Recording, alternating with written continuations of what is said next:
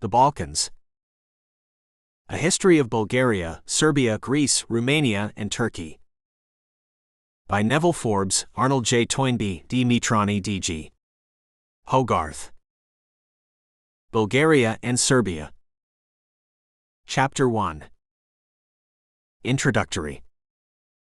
The whole of what may be called the trunk or massif of the Balkan Peninsula, bounded on the north by the rivers Save and Danube, on the west by the Adriatic, on the east by the Black Sea, and on the south by a very irregular line running from Antivari, on the coast of the Adriatic, and the lake of Scutari in the west, through lakes Ochrida and Prespa, in Macedonia to the outskirts of Salonika, and thence to Mytia on the shores of the Black Sea, following the coast of the Aegean Sea some miles inland, is preponderatingly inhabited by Slavs.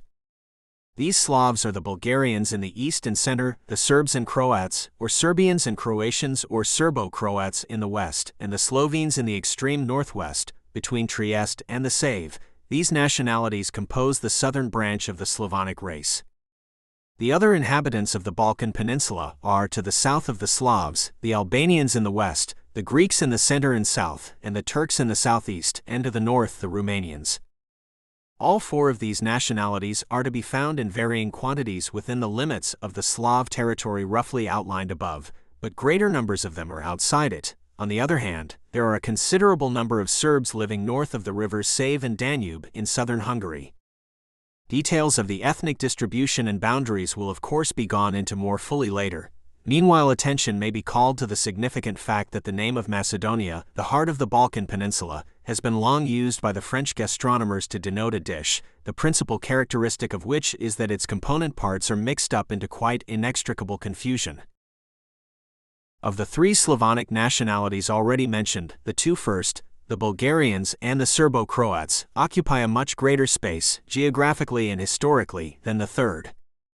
The Slovenes, barely 1.5 million in number, inhabiting the Austrian provinces of Carinthia and Carniola, have never been able to form a political state though, with the growth of Trieste as a great port, and the persistent efforts of Germany to make her influence, if not her flag, supreme on the shores of the Adriatic. This small people has, from its geographical position and from its anti-German and anti-Italian attitude, achieved considerable notoriety and some importance. Of the Bulgars and Serbs, it may be said that at the present moment the former control the eastern, and the latter, in alliance with the Greeks, the western half of the peninsula.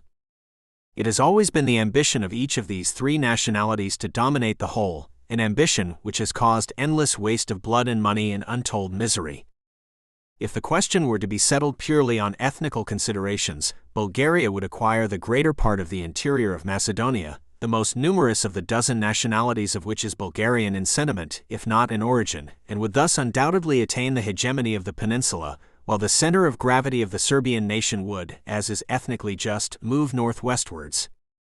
Political considerations, however, have until now always been against this solution of the difficulty, and even if it's solved in this sense, there would still remain the problem of the Greek nationality, whose distribution along all the coasts of the Aegean, both European and Asiatic, makes a delimitation of the Greek state on purely ethnical lines virtually impossible. It is curious that the Slavs, though masters of the interior of the peninsula, and of parts of its eastern and western coasts, have never made the shores of the Aegean, the White Sea as they call it, or the cities on them their own. The Adriatic is the only sea on the shore of which any Slavonic race has ever made its home.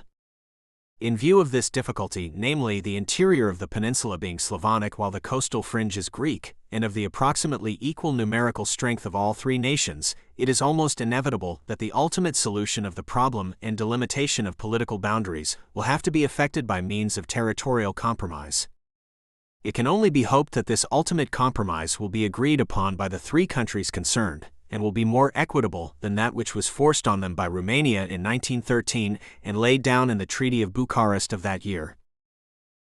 If no arrangement on a principle of give and take is made between them, the road to the east, which from the point of view of the Germanic powers lies through Serbia, will sooner or later inevitably be forced open, and the independence first of Serbia, Montenegro and Albania, and later of Bulgaria and Greece will disappear de facto if not in appearance, and both materially and morally they will become the slaves of the Central Empires. If the Balkan League could be reconstituted, Germany and Austria would never reach Salonika or Constantinople. Chapter 2. The Balkan Peninsula in classical times. 400 BC AD, 500. In the earlier historical times, the whole of the eastern part of the Balkan Peninsula between the Danube and the Aegean was known as Thracia, while the western part, north of the 41st degree of latitude, was termed Illyricum. The lower basin of the river Vardar, the classical Axias, was called Macedonia. A number of the tribal and personal names of the early Illyrians and Thracians have been preserved. Philip of Macedonia subdued Thrace in the 4th century BC, and in 342 founded the city of Philippopolis. Alexander's first campaign was devoted to securing control of the peninsula, but during the 3rd century BC Thrace was invaded from the north and laid waste by the Celts, who had already visited Illyria. The Celts vanished by the end of that century, leaving a few place names to mark their passage. The city of Belgrade was known until the 7th century AD by its Celtic name of Singadunum. Naissus, the modern Nish, is also possibly of Celtic origin. It was towards 230 BC that Rome came into contact with Illyricum, owing to the piratical proclivities of its inhabitants, but for a long time it only controlled the Dalmatian coast, so called after the Delmati or Delmati, an Illyrian tribe. The reason for this was the formidable character of the mountains of Illyria, which run in several parallel and almost unbroken lines the whole length of the shore of the Adriatic, and have always formed an effective barrier to invasion from the west. The interior was only very gradually subdued by the Romans after Macedonia had been occupied by them, in 146 BC. Throughout the 1st century BC, conflicts raged with varying fortune between the invaders and all the native races living between the Adriatic and the Danube. They were attacked both from Aquileia in the north and from Macedonia in the south, but it was not till the early years of our era that the Danube became the frontier of the Roman Empire. In the year AD 6 Moesia, which included a large part of the modern kingdom of Serbia and the northern half of that of Bulgaria between the Danube and the Balkan range, the classical Hemus became an imperial province, and 20 years later Thrace, the country between the Balkan range and the Aegean, was incorporated in the empire, and was made a province by the Emperor Claudius in AD 46. The province of Illyricum or Dalmatia stretched between the Save and the Adriatic, and Pannonia lay between the Danube and the Save. In 107 AD, the Emperor Trajan conquered the Dacians beyond the lower Danube and organized a province of Dacia out of territory roughly equivalent to the modern Wallachia in Transylvania. This trans-Danubian territory did not remain attached to the empire for more than 150 years, but within the river line a vast belt of country, stretching from the head of the Adriatic to the mouths of the Danube on the Black Sea, was Romanized through and through. The Emperor Trajan has been called the Charlemagne of the Balkan Peninsula. All remains are attributed to him. He was nicknamed the Wallflower by Constantine the Great, and his reign marked the zenith of Roman power in this part of the world. The Balkan Peninsula enjoyed the benefits of Roman civilization for 3 centuries, from the 1st to the 4th, but from the 2nd century onwards the attitude of the Romans was defensive rather than offensive. The war against the Marcomanni under the Emperor Marcus Aurelius, in the second half of this century, was the turning point. Rome was still victorious, but no territory was added to the empire. The 3rd century saw the southward movement of the Germanic peoples, who took the place of the Celts. The Goths invaded the peninsula, and in 251 the Emperor Decius was killed in battle against them near Odessus on the Black Sea, the modern Varna. The Goths reached the outskirts of Thessalonica, Salonika, but were defeated by the Emperor Claudius at Naissus, Nish, in 269. Shortly afterwards, however, the Emperor Aurelian had definitively to relinquish Dacia to them. The Emperor Diocletian, a native of Dalmatia, who reigned from 284 to 305, carried out a redistribution of the imperial provinces. Pannonia and Western Illyria, or Dalmatia, were assigned to the prefecture of Italy, Thrace to that of the Orient, while the whole center of the peninsula, from the Danube to the Peloponnese, constituted the prefecture of Illyria, with Thessalonica as capital. The territory to the north of the Danube having been lost, what is now western Bulgaria was renamed Dacia, while Moesia, the modern kingdom of Serbia, was made very much smaller. Prevalis, or the southern part of Dalmatia, approximately the modern Montenegro and Albania, was detached from that province and added to the prefecture of Illyria. In this way, the boundary between the province of Dalmatia and the Balkan Peninsula proper ran from near the lake of Scutari in the south to the river Drynus, the modern Dina, whose course it followed till the Save was reached in the north. An event of far-reaching importance in the following century was the elevation by Constantine the Great of the Greek colony of Byzantium into the imperial city of Constantinople in 325. This century also witnessed the arrival of the Huns in Europe from Asia. They overwhelmed the Ostrogoths between the Dnieper and the Dniester in 375, and the Visigoths, settled in Transylvania and the modern Romania, moved southwards in sympathy with this event. The Emperor Valens lost his life fighting against these Goths in 378 at the Great Battle of Adrianople, a city established in Thrace by the Emperor Hadrian in the 2nd century. His successor, the Emperor Theodosius, placated them with gifts and made them guardians of the northern frontier, but at his death, in 395, they overran and devastated the entire peninsula, after which they proceeded to Italy. After the death of the Emperor Theodosius, the empire was divided, never to be joined into one whole again.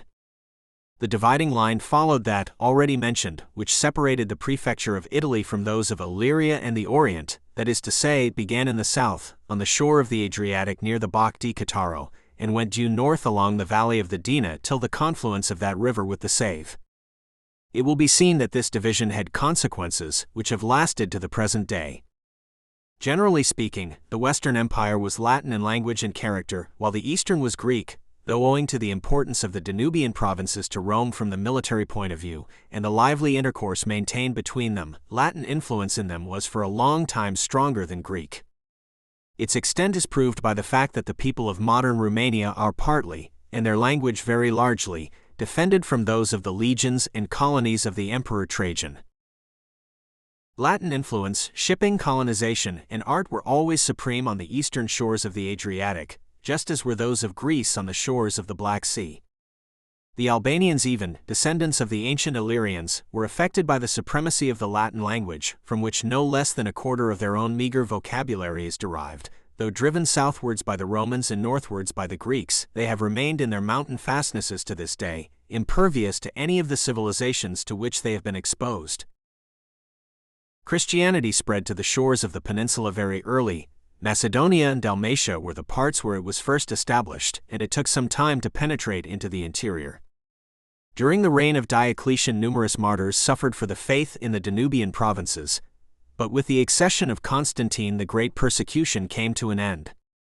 As soon, however, as the Christians were left alone, they started persecuting each other, and during the 4th century the Arian controversy re-echoed throughout the peninsula. In the 5th century, the Huns moved from the shores of the Black Sea to the plains of the Danube and the Theiss. They devastated the Balkan Peninsula, in spite of the tribute which they had levied on Constantinople in return for their promise of peace. After the death of Attila, in 453, they again retreated to Asia, and during the second half of the century the Goths were once more supreme in the peninsula.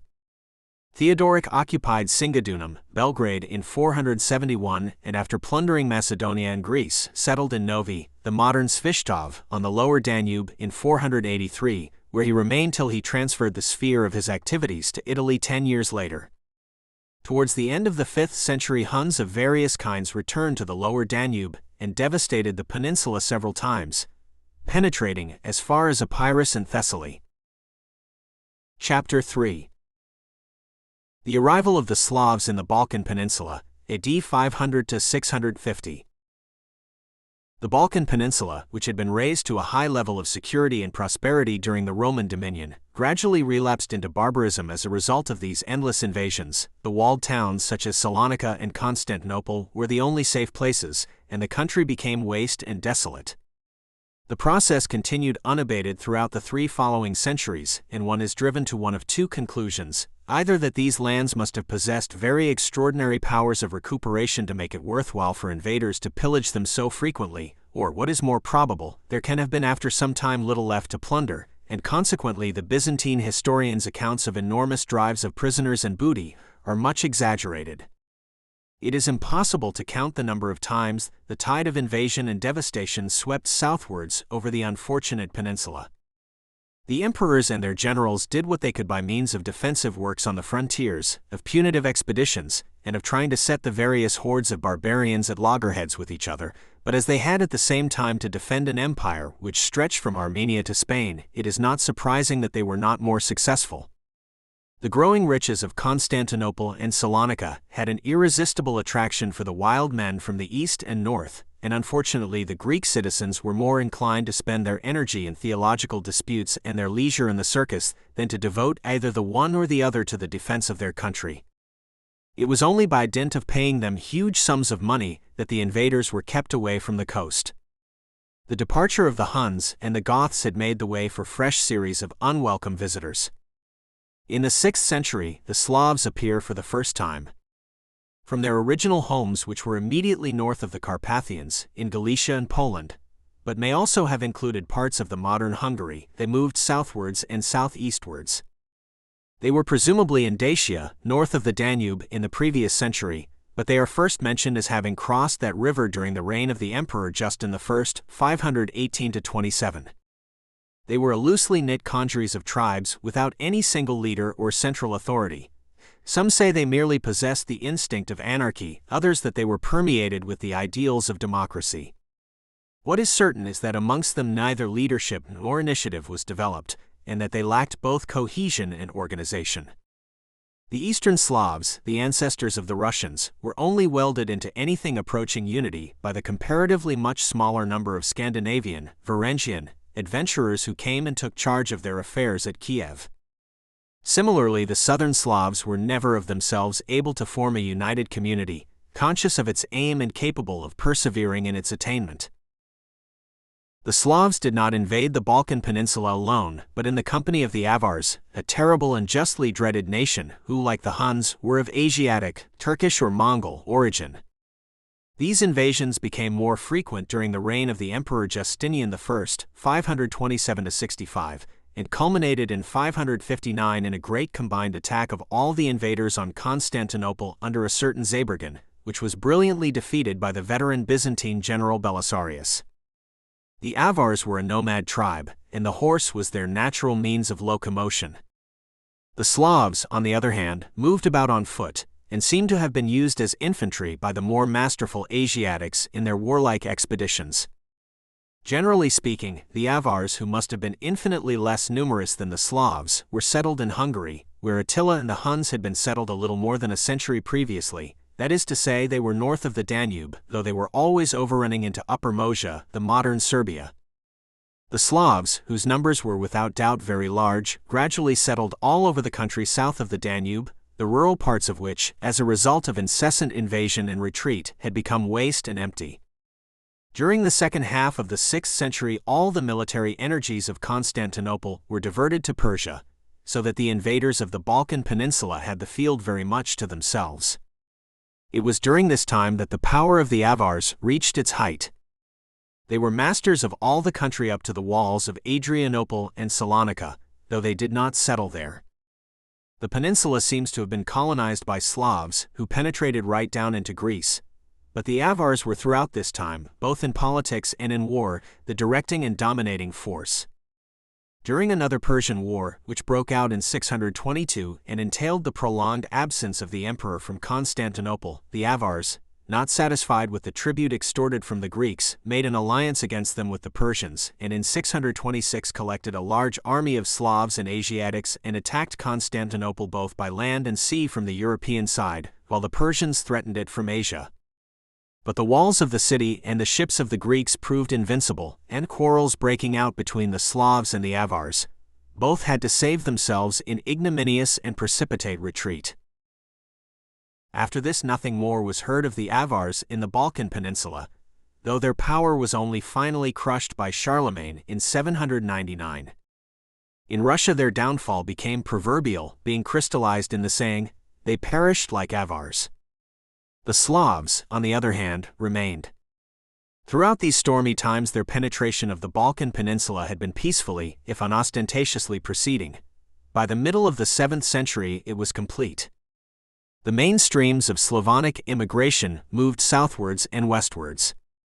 The first covered the whole of the country between the Danube and the Balkan range, overflowed into Macedonia, and filtered down into Greece. Southern Thrace in the east and Albania in the west were comparatively little affected, and in these districts the indigenous population maintained itself. The coasts of the Aegean and the great cities on or near them were too strongly held by the Greeks to be affected, and those Slavs who penetrated into Greece itself were soon absorbed by the local populations.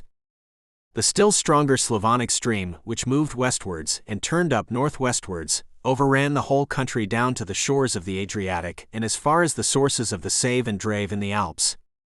From that point in the west to the shores of the Black Sea in the east became one solid mass of Slavs, and has remained so ever since.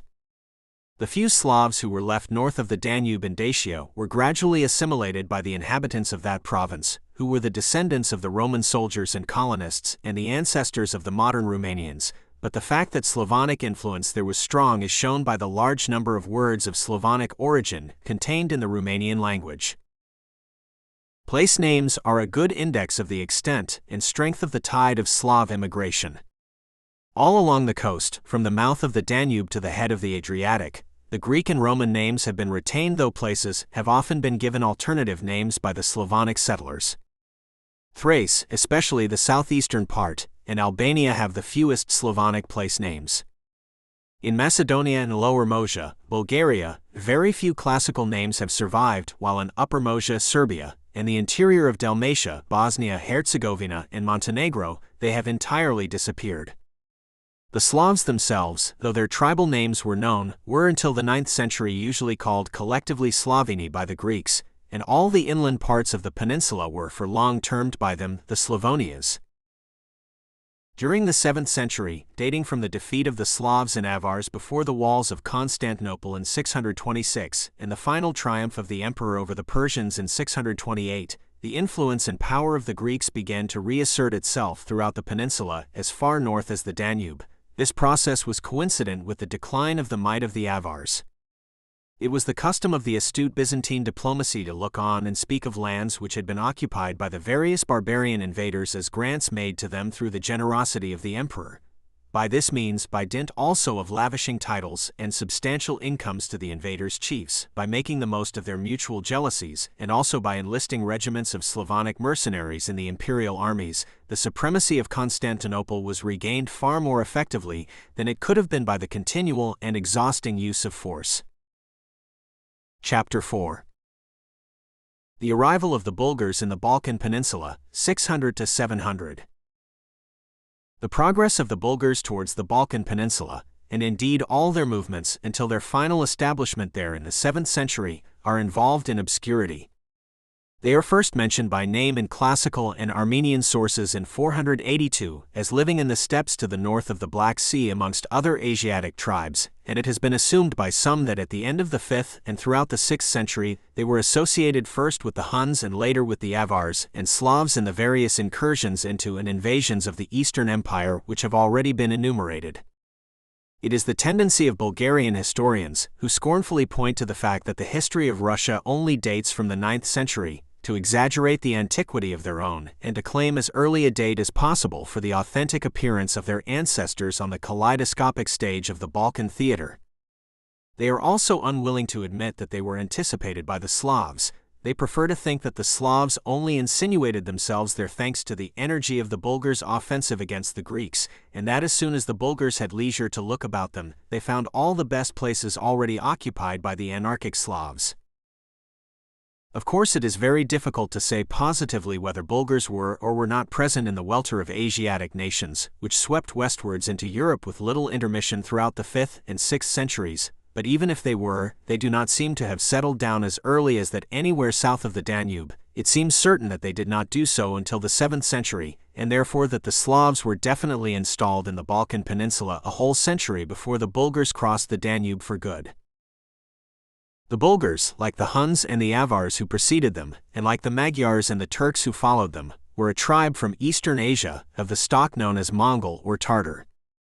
The tendency of all these peoples was to move westwards from Asia into Europe, and this they did at considerable and irregular intervals, though in alarming and apparently inexhaustible numbers, roughly from the 4th till the 14th centuries. The distance was great, but the journey, thanks to the flat, grassy, treeless, and well-watered character of the steppes of southern Russia which they had to cross, was easy. They often halted for considerable periods by the way, and some never moved further westwards than Russia. Thus at one time the Bulgars settled in large numbers on the Volga, near its confluence with the Kama, and it is presumed that they were well established there in the 5th century. They formed a community of considerable strength and importance, known as Great or White Bulgaria. These Bulgars fused with later Tatar immigrants from Asia and eventually were consolidated into the powerful kingdom of Kazan, which was only crushed by the Tsar Ivan IV in 1552. According to Bulgarian historians, the basins of the rivers Volga and Don and the steppes of eastern Russia proved too confined a space for the legitimate development of Bulgarian energy, and expansion to the west was decided on. A large number of Bulgars therefore detached themselves and began to move southwestwards. During the 6th century they seem to have been settled in the country to the north of the Black Sea, forming a colony known as Black Bulgaria. It is very doubtful whether the Bulgars did take part, as they are supposed to have done, in the ambitious but unsuccessful attack on Constantinople in 559 under Zabergan, chief of another Tatar tribe, but it is fairly certain that they did in the equally formidable but equally unsuccessful attacks by the Slavs and Avars against Salonika in 609 and Constantinople in 626.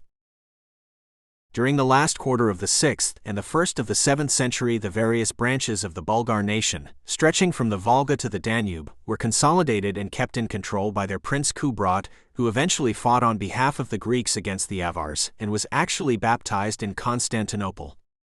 The power of the Bulgars grew as that of the Avars declined, but at the death of Kubrat, in 638, his realm was divided amongst his sons.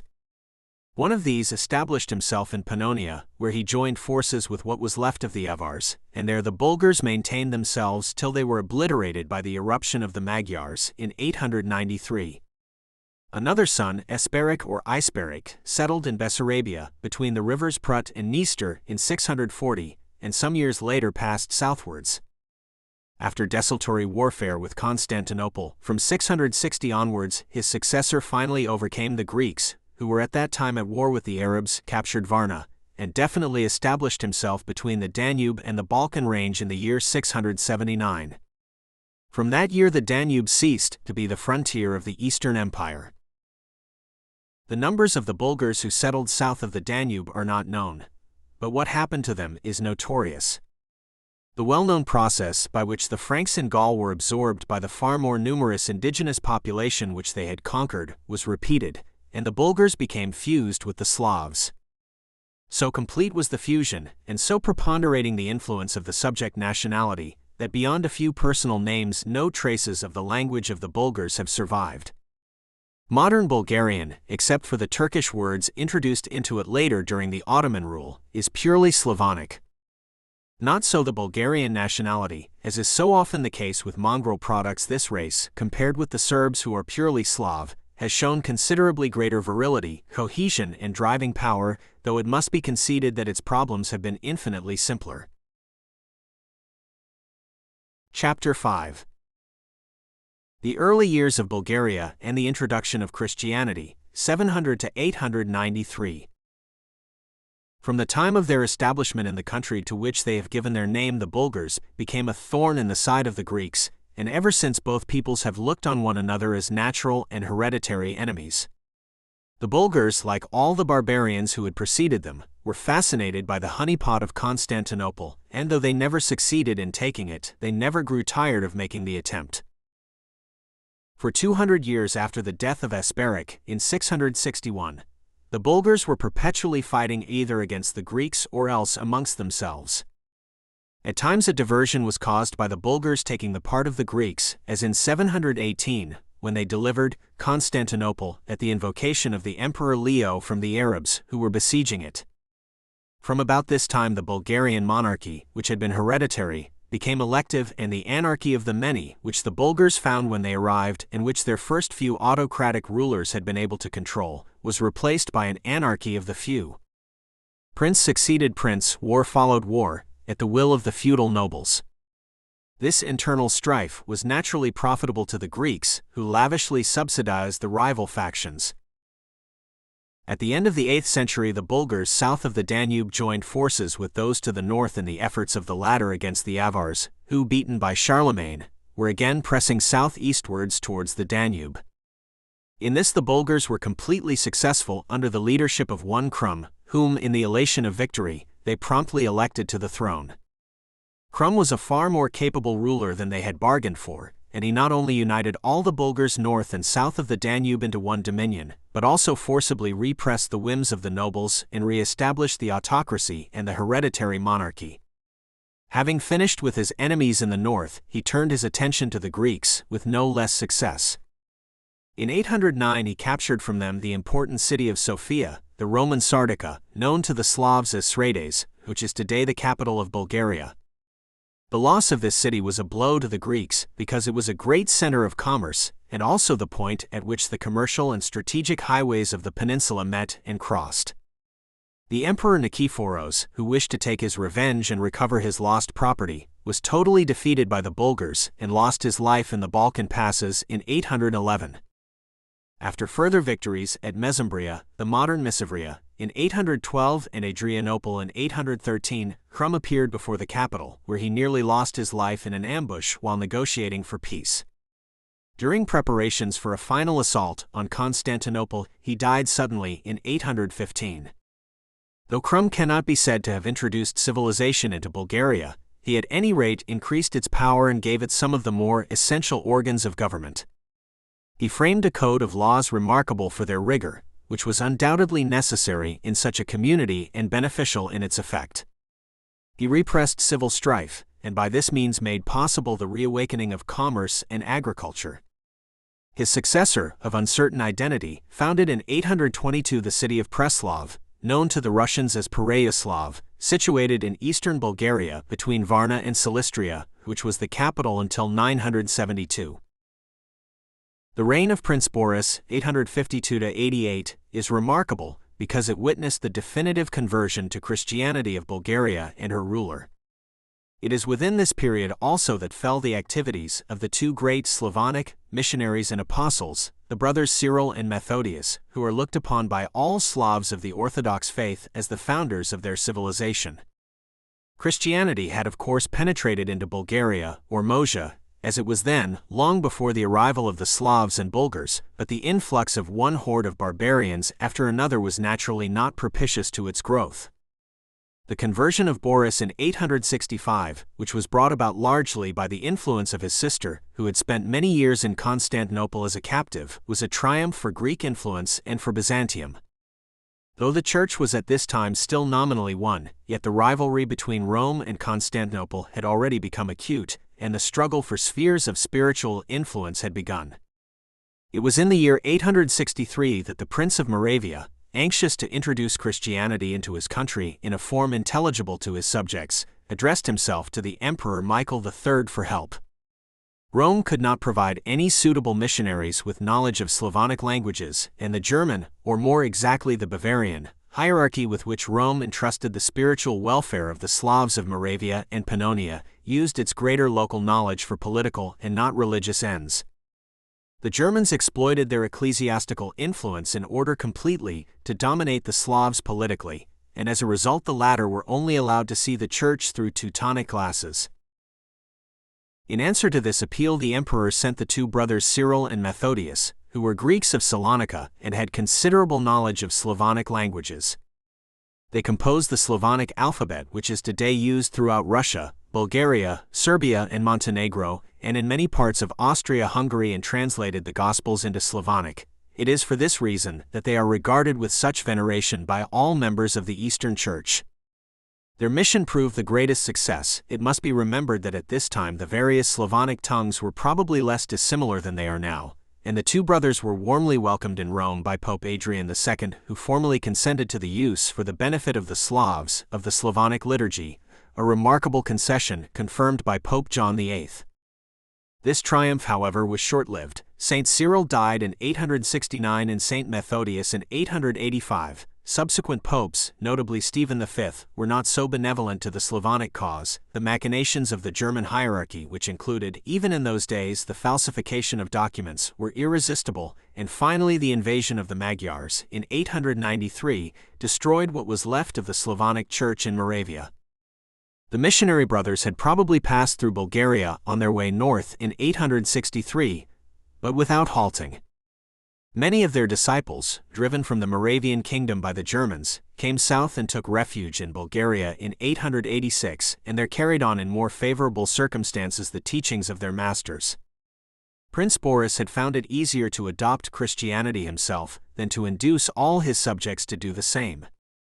Even when he had enforced his will on them at the price of numerous executions of recalcitrant nobles, he found himself only at the beginning of his difficulties. The Greeks had been glad enough to welcome Bulgaria into the fold, but they had no wish to set up an independent church and hierarchy to rival their own. Boris, on the other hand, though no doubt full of genuine spiritual ardor, was above all impressed with the authority and prestige which the basileus derived from the Church of Constantinople. He also admired the pomp of ecclesiastical ceremony, and wished to have a patriarch of his own to crown him and a hierarchy of his own to serve him. Finding the Greeks unresponsive, he turned to Rome, and Pope Nicholas I sent him 2 bishops to superintend the ecclesiastical affairs of Bulgaria, till the investiture of Boris at the hands of the Holy See could be arranged. These bishops set to work with a will, substituted the Latin for the Greek rite, and brought Bulgaria completely under Roman influence. But when it was discovered that Boris was aiming at the erection of an independent church, their enthusiasm abated, and they were recalled to Rome in 867. Adrian II proved no more sympathetic, and in 870, during the reign of the Emperor Basil I, it was decided without more ado that the Bulgarian Church should be directly under the Bishop of Constantinople, on the ground that the kingdom of Boris was a vassal state of the basileus, and that from the Byzantine point of view, as opposed to that of Rome, the state came first and the Church next. The Moravian Gorazd, a disciple of Methodius, was appointed metropolitan, and at his death he was succeeded by his fellow countryman and co-disciple Clement, who by means of the construction of numerous churches and monasteries did a great deal for the propagation of light and learning in Bulgaria. The definite subjection of the Bulgarian Church to that of Byzantium was an important and far-reaching event. Boris has been reproached with submitting himself and his country to Greek influence, but in those days it was either Constantinople or Rome. There was no third way. And in view of the proximity of Constantinople and the glamour which its civilization cast all over the Balkans, it is not surprising that the Greeks carried the day. Chapter 6. The rise and fall of the First Bulgarian Empire, 893–972. During the reign of Simeon, second son of Boris, which lasted from 893 to 927, Bulgaria reached a very high level of power and prosperity.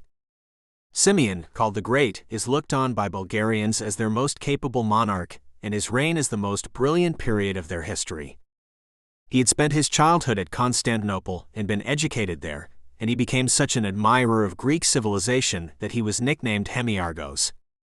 His instructors had done their work so well that Simeon remained spellbound by the glamour of Constantinople throughout his life, and although he might have laid the foundations of a solid empire in the Balkans, his one ambition was to conquer Byzantium and to be recognized as basileus, an ambition which was not to be fulfilled. His first campaign against the Greeks was not very fruitful, because the latter summoned the Magyars, already settled in Hungary, to their aid, and they attacked Simeon from the north. Simeon in return called the Pechenegs, another fierce Tartar tribe, to his aid, but this merely resulted in their definite establishment in Rumania. During the 20 years of peace, which strange to say filled the middle of his reign, 894 to 913, the internal development of Bulgaria made great strides.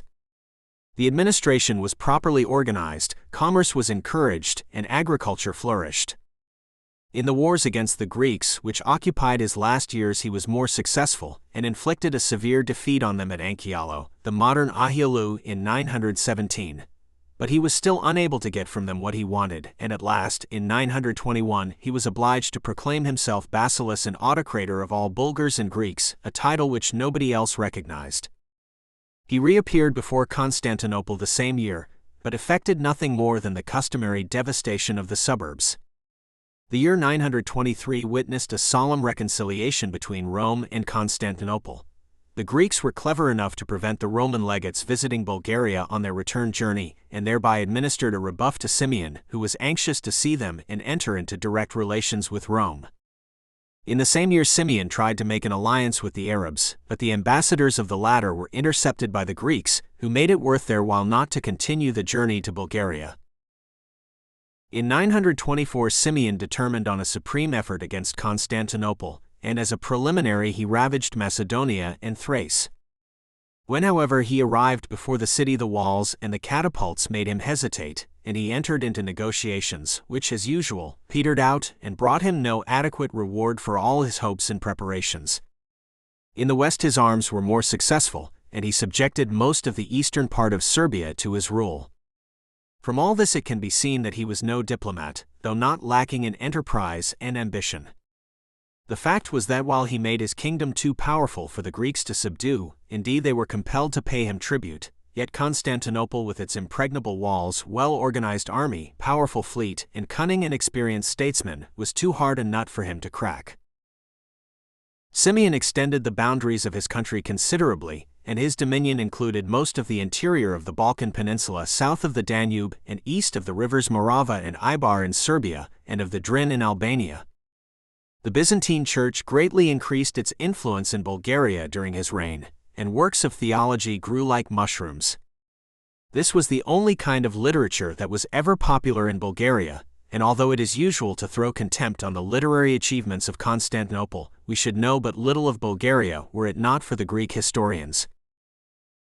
Simeon died in 927, and his son Peter, who succeeded him, was a lover of peace and comfort. He married a Byzantine princess, and during his reign, 927–69, Greek influence grew ever stronger, in spite of several revolts on the part of the Bulgar nobles, while the capital Preslav became a miniature Constantinople.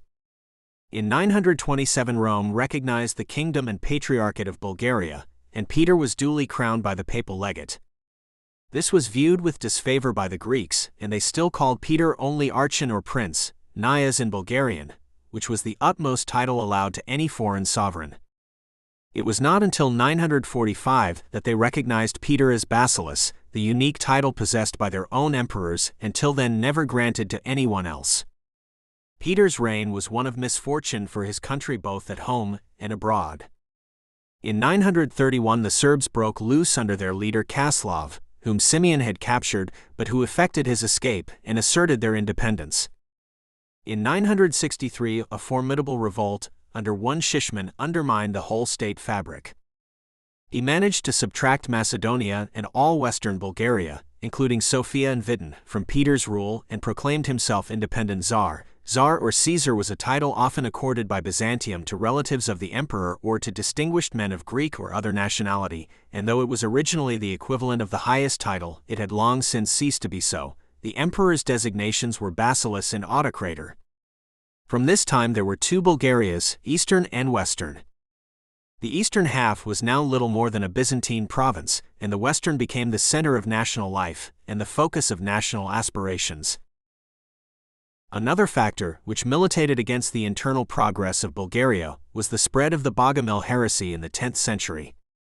This remarkable doctrine, founded on the dualism of the Paulicians, who had become an important political force in the Eastern Empire, was preached in the Balkan Peninsula by one Jeremiah Bogomil, for the rest a man of uncertain identity, who made Philippopolis the center of his activity. Its principal features were of a negative character, and consequently, it was very difficult successfully to apply force against them. The Bogomils recognized the authority neither of church nor of state, the validity neither of oaths nor of human laws. They refused to pay taxes, to fight, or to obey. They sanctioned theft but looked upon any kind of punishment as unjustifiable. They discountenanced marriage and were strict vegetarians. Naturally, a heresy so alarming in its individualism shook to its foundations the not very firmly established Bulgarian society. Nevertheless, it spread with rapidity in spite of all persecutions, and its popularity amongst the Bulgarians, and indeed amongst all the Slavs of the peninsula, is without doubt partly explained by political reasons. The hierarchy of the Greek Church, which supported the ruling classes of the country and lent them authority at the same time that it increased its own, was antipathetic to the Slavs, and the Bogomil heresy drew much strength from its nationalistic coloring and from the appeal which it made to the character of the Balkan Slavs, who have always been intolerant of government by the Church. But neither the civil nor the ecclesiastical authorities were able to cope with the problem. Indeed, they were apt to minimize its importance, and the heresy was never eradicated till the arrival on the scene of Islam, which proved as attractive to the schismatics as the well-regulated Orthodox Church had been the reverse. The third quarter of the 10th century witnessed a great recrudescence of the power of Constantinople under the Emperor Nikephoros Phokas, who wrested Cyprus and Crete from the Arabs and inaugurated an era of prosperity for the Eastern Empire, giving it a new lease of vigorous and combative life. Wishing to reassert the Greek supremacy in the Balkan Peninsula, his first act was to refuse any further payment of tribute to the Bulgarians as from 966. His next was to initiate a campaign against them, but in order to make his own success in this enterprise less costly and more assured, he secured the cooperation of the Russians under Sviatoslav, Prince of Kiev. This potentate's mother Olga had visited Constantinople in 957 and been baptized, though her son and the bulk of the population were still ardent heathens, and commercial intercourse between Russia and Constantinople by means of the Dnieper and the Black Sea was at that time lively. Sviatoslav did not want pressing, and arriving with an army of 10,000 men in boats, overcame northern Bulgaria in a few days, 967. They were helped by Shishman and the Western Bulgars, who did not mind at what price Peter and the Eastern Bulgars were crushed. Sviatoslav was recalled to Russia in 968 to defend his home from attacks by the Tartar Pechenegs. But that done, he made up his mind to return to Bulgaria, lured by its riches and by the hope of the eventual possession of Constantinople. The Emperor Nikephoros was by now aware of the danger he had imprudently conjured up and made a feudal alliance with Eastern Bulgaria. But in January 969 Peter of Bulgaria died, and in December of the same year Nikephoros was murdered by the ambitious Armenian John Zimisces, who thereupon became emperor. Sviatoslav, seeing the field clear of his enemies, returned in 970, and in March of that year sacked and occupied Philippopolis. The Emperor John Zimisces, who was even abler both as general and as diplomat than his predecessor, quietly pushed forward his warlike preparations and did not meet the Russians till the autumn, when he completely defeated them at Arkadiopolis, the modern Lulburgas. The Russians retired north of the Balkan range, but the Greeks followed them. John Zimisces besieged them in the capital Preslav, which he stormed, massacring many of the garrison, in April 972. Sviatoslav and his remaining troops escaped to Silistria, the Durostorum of Trajan on the Danube, where again, however, they were besieged and defeated by the indefatigable emperor. At last peace was made in July 972, the Russians being allowed to go free on condition of the complete evacuation of Bulgaria and a gift of corn. The adventurous Sviatoslav lost his life at the hands of the Pechenegs while making his way back to Kiev. The triumph of the Greeks was complete, and it can be imagined that there was not much left of the earthenware Bulgaria after the violent collision of these two mighty iron vessels on the top of it. Eastern Bulgaria, i.e. Moesia and Thrace, ceased to exist, becoming a purely Greek province. John Zimisces made his triumphal entry into Constantinople, followed by the two sons of Peter of Bulgaria on foot. The elder was deprived of his regal attributes and created magistros, the younger was made a eunuch. Chapter 7. The Rise and Fall of Western Bulgaria, and the Greek Supremacy, 963-1186. Meanwhile, Western Bulgaria had not been touched, and it was thither that the Bulgarian Patriarch Damian removed from Silistria after the victory of the Greeks, settling first in Sofia and then in Ochrida in Macedonia, where the apostate Shishman had eventually made his capital. Western Bulgaria included Macedonia and parts of Thessaly, Albania, southern and eastern Serbia, and the westernmost parts of modern Bulgaria. It was from this district that numerous anti-Hellenic revolts were directed after the death of the Emperor John Zimisces in 976. These culminated during the reign of Samuel 977 and 1014, one of the sons of Shishman. He was as capable and energetic, as unscrupulous and inhuman, as the situation he was called upon to fill demanded. He began by assassinating all his relations and nobles who resented his desire to re-establish the absolute monarchy, was recognized as Tsar by the Holy See of Rome in 981, and then began to fight the Greeks, the only possible occupation for any self-respecting Bulgarian ruler. The emperor at that time was Basil II, 976 or 1025, who was brave and patriotic but young and inexperienced. In his early campaigns Samuel carried all before him. He reconquered northern Bulgaria in 985, Thessaly in 986, and defeated Basil II near Sofia the same year. Later he conquered Albania and the southern parts of Serbia, and what is now Montenegro and Herzegovina. In 996 he threatened Salonika, but first of all embarked on an expedition against the Peloponnese. Here he was followed by the Greek general, who managed to surprise and completely overwhelm him, he and his son barely escaping with their lives. From that year, 996, his fortune changed. The Greeks reoccupied northern Bulgaria in 999 and also recovered Thessaly and parts of Macedonia. The Bulgars were subjected to almost annual attacks on the part of Basil II. The country was ruined and could not long hold out. The final disaster occurred in 1014, when Basil II utterly defeated his inveterate foe in a pass near Saras in Macedonia. Samuel escaped to Prilep, but when he beheld the return of 15,000 of his troops who had been captured and blinded by the Greeks, he died of syncope. Basil II, known as Bulgaroctonus or Bulgar killer, went from victory to victory, and finally occupied the Bulgarian capital of Ochrida in 1016. Western Bulgaria came to an end, as had Eastern Bulgaria in 972. The remaining members of the royal family followed the emperor to the Bosphorus to enjoy comfortable captivity, and the triumph of Constantinople was complete. From 1018 to 1186 Bulgaria had no existence as an independent state. Basil II, although cruel, was far from tyrannical in his general treatment of the Bulgars and treated the conquered territory more as a protectorate than as a possession.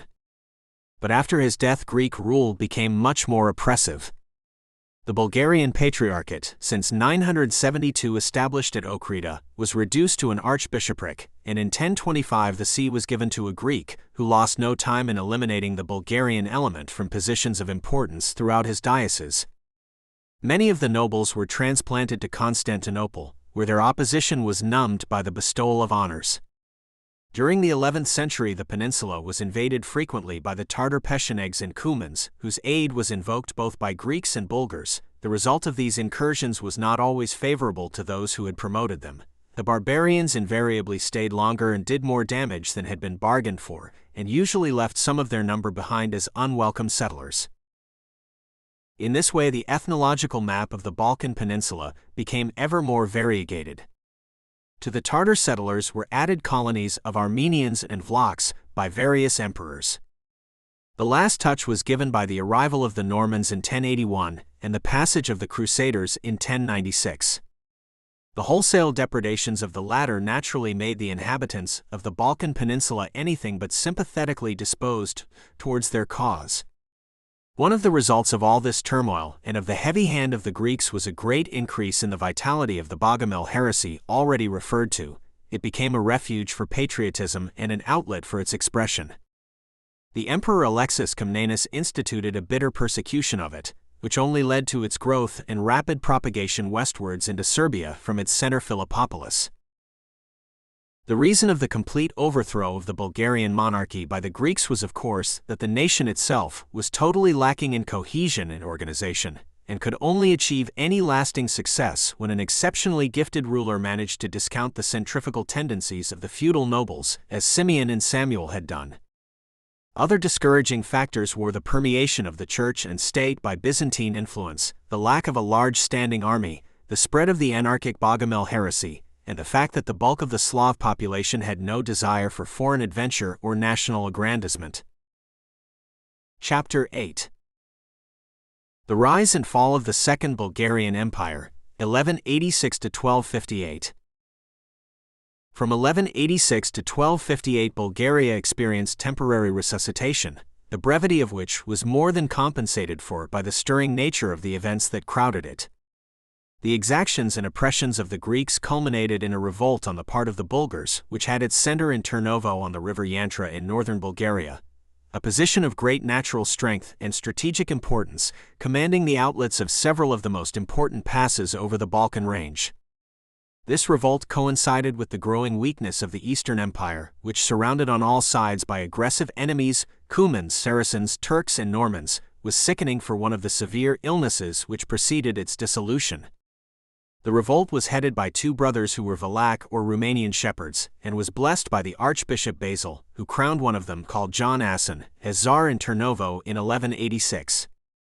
Their first efforts against the Greeks were not successful, but securing the support of the Serbs under Stephen Nemanja in 1188 and of the Crusaders in 1189 they became more so, but there was life in the Greeks yet, and victory alternated with defeat.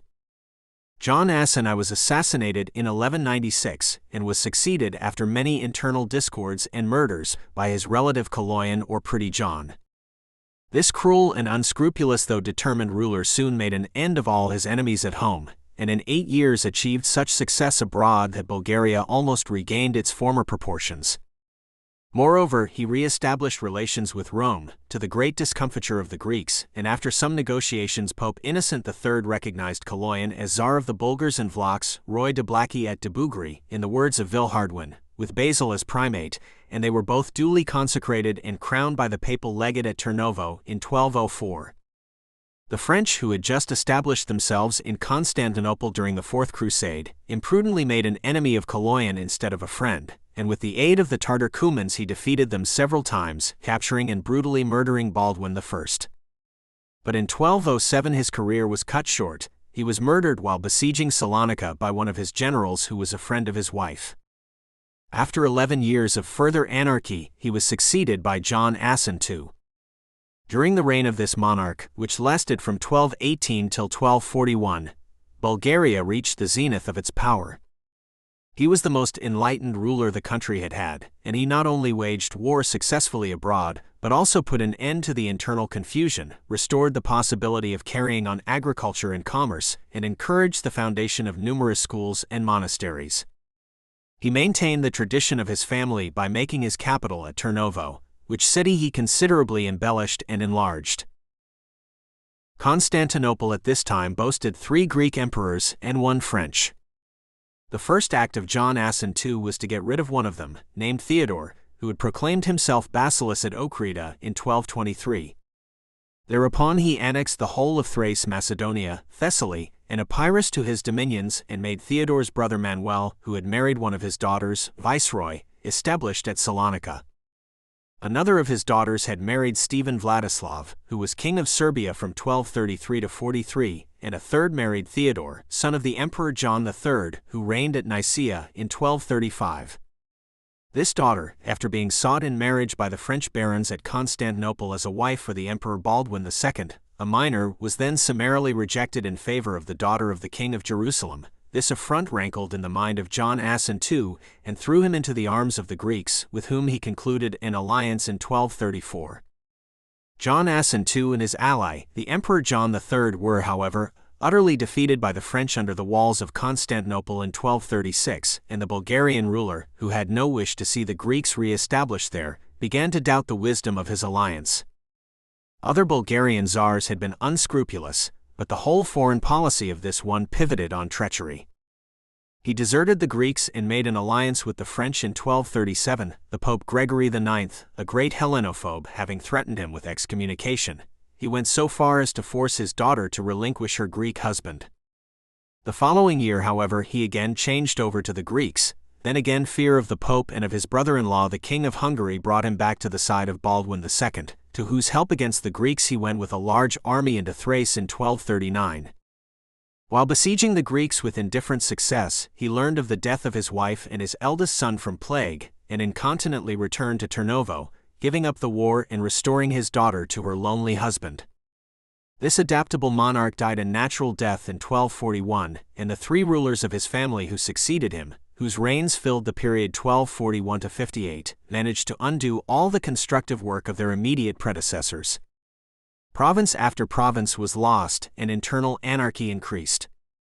This remarkable dynasty came to an inglorious end in 1258, when its last representative was murdered by his own nobles, and from this time onwards Bulgaria was only a shadow of its former self.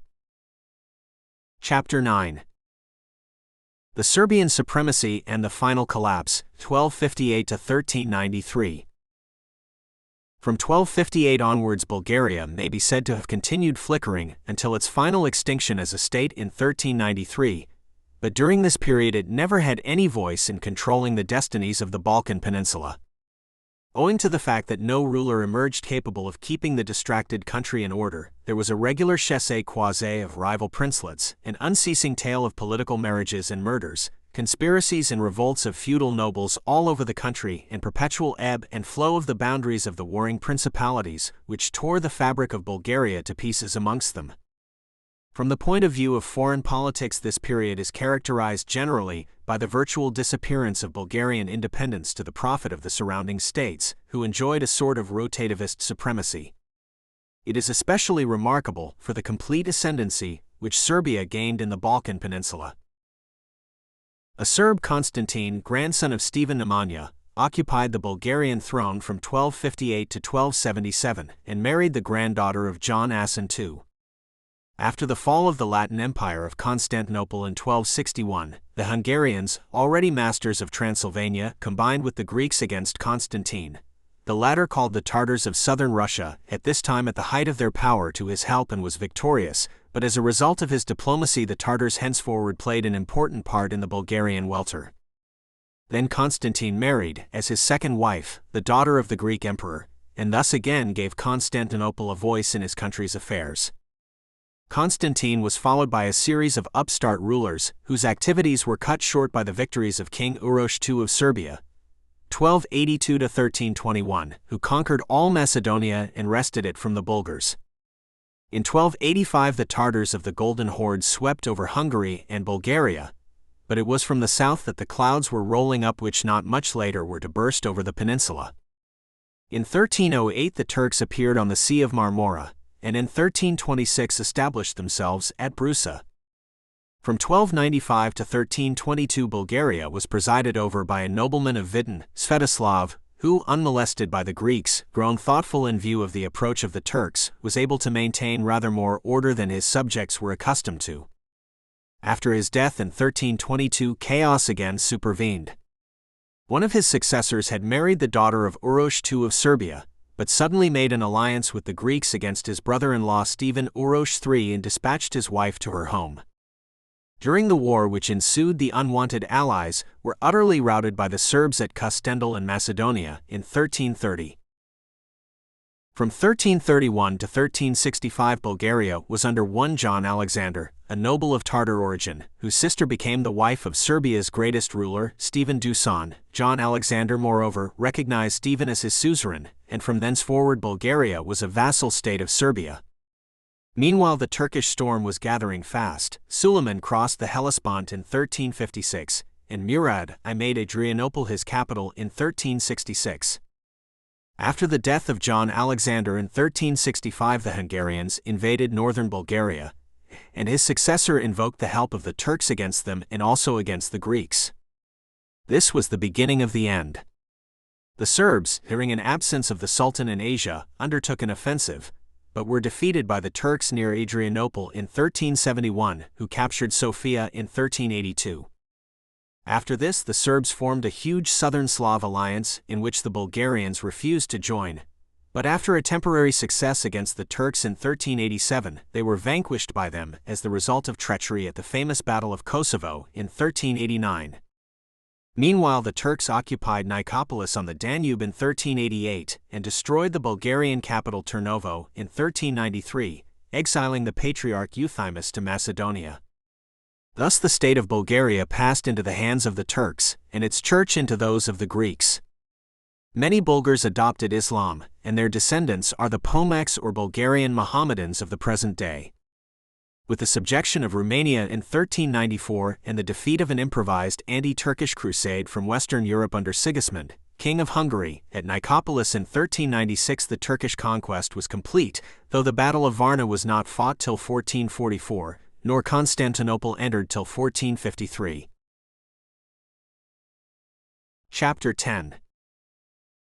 The Turkish Dominion and the Emancipation, 1393 to 1878. From 1393 until 1877, Bulgaria may truthfully be said to have had no history, but nevertheless it could scarcely have been called happy. National life was completely paralyzed, and what stood in those days for national consciousness was obliterated. It is common knowledge, and most people are now reasonable enough to admit, that the Turks have many excellent qualities, religious fervor and military ardor amongst others. It is also undeniable that from an aesthetic point of view too much cannot be said in praise of Mohammedan civilization. Who does not prefer the minarets of Stamboul and Edirne to the architecture of Budapest, notoriously the ideal of Christian Southeastern Europe?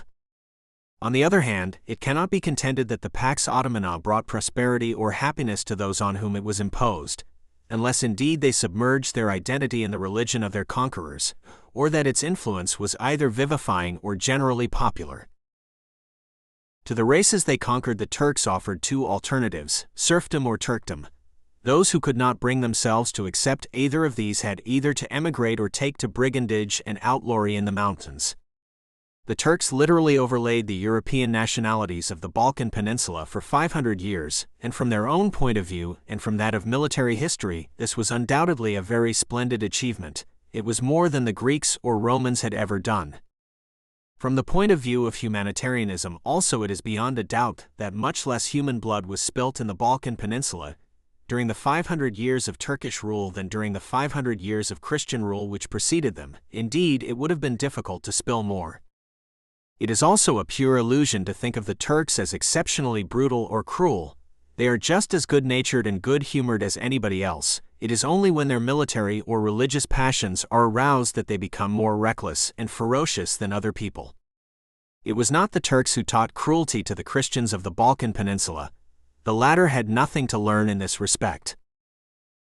In spite of all this, however, from the point of view of the Slavs of Bulgaria and Serbia, Turkish rule was synonymous with suffocation. If the Turks were all that their greatest admirers think them, the history of the Balkan Peninsula in the 19th century would have been very different from what it has been, namely, one perpetual series of anti-Turkish revolts. Of all the Balkan peoples, the Bulgarians were the most completely crushed and effaced. The Greeks, by their ubiquity, their brains, and their money, were soon able to make the Turkish storm drive their own windmill. The Romanians were somewhat sheltered by the Danube and also by their distance from Constantinople. The Serbs also were not so exposed to the full blast of the Turkish wrath, and the inaccessibility of much of their country afforded them some protection. Bulgaria was simply annihilated, and its population, already far from homogeneous, was still further varied by numerous Turkish and other Tatar colonies. For the same reasons already mentioned, Bulgaria was the last Balkan state to emancipate itself. For these reasons also it is the least trammeled by prejudices and by what are considered national predilections and racial affinities, while its heterogeneous composition makes it vigorous and enterprising. The treatment of the Christians by the Turks was by no means always the same. Generally speaking, it grew worse as the power of the Sultan grew less. During the 15th century, they were allowed to practice their religion and all their vocations in comparative liberty and peace. But from the 16th century onwards, the control of the Sultan declined, power became decentralized, the Ottoman Empire grew ever more anarchic, and the rule of the provincial governors more despotic. But the Mohammedan conquerors were not the only enemies and oppressors of the Bulgars. The role played by the Greeks in Bulgaria during the Turkish dominion was almost as important as that of the Turks themselves. The contempt of the Turks for the Christians, and especially for their religion, was so great that they prudently left the management of it to them, knowing that it would keep them occupied in mutual altercation. From 1393 till 1767 the Bulgarians were under the Greco-Bulgarian Patriarchate of Ohrid, an organization in which all posts from the highest to the lowest had to be bought from the Turkish administration at exorbitant and ever-rising prices. The Phanariote Greeks, so called because they originated in the Phanar quarter at Constantinople, were the only ones who could afford those of the higher posts, with the result that the church was controlled from Constantinople. In 1767 the independent patriarchates were abolished, and from that date the religious control of the Greeks was as complete as the political control of the Turks. The Greeks did all they could to obliterate the last traces of Bulgarian nationality which had survived in the church, and this explains a fact which must never be forgotten, which had its origin in the remote past, but grew more pronounced at this period, that the individual hatred of Greeks and Bulgars of each other has always been far more intense than their collective hatred of the Turks. Ever since the marriage of the Tsar Ivan III with the niece of the last Greek emperor, in 1472, Russia had considered itself the trustee of the Eastern Christians, the defender of the Orthodox Church, and the direct heir of the glory and prestige of Constantinople. It was not until the 18th century, however, after the consolidation of the Russian state, that the Balkan Christians were championed and the eventual possession of Constantinople was seriously considered. Russian influence was first asserted in Rumania after the Treaty of Kuchuk-Kainarji in 1774. It was only the Napoleonic War in 1812 that prevented the Russians from extending their territory south of the Danube, whither it already stretched. Serbia was partially free by 1826, and Greece achieved complete independence in 1830, when the Russian troops, in order to coerce the Turks, occupied part of Bulgaria and advanced as far as Adrianople. Bulgaria, being nearer to and more easily repressed by Constantinople, had to wait, and tentative revolts made about this time were put down with much bloodshed, and were followed by wholesale emigrations of Bulgars into Bessarabia and importations of Tartars and Kurds into the vacated districts. The Crimean War, and the short-sighted championship of Turkey by the Western European powers checked considerably the development at which Russia aimed. Moldavia and Wallachia were in 1856 withdrawn from the semi-protectorate which Russia had long exercised over them, and in 1861 formed themselves into the United State of Rumania. In 1866 a German prince, Charles of Hohenzollern, came to rule over the country, the first sign of German influence in the Near East. At this time Romania still acknowledged the supremacy of the Sultan. During the first half of the 19th century there took place a considerable intellectual renaissance in Bulgaria, a movement fostered by wealthy Bulgarian merchants of Bucharest and Odessa. In 1829 a history of Bulgaria was published by a native of that country in Moscow. In 1835 the first school was established in Bulgaria, and many others soon followed. It must be remembered that not only was nothing known at that time about Bulgaria and its inhabitants in other countries, but the Bulgars had themselves to be taught who they were. The Bulgarian people in Bulgaria consisted entirely of peasants. There was no Bulgarian upper or middle or intelligent or professional class. Those enlightened Bulgars who existed were domiciled in other countries. The church was in the hands of the Greeks, who vied with the Turks in suppressing Bulgarian nationality. The two committees of Odessa and Bucharest which promoted the enlightenment and emancipation of Bulgaria were dissimilar in composition and in aim. The members of the former were more intent on educational and religious reform, and aimed at the gradual and peaceful regeneration of their country by these means. The latter wished to effect the immediate political emancipation of Bulgaria by violent and, if necessary, warlike means. It was the ecclesiastical question which was solved first. In 1856 the Porte had promised religious reforms, tending to the appointment of Bulgarian bishops and the recognition of the Bulgarian language in church and school. But these not being carried through, the Bulgarians took the matter into their own hands, and in 1860 refused any longer to recognize the Patriarch of Constantinople. The same year an attempt was made to bring the Church of Bulgaria under that of Rome, but owing to Russian opposition, proved abortive. In 1870, the growing agitation having at last alarmed the Turks, the Bulgarian Exarchate was established. The Bulgarian Church was made free and national, and was to be under an exarch, who should reside at Constantinople, Bulgaria being still a Turkish province. The Greeks, conscious what a blow this would be to their supremacy, managed for a short while to stave off the evil day, but in 1872 the exarch was triumphantly installed in Constantinople, where he resided till 1908. Meanwhile revolutionary outbreaks began to increase, but were always put down with great rigor. The most notable was that of 1875, instigated by Stambulov, the future dictator, in sympathy with the outbreak in Montenegro, Herzegovina, and Bosnia of that year. The result of this and of similar movements in 1876 was the series of notorious Bulgarian massacres in that year. The indignation of Europe was aroused, and concerted representations were urgently made at Constantinople.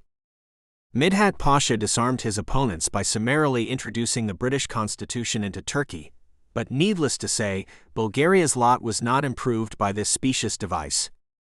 Russia had, however, steadily been making her preparations, and Turkey having refused to discontinue hostilities against Montenegro, on April 24, 1877, war was declared by the Emperor Alexander II, whose patience had become exhausted. He was joined by Prince Charles of Romania, who saw that by doing so he would be rewarded by the complete emancipation of his country, then still a vassal state of Turkey, and its erection into a kingdom.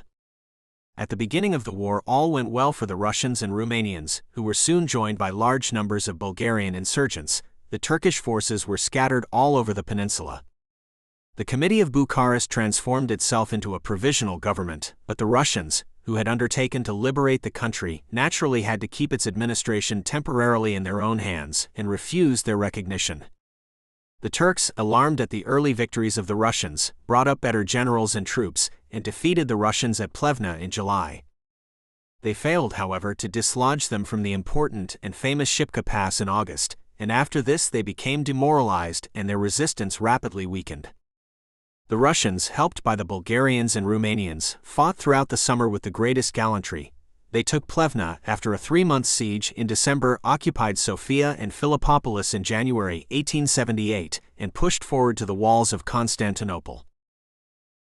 The Turks were at their last gasp, and at Adrianople, in March 1878, Ignatiev dictated the terms of the Treaty of San Stefano, by which a Principality of Bulgaria, under the nominal suzerainty of the Sultan, was created, stretching from the Danube to the Aegean, and from the Black Sea to Albania, including all Macedonia and leaving to the Turks only the district between Constantinople and Adrianople, Chalcidice, and the town of Salonika.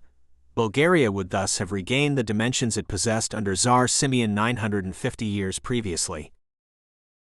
This treaty, which on ethnological grounds was tolerably just, alarmed the other powers, especially Great Britain and Germany, who thought they perceived in it the foundations of Russian hegemony in the Balkans, while it would, if put into execution, have blighted the aspirations of Greece and Serbia.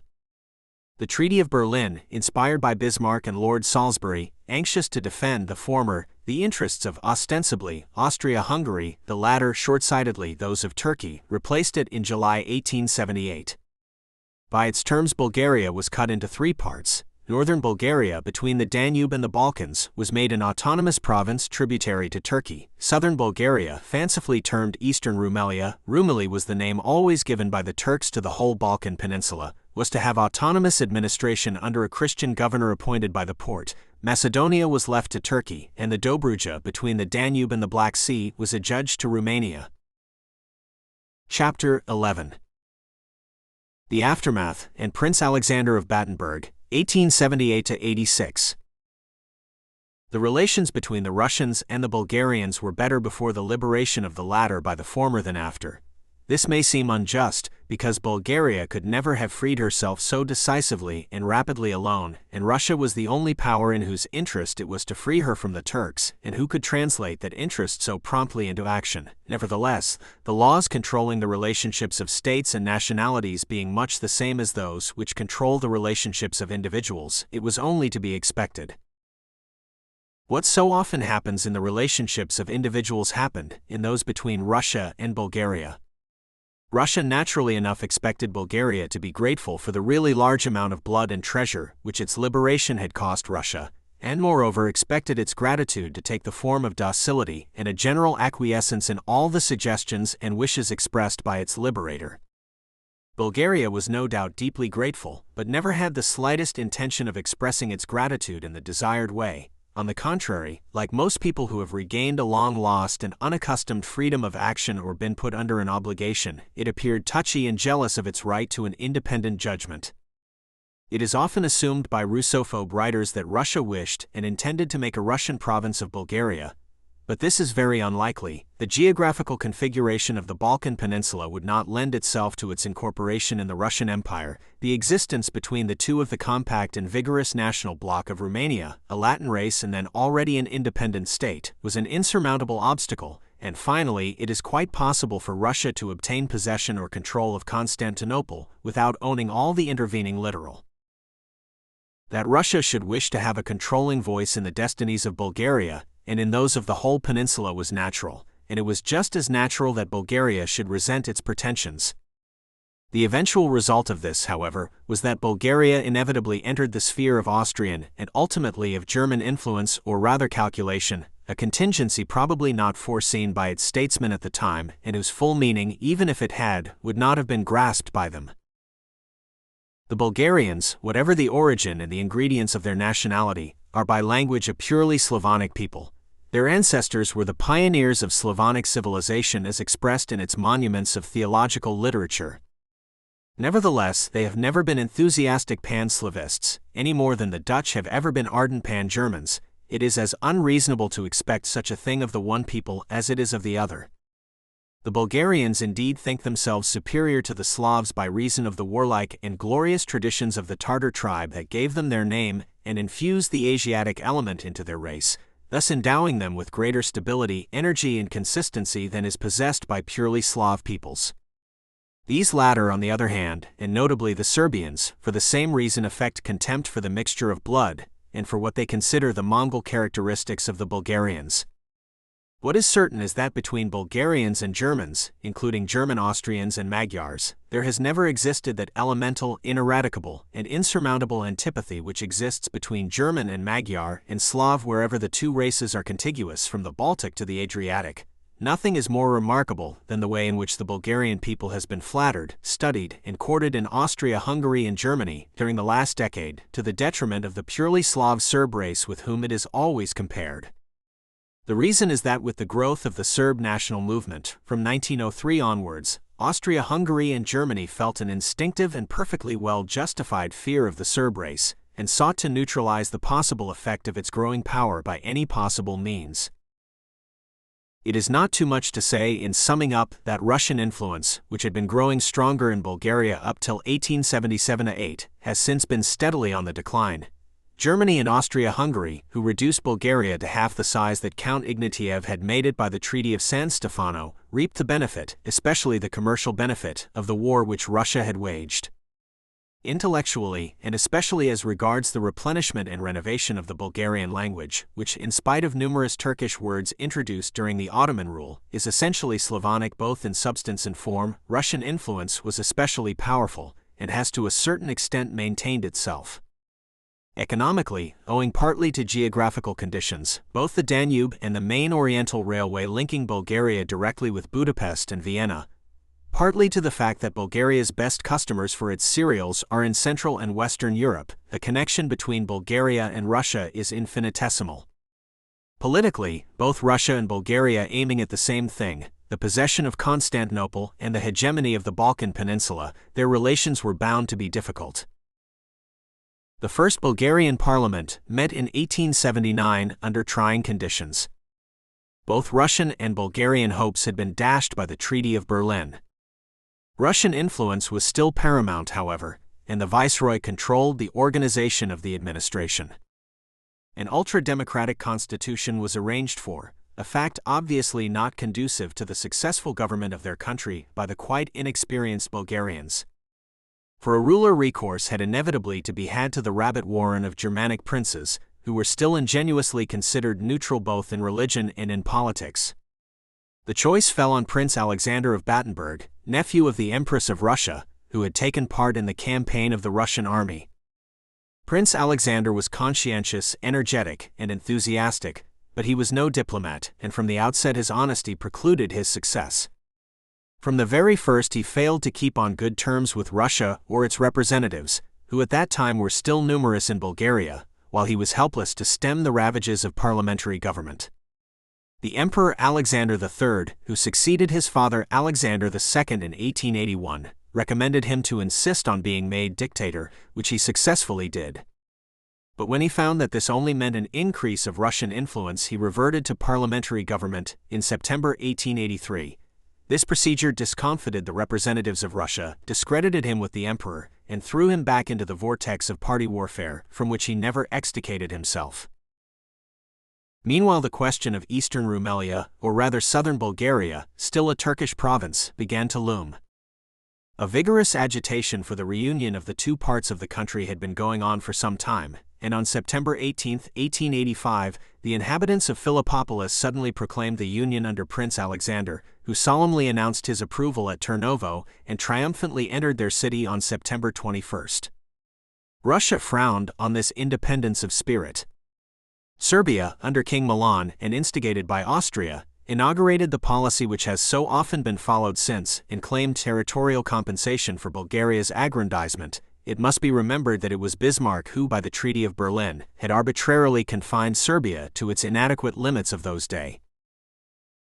On November 13, King Milan declared war and began to march on Sofia, which is not far from the Serbo-Bulgarian frontier. Prince Alexander, the bulk of whose army was on the Turkish frontier, boldly took up the challenge. On November 18 took place the Battle of Slivnica, a small town about 20 miles northwest of Sofia, in which the Bulgarians were completely victorious. Prince Alexander, after hard fighting, took Pirot in Serbia on November 27, having refused King Milan's request for an armistice, and was marching on Niš when Austria intervened and threatened to send troops into Serbia unless fighting ceased. Bulgaria had to obey, and on March 3, 1886, a barren treaty of peace was imposed on the belligerents at Bucharest. Prince Alexander's position did not improve after this. Indeed, it would have needed a much more skillful navigator to steer through the many currents which eddied round him. A strong Russophile party formed itself in the army. On the night of August 21, 1886, some officers of this party, who were the most capable in the Bulgarian army, appeared at Sofia, forced Alexander to resign and abducted him. They put him on board his yacht on the Danube and escorted him to the Russian town of Reni in Bessarabia. Telegraphic orders came from St. Petersburg in answer to inquiries that he could proceed with haste to Western Europe, and on August 26 he found himself at Lemberg. But those who had carried out this coup d'état found that it was not at all popular in the country. A counter-revolution headed by the statesman Stambulov was immediately initiated, and on September 3 Prince Alexander reappeared in Sofia amidst tumultuous applause. Nevertheless, his position was hopeless. The Emperor Alexander III forced him to abdicate, and on September 7, 1886, he left Bulgaria for good, to the regret of the majority of the people. He died in Austria in 1893 in his 37th year. At his departure a regency was constituted, at the head of which was Stambulov. Chapter 12. The Regeneration under Prince Ferdinand of Saxe-Coburg, 1886–1908. Stambulov was born at Turnovo in 1854 and was of humble origin. He took part in the insurrection of 1876 and in the War of Liberation, and in 1884 became president of the Sobrania Parliament. From 1886 till 1894, he was virtually dictator of Bulgaria. He was intensely patriotic and also personally ambitious, determined, energetic, ruthlessly cruel and unscrupulous but incapable of deceit. These qualities were apparent in his powerful and grim expression of face, while his manner inspired the weak with terror and the strongest with respect. His policy in general was directed against Russia. At the general election held in October 1886 he had all his important opponents imprisoned beforehand, while armed sentries discouraged ill-disposed voters from approaching the ballot boxes. Out of 522 elected deputies, there were 470 supporters of Stambulov. This implied the complete suppression of the Russophile party and led to a rupture with St. Petersburg. Whatever were Stambulov's methods, and few would deny that they were harsh, there is no doubt that something of the sort was necessary to restore order in the country. But once having started on this path he found it difficult to stop, and his tyrannical bearing, combined with the delay in finding a prince, soon made him unpopular. There were several revolutionary outbreaks directed against him, but these were all crushed. At length the, at that time not particularly alluring, throne of Bulgaria was filled by Prince Ferdinand of Saxe-Coburg, who was born in 1861 and was the son of the gifted Princess Clementine of Bourbon-Orleans, daughter of Louis Philippe. This young man combined great ambition and tenacity of purpose with extreme prudence, astuteness, and patience. He was a consummate diplomat. The election of this prince was viewed with great disfavor by Russia, and for fear of offending the Emperor Alexander III none of the European powers recognized him. Ferdinand, unabashed, cheerfully installed himself in Sofia with his mother in July 1886, and took care to make the peace with his suzerain, the Sultan Abdul Hamid. He wisely left all power in the hands of the unattractive, and to him, unsympathetic Prime Minister Stambulov, till he himself felt secure in his position, until the dictator should have made himself thoroughly hated. Ferdinand's clever and wealthy mother cast a beneficent and civilizing glow around him, smoothing away many difficulties by her womanly tact and philanthropic activity, and, thanks to his influential connections in the courts of Europe and his attitude of calm expectancy, his prestige in his own country rapidly increased. In 1893, he married Princess Marie-Louise of Bourbon-Parma. In May 1894, as a result of a social misadventure in which he became involved, Stambulov sent in his resignation, confidently expecting a refusal. To his mortification it was accepted. Thereupon he initiated a violent press campaign, but his halo had faded, and on July 15 he was savagely attacked in the street by unknown men, who afterwards escaped, and he died 3 days later. So intense were the emotions of the people that his grave had to be guarded by the military for 2 months. In November 1894 followed the death of the Emperor Alexander III, and as a result of this double event the road to a reconciliation with Russia was opened. Meanwhile the German emperor, who was on good terms with Princess Clementine, had paved the way for Ferdinand at Vienna, and when, in March 1896, the Sultan recognized him as Prince of Bulgaria and Governor-General of Eastern Rumelia, his international position was assured. Relations with Russia were still further improved by the rebaptism of the infant Crown Prince Boris, according to the rites of the Eastern Church, in February 1896, and a couple of years later Ferdinand and his wife and child paid a highly successful state visit to Peterhof. In September 1902 a memorial church was erected by the Emperor Nicholas II at the Shipka Pass, and later an equestrian statue of the Tsar Liberator Alexander II was placed opposite the House of Parliament in Sofia. Bulgaria meanwhile had been making rapid and astonishing material progress. Railways were built, exports increased, and the general condition of the country greatly improved. It is the fashion to compare the wonderful advance made by Bulgaria during the 35 years of its new existence with the very much slower progress made by Serbia during a much longer period. This is insisted on especially by publicists in Austria, Hungary, and Germany, but it is forgotten that even before the last Balkan War the geographical position of Bulgaria with its seaboard was much more favorable to its economic development than that of Serbia, which the Treaty of Berlin had hemmed in by Turkish and Austro-Hungarian territory. Moreover, Bulgaria, being double the size of the Serbia of those days, had far greater resources upon which to draw. From 1894 onwards Ferdinand's power in his own country and his influence abroad had been steadily growing. He always appreciated the value of railways, and became almost as great a traveler as the German emperor. His estates in the south of Hungary constantly required his attention, and he was a frequent visitor in Vienna. The German emperor, though he could not help admiring Ferdinand's success, was always a little afraid of him. He felt that Ferdinand's gifts were so similar to his own that he would be unable to count on him in an emergency. Moreover, it was difficult to reconcile Ferdinand's ambitions in extreme Southeastern Europe with his own. Ferdinand's relations with Vienna, on the other hand, and especially with the late Archduke Francis Ferdinand, were both cordial and intimate. The gradual aggravation of the condition of the Turkish Empire, notably in Macedonia, the unredeemed Bulgaria, where since the insurrection of 1902-3 anarchy, always endemic, had deteriorated into a reign of terror, and also the unmistakably growing power and spirit of Serbia since the accession of the Karađorđević dynasty in 1903, caused uneasiness in Sofia, no less than in Vienna and Budapest. The young Turkish Revolution of July 1908 and the triumph of the Committee of Union and Progress disarmed the critics of Turkey who wished to make the forcible introduction of reforms a pretext for their interference. But the potential rejuvenation of the Ottoman Empire, which it foreshadowed, indicated the desirability of rapid and decisive action. In September, after fomenting a strike on the Oriental Railway in eastern Rumelia, which railway was Turkish property, the Sofia cabinet seized the line with a military force on the plea of political necessity. At the same time Ferdinand, with his second wife, the Protestant Princess Eleonora of Rus, whom he had married in March of that year, was received with regal honors by the Emperor of Austria at Budapest. On October 5, 1908, at Turnovo, the ancient capital, Ferdinand proclaimed the complete independence of Bulgaria and eastern Rumelia under himself as king, Tsar in Bulgarian, and on October 7 Austria-Hungary announced the annexation of Bosnia and Herzegovina, the two Turkish provinces administered by it since 1879, nominally under Turkish suzerainty. Chapter 13. The Kingdom, 1908–13. The events which have taken place in Bulgaria since 1908 hinge on the Macedonian question, which has not till now been mentioned.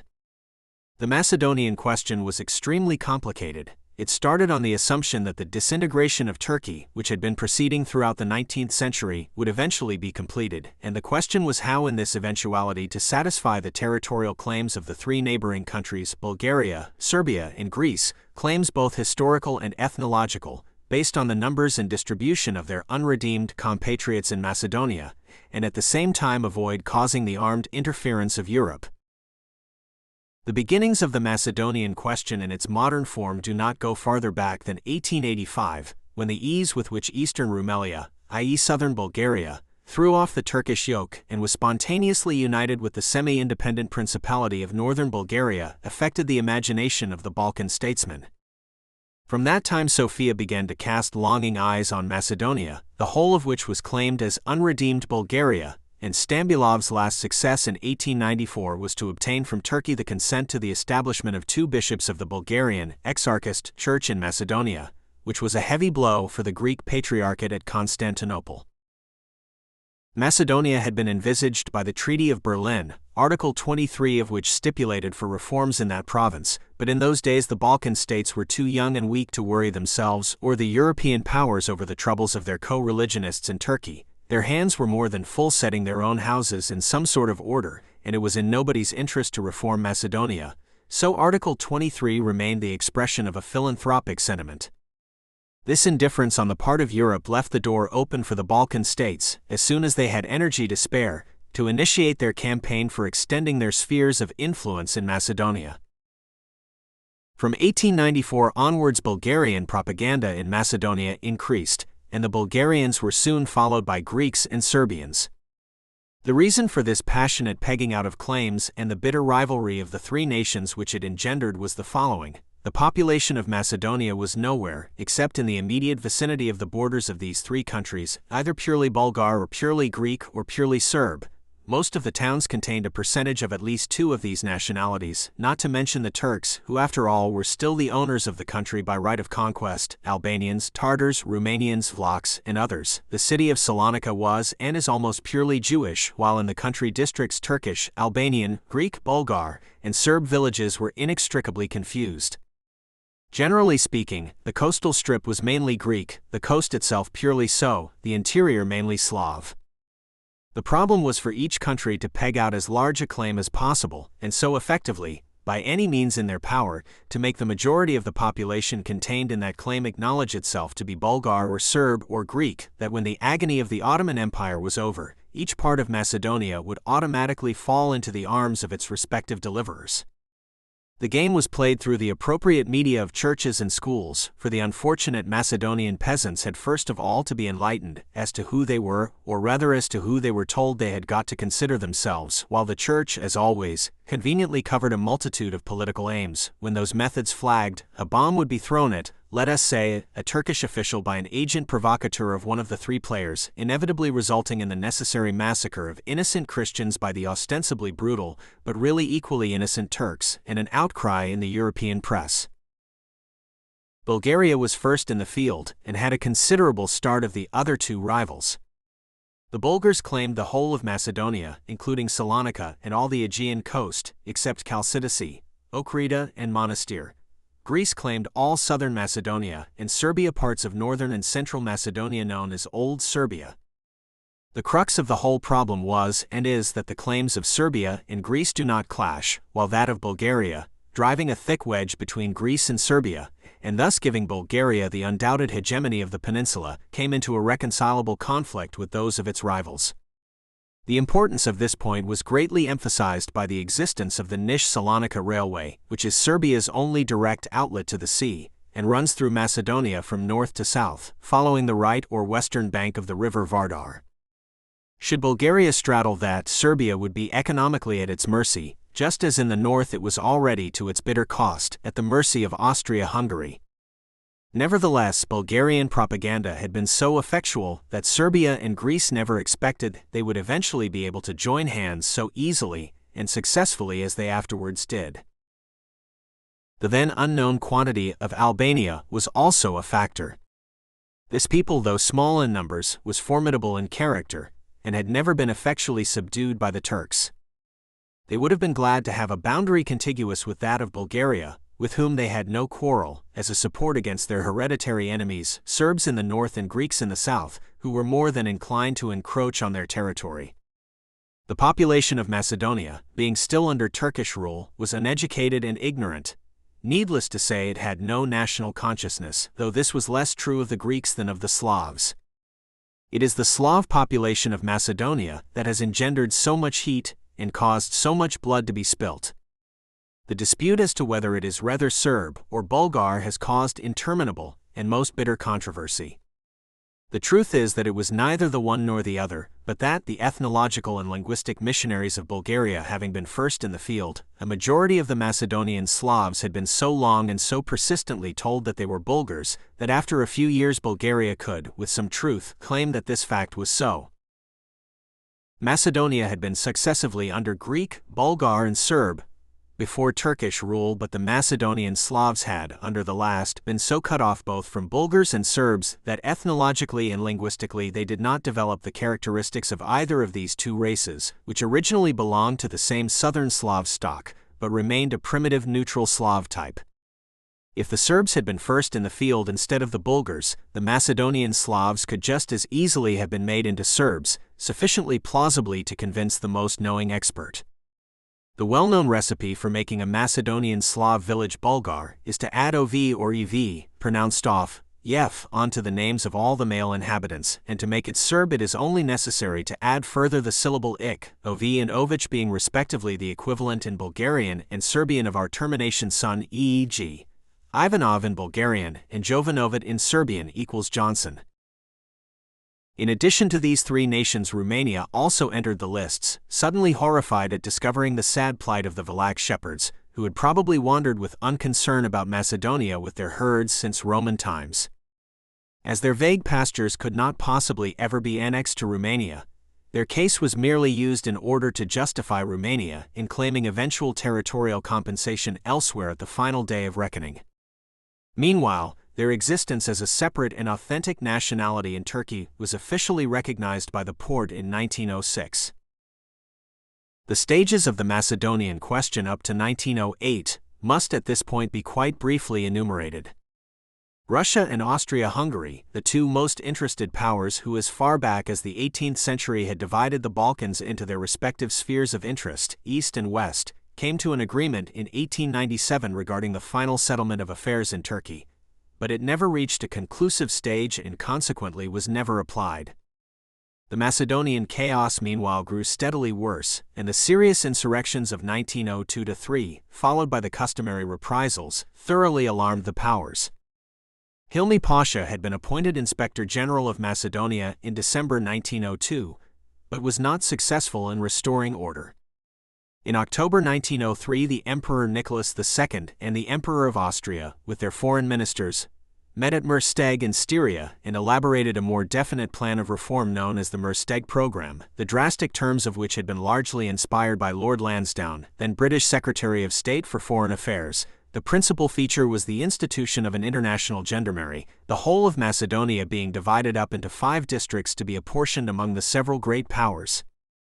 Owing to the procrastination of the Porte and to the extreme complexity of the financial measures which had to be elaborated in connection with this scheme of reforms, the last of the negotiations was not completed, nor the whole series ratified, until April 1907, though the gendarmerie officers had arrived in Macedonia in February 1904. At this point again, it is necessary to recall the position in regard to this question of the various nations concerned.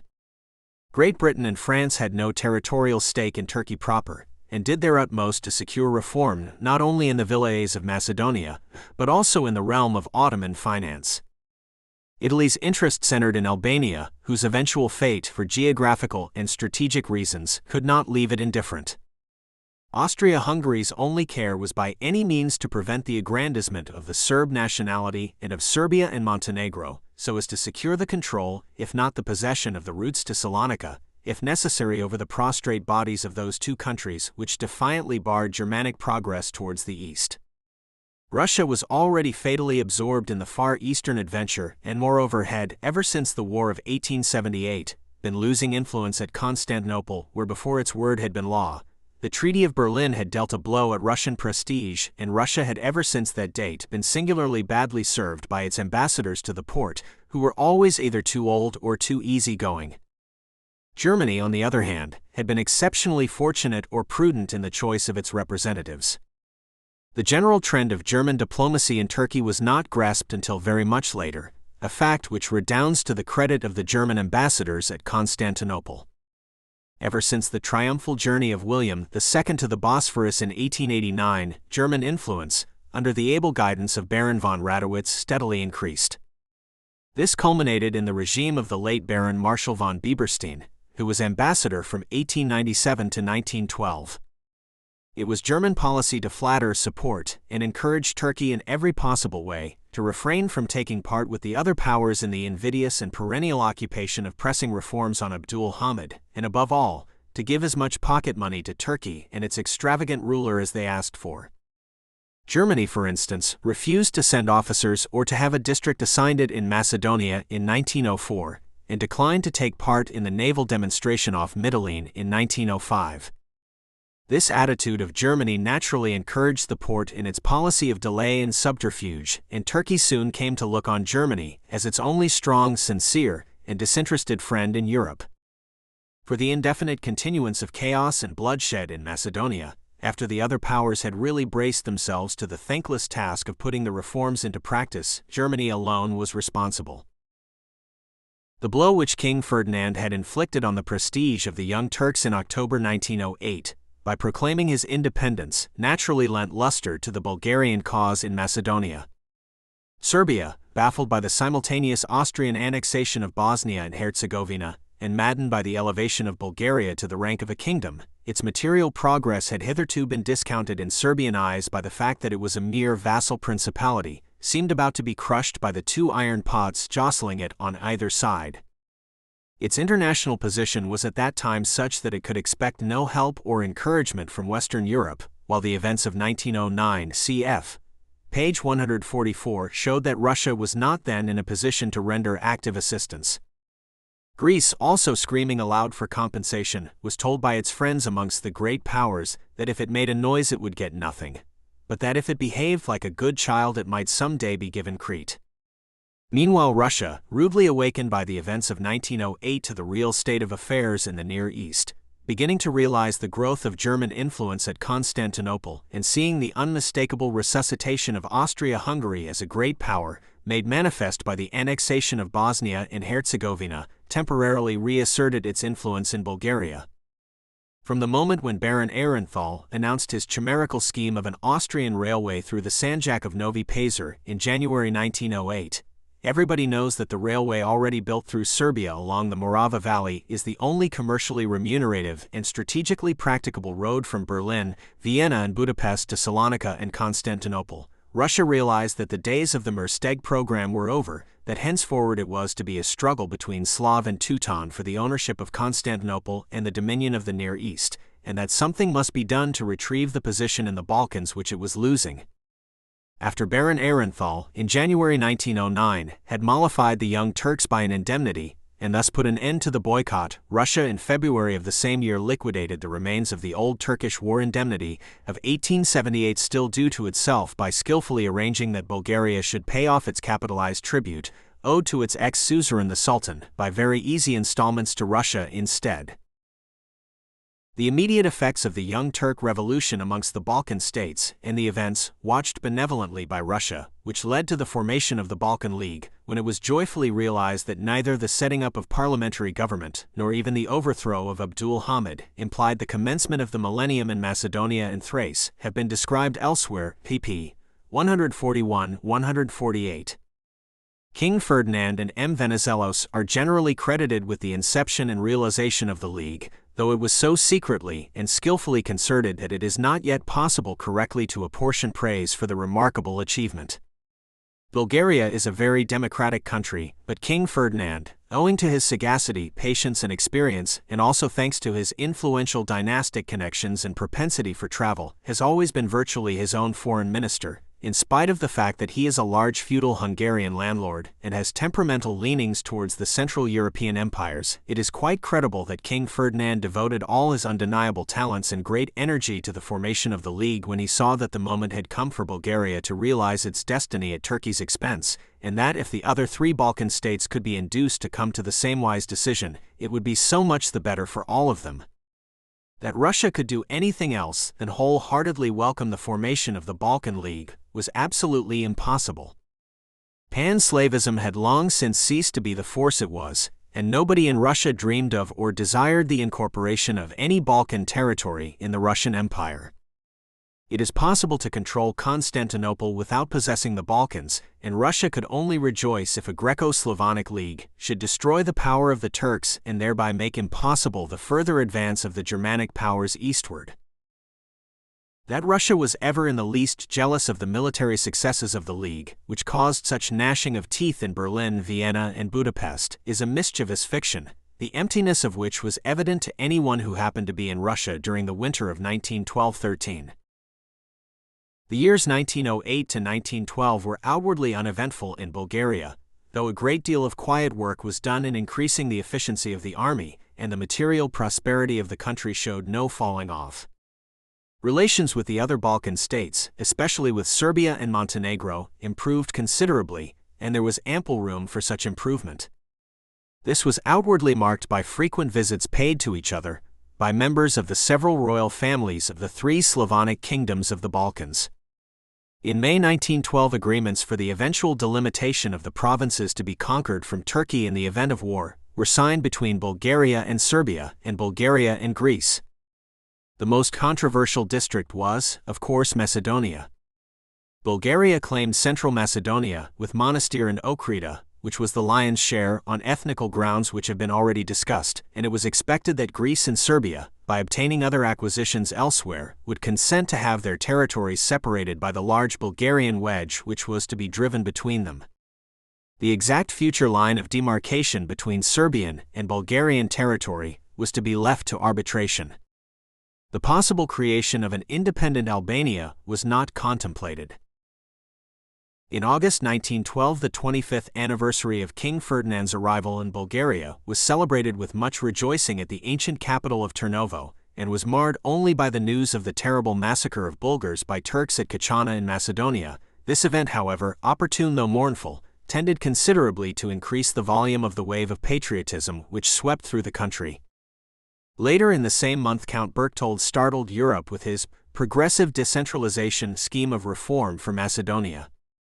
The manner in which this event led to the final arrangements for the declaration of war on Turkey by the four Balkan states is given in full elsewhere, cf. page 151. The Bulgarian army was fully prepared for the fray, and the autumn maneuvers had permitted the concentration unobserved of a considerable portion of it, ready to strike when the time came. Mobilization was ordered on September 30, 1912. On October 8, Montenegro declared war on Turkey. On October 13, Bulgaria, with the other Balkan states, replied to the remonstrances of Russia and Austria by declaring that its patience was at length exhausted, and that the sword alone was able to enforce proper treatment of the Christian populations in European Turkey.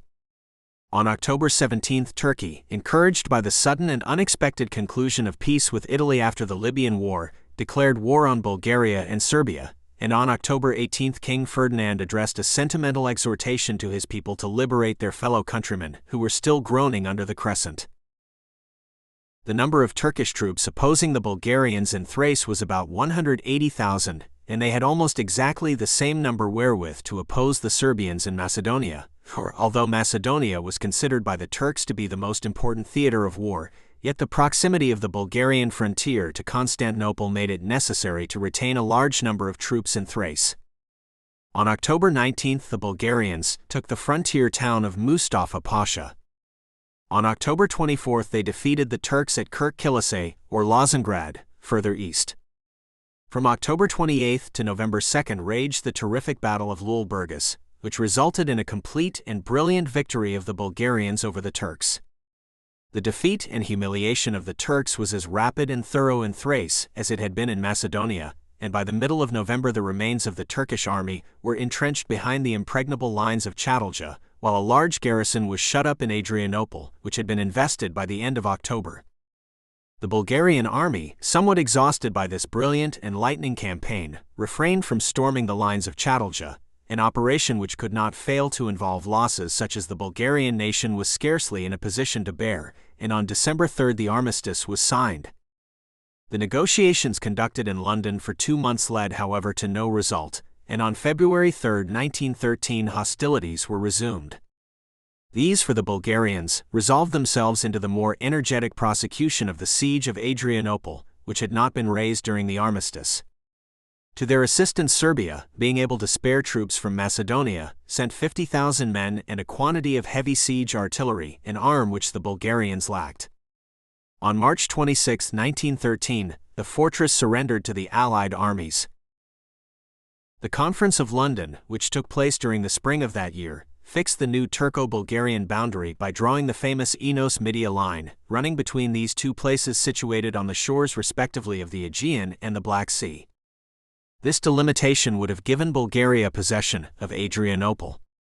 But meanwhile Greece and especially Serbia, which latter country had been compelled to withdraw from the Adriatic coast by Austria, and was further precluded from ever returning there by the creation of the independent state of Albania, determined to retain possession of all that part of Macedonia, including the whole valley of the Vardar with its important railway, which they had conquered, and thus secure their common frontier.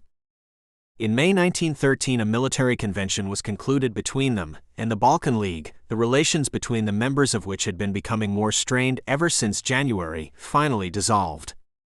Bulgaria, outraged by this callous disregard of the agreements as to the partition of Macedonia signed a year previously by itself and its ex-allies, did not wait for the result of the arbitration which was actually proceeding in Russia, but in an access of indignation rushed to arms. This Second Balkan War, begun by Bulgaria during the night of June 30, 1913, by a sudden attack on the Serbian army in Macedonia, resulted in its undoing. In order to defeat the Serbs and Greeks, the southeastern and northern frontiers were denuded of troops. But the totally unforeseen happened. The Serbs were victorious, defeating the Bulgars in Macedonia. The Turks, seeing Thrace empty of Bulgarian troops, reoccupied Adrianople, and the Romanian army, determined to see fair play before it was too late, invaded Bulgaria from the north and marched on Sofia. By the end of July the campaign was over, and Bulgaria had to submit to fate. By the terms of the Treaty of Bucharest, which was concluded on August 10, 1913, Bulgaria obtained a considerable part of Thrace and eastern Macedonia, including a portion of the Aegean coast with the seaport of Didiagic, but it was forced to compensate Rumania with a slice of its richest province, the districts of Dobrich and Silistria in northeastern Bulgaria, and it lost central Macedonia, a great part of which it would certainly have been awarded by Russia's arbitration. On September 22, 1913, the Treaty of Constantinople was signed by Bulgaria and Turkey. By its terms, Turkey retained possession of Adrianople and of a far larger part of Thrace than its series of ignominious defeats in the autumn of 1912 entitled it to. In the fatal quarrel between Bulgaria and Serbia, which caused the disruption of the Balkan League, led to the tragic Second Balkan War of July 1913, and naturally left behind the bitterest feelings, it is difficult to apportion the blame. Both Serbia and Bulgaria were undoubtedly at fault in the choice of the methods by which they sought to adjust their difference, but the real guilt is to be found neither in Sofia nor in Belgrade, but in Vicuña and Budapest. The Balkan League barred the way of the Germanic powers to the east. Its disruption weakened Bulgaria and again placed Serbia at the mercy of the dual monarchy. After these trying and unremunerative experiences, it is not astonishing that the Bulgarian people and its ambitious ruler should have retired to the remote interior of their shell. Chapter 14. The Serbs under foreign supremacy, 650-1168. The manner of the arrival of the Slavs in the Balkan Peninsula, of that of the Bulgars, and of the formation of the Bulgarian nationality has already been described, cf. page 26.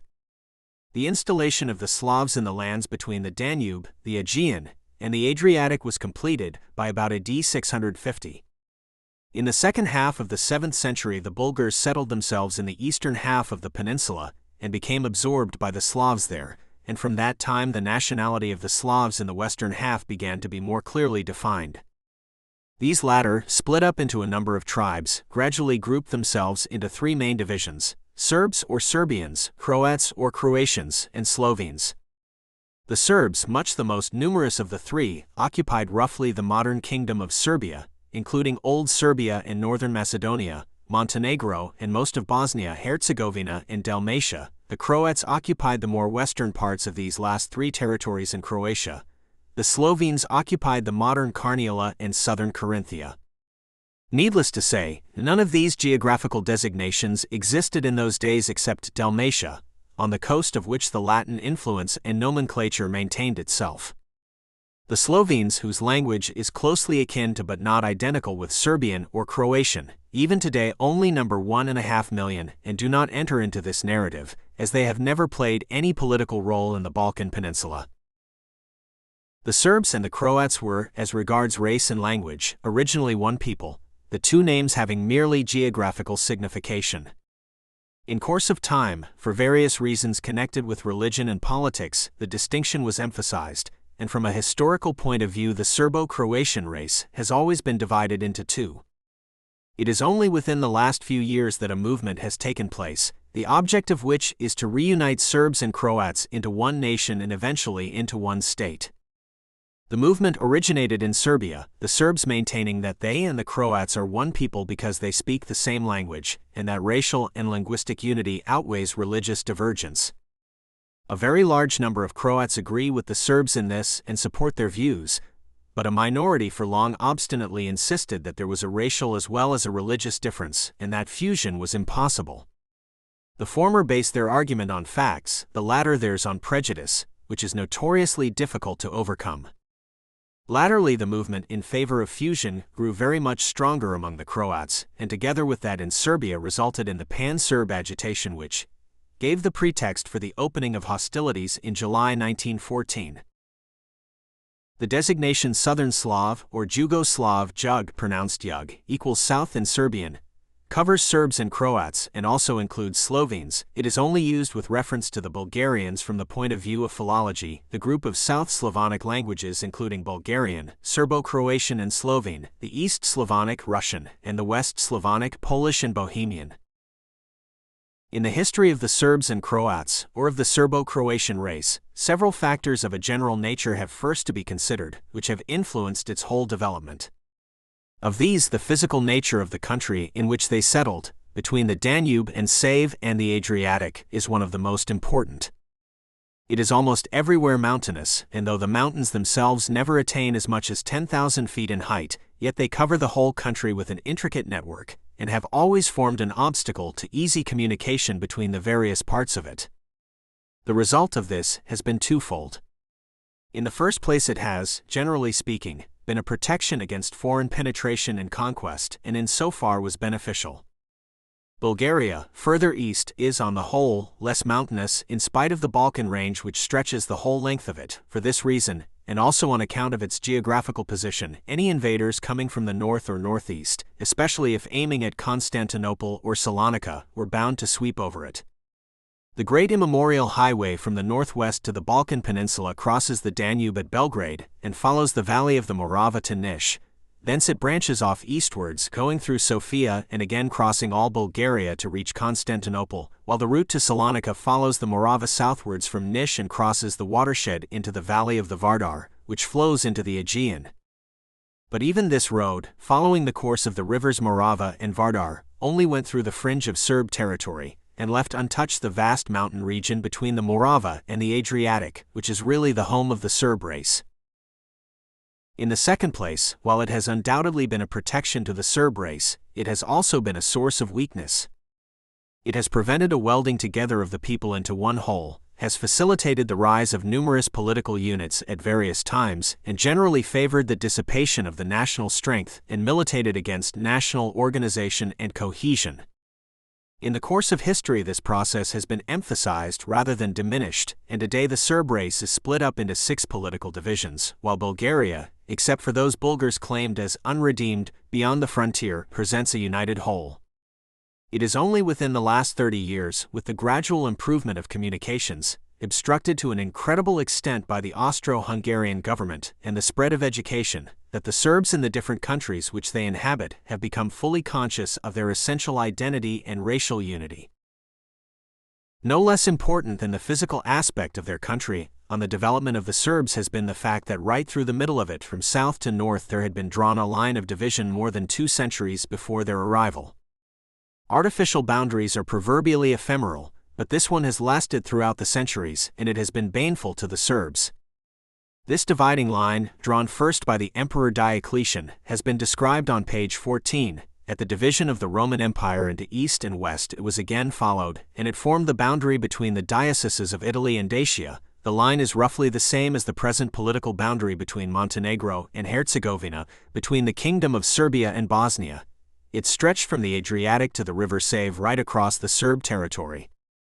The Serbo-Croatian race unwittingly occupied a country that was cut in two by the line that divides east from west, and separates Constantinople and the Eastern Church from Rome and the Western. This curious accident has had consequences fatal to the unity of the race, since it has played into the hands of ambitious and unscrupulous neighbors. As to the extent of the country occupied by the Serbs at the beginning of their history, it is difficult to be accurate. The boundary between the Serbs in the west of the peninsula and the Bulgars in the east has always been a matter of dispute. The present political frontier between Serbia and Bulgaria, starting in the north from the mouth of the river Timok on the southern bank of the Danube and going southwards slightly east of Pirot, is ethnographically approximately correct till it reaches the newly acquired and much disputed territories in Macedonia, and represents fairly accurately the line that has divided the two nationalities ever since they were first differentiated in the 7th century. In the confused state of Balkan politics in the Middle Ages, the political influence of Bulgaria often extended west of this line and included Niš and the Morava Valley, while at other times that of Serbia extended east of it. The dialects spoken in these frontier districts represent a transitional stage between the two languages. Each of the two peoples naturally considers them more akin to its own, and resents the fact that any of them should be included in the territory of the other. Further south, in Macedonia, conditions are similar.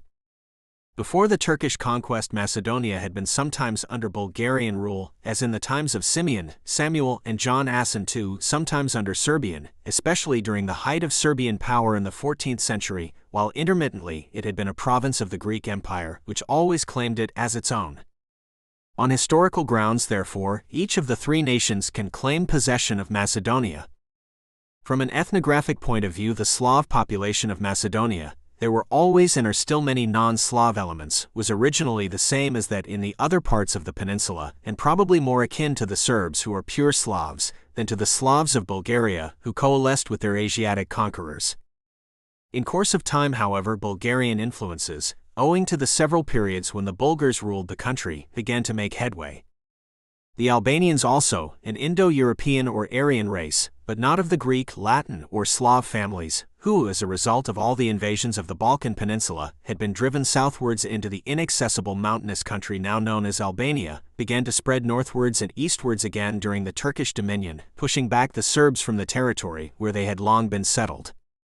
During the Turkish dominion, neither Serb nor Bulgar had any influence in Macedonia, and the Macedonian Slavs, who had first of all been pure Slavs like the Serbs, then been several times under Bulgar, and finally under Serb influence, were left to themselves, and the process of differentiation between Serb and Bulgar in Macedonia, by which in time the Macedonian Slavs would have become either Serbs or Bulgars, ceased. The further development of the Macedonian question is treated elsewhere, cf. Chap. 13. The Serbs, who had no permanent or well-defined frontier in the east, where their neighbors were the Bulgars, or in the south, where they were the Greeks and Albanians, were protected on the north by the river Save and on the west by the Adriatic. They were split up into a number of tribes, each of which was headed by a chief called in Serbian Zupan and in Greek Archon. Whenever any one of these managed, either by skill or by good fortune, to extend his power over a few of the neighboring districts, he was termed Veliki, equals Great Zupan. From the beginning of their history, which is roughly put at AD 650, until AD 1196, the Serbs were under foreign domination.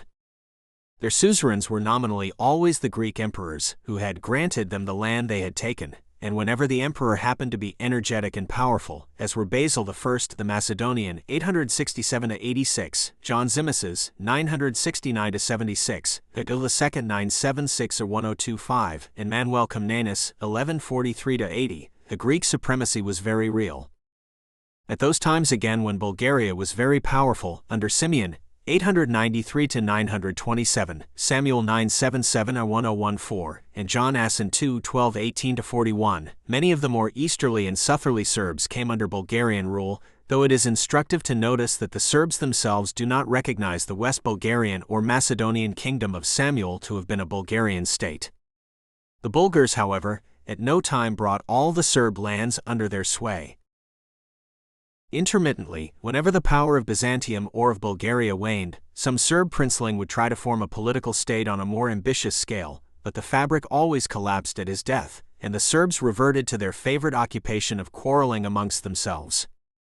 Such were the attempts of Kaslov, who had been made captive by Simeon of Bulgaria, escaped after his death, and ruled over a large part of central Serbia till 960, and later of Bodin, whose father Michael was even recognized as king by Pope Gregory VII.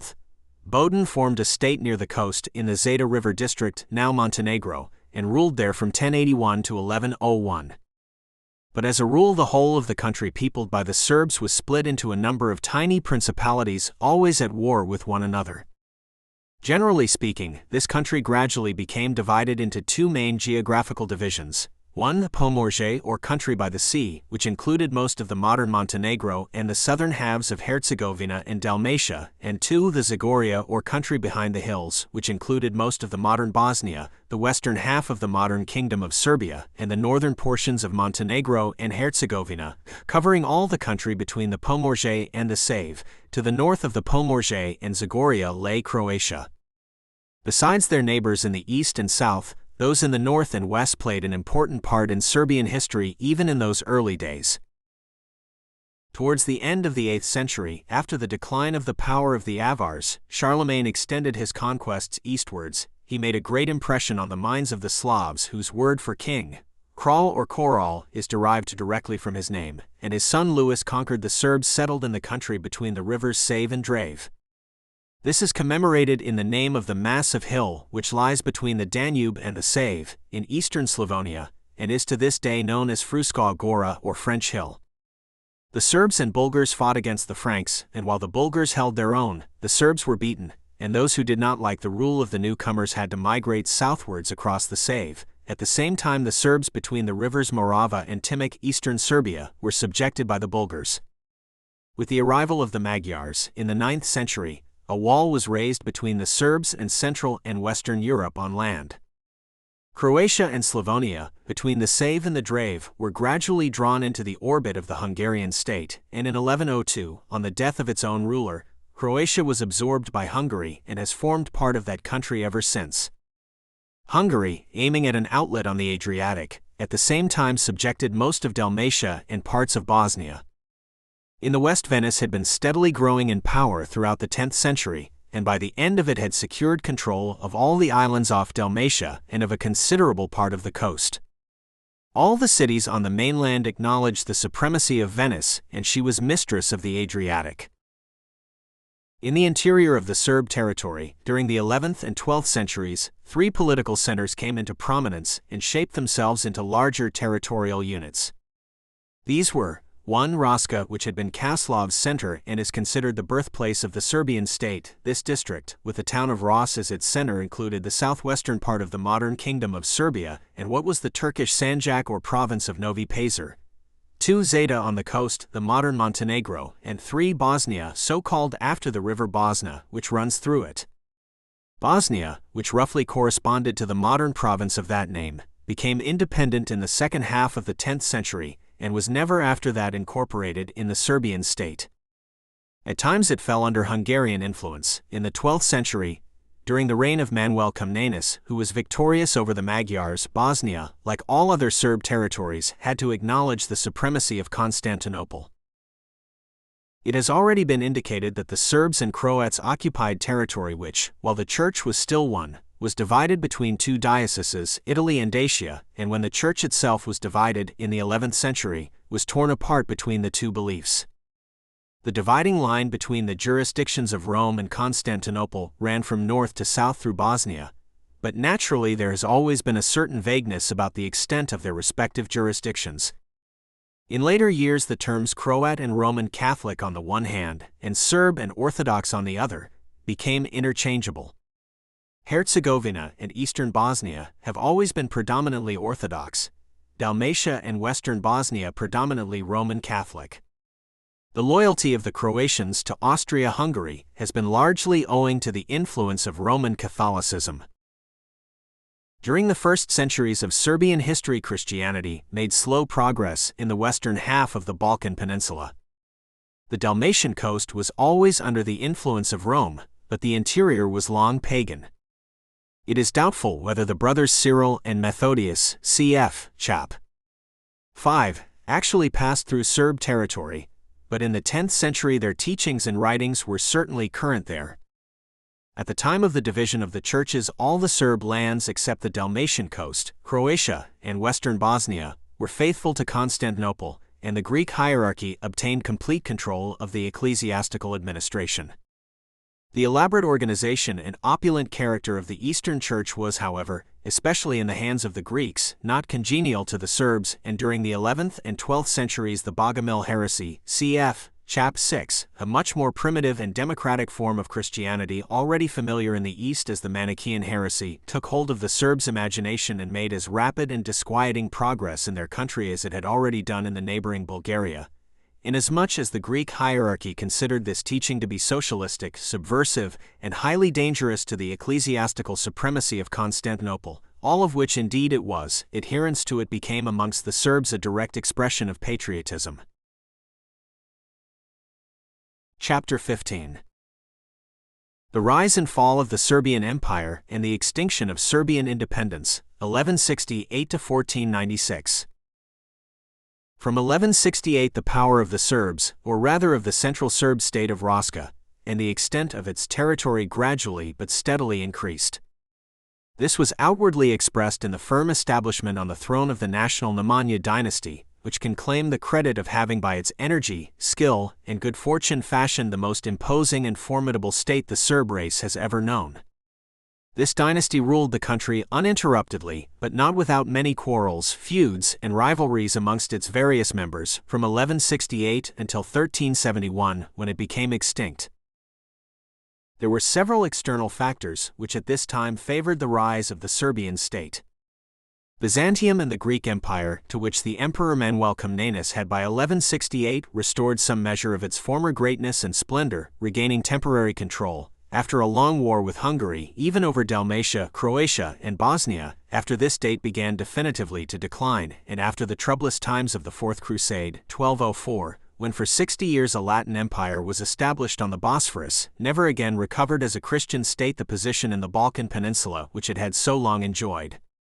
Bulgaria, too, after the meteoric glory of its Second Empire under the Asin dynasty, 1186 to 1258, quite went to pieces, the eastern and northern parts falling under Tartar, the southern under Greek influence, while the western districts fell to Serbia. In the north, on the other hand, Hungary was becoming a dangerous and ambitious neighbor. During the 13th century, it is true, the attention of the Magyars was diverted by the eruption into and devastation of their country by their unwelcome kinsmen from Asia, the Tartars, who wrought great havoc and even penetrated as far as the Adriatic coast. Nevertheless, Hungary was always a menace to Serbia. Croatia, Slavonia, and the interior of Dalmatia, all purely Serb territories, belonged to the Hungarian crown, and Bosnia was under the supremacy of the Magyars, though nominally independent. The objects of the Magyars were twofold: to attain the hegemony of the Balkan Peninsula by conquering all the still independent Serb territories, and to bring the peninsula within the pale of Rome.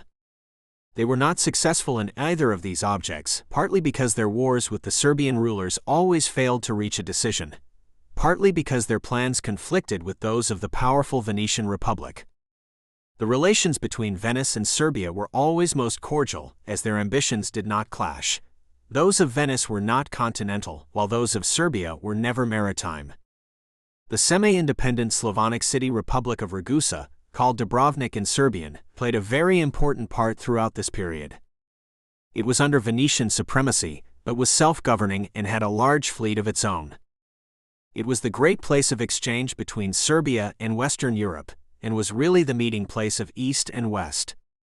Its relations with Serbia were by no means always peaceful. It was a Naboth's vineyard for the rulers and people of the inland kingdom, and it was never incorporated within their dominions. Ragusa and the other cities of the Dalmatian coast were the home, during the Middle Ages, of a flourishing school of Serbian literature, which was inspired by that of Italy. The influence of Italian civilization and of the Italian Church was naturally strong in the Serb province, much of which was under Venetian rule. The reason for this was that communication by sea with Italy was easier and safer than that by land with Serbia. The long, formidable ranges of limestone mountains, which divide the Serbian interior from the Adriatic in almost unbroken and parallel lines, have always been a barrier to the extension of Serb power to the coast, and an obstacle to free commercial intercourse. Nevertheless, Ragusa was a great trade center, and one of the factors which most contributed to the economic strength of the Serbian Empire. The first of the Nemanja dynasty was Stephen, whose title was still only Veliki Zupan. He extended Serb territory southwards at the expense of the Greeks, especially after the death of Manuel Comnenus in 1180. He also persecuted the Bogomils, who took refuge in large numbers in the adjacent Serb state of Bosnia. Like many other Serbian rulers, he abdicated in later life in favor of his younger son Stephen, called Nemanja, Nemanja's son, and himself became a monk 1196, traveling for this purpose to Mount Athos, the great monastic center and home of theological learning of the Eastern Church. There he saw his youngest son, who some years previously had also journeyed thither and entered a monastery, taking the name of Sava. It was the custom for every Serbian ruler to found a sort of memorial church for the welfare of his own soul before his death, and to decorate and endow it lavishly. Stephen and his son together superintended the erection in this sense of the church and monastery of Helander on Mount Athos, which became a famous center of Serbian church life. Stephen died shortly after the completion of the building in 1199 and was buried in it, but in 1207 he was reinterred in the monastery of Studenica in Serbia, also founded by him.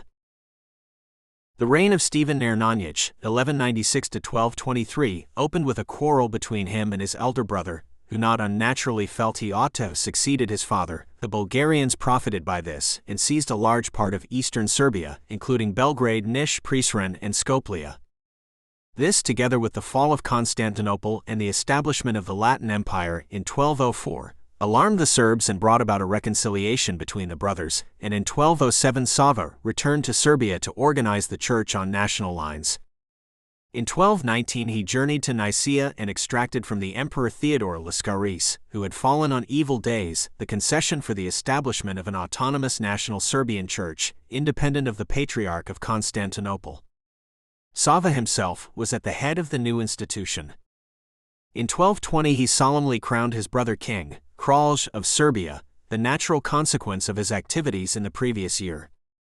For this reason Stephen Nemanjić is called the first crowned. He was succeeded in 1223 by his son Stephen Radoslav, and he in turn was deposed by his brother Stephen Vladislav in 1233. Both these were crowned by Sava, and Vladislav married the daughter of Tsar John Asen II, under whom Bulgaria was then at the height of her power. Sava journeyed to Palestine, and on his return paid a visit to the Bulgarian court at Turnovo, where he died in 1236. His body was brought to Serbia and buried in the monastery of Milcevo, built by Vladislav. This extremely able churchman and politician, who did a great deal for the peaceful development of his country, was canonized and is regarded as the patron saint of Serbia. The reign of Vladislav's son and successor, Stephen Urošaj, 1242–76, was characterized by economic development and the strengthening of the internal administration. In external affairs he made no conquests, but defeated a combination of the Bulgarians with Ragusa against him, and after the war the Bulgarian ruler married his daughter. In his wars against Hungary he was unsuccessful, and the Magyars remained in possession of a large part of northern Serbia. In 1276 he was deposed by his son, Stephen Dragutin, who in his turn, after an unsuccessful war against the Greeks, again masters of Constantinople since 1261, was deposed and succeeded by his brother, Stephen Uroš II, named Mitrany, in 1282. This king ruled from 1282 till 1321, and during his reign the country made very great material progress. Its mineral wealth especially, which included gold and silver mines, began to be exploited. He extended the boundaries of his kingdom in the north, making the Danube and the Save the frontier. The usual revolt against paternal authority was made by his son Stephen, but was unsuccessful, and the rebel was banished to Constantinople. It was the custom of the Serbian kings to give appanages to their sons, and the inevitable consequence of this system was the series of provincial rebellions which occurred in almost every reign. When the revolt succeeded, the father or brother was granted in his turn a small appanage. In this case it was the son who was exiled, but he was recalled in 1319 and a reconciliation took place. Mitrany died in 1321 and was succeeded by his son, Stephen Uroš III, who reigned till 1331. He is known as Stephen Dekanski, after the memorial church which he built at Dekani in western Serbia. His reign was signalized by a great defeat of the combined Bulgarians and Greeks at Kustendil in Macedonia, in 1330.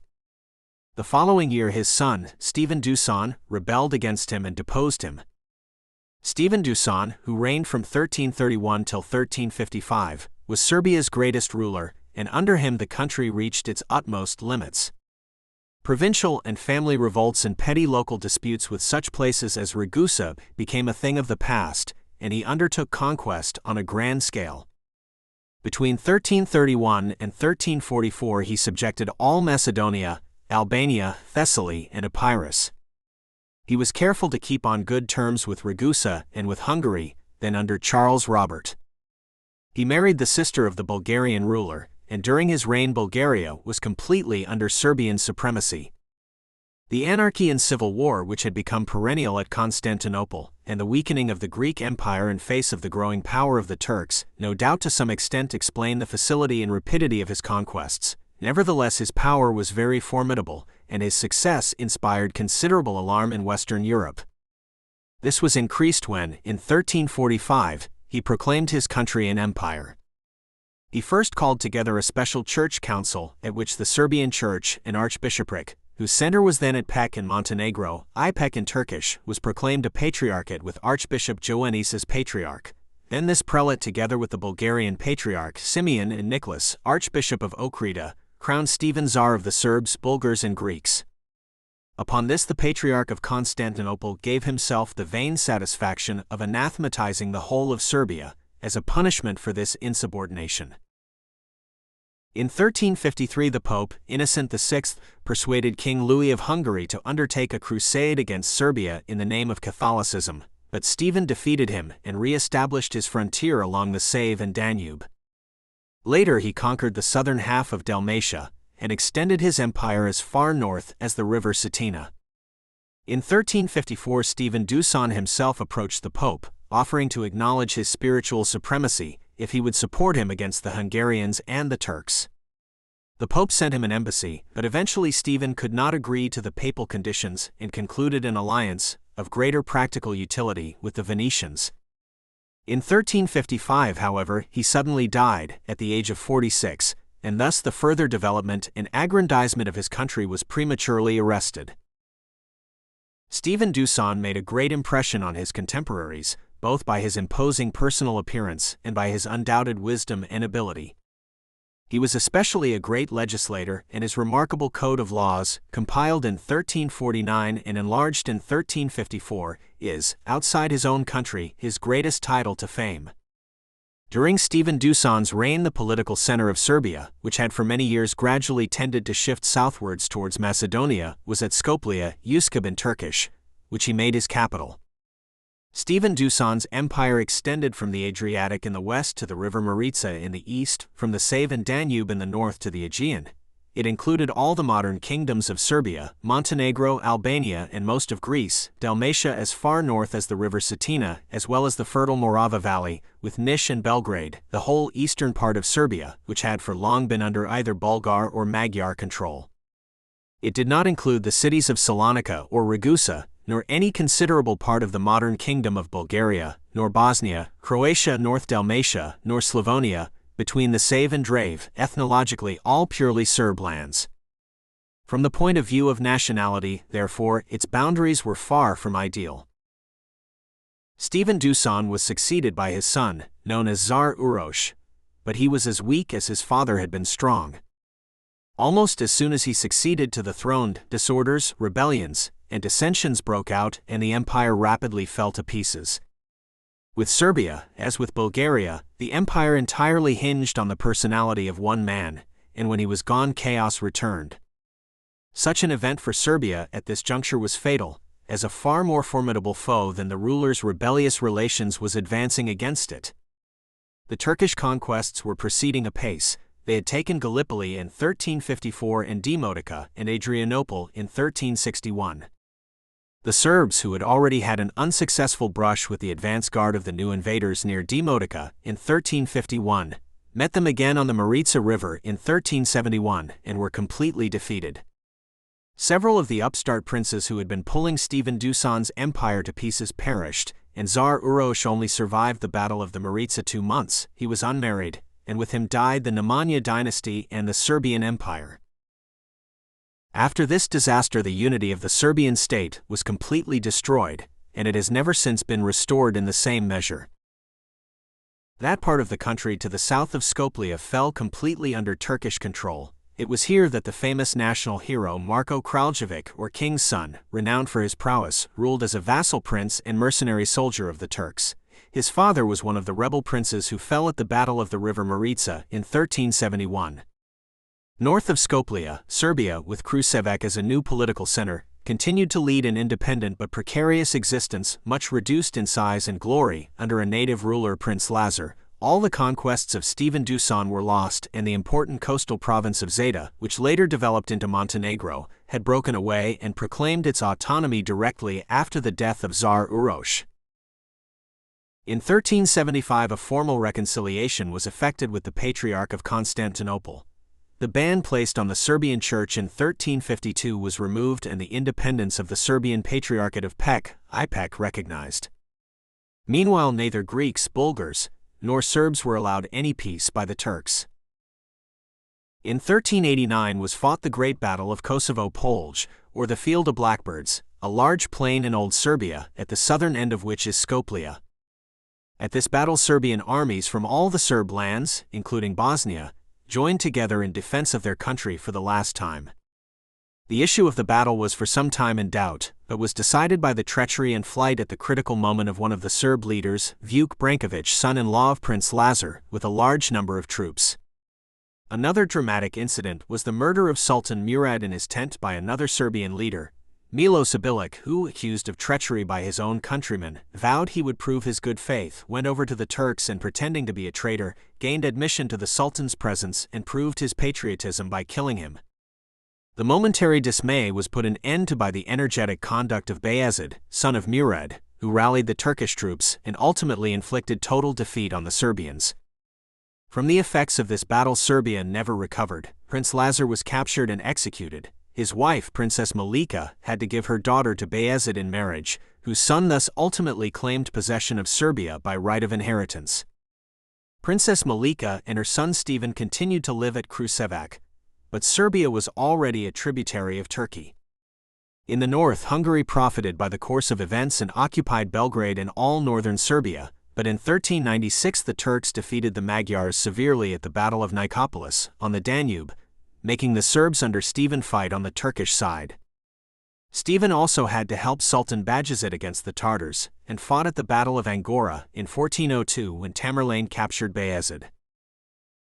After Stephen returned to Serbia, he made an alliance with Hungary, which gave him back Belgrade and northern Serbia. It was at this time, 1403, that Belgrade first became the capital, the political center having in the course of 50 years moved from the Vardar to the Danube. The disorders which followed the defeat of Bayezid gave some respite to the Serbs, but Sultan Murad II, 1421–51, again took up arms against him and invaded Serbia as far as Kruševac. At the death of Stephen Lazarevich in 1427, he was succeeded as despot by his nephew George Branković, but the Sultan, claiming Serbia as his own, immediately declared war on him. The Serbian ruler had to abandon Belgrade to the Magyars, and Niš and Kruševac to the Turks. He then built and fortified the town of Smederevo, or Semendria, lower down on the Danube, in 1428, and made this his capital. He gave his daughter in marriage to the Sultan, but in spite of this war soon broke out again, and in 1441 the Turks were masters of nearly the whole of Serbia. Later George Branković made another alliance with Hungary, and in 1444, with the help of John Hunyadi, defeated the Turks and liberated the whole of Serbia as far as the Adriatic, though he remained a tributary of the Sultan. The same year, however, the Magyars broke the treaty of peace just concluded with the Turks and marched against them under their Polish king, Ladislas. This ended in the disastrous Battle of Varna on the Black Sea, where the king lost his life. In 1451 Sultan Murad II died, and was succeeded by the Sultan Muhammad. In 1453 this sultan captured Constantinople. Adrianople had until then been the Turkish capital. In 1456 his armies were besieging Belgrade, but were defeated by John Hunyadi, who, unfortunately for the Serbs, died of the plague shortly afterwards. George Branković died the same year, and at his death general disorder spread over the country. The Turks profited by this, overran the whole of Serbia, and in 1459 captured Smederevo, the last Serbian stronghold. Meanwhile Bosnia had been for nearly 100 years enjoying a false security as an independent Serb kingdom. Its rulers had hitherto been known by the title of Ban, and were all vassals of the King of Hungary, but in 1377 Ban Tvrtko profited by the embarrassments of his suzerain in Poland and proclaimed himself king, the neighboring kingdom of Serbia having after 1371 ceased to exist, and was duly crowned in St. Sava's monastery of Milcevo. The internal history of the kingdom was even more turbulent than had been that of Serbia. To the endemic troubles of succession and alternating alliances and wars with foreign powers were added those of confession. Bosnia was always a no-man's land as regards religion. It was where the Eastern and Western churches met, and consequently the rivalry between them there was always, as it is now, intense and bitter. The Bogomil heresy, too, early took root in Bosnia and became extremely popular. It was the obvious refuge for those who did not care to become involved in the strife of the churches. One of the kings of Bosnia, Stephen Thomas, who reigned from 1444 till 1461, was himself a Bogomil, and when at the insistence of the Pope and of the King of Hungary, whose friendship he was anxious to retain, he renounced his heresy, became ostensibly a Roman Catholic, and began to persecute the Bogomils, he brought about a revolution. The rebels fled to the south of Bosnia, to the lands of one Stephen who sheltered them, proclaimed his independence of Bosnia, and on the strength of the fact that St. Sava's monastery of Milcevo was in his territory, announced himself Herzog or Duke in Serbian Herceg, though the real Serb equivalent is Vojvoda of St. Sava. Ever since when 1448, that territory has been called Herzegovina. In spite of many promises, neither the Pope nor the King of Hungary did anything to help Bosnia when the Turks began to invade the country after their final subjection of Serbia in 1459. In 1463 they invaded Bosnia and pursued, captured, and slew the last king. Their conquest of the country was complete and rapid. A great exodus of the Serb population took place to the south, west, and north. But large numbers, especially of the landowning class, embraced the faith of their conquerors in order to retain possession of their property. In 1482, a similar fate befell Herzegovina. Albania had already been conquered, after stubborn resistance, in 1478. There remained only the mountainous coastal province of Zeta, which had been an independent principality ever since 1371. Just as inland Serbia had perished between the Turkish hammer and the Hungarian anvil, so maritime Serbia was crushed between Turkey and Venice, only its insignificance and inaccessibility giving it a longer lease of independent life. Ivan Krnojević, one of the last independent rulers of Zeta, who had to fly to Italy in 1480, abandoning his capital, Zabiak, to the Turks, returned in 1481 when the death of Sultan Muhammad temporarily raised the hopes of the mountaineers and founded Cetinje and made it his capital. His son George, who succeeded him and ruled from 1490 till 1496, is famous as having set up the first Serbian printing press there. Its activities were naturally not encouraged by the Turkish conquest, but it was of great importance to the national Serbian Church, for which books were printed with it. In 1496, Venice having wisely made peace with the Sultan some years previously, this last independent scrap of Serb territory was finally incorporated in the Turkish dominions. At the end of the 15th century, the Turks were masters of all the Serb lands except Croatia, Slavonia, and parts of Dalmatia, which belonged to Hungary, and the Dalmatian coast and islands, which were Venetian. The Turkish conquest of Serbia, which began in 1371 at the Battle of the Maritsa, and was rendered inevitable by the Battle of Kosovo-Polj in 1389, thus took 125 years to complete. Chapter 16. The Turkish Dominion, 1496–1796. The lot of the Serbs under Turkish rule was different from that of their neighbors the Bulgars, and though it was certainly not enviable, it was undoubtedly better. The Turks for various reasons never succeeded in subduing Serbia and the various Serb lands as completely as they had subdued, or rather annihilated, Bulgaria. The Serbs were spread over a far larger extent of territory than were the Bulgars. They were further removed from the Turkish center, and the wooded and mountainous nature of their country facilitated even more than in the case of Bulgaria the formation of bands of brigands and rebels, and militated against its systematic policing by the Turks.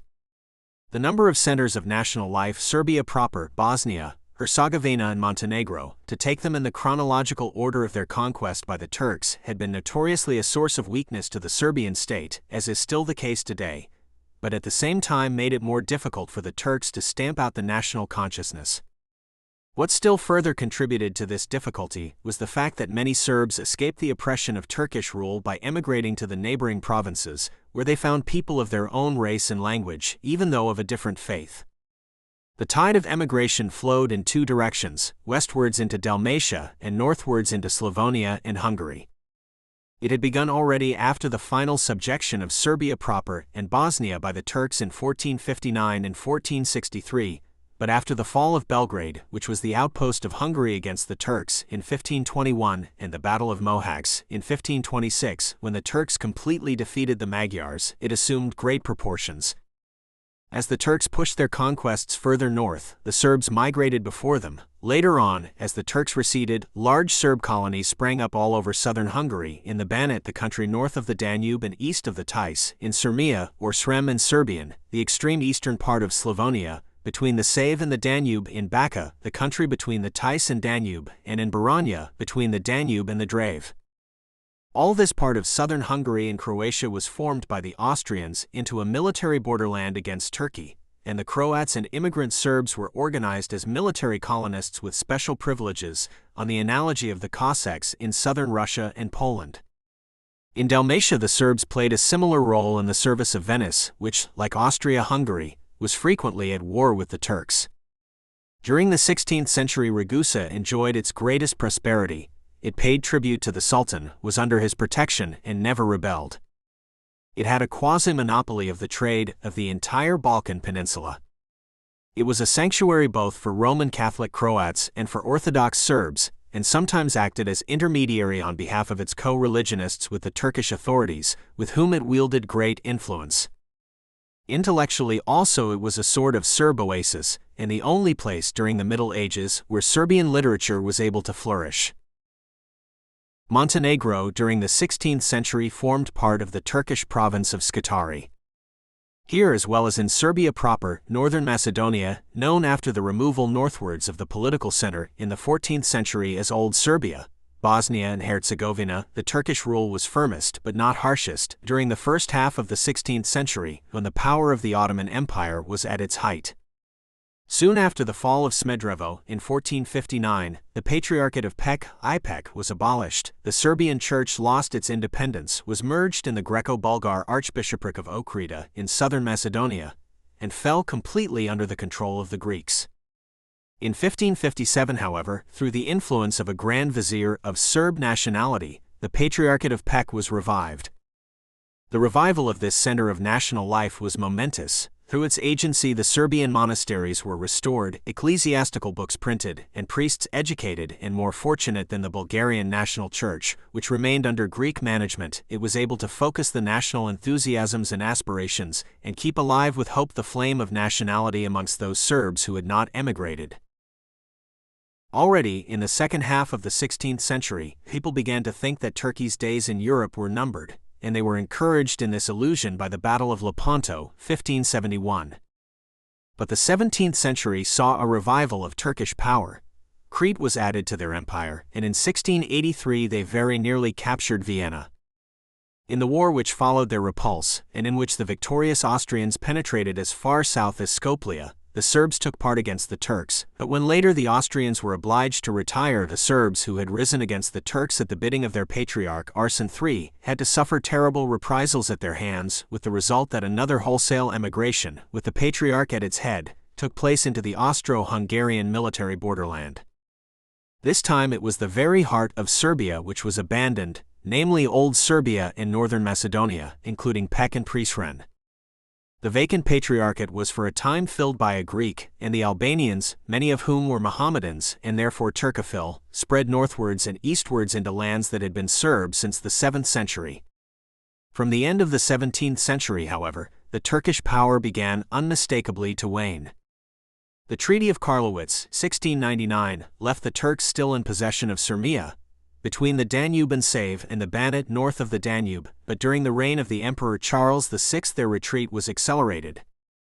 In 1717 Prince Eugen of Savoy captured Belgrade, then as now a bulwark of the Balkan Peninsula against invasion from the north, and by the Treaty of Passarowitz, Pozervac on the Danube, in 1718, Turkey not only retreated definitively south of the Danube and the Save, but left a large part of northern Serbia in Austrian hands.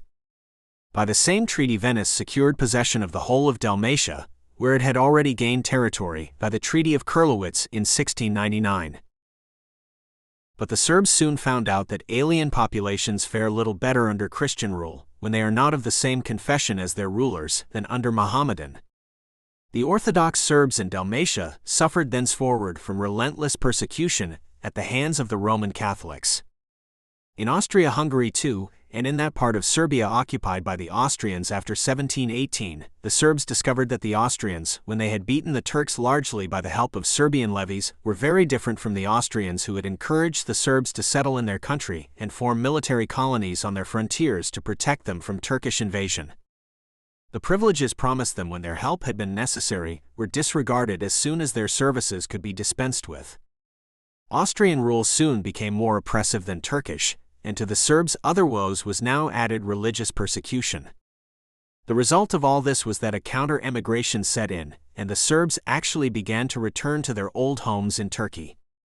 Another war between Austria-Hungary and Turkey broke out in 1737, in which the Austrians were unsuccessful. Prince Eugen no longer led them, and though the Serbs were again persuaded by their patriarch, Arsene IV, to rise against the Turks, they only did so half-heartedly.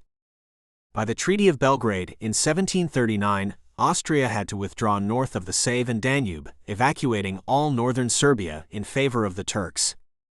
From this time onwards the lot of the Serbs, both in Austria-Hungary and in Turkey, went rapidly from bad to worse. The Turks, as the power of their empire declined, and in return for the numerous Serb revolts, had recourse to measures of severe repression. Amongst others was that of the final abolition of the Patriarchate of Paye in 1766, whereupon the control of the Serbian Church in Turkey passed entirely into the hands of the Greek Patriarchate of Constantinople. The Austrian government similarly, perceiving now for the first time the elements of danger which the resuscitation of the Serbian nationality would contain for the rule of the Habsburgs, embarked on a systematic persecution of the Orthodox Serbs in southern Hungary and Slavonia. During the reign of Maria Theresa, 1740–80, whose policy was to conciliate the Magyars, the military frontier zone was abolished, a series of repressive measures was passed against those Serbs who refused to become Roman Catholics, and the Serbian nationality was refused official recognition. The consequence of this persecution was a series of revolts which were all quelled with due severity, and finally the emigration of 100,000 Serbs to southern Russia, where they founded New Serbia in 1752–3. During the reigns of Joseph II (1780–90) and Leopold II (1790–2), their treatment at the hands of the Magyars somewhat improved. From the beginning of the 18th century, Montenegro began to assume greater importance in the extremely gradual revival of the national spirit of the Serbs. During the 16th and 17th centuries, it had formed part of the Turkish dominions, though, thanks to the inaccessible nature of its mountain fastnesses, Turkish authority was never very forcibly asserted. It was ruled by a prince-bishop, and its religious independence thus connoted a certain secular freedom of thought, if not of action. In the 17th century, warlike encounters between the Turks and the Montenegrins increased in frequency, and the latter tried to enlist the help of Venice on their side, but with indifferent success. The fighting in Montenegro was often rather civil in character, being caused by the ill feeling which existed between the numerous Montenegrins who had become Mohammedans and those who remained faithful to their national church. In the course of the 18th century, the role which fell to Montenegro became more important. In all the other Serb countries, the families which naturally took a leading part in affairs were either extinct or in exile, as in Serbia, or had become Mohammedan, and therefore to all intents and purposes Turkish, as in Bosnia and Herzegovina. Ragusa, since the great earthquake in 1667, had greatly declined in power and was no longer of international importance. In Montenegro, on the other hand, there had survived both a greater independence of spirit. Montenegro was, after all, the ancient Zeta, and had always been a center of national life, and a number of at any rate eugenic if not exactly aristocratic Serb families. These families naturally looked on themselves, and on their bishop, as destined to play an important part in the resistance to, and the eventual overthrow of the Turkish dominion. The prince-bishop had to be consecrated by the Patriarch of Pek, and in 1700 Patriarch Arsene III consecrated one Daniel of the house, which has been ever since then and is now still the reigning dynasty of Montenegro, of Petrovic Njega S, to this office, after he had been elected to it by the Council of Notables at Cetinje. Montenegro, isolated from the Serbs in the north and precluded from participating with them in the wars between Austria and Turkey by the intervening bloc of Bosnia, which, though Serb by nationality, was solidly Mohammedan and therefore pro-Turkish, carried on its feuds with the Turks independently of the other Serbs. But when Peter the Great initiated his anti-Turkish policy, and in combination with the expansion of Russia to the south and west began to champion the cause of the Balkan Christians, he developed intercourse with Montenegro and laid the foundation of that friendship between the vast Russian Empire and the tiny Serb principality on the Adriatic, which has been a quaint and persistent feature of Eastern European politics ever since. This intimacy did not prevent the Turks giving Montenegro many hard blows whenever they had the time or energy to do so, and did not ensure any special protective clauses in favor of the mountain state whenever the various treaties between Russia and Turkey were concluded. Its effect was rather psychological and financial. From the time when the Vladika (bishop) Daniel first visited Peter the Great in 1714, the rulers of Montenegro often made pilgrimages to the Russian capital, and were always sure of finding sympathy as well as pecuniary if not armed support. Bishops in the Orthodox Church are compulsorily celibate, and the succession in Montenegro always descended from uncle to nephew. When Peter I Petrovic Njega S succeeded in 1782, the Patriarchate of Pek was no more, so he had to get permission from the Austrian Emperor Joseph II to be consecrated by the Metropolitan of Karlovci, Karlowitz, who was then head of the Serbian National Church. About the same time, 1787, an alliance was made between Russia and Austria-Hungary to make war together on Turkey and divide the spoils between them. Although a great rising against Turkey was organized at the same time, 1788, in the district of Šumadija, in Serbia, by a number of Serb patriots of whom Karađorđe was one and a certain Captain Koka, after whom the whole war is called Kasina Krajina equals Koka's country, another, yet the Austrians were on the whole unsuccessful, and on the death of Joseph II in 1790, a peace was concluded between Austria and Turkey at Svishtov in Bulgaria, by which Turkey retained the whole of Bosnia and Serbia, and the Save and Danube remained the frontier between the two countries. Meanwhile, the Serbs of Montenegro had joined in the fray and had fared better, inflicting some unpleasant defeats on the Turks under their bishop, Peter I. These culminated in two battles in 1796. The Montenegrins, not being mentioned in the Treaty of Peace, had continued fighting, in which the Turks were driven back to Scutari. With this triumph, which the Emperor Paul of Russia signalized by decorating the Prince Bishop Peter, the independence of the modern state of Montenegro, the first Serb people to recover its liberty, was de facto established. Chapter 17. The liberation of Serbia under Karađorđe (1804–13) and Miloš Obrenović (1815–30), 1796–1830. The liberation of Serbia from the Turkish dominion and its establishment as an independent state were matters of much slower and more arduous accomplishment than were the same processes in the other Balkan countries. One reason for this was that Serbia, by its peculiar geographical position, was cut off from outside help. It was easy for the Western powers to help Greece with their fleets, and for Russia to help Rumania and later Bulgaria directly with its army, because communication between them was easy. But Serbia on the one hand was separated from the sea, first by Dalmatia, which was always in foreign possession, and then by Bosnia-Herzegovina, and the Sanjak or province of Novi Pazar, all of which territories, though ethnically Serb, were strongholds of Turkish influence owing to their large Mohammedan population. The energies of Montenegro, also cut off from the sea by Dalmatia and Turkey, were absorbed in self-defense, though it gave Serbia all the support which its size permitted. Communication, on the other hand, between Russia and Serbia was too difficult to permit of military help being rapidly and effectively brought to bear upon the Turks from that quarter. Bessarabia, Wallachia, and Moldavia were then still under Turkish control, and either they had to be traversed or the Danube had to be navigated from its mouth upwards through Turkish territory. The only country which could have helped Serbia was Austria, but as it was against their best interest to do so, the Austrians naturally did all they could not to advance, but to retard the Serbian cause. As a result of all this, Serbia, in her long struggle against the Turks, had to rely principally on its own resources, though Russian diplomacy several times saved the renascent country from disaster. Another reason for the slowness of the emancipation and development of modern Serbia has been the proneness of its people to internal dissension. There was no national dynasty on whom the leadership of the country would naturally devolve after the first successful revolution against Turkish rule. There was not even any aristocracy left, and no foreign ruler was ever asked for by the Serbs or was ever imposed on them by the other nations, as in the case of Greece, Rumania, and Bulgaria.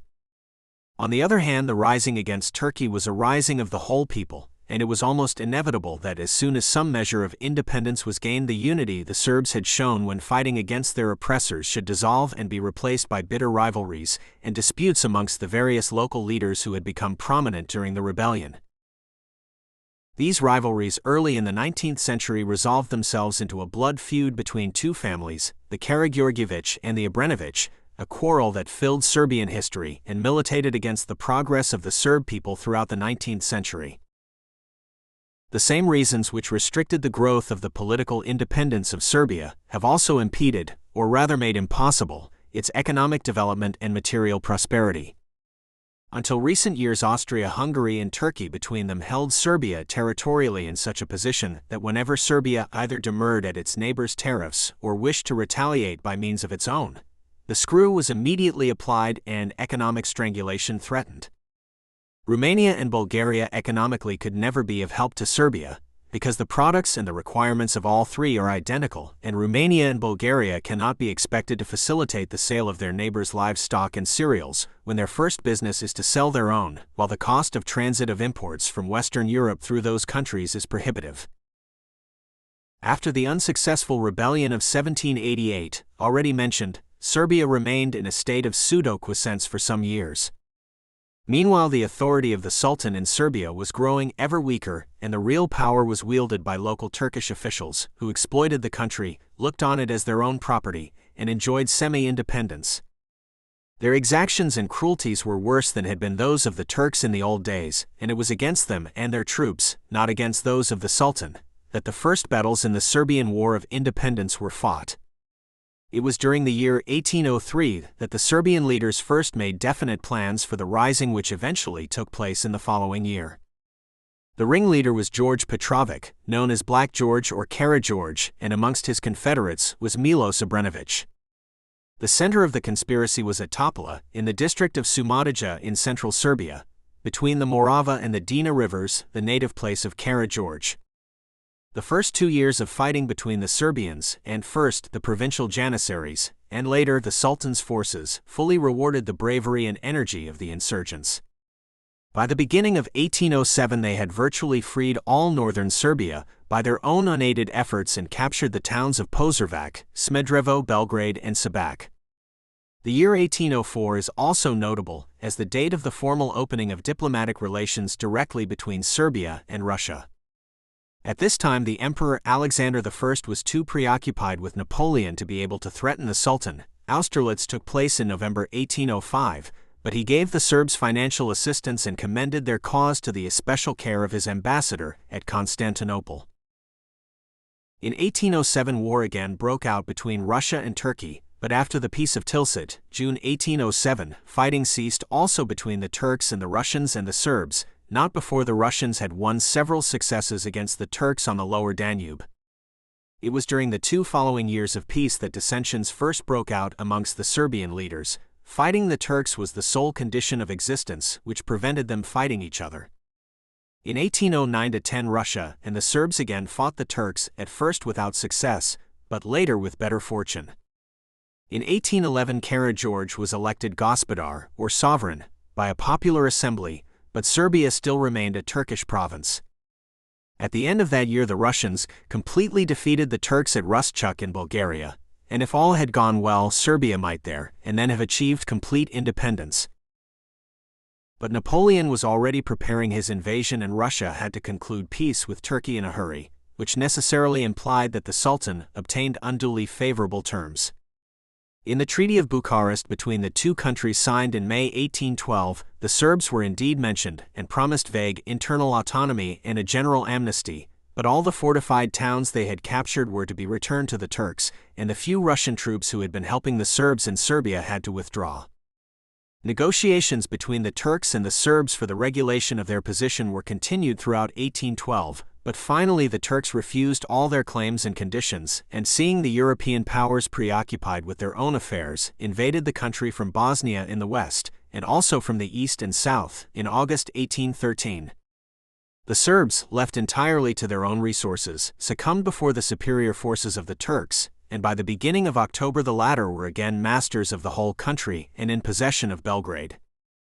Meanwhile Karađorđe, broken in health and unable to cope with the difficulties of the situation, which demanded successful strategy both against the overwhelming forces of the Turks in the field and against the intrigues of his enemies at home, somewhat ignominiously fled across the river to Semlin in Hungary, and was duly incarcerated by the Austrian authorities. The news of Napoleon's defeat at Leipzig, October 1813, arrived just after that of the reoccupation of Belgrade by the Turks, damped feux de joie which they were firing at Constantinople, and made them rather more conciliatory and lenient to the Serbian rebels. But this attitude did not last long, and the Serbs soon had reason to make fresh efforts to regain their short-lived liberty. The Congress of Vienna met in the autumn of 1814, and during its whole course Serbian emissaries gave the Russian envoys no peace. But with the return of Napoleon to France in the spring of 1815 and the breakup of the Congress, all that Russia could do was, through its ambassador at Constantinople, to threaten invasion unless the Turks left the Serbs alone. Nevertheless, conditions in Serbia became so intolerable that another rebellion soon took shape, this time under Miloš Obrenović.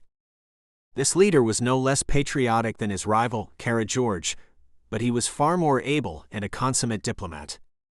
Karađorđe had possessed indomitable courage, energy and willpower, but he could not temporize, and his arbitrary methods of enforcing discipline and his ungovernable temper had made him many enemies. While the credit for the First Serbian Revolt, 1804–13, undoubtedly belongs chiefly to him, the Second Revolt owed its more lasting success to the skill of Miloš Obrenović.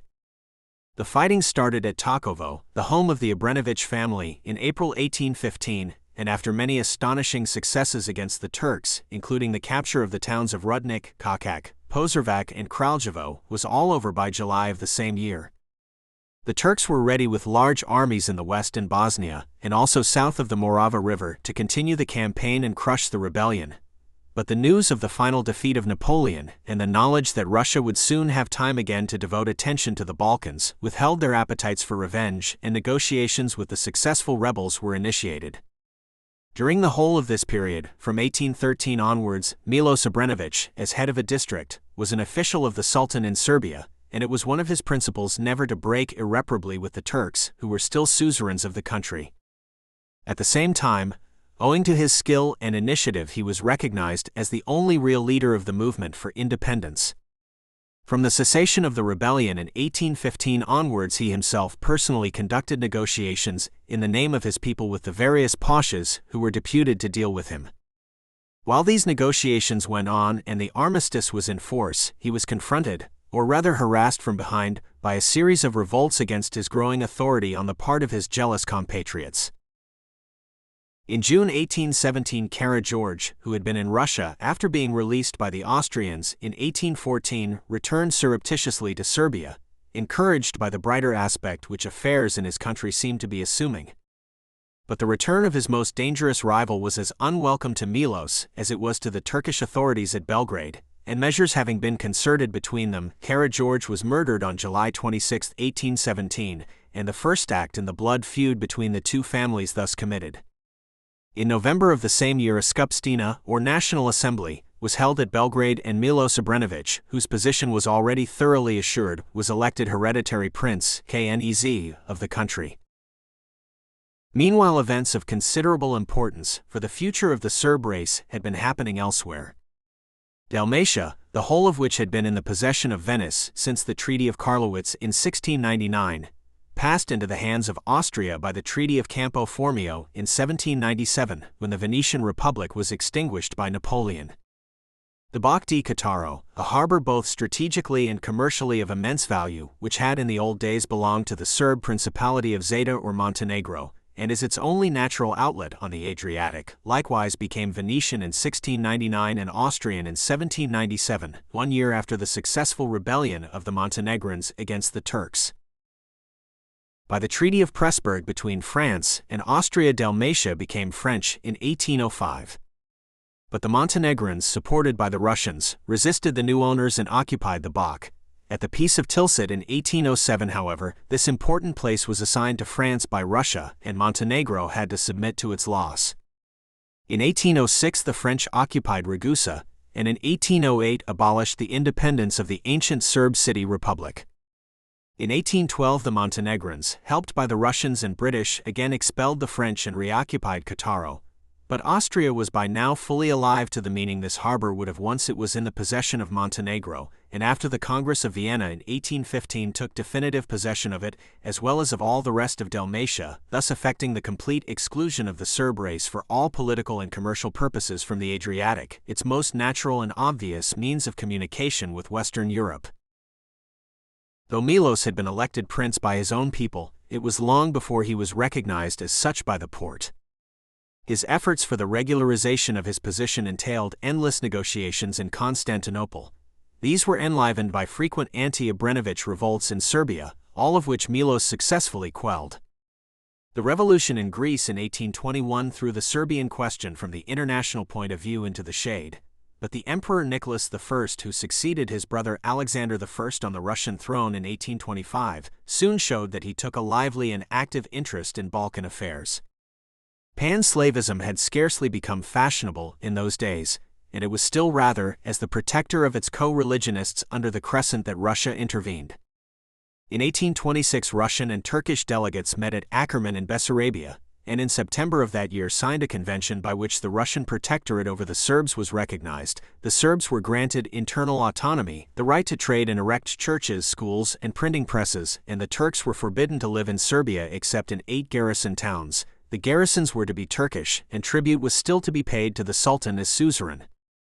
These concessions, announced by Prince Miloš to his people at a special Skupština held at Kragujevac in 1827, evoked great enthusiasm. But the urgency of the Greek question again delayed their fulfillment. After the Battle of Navarino on October 20, 1827, in which the British, French, and Russian fleets defeated the Turks became obstinate and refused to carry out the stipulations of the Convention of Ackerman in favor of Serbia.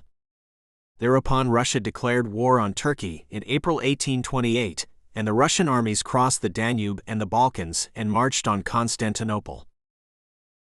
Peace was concluded at Adrianople in 1829, and Turkey agreed to carry out immediately all the stipulations of the Treaty of Bucharest, 1812, and the Convention of Ackerman, 1826. The details took some time to settle, but in November 1830 the Hadi Sharif of the Sultan, acknowledging Milos as hereditary Prince of Serbia, was publicly read in Belgrade. All the concessions already promised were duly granted, and Serbia became virtually independent, but still tributary to the Sultan. Its territory included most of the northern part of the modern Kingdom of Serbia, between the rivers Drina, Save, Danube and Timok, but not the districts of Niš, Vranja and Pirot.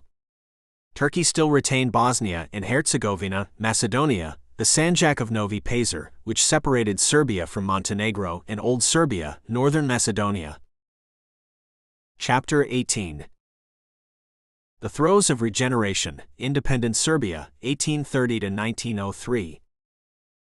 During his rule of Serbia, which lasted virtually from 1817 till 1839, Prince Milos did a very great deal for the welfare of his country.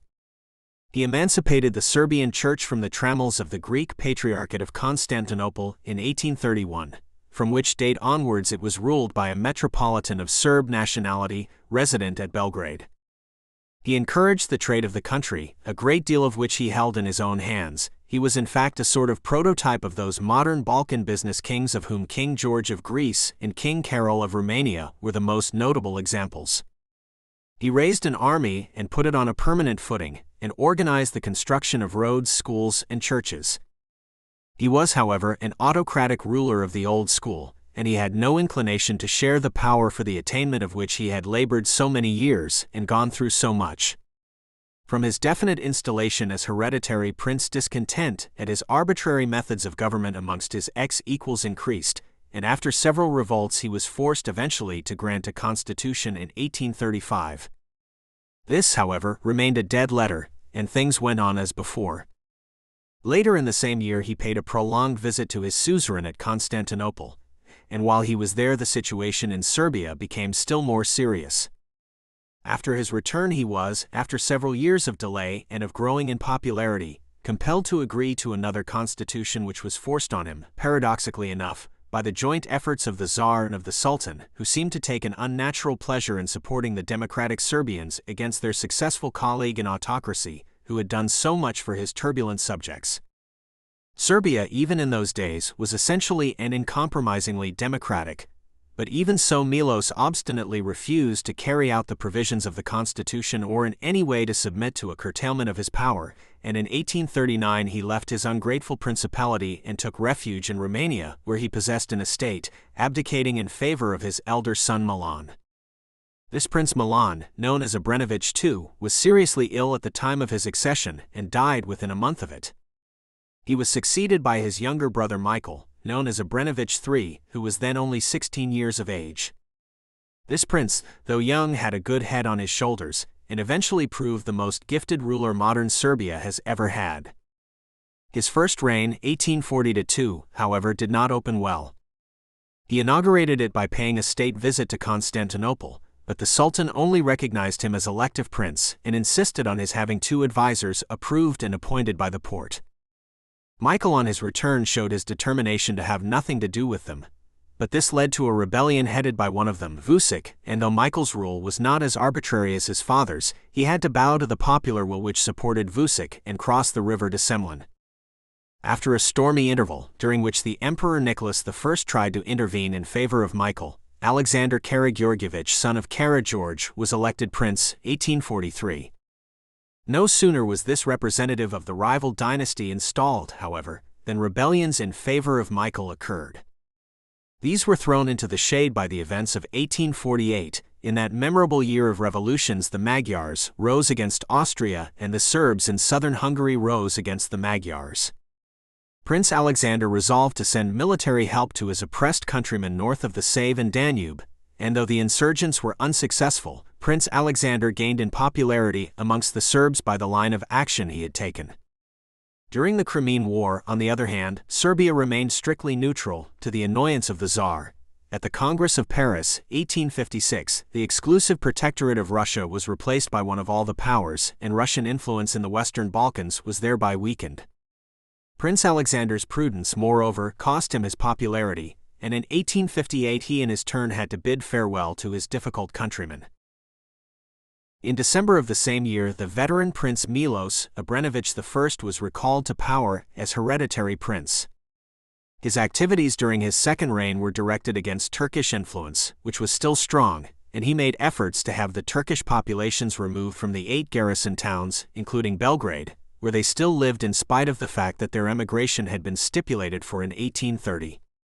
Unfortunately, he did not live long enough to carry out his plans, for he fell ill at Topčider, the summer palace near Belgrade, in the autumn of 1860, and died a few days afterwards. He was again succeeded by his son Michael Obrenović III, who was already 36 years of age. This able prince's second reign was brilliantly successful, and it was a disaster for which his foolish countrymen had to pay dearly when, by their fault, it was prematurely cut short in 1868. His first act was with the consent of a specially summoned Skupština to abolish the law, by which he could only appoint and remove his councillors with the approval of the Porte. Next he set about the organization and establishment of a regular army of 30,000 men. In 1862 an anti-Turkish rebellion broke out amongst the Serbs in Herzegovina, still, with Bosnia, a Turkish province, and the Porte, accusing Prince Michael of complicity, made warlike preparations against him. Events, however, were precipitated in such a way that, without waiting for the opening of hostilities, the Turkish general in command of the fortress of Belgrade turned his guns on the city. This provoked the intervention of the powers at Constantinople, and the entire civilian Turkish population had to quit the country in accordance with the stipulations of 1830. Only Turkish garrisons remaining in the fortresses of Šabac, Belgrade, Smederevo, and Kladovo, along the northern river frontier, still theoretically the boundary of the Sultan's dominions. After this success, Prince Michael continued his military preparations in order to obtain final possession of the fortresses when a suitable occasion should arise. This occurred in 1866, when Austria was engaged in the struggle with Prussia, and the policy of Great Britain became less Turcophile than it had hitherto been.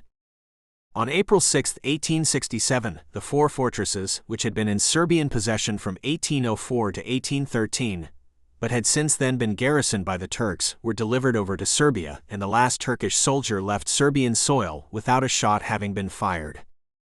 Though Serbia, after this, was still a vassal state, being tributary to the Sultan, these further steps on the road to complete independence were a great triumph, especially for Prince Michael personally. But this very triumph actuated his political opponents amongst his own countrymen, amongst whom were undoubtedly adherents of the rival dynasty, to revenge, and blind to the interests of their people, they foolishly and most brutally murdered this extremely capable and conscientious prince in the Deer Park near Topčider on June 10, 1868. The opponents of the Obrenović dynasty were, however, balked in their plans, and a cousin of the late prince was elected to the vacant and difficult position. This ruler, known as Milan Obrenović IV, who was only 14 years of age at the time of his accession, 1868, was of a very different character from his predecessor. The first thing that happened during his minority was the substitution of the Constitution of 1838 by another one which was meant to give the prince and the National Assembly much more power, but which eventually made the ministers supreme. The prince came of age in 1872 when he was 18. And he soon showed that the potential pleasures to be derived from his position were far more attractive to him than the fulfillment of its obvious duties. He found much to occupy him in Vienna and Paris, and but little in Belgrade. At the same time, the Serb people had lost, largely by its own faults, much of the respect and sympathy which it had acquired in Europe during Prince Michael's reign. In 1875, a formidable anti-Turkish insurrection, the last of many, broke out amongst the Serbs of Bosnia and Herzegovina, and all the efforts of the Turks to quell it were unavailing. In June 1876, Prince Milan was forced by the pressure of public opinion to declare war on Turkey in support of the unredeemed Serbs of Bosnia, and Serbia was joined by Montenegro. The country was, however, not materially prepared for war. The expected sympathetic risings in other parts of Turkey either did not take place or failed, and the Turks turned their whole army onto Serbia, with the result that in October the Serbs had to appeal to the Tsar for help, and an armistice was arranged, which lasted till February 1877. During the winter, a conference was held in Constantinople to devise means for alleviating the lot of the Christians in Turkey, and a peace was arranged between Turkey and Serbia whereby the status quo ante was restored. But after the conference, the heart of Turkey was again hardened, and the stipulations in favor of the Christians were not carried out. In 1877, Russia declared war on Turkey, cf. Chap. 10, and in the autumn of the same year Serbia joined in. This time the armies of Prince Milan were more successful and conquered and occupied the whole of southern Serbia, including the towns and districts of Niš, Pirot, Vranja and Leskovic. Montenegro, which had not been included in the peace of the previous winter, but had been fighting desperately and continuously against the Turks ever since it had begun actively to help the Serb rebels of Herzegovina in 1875, had a series of successes, as a result of which it obtained possession of the important localities of Nikšić, Podgorica, Budva, Antivari, and Dulcino, the last three on the shore of the Adriatic. By the Treaty of San Stefano, the future interests of both Serbia and Montenegro were jeopardized by the creation of a great Bulgaria, but that would not have mattered if in return they had been given control of the purely Serb provinces of Bosnia and Herzegovina, which ethnically they can claim just as legitimately as Bulgaria claims most of Macedonia. The Treaty of San Stefano was, however, soon replaced by that of Berlin. By its terms, both Serbia and Montenegro achieved complete independence, and the former ceased to be a tributary state of Turkey. The Serbs were given the districts of southern Serbia which they had occupied, and which are all ethnically Serb except Pirot, the population of which is a sort of cross between Serb and Bulgar. The Serbs also undertook to build a railway through their country to the Turkish and Bulgarian frontiers. Montenegro was nearly doubled in size, receiving the districts of Nikšić, Podgorica and others. Certain places in the interior the Turks and Albanians absolutely refused to surrender, and to compensate for these Montenegro was given a strip of coast with the townlets of Antivari and Dulcino. The memory of Gladstone, who specially espoused Montenegro's cause in this matter, is held in the greatest reverence in the brave little mountain country, but unfortunately the ports themselves are economically absolutely useless. Budva, higher up the Dalmatian coast, which would have been of some use, was handed over to Austria, to which country, already possessed of Cattaro and all the rest of Dalmatia, it was quite superfluous. Greatest tragedy of all for the future of the Serb race, the administration of Bosnia and Herzegovina was handed over temporarily to Austria-Hungary, and Austrian garrisons were quartered throughout those two provinces, which they were able to occupy only after the most bitter armed opposition on the part of the inhabitants, and also in the Turkish Sanjak or province of Novi Pazar, the ancient Raska and cradle of the Serb state. This strip of mountainous territory under Turkish administrative and Austrian military control was thus converted into a fortified wedge which effectually kept the two independent Serb states of Serbia and Montenegro apart. After all these events, the Serbs had to set to work to put their enlarged house in order. But the building of railways and schools and the organization of the services cost a lot of money, and as public economy is not a Serbian virtue, the debt grew rapidly. In 1882, Serbia proclaimed itself a kingdom and was duly recognized by the other nations. But King Milan did not learn to manage the affairs of his country any better as time went on. He was too weak to stand alone, and having freed himself from Turkey, he threw himself into the arms of Austria, with which country he concluded a secret military convention. In 1885, when Bulgaria and Eastern Rumelia successfully coalesced and Bulgaria thereby received a considerable increase of territory and power, the Serbs, prompted by jealousy, began to grow restless, and King Milan, at the instigation of Austria, foolishly declared war on Prince Alexander of Battenberg. This speedily ended in the disastrous Battle of Slivnica, cf. Chap. 2. Austria had to intervene to save its victim, and Serbia got nothing for its trouble but a large increase of debt and a considerable decrease of military reputation. In addition to all this, King Milan was unfortunate in his conjugal relations. His wife, the beautiful Queen Natalie, was a Russian, and as he himself had Austrian sympathies, they could scarcely be expected to agree on politics. But the strife between them extended from the sphere of international to that of personal sympathies and antipathies. King Milan was promiscuous in affairs of the heart, and Queen Natalie was jealous. Scenes of domestic discord were frequent and violent, and the effect of this atmosphere on the character of their only child Alexander, who was born in 1876, was naturally bad. The king, who had for some years been very popular with his subjects with all his failings, lost his hold on the country after the unfortunate War of 1885, and the partisans of the rival dynasty began to be hopeful once more. In 1888, King Milan gave Serbia a very much more liberal constitution, by which the ministers were for the first time made really responsible to the Skupština or National Assembly, replacing that of 1869, and the following year, worried by his political and domestic failures, discredited and unpopular both at home and abroad, he resigned in favor of his son Alexander, then aged 13. This boy, who had been brought up in what may be called a permanent storm center, both domestic and political, was placed under a regency, which included M. Ristic, with a radical ministry under M. Pasic, an extremely able and patriotic statesman of pro-Russian sympathies, who ever since he first became prominent in 1877 had been growing in power and influence. But trouble did not cease with the abdication of King Milan. He and his wife played box and cocks at Belgrade for the next 4 years, quarreling and being reconciled, intriguing and fighting round the throne in person of their son. At last both parents agreed to leave the country and give the unfortunate youth a chance. King Milan settled in Vienna, Queen Natalie in Biarritz. In 1893, King Alexander suddenly declared himself of age and arrested all his ministers and regents one evening while they were dining with him. The next year he abrogated the Constitution of 1888, under which party warfare in the Serbian parliament had been bitter and uninterrupted, obstructing any real progress, and restored that of 1869. Ever since 1889, the date of the accession of the German emperor, Berlin had taken more interest in Serbian affairs, and it has been alleged that it was William II who, through the wife of the Romanian minister at his court, who was sister of Queen Natalie, influenced King Alexander in his abrupt and ill-judged decisions.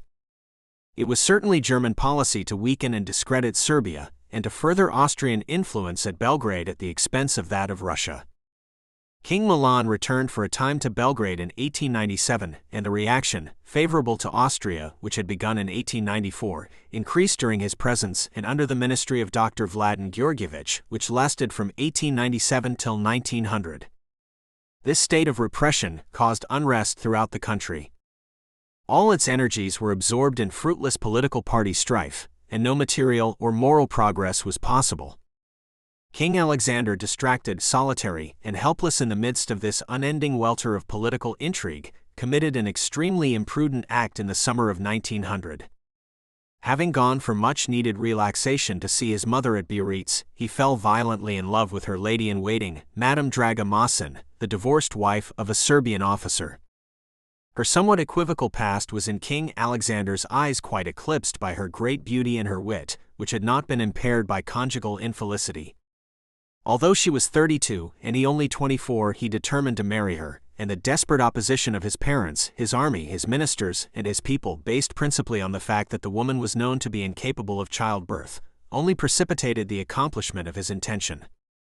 This unfortunate and headstrong action on the part of the young king, who, though deficient in tact and intuition, had plenty of energy and was by no means stupid, might have been forgiven him by his people if, as was at first thought possible, it had restored internal peace and prosperity in the country and thereby enabled it to prepare itself to take a part in the solution of those foreign questions which vitally affected Serb interests and were already looming on the horizon. But it did not. In 1901, King Alexander granted another constitution and for a time attempted to work with a coalition ministry, but this failed, and a term of reaction with pro-Austrian tendencies, which were favored by the king and queen, set in.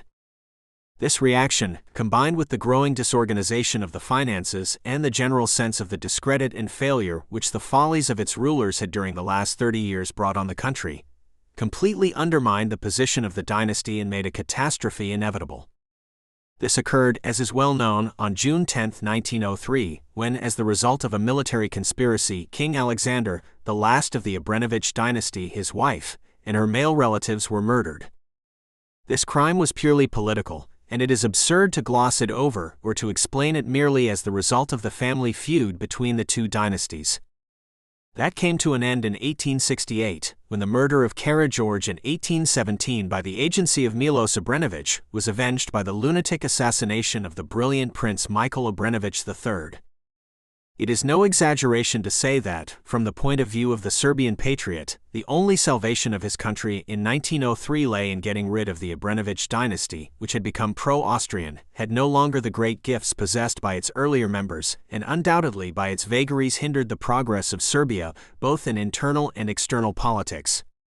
The assassination was unfortunately carried out with unnecessary cruelty, and it is this fact that made such a bad impression and for so long militated against Serbia in Western Europe. But it must be remembered that civilization in the Balkans, where political murder, far from being a product of the 500 years of Turkish dominion, has always been endemic, is not on the same level in many respects as it is in the rest of Europe. Life is one of the commodities which are still cheap in backward countries. Although King Alexander and his wife can in no sense be said to have deserved the awful fate that befell them, it is equally true that had any other course been adopted, such as deposition and exile, the wire-pulling and intriguing from outside, which had already done the country so much harm, would have become infinitely worse. Even so, it was long before things in any sense settled down. As for the alleged complicity of the rival dynasty in the crime, it is well established that that did not exist. It was no secret to anybody interested in Serbian affairs that something catastrophic was about to happen, and when the tragedy occurred it was natural to appeal to the alternative native dynasty to step into the breach. But the head of that dynasty was in no way responsible for the plot, still less for the manner in which it was carried out, and it was only after much natural hesitation and in the face of his strong disinclination that Prince Peter Karageorgievich was induced to accept the by no means enviable, easy or profitable task of guiding Serbia's destiny. The Serbian throne in 1903 was a source neither of glory nor of riches, and it was notoriously no sinecure. After the tragedy, the democratic constitution of 1888 was first of all restored, and then Prince Peter Karageorgievich, grandson of Karageorge, the leader of the first Serbian insurrection of 1804-13, who was at that time 59 years of age, was unanimously elected king. He had married in 1883 a daughter of Prince Nicholas of Montenegro and sister of the future Queen of Italy, but she had been dead already some years at the time of his accession, leaving him with a family of 2 sons and a daughter. Chapter 19. Serbia, Montenegro, and the Serbo-Croats in Austria-Hungary, 1903-8. It was inevitable that after the sensation which such an event could not fail to cause in 20th century Europe, it should take the country where it occurred some time to live down the results. Other powers, especially those of Western Europe, looked coldly on Serbia and were in no hurry to resume diplomatic intercourse, still less to offer diplomatic support. The question of the punishment and exile of the conspirators was almost impossible of solution, and only time was able to obliterate the resentment caused by the whole affair. In Serbia itself a great change took place.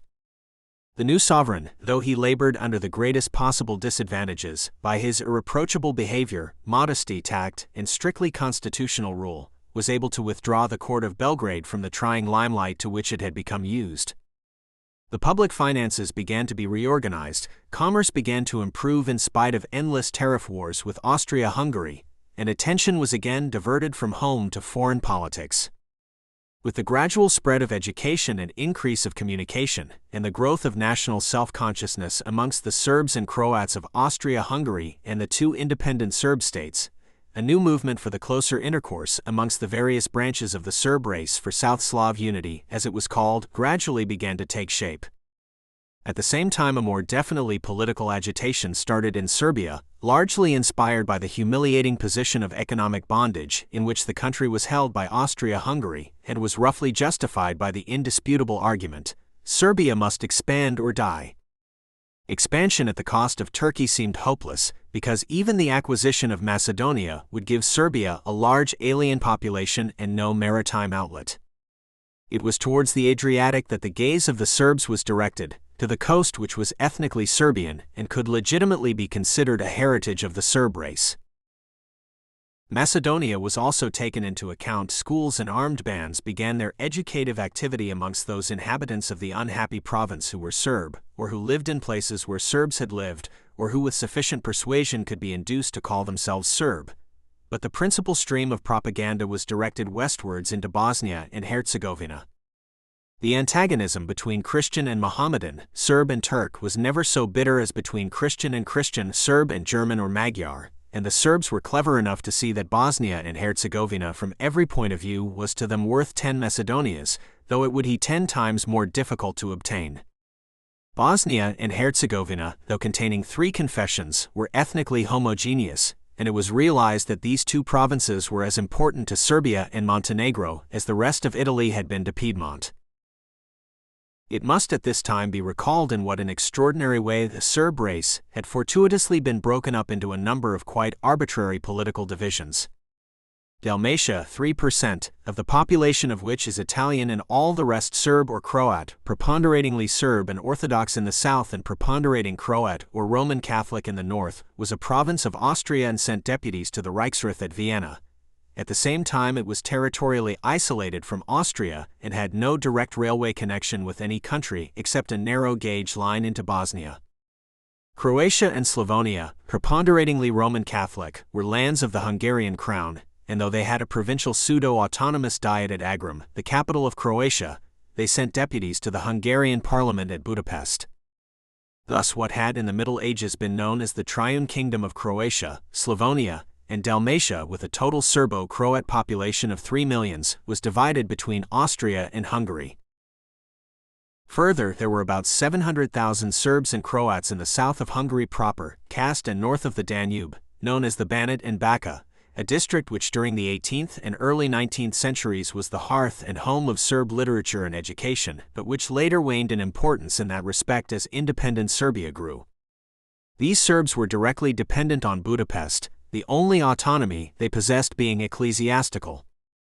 Bosnia and Herzegovina, still nominally Turkish provinces, with a Slav population of nearly 2,850,000 Orthodox Serbs, 650,000 Mohammedan Serbs, and the rest Roman Catholics, were to all intents and purposes already imperial lands of Austria-Hungary, with a purely military and police administration.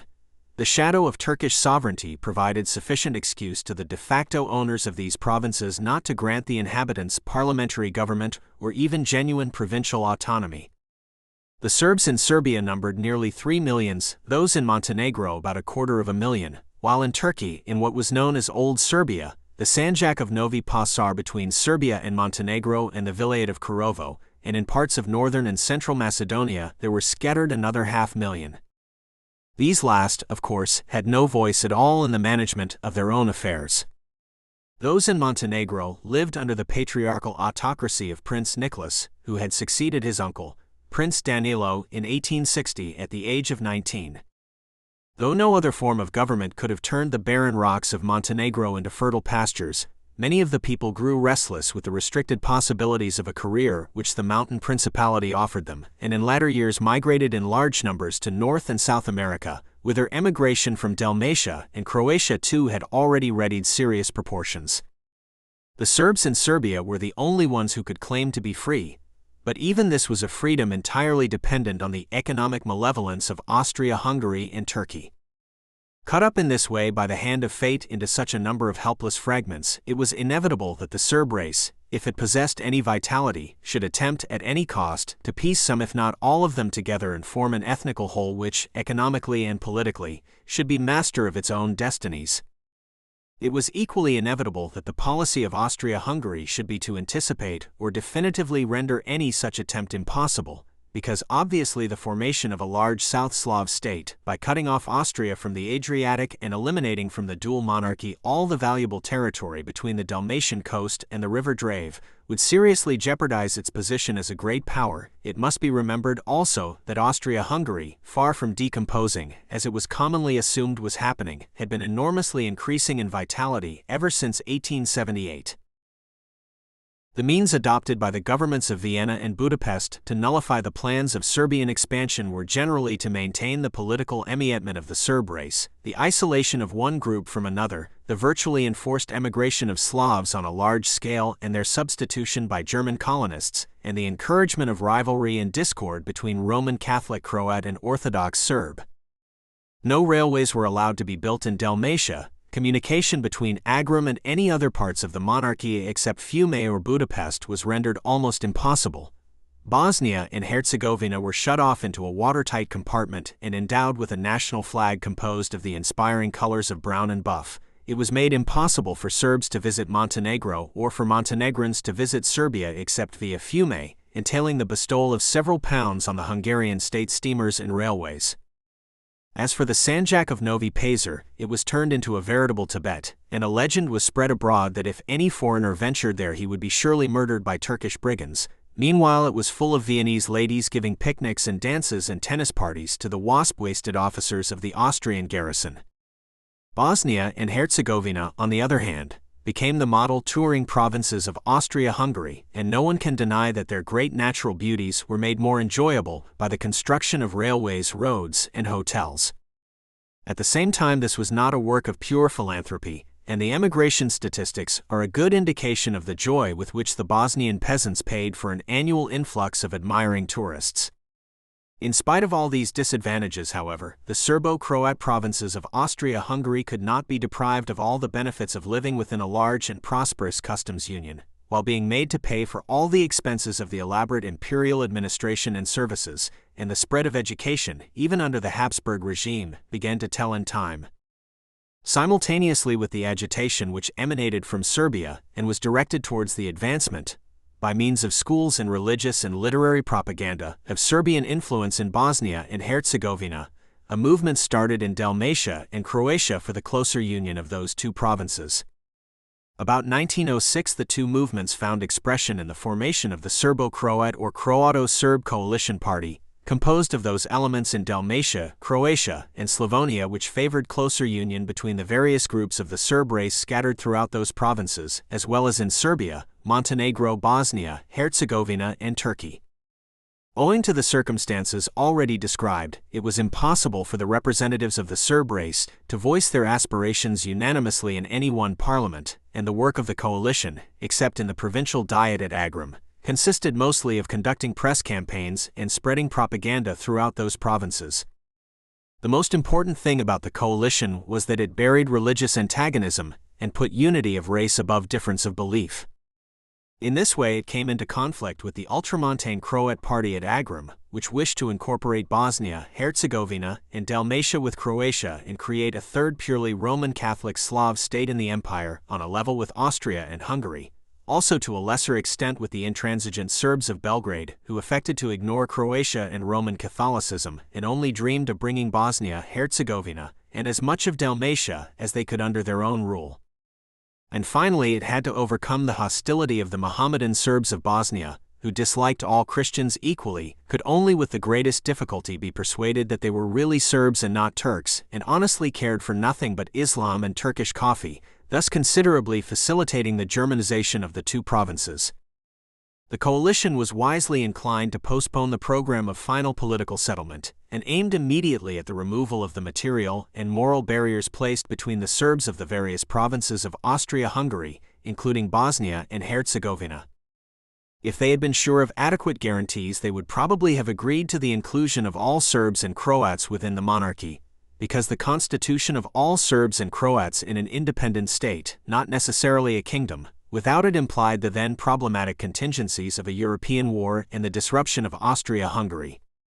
Considering the manifold handicaps under which Serbia and its cause suffered, the considerable success which its propaganda met with in Bosnia and Herzegovina and other parts of Austria-Hungary from 1903 till 1908 is a proof, not only of the energy and earnestness of its promoters and of the vitality of the Serbian people, but also, if any were needed, of the extreme unpopularity of the Habsburg regime in the southern Slav provinces of the dual monarchy. Serbia had no help from outside. Russia was entangled in the Far East and then in the revolution, and though the new dynasty was approved in St. Petersburg, Russian sympathy with Serbia was at that time only lukewarm. Relations with Austria-Hungary were of course always strained.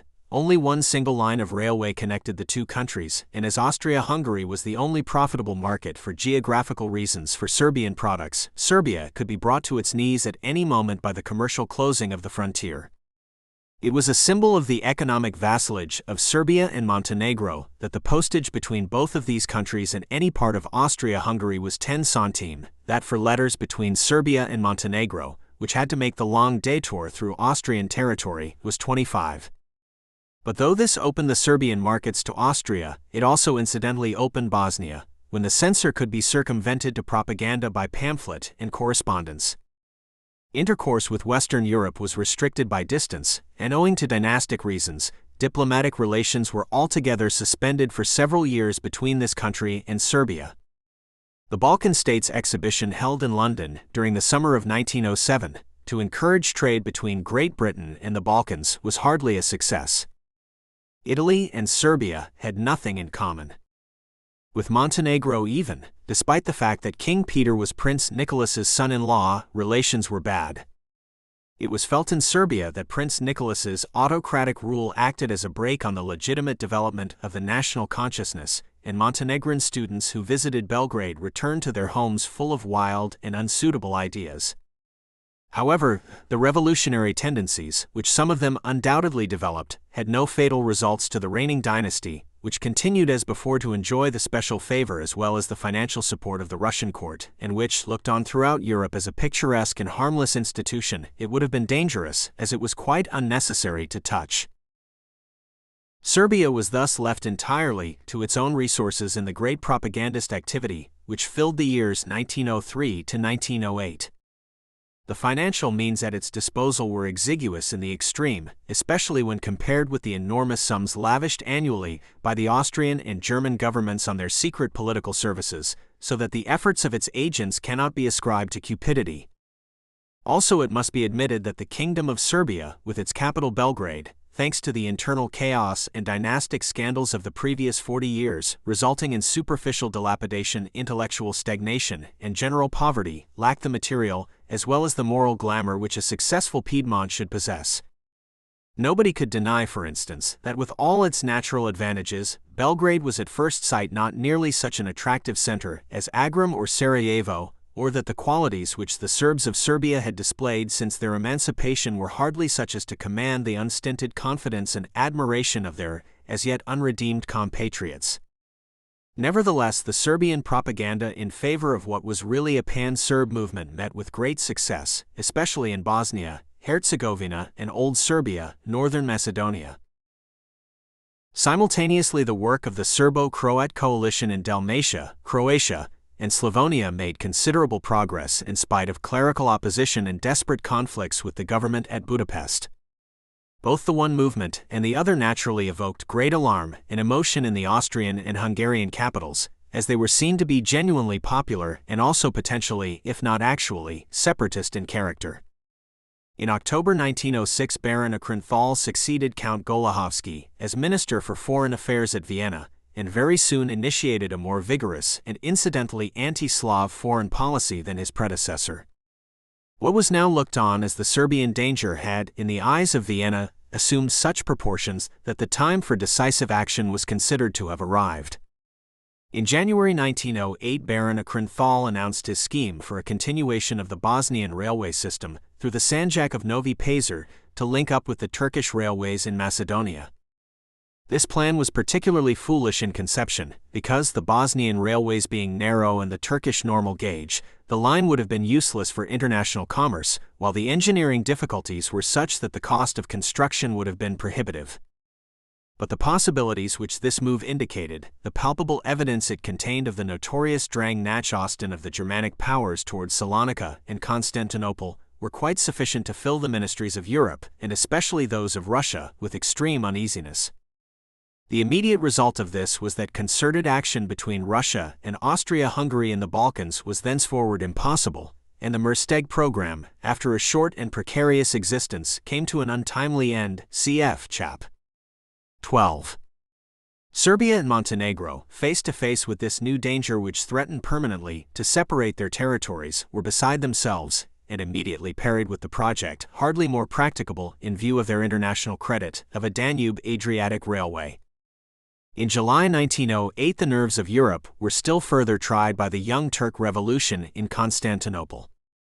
The imminence of this movement was known to Austro-German diplomacy, and doubtless this knowledge, as well as the fear of the pan-Serb movement, prompted the Austrian foreign minister to take steps towards the definitive regularization of his country's position in Bosnia and Herzegovina, provinces whose suzerain was still the Sultan of Turkey. The effect of the Young Turk coup in the Balkan states was, as anyone who visited them at that time can testify, both pathetic and intensely humorous.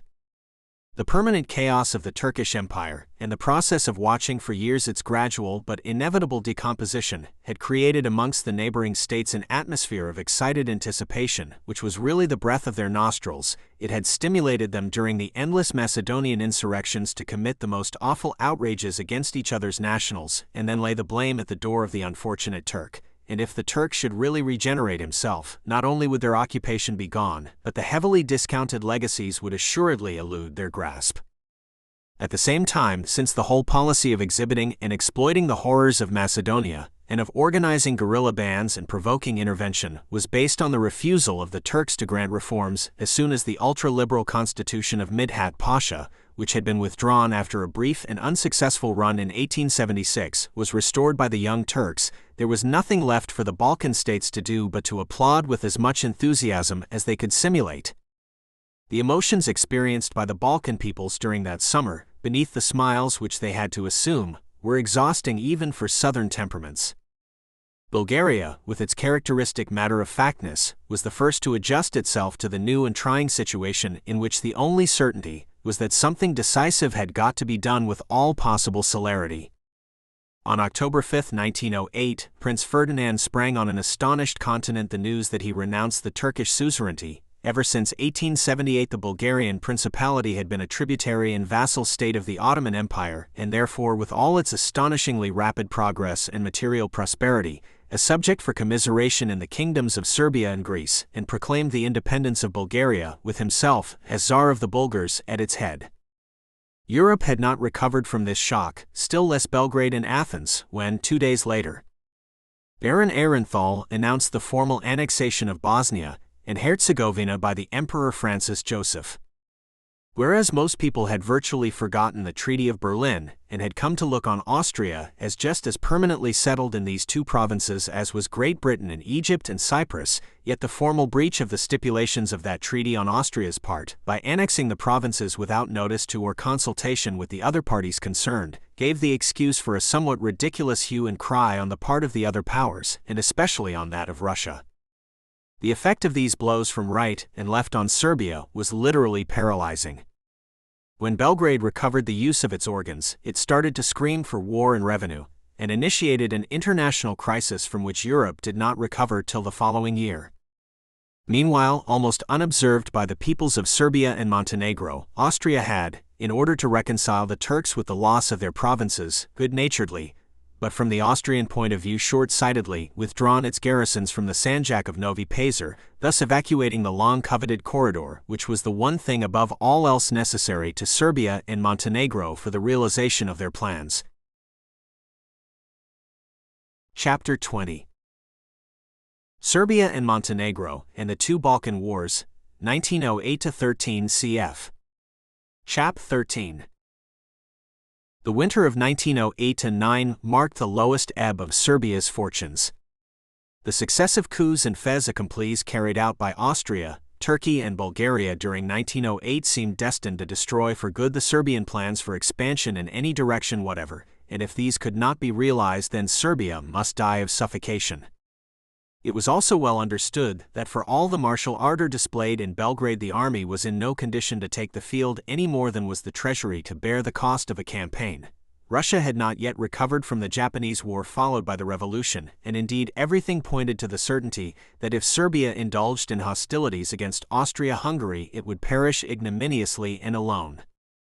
The worst of it was that neither Serbia nor Montenegro had any legal claim to Bosnia and Herzegovina. They had been deluding themselves with the hope that their ethnical identity with the people of these provinces, supported by the effects of their propaganda, would induce a compassionate and generous Europe at least to insist on their being given a part of the coveted territory, and thus give Serbia access to the coast, when the ambiguous position of these two valuable provinces, still nominally Turkish but already virtually Austrian, came to be finally regularized. As a matter of fact, ever since Bismarck, Gorchakov, and Beaconsfield had put Austria-Hungary in their possession in 1878, no one had seriously thought that the dual monarchy would ever voluntarily retire from 1 inch of the territory which had been conquered and occupied at such cost, and those who noticed it were astonished at the evacuation by it of the Sanjak of Novi Pazar. At the same time Baron Akrynthal little foresaw what a hornet's nest he would bring about his ears by the tactless method in which the annexation was carried out. The first effect was to provoke a complete boycott of Austro-Hungarian goods and trading vessels throughout the Ottoman Empire, which was so harmful to the Austrian export trade that in January 1909 Count Akrynthal had to indemnify Turkey with the sum of £2,500,000 for his technically stolen property. Further, the attitude of Russia and Serbia throughout the whole winter remained so provocative and threatening that, although war was generally considered improbable, the Austrian army had to be kept on a war footing, which involved great expense and much popular discontent.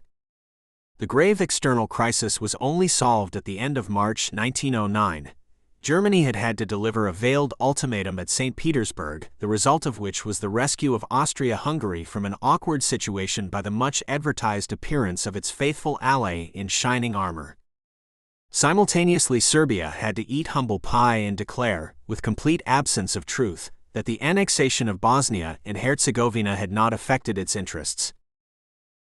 Meanwhile, the internal complications in the southern Slav provinces of Austria-Hungary were growing formidable. Ever since the summer of 1908, arrests had been going on among the members of the Croato-Serb coalition, who were accused of favoring the subversive pan-Serb movement. The press of Austria-Hungary magnified the importance of this agitation in order to justify abroad the pressing need for the formal annexation of Bosnia and Herzegovina. The fact was that, though immediate danger to the monarchy as a result of the pan-Serb agitation was known not to exist, yet in the interests of Austrian foreign policy, the Serbs had to be compromised in the eyes of Europe. The Croato-Serb coalition within the dual monarchy had to be destroyed to gratify Budapest in particular, and the religious and political discord between Croat and Serb, on which the foundation of the power of Austria-Hungary, and especially that of Hungary, in the south rested, and which was in a fair way of being eliminated through the efforts of the coalition, had to be revived by some means or other. It is not possible here to go into the details of the notorious Agram high treason trial, which was the outcome of all this. It suffices to say that it was a monstrous travesty of justice which lasted from March till October 1909, and though it resulted in the ostensible destruction of the coalition and the imprisonment of many of its members, it defeated its own ends, as it merely fanned the flame of nationalistic feeling against Vienna and Budapest, and Croatia has ever since had to be governed virtually by martial law.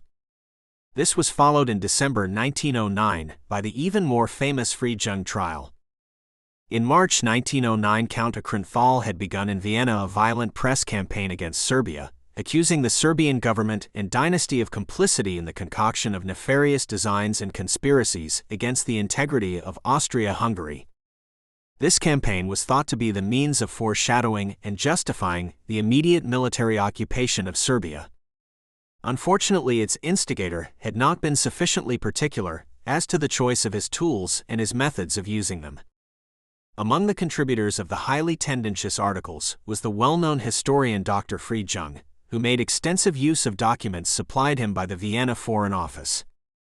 His accusations immediately provoked an action for libel on the part of 3 leaders of the Croato-Serb coalition who were implicated in December 1909. The trial, which was highly sensational, resulted in the complete vindication and rehabilitation both of those 3 Austrian subjects in the eyes of the whole of Austria-Hungary and of the Belgrade Foreign Office and those of Europe. The documents on which the charges were based were proven to be partly forgeries, partly falsified, and partly stolen by various disreputable secret political agents of the Austrian Foreign Office, and one of the principal Serbian conspirators, a professor of Belgrade University, proved that he was in Berlin at the time when he had been accused of presiding over a revolutionary meeting at Belgrade. But it also resulted in the latter discrediting of Count Akrynthal as a diplomat and of the methods by which he conducted the business of the Austrian Foreign Office, and involved his country in the expenditure of countless millions which it could ill afford. There never was any doubt that a subversive agitation had been going on, and that it emanated in part from Serbia, but the Serbian Foreign Office, under the able management of Dr. Milovanovic and Dr. Spalakovic, one of the principal witnesses at the Friedjung trial, was far too clever to allow any of its members, or indeed any responsible person in Serbia, to be concerned in it, and the brilliant way in which the clumsy and foolish charges were refuted redounded greatly to the credit of the Serbian government. Count Akränthal had overreached himself, and moreover the wind had already been taken out of his sails by the public recantation on Serbia's part of its pretensions to Bosnia, which, as already mentioned, took place at the end of March 1909, and by the simultaneous termination of the international crisis marked by Russia's acquiescence in the fait accompli of the annexation. At the same time, the Serbian Crown Prince George, King Peter's elder son, who had been the leader of the chauvinist war party in Serbia, and was somewhat theatrical in demeanor and irresponsible in character, renounced his rights of succession in favor of his younger brother Prince Alexander, a much steadier and more talented young man. It is certain that when he realized how things were going to develop, Count Akränthal tried to hush up the whole incident, but it was too late, and Dr. Friedjung insisted on doing what he could to save his reputation as a historian. In the end, he was made the principal scapegoat, though the press of Vienna voiced its opinion of the Austrian Foreign Office in no measured tones, saying, amongst other things, that if the conductors of its diplomacy must use forgeries, they might at any rate secure good ones. Eventually a compromise was arranged, after the defendant had clearly lost his case, owing to pressure being brought to bear from outside, and the Serbian government refrained from carrying out its threat of having the whole question threshed out before the Hague Tribunal. The cumulative effect of all these exciting and trying experiences was the growth of a distinctly more sympathetic feeling towards Serbia in Europe at large, and especially a rallying of all the elements throughout the Serb and Croat provinces of Austria-Hungary, except the extreme clericals of Agrum, to the Serbian cause. Briefly, the effect was the exact opposite of that desired by Vienna and Budapest. Meanwhile, events had been happening elsewhere, which revived the drooping interest and flagging hopes of Serbia in the development of foreign affairs. The attainment of power by the Young Turks and the introduction of parliamentary government had brought no improvement to the internal condition of the Ottoman Empire, and the Balkan peoples made no effort to conceal their satisfaction at the failure of the revolution to bring about reform by magic. The counter-revolution of April 1909 and the accession of the Sultan Muhammad V made things no better. In Macedonia, and especially in Albania, they had been going from bad to worse. The introduction of universal military service and obligatory payment of taxes caused a revolution in Albania, where such innovations were not at all appreciated. From 1909 till 1911 there was a state of perpetual warfare in Albania, with which the Young Turks, in spite of cruel reprisals, were unable to cope until in the summer of that year, Austria threatened to intervene unless order were restored. Some sort of settlement was patched up, and an amnesty was granted to the rebels by the new Sultan. This unfortunate man, after being rendered almost half-witted by having been for the greater part of his life kept a prisoner by his brother the tyrant Abdul Hamid, was now the captive of the Young Turks, and had been compelled by them to make as triumphal a progress as fears for his personal safety would allow through the provinces of European Turkey. But it was obvious to Balkan statesmen that Turkey was only changed in name, and that if its threatened regeneration had slightly postponed their plans for its partition amongst themselves, the ultimate consummation of these plans must be pursued with, if possible, even greater energy and expedition than before. It was also seen by the more perspicacious of them that the methods hitherto adopted must in future be radically altered. A rejuvenated though unreformed Turkey, bent on self-preservation, could not be despised, and it was understood that if the revolutionary bands of the three Christian nations, Greece, Serbia, and Bulgaria, were to continue indefinitely to cut each other's throats in Macedonia, the tables might conceivably be turned on them. From 1909 onwards, a series of phenomena occurred in the Balkans which ought to have given warning to the Turks, whose survival in Europe had been due solely to the fact that the Balkan states had never been able to unite. In the autumn of 1909, King Ferdinand of Bulgaria met Crown Prince Alexander of Serbia, and made an expedition in his company to Mount Kapanik in Serbia, renowned for the beauty of its flora. This must have struck those who remembered the bitter feelings which had existed between the two countries for years, and had been intensified by the events of 1908. Bulgaria had looked on Serbia's failures with persistent contempt, while Serbia had watched Bulgaria's successful progress with speechless jealousy, and the memory of Slivnica was not yet obliterated. In the summer of 1910, Prince Nicholas of Montenegro celebrated the 50th anniversary of his reign and his golden wedding. The festivities were attended by King Ferdinand of Bulgaria and the Crown Prince Boris, by the Crown Prince Alexander of Serbia and his sister, grandchildren of Prince Nicholas, by his two daughters the Queen of Italy and the Grand Duchess Anastasia of Russia, and by their husbands, King Victor Emmanuel and the Grand Duke Nicholas. The happiness of the venerable ruler, who was as respected throughout Europe as he was feared throughout his principality, was at the same time completed by his recognition as king by all the governments and sovereigns of the continent. The hopes that he would simultaneously introduce a more liberal form of government amongst his own people were unfortunately disappointed. The year 1911, it need scarcely be recalled, was extremely fateful for the whole of Europe. The growing restlessness and irritability manifested by the German Empire began to make all the other governments feel exceedingly uneasy. The French expedition to Fez in April was followed by the Anglo-Franco-German crisis of July. War was avoided, and France was recognized as virtually master of Morocco, but the soreness of the diplomatic defeat rendered Germany a still more trying neighbor than it had been before. The first repercussion was the war which broke out in September 1911 between Italy and Turkey for the possession of Tripoli and Cyrenaica, which Italy, with its usual insight, saw was vital to its position as a Mediterranean power and therefore determined to acquire before any other power had time or courage to do so. In the Balkans, this was a year of observation and preparation. Serbia, taught by the bitter lesson of 1908 not to be caught again unprepared, had spent much money and care on its army during the last few years and had brought it to a much higher state of efficiency. In Austria-Hungary, careful observers were aware that something was afoot and that the gaze of Serbia, which from 1903 till 1908 had been directed westwards to Bosnia and the Adriatic, had since 1908 been fixed on Macedonia and the Aegean. The actual formation of the Balkan League by King Ferdinand and M. Venizelos may not have been known, but it was realized that action of some sort on the part of the Balkan states was imminent and that something must be done to forestall it. In February 1912, Count Aehrenthal died and was succeeded by Count Berchtold as Austro-Hungarian Minister for Foreign Affairs. In August of the same year, this minister unexpectedly announced his new and startling proposals for the introduction of reforms in Macedonia, which nobody in the Balkans who had any material interest in the fate of that province genuinely desired at that moment.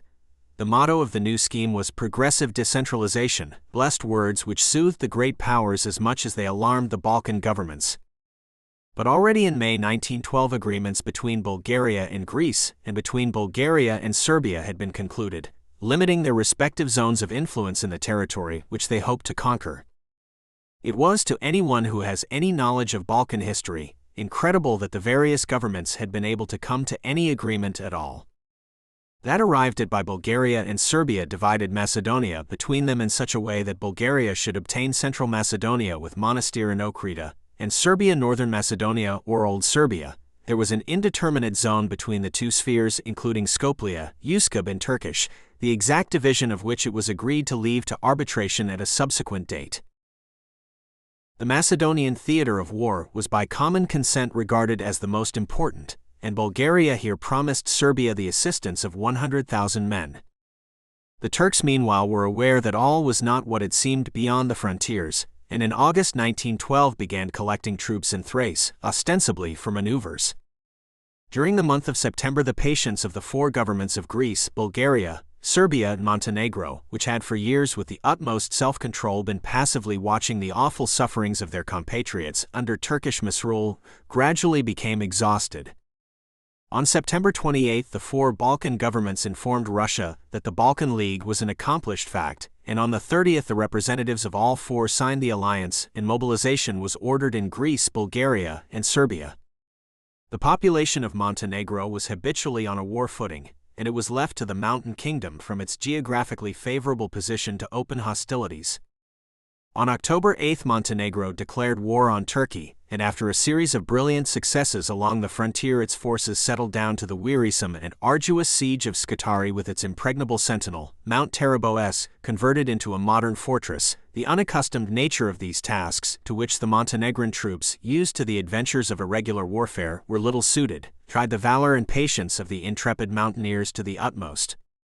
By that time Europe was in a ferment, and both Russia and Austria, amazed at having the initiative in the regulation of Balkan affairs wrested from them, showered on the Balkan capitals threats and protests, which for once in a way were neglected. On October 13, Greece, Bulgaria, and Serbia replied that the offer of outside assistance and advice had come too late, and that they had decided themselves to redress the intolerable and secular wrongs of their long-suffering compatriots in Macedonia by force of arms. To their dismay, a treaty of peace was signed at Lausanne about the same time between Turkey and Italy, which power, it had been hoped, would have distracted Turkey's attention by a continuance of hostilities in northern Africa, and at any rate immobilized the Turkish fleet. Encouraged by this success, Turkey boldly declared war on Bulgaria and Serbia on October 17, hoping to frighten Greece and detach it from the League, but on the 18th the Greek government replied by declaring war on Turkey, thus completing the necessary formalities. The Turks were confident of an early and easy victory, and hoped to reach Sofia, not from Constantinople and Thrace, but pushing up northeastwards from Macedonia. The rapid offensive of the Serbian army, however, took them by surprise, and they were completely overwhelmed at the Battle of Kumanovo in northern Macedonia on October 23-4, 1912. On the 31st, King Peter made his triumphal entry into Skopje, ex-Uskub, the ancient capital of Serbia under Tsar Stephen Dusan in the 14th century.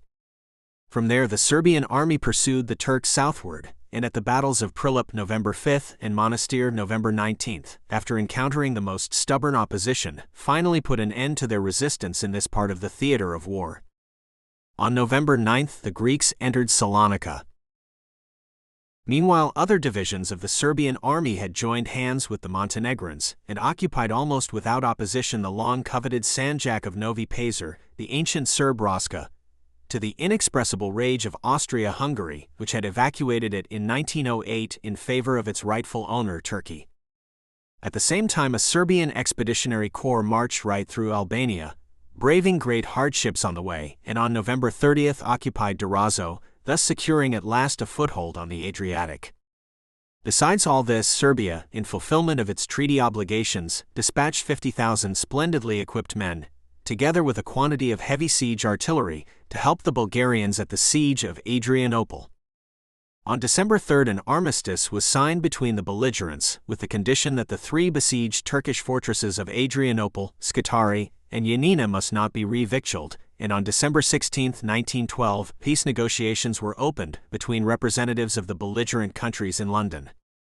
Meanwhile, the Germanic powers, dismayed by the unexpected victories of the Balkan armies and humiliated by the crushing defeats in the field of the German-trained Turkish army, had since the beginning of November been doing everything in their power to support their client Turkey and prevent its final extinction, and at the same time the blighting of their ambitions eventually to acquire the empire of the Near East.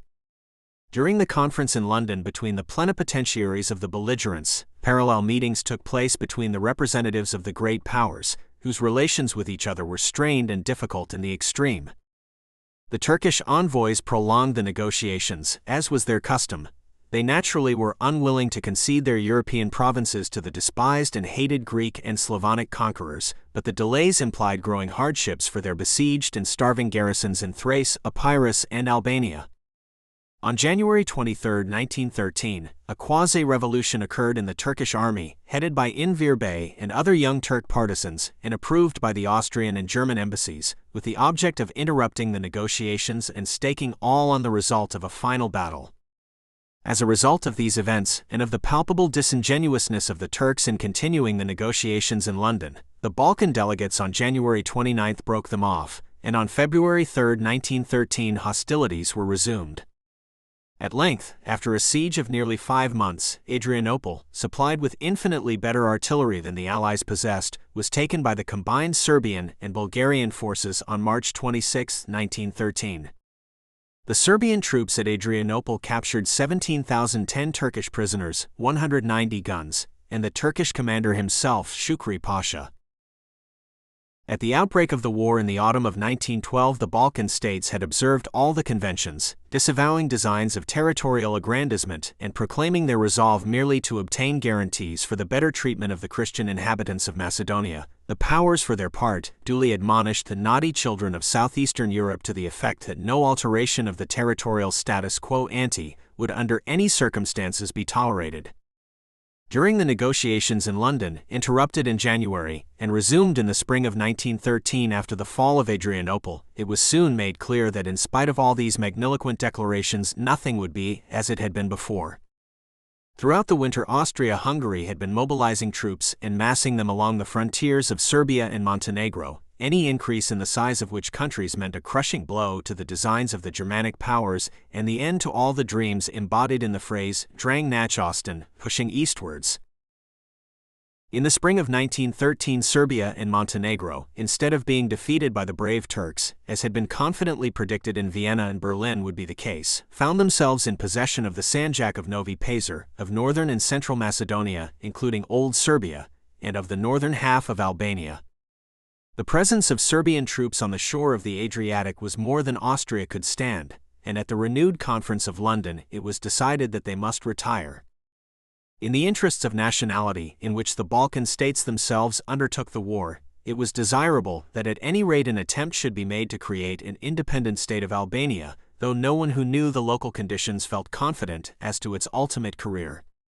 Its creation assuaged the consciences of the Liberal government in Great Britain, and at the same time admirably suited the strategic plans of Austria-Hungary.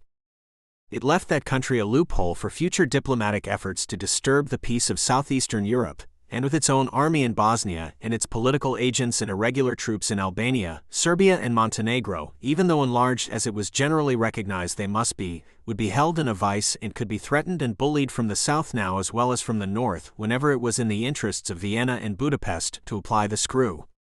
The independence of Albania was declared at the Conference of London on May 30, 1913. Scutari was included in it as being a purely Albanian town, and King Nicholas and his army, after enjoying its coveted flesh pots for a few halcyon weeks, had, to their mortification, to retire to the barren fastnesses of the Black Mountain. Serbia, frustrated by Austria in its attempts, generally recognized as legitimate, to obtain even a commercial outlet on the Adriatic, naturally again diverted its aims southwards to Salonika. The Greeks were already in possession of this important city and seaport, as well as of the whole of southern Macedonia. The Serbs were in possession of central and northern Macedonia, including Monastir and Okrida, which they had at great sacrifices conquered from the Turks. It had been agreed that Bulgaria, as its share of the spoils, should have all central Macedonia, with Monastir and Okrida, although on ethnical grounds the Bulgarians have only very slightly better claim to the country and towns west of the Vardar than any of the other Balkan nationalities. But at the time that the agreement had been concluded, it had been calculated in Greece and Serbia that Albania, far from being made independent, would be divided between them, and that Serbia, assured of a strip of coast on the Adriatic, would have no interest in the control of the river Vardar and of the railway which follows its course connecting the interior of Serbia with the port of Salonika. Greece and Serbia had no ground whatever for quarrel and no cause for mutual distrust, and they were determined, for political and commercial reasons, to have a considerable extent of frontier from west to east in common. The creation of an independent Albania completely altered the situation. If Bulgaria should obtain Central Macedonia and thus secure a frontier from north to south in common with the newly formed state of Albania, then Greece would be at the mercy of its hereditary enemies the Bulgars and Arnauts, Albanians, as it had previously been at the mercy of the Turks, while Serbia would have two frontiers between itself and the sea instead of one as before, and its complete economic strangulation would be rendered inevitable and rapid. Bulgaria, for its own part, naturally refused to waive its claim to Central Macedonia, well knowing that the master of the Vardar Valley is master of the Balkan Peninsula. The first repercussion of the ephemeral Treaty of London of May 30, 1913, which created Albania and shut out Serbia from the Adriatic, was therefore, as the diplomacy of the Germanic powers had all along intended it should be, the beginning of a feud between Greece and Serbia on the one hand, and Bulgaria on the other, the disruption of the Balkan League and the salvation, for the ultimate benefit of Germany, of what was left of Turkey in Europe.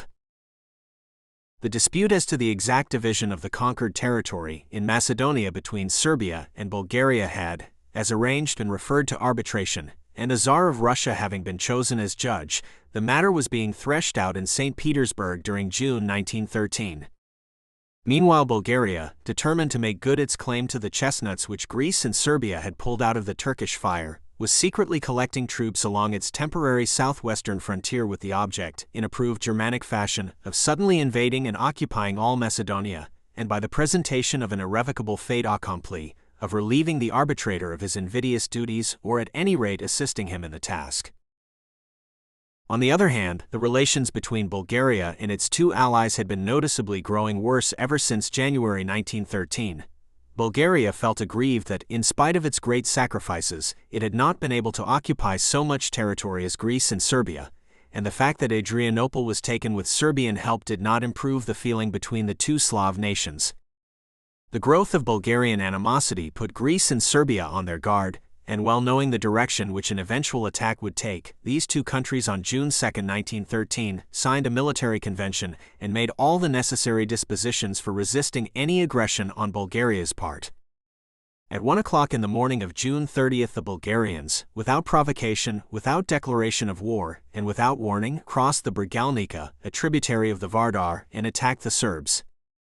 A most violent battle ensued which lasted for several days. At some points the Bulgarians, thanks to the suddenness of their offensive, were temporarily successful, but gradually the Serbs regained the upper hand and by July 1 the Bulgarians were beaten. The losses were very heavy on both sides, but the final issue was a complete triumph for the Serbian army. Slivnica was avenged by the Battle of the Bregalnica, just as Kosovo was by that of Kamanovo. After a triumphant campaign of 1 month, in which the Serbs were joined by the Greeks, Bulgaria had to bow to the inevitable. The Romanian army had invaded northern Bulgaria, bent on maintaining the Balkan equilibrium and on securing compensation for having observed neutrality during the War of 1912-13, and famine reigned at Sofia. A conference was arranged at Bucharest, and the treaty of that name was signed there on August 10, 1913. By the terms of this treaty, Serbia retained the whole of northern and central Macedonia, including Monastir and Okrida, and the famous Sanjak of Novi Pazar was divided between Serbia and Montenegro.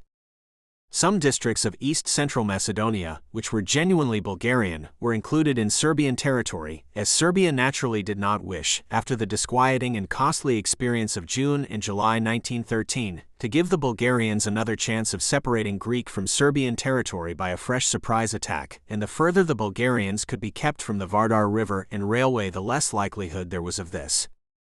The state of feeling in the Germanic capitals and in Budapest after this ignominious defeat of their protégé Bulgaria, and after this fresh triumph of the despised and hated Serbians can be imagined. Bitterly disappointed first at seeing the Turks vanquished by the Balkan League, their greatest admirers could not even claim that the Turks had had any moral victories. Their chagrin, when they saw the Bulgarians trounced by the Serbians, knew no bounds. That the secretly prepared attack on Serbia by Bulgaria was planned in Vienna and Budapest there is no doubt.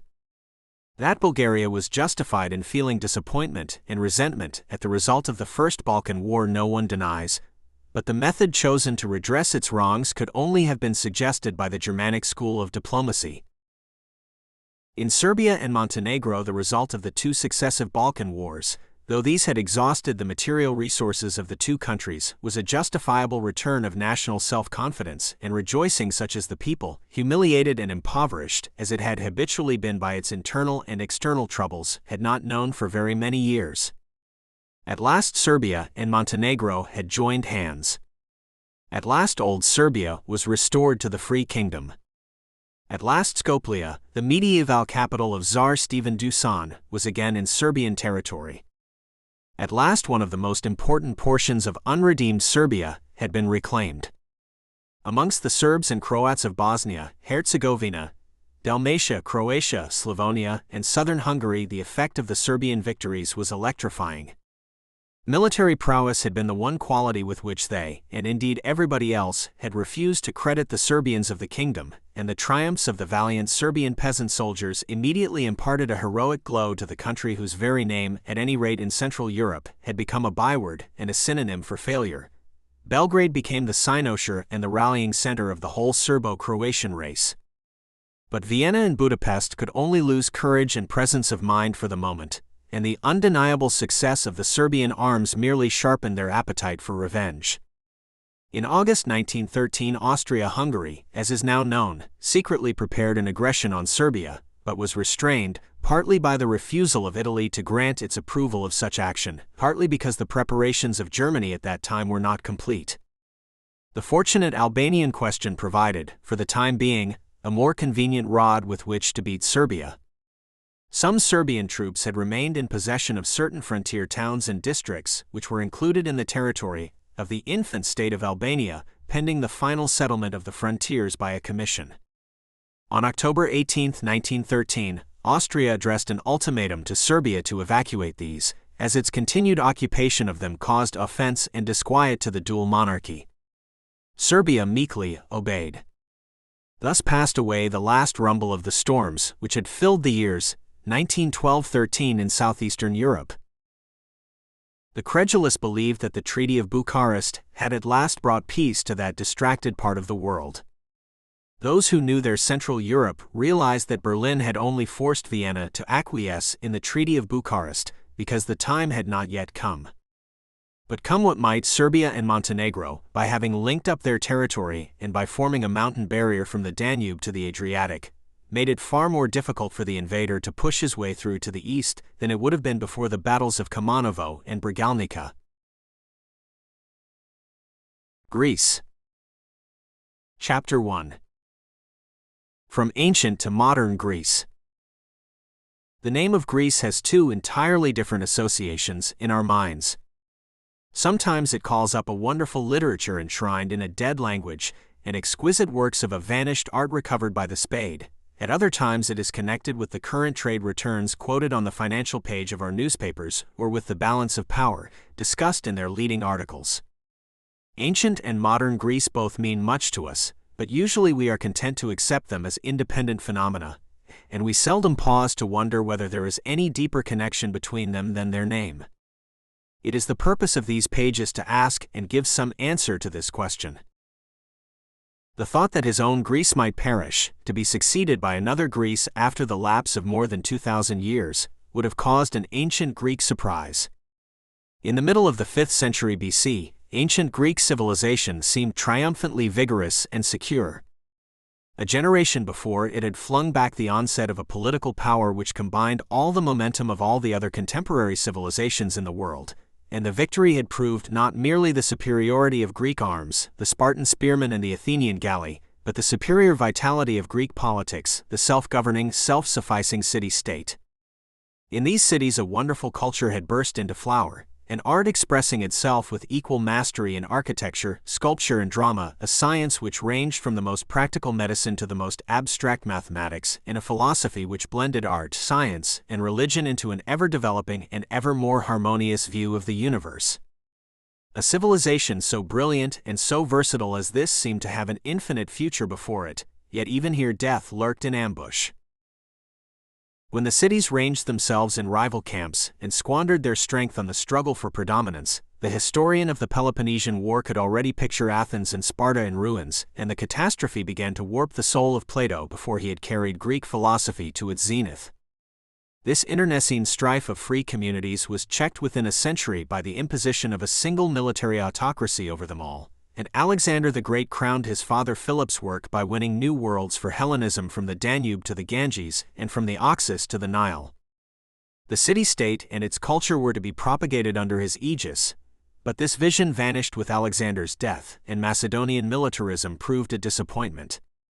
The feuds of these crowned condottieri harassed the cities more sorely than their own quarrels, and their arms could not even preserve the Hellenic heritage against external foes.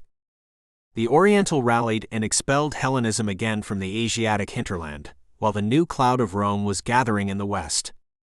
In 4 generations of the most devastating warfare the world had seen, Rome conquered all the coasts of the Mediterranean. Greek city and Greek dynasty went down before her, and the political scepter passed irrevocably from the Hellenic nation. Yet this political abdication seemed to open for Hellenic culture a future more brilliant and assured than ever. Rome could organize as well as conquer. She accepted the city-state as the municipal unit of the Roman Empire, thrust back the Oriental behind the Euphrates, and promoted the Hellenization of all the lands between this river frontier and the Balkans with much greater intensity than the Macedonian imperialists.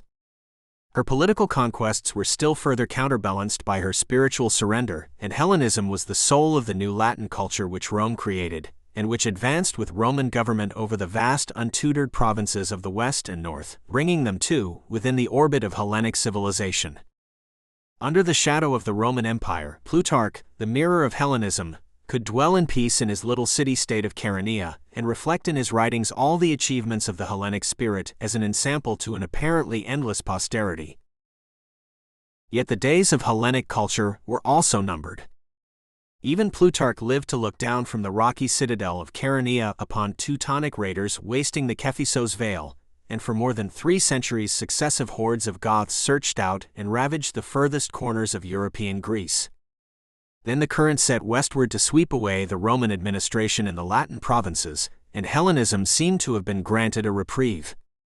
The Greek city-state of Byzantium on the Black Sea Straits had been transformed into the Roman administrative center of Constantinople, and from this capital the Emperor Justinian in the 6th century AD still governed and defended the whole Greek-speaking world. But this political glamour only threw the symptoms of inward dissolution into sharper relief. Within the framework of the empire, the municipal liberty of the city-state had been stifled and extinguished by the waxing jungle of bureaucracy, and the spiritual culture which the city-state fostered, and which was more essential to Hellenism than any political institutions, had been part ejected, part exploited, and wholly compromised by a new gospel from the east.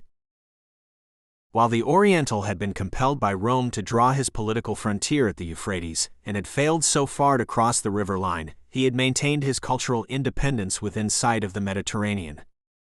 In the hill country of Judah, overlooking the high road between Antioch and Alexandria, the 2 chief foci of Hellenism in the east which the Macedonians had founded, and which had grown to maturity under the aegis of Rome, there dwelt a little Semitic community which had defied all efforts of Greek or Roman to assimilate it, and had finally given birth to a world religion about the time that a Roman punitive expedition razed its holy city of Jerusalem to the ground. Christianity was charged with an incalculable force, which shot like an electric current from one end of the Roman Empire to the other. The highly organized society of its adherents measured its strength in several sharp conflicts with the imperial administration, from which it emerged victorious, and it was proclaimed the official religious organization of the empire by the very emperor that founded Constantinople. The established Christian church took the best energies of Hellenism into its service. The Greek intellectuals ceased to become lecturers and professors, to find a more human and practical career in the bishop's office. The Nicene Creed, drafted by an ecumenical conference of bishops under the auspices of Constantine himself, was the last notable formulation of ancient Greek philosophy. The Cathedral of Hagia Sophia, with which Justinian adorned Constantinople, was the last original creation of ancient Greek art. The same Justinian closed the University of Athens, which had educated the world for 900 years and more, since Plato founded his college in the academy. 6 recalcitrant professors went into exile for their spiritual freedom, but they found the devout Zoroastrianism of the Persian court as unsympathetic as the devout Christianity of the Roman. Their humiliating return and recantation broke the golden chain of Hellenic thought forever. Hellenism was thus expiring from its own inanition, when the inevitable avalanche overwhelmed it from without. In the 7th century AD there was another religious eruption in the Semitic world, this time in the heart of Arabia, where Hellenism had hardly penetrated, and under the impetus of Islam the Oriental burst his bounds again after 1,000 years. Syria was reft away from the empire, and Egypt, and North Africa as far as the Atlantic, and their political severance meant their cultural loss to Greek civilization. Between the Koran and Hellenism, no fusion was possible. Christianity had taken Hellenism captive, but Islam gave it no quarter, and the priceless library of Alexandria is said to have been condemned by the caliph's order to feed the furnaces of the public baths. While Hellenism was thus cut short in the east, a mortal blow was struck at its heart from the north.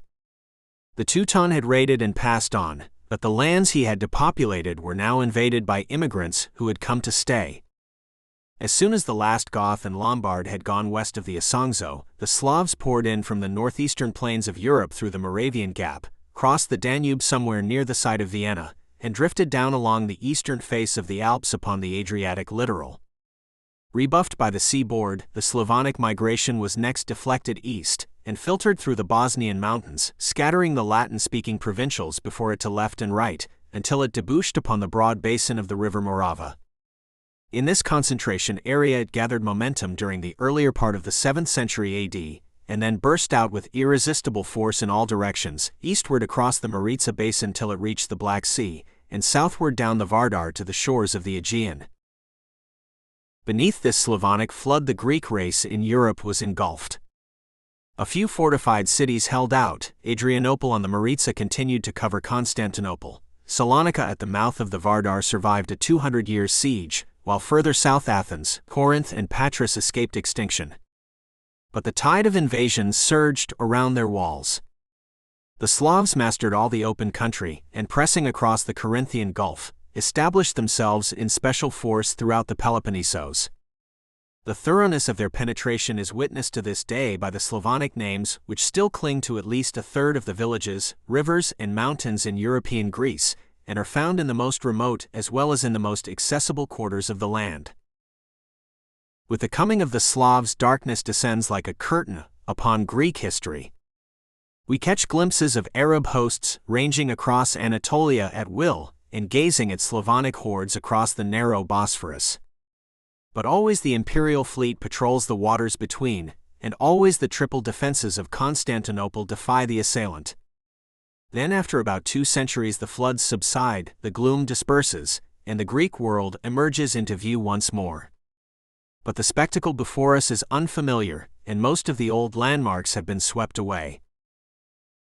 By the middle of the 9th century AD, the imperial government had reduced the Peloponnesos to order again and found itself in the presence of 3 peoples. The greater part of the land was occupied by Romoi, normal loyal Christian subjects of the empire. But in the hilly country between Eurotas, Taygetos, and the sea, 2 Slavonic tribes still maintained themselves in defiant savagery and worshipped their Slavonic gods, while beyond them the peninsula of Tynerin, now known as Maina, sheltered communities which still clung to the pagan name of Hellene and knew no other gods but Zeus, Athena, and Apollo. Hellene and Slav need not concern us. They were a vanishing minority, and the imperial government was more successful in obliterating their individuality than in making them contribute to its exchequer. The future lay with the Romoi. The speech of these Romoi was not the speech of Rome. Romaika, as it is still called popularly in the countryside, is a development of the Koine, or current, dialect of ancient Greek in which the Septuagint and the New Testament are written. The vogue of these books after the triumph of Christianity and the oncoming of the Dark Age, when they were the sole intellectual sustenance of the people, gave the idiom in which they were composed an exclusive prevalence. Except in Zakonia, the iron-bound coast between Cape Malea and Naplia Bay, all other dialects of ancient Greek became extinct, and the varieties of the modern language are all differentiations of the Koine, along geographical lines which in no way correspond with those which divided Doric from Ionian. Yet though Romaic is descended from the Koine, it is almost as far removed from it as modern Italian is from the language of St. Augustine or Cicero. Ancient Greek possessed a pitch accent only, which allowed the quantitative values of syllables to be measured against one another, and even to form the basis of a metrical system. In Romaic the pitch accent has transformed itself into a stress accent almost as violent as the English, which has destroyed all quantitative relation between accented and unaccented syllables, often wearing away the latter altogether at the termination of words, and always impoverishing their vowel sounds. In the 9th century AD this new enunciation was giving rise to a new poetical technique founded upon accent and rhyme, which first essayed itself in folk songs and ballads, and has since experimented in the same variety of forms as English poetry. These humble beginnings of a new literature were supplemented by the rudiments of a new art. Any visitor at Athens who looks at the 3 tiny churches built in this period of First Revival, and compares them with the rare pre-Norman churches of England, will find the same promise of vitality in the Greek architecture as in his own. The material, worked blocks of marble pillaged from ancient monuments, alternating with courses of contemporary brick, produces a completely new aesthetic effect upon the eye, and the structure, a grouping of lesser cupolas round a central dome, is the very antithesis of the upright and horizontal style which confronts him in ruins upon the Acropolis. These first achievements of Romaic architecture speak, by implication of the characteristic difference between the Romeos and the Hellene. The linguistic and the aesthetic change were as nothing compared to the change in religion, for while the Hellene had been a pagan, the Romeos was essentially a member of the Christian Church. Yet this new and determining characteristic was already fortified by tradition. The Church triumphant had swiftly perfected its organization on the model of the imperial bureaucracy. Every Romeos owed ecclesiastical allegiance, through a hierarchy of bishops and metropolitans, to a supreme patriarch at Constantinople, and in the 9th century this administrative segregation of the imperial from the West European Church had borne its inevitable fruit in a dogmatic divergence, and ripened into a schism between the Orthodox Christianity of the East on the one hand and the Catholicism of the Latin world on the other. The Orthodox Church exercised an important cultural influence over its Romaic adherents. The official language of its scriptures, creeds, and ritual had never ceased to be the ancient Greek Koine, and by keeping the Romeos familiar with this otherwise obsolete tongue it kept him in touch with the unsurpassable literature of his ancient Greek predecessors. The vast body of Hellenic literature had perished during the Dark Age when all the energies of the race were absorbed by the momentary struggle for survival. But about a third of the greatest authors' greatest works had been preserved, and now that the stress was relieved, the wreckage of the remainder was sedulously garnered in anthologies, abridgments, and encyclopedias.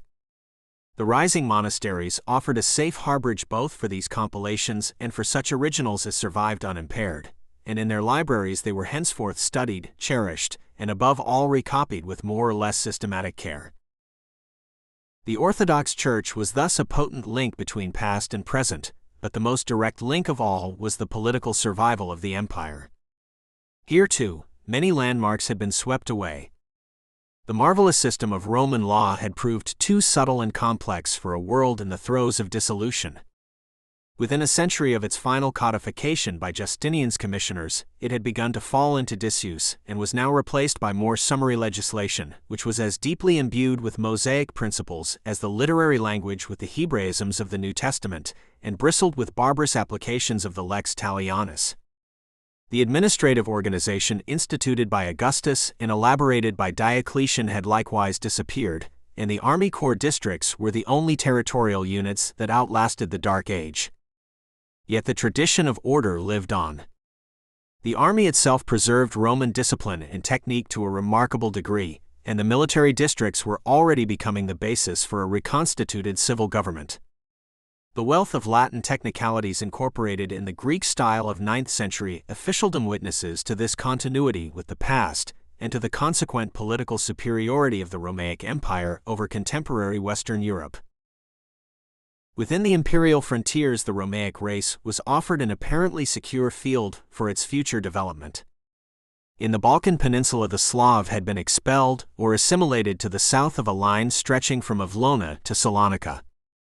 East of Salonika the empire still controlled little more in Europe than the ports of the littoral, and a military highway linking them with each other and with Constantinople. But beyond the Bosphorus the frontier included the whole body of Anatolia as far as Taurus and Euphrates, and here was the center of gravity both of the Romaic state and of the Romaic nation. A new Greek nation had in fact come into being, and it found itself in touch with new neighbors, whom the ancient Greek had never known. Eastward lay the Armenians, reviving, like the Greeks, after the ebb of the Arab flood, and the Arabs themselves, quiescent within their natural bounds and transfusing the wisdom of Aristotle and Hippocrates into their native culture. Both these peoples were sundered from the Orthodox Greek by religion as well as by language, but a number of nationalities established on his opposite flank had been evangelized from Constantinople and followed the Orthodox Patriarch in his schism with Rome. The most important neighbor of the empire in this quarter was the Bulgarian kingdom, which covered all the Balkan hinterland from the Danube and the Black Sea to the barrier fortresses of Adrianople and Salonika. It had been founded by a conquering caste of non-Slavonic nomads from the Trans-Danubian steppes, but these were completely absorbed in the Slavonic population which they had endowed with their name and had preserved by political consolidation from the fate of their brethren further south.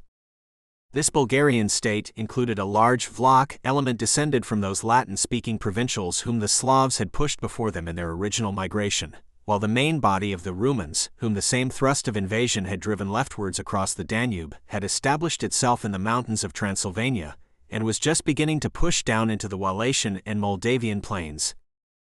Like the Bulgars, this Romance population had chosen the Orthodox creed, and so had the purely Slavonic Serbs who would replace the Rumans in the basin of the Morava and the Bosnian hills, as far westward as the Adriatic coast. Beyond, the heathen Magyars had pressed into the Danubian plains like a wedge and cut off the Orthodox world from the Latin Teutonic Christendom of the West. But it looked as though the two divisions of Europe were embarked upon the same course of development. Both were evolving a system of strongly knit nationalities, neither wholly interdependent nor wholly self-sufficient, but linked together in their individual growth by the ties of common culture and religion. In both the darkness was passing. The future of civilization seemed once more assured, and in the Orthodox world the new Greek nation seemed destined to play the leading part. His cultural and political heritage from his ancient predecessors gave the Romaic Greek, in this period of revival, an inestimable advantage over his cruder neighbors, and his superiority declared itself in an expansion of the Romaic Empire. In the latter half of the 10th century AD, the nest of Arab pirates from Spain, which had established itself in Crete and terrorized the Aegean, was exterminated by the Emperor Nikephoros Phocas, and on the eastern marches Antioch was gathered within the frontier at the Arabs' expense, and advanced posts pushed across Euphrates. In the first half of the 11th century Basil, slayer of the Bulgars, destroyed the Balkan kingdom after a generation of bitter warfare, and brought the whole interior of the peninsula under the sway of Constantinople. His successors turned their attention to the Cast again, and attracted one Armenian principality after another within the imperial protectorate. Nor was the revival confined to politics.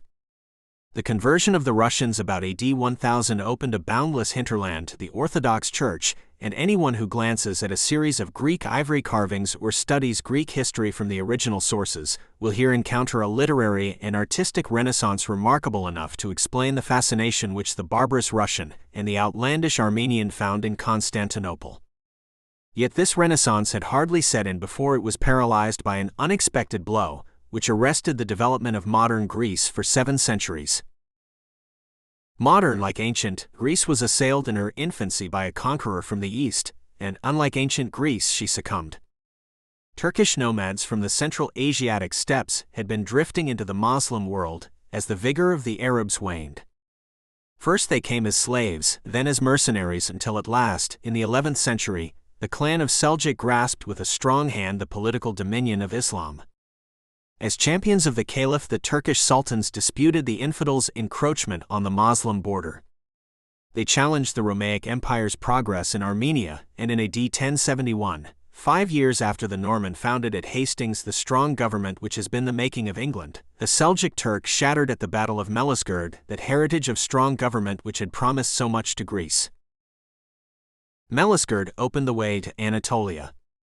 The Arab could make no lodgment there, but in the central steppe of the temperate plateau the Turk found a miniature reproduction of his original environment.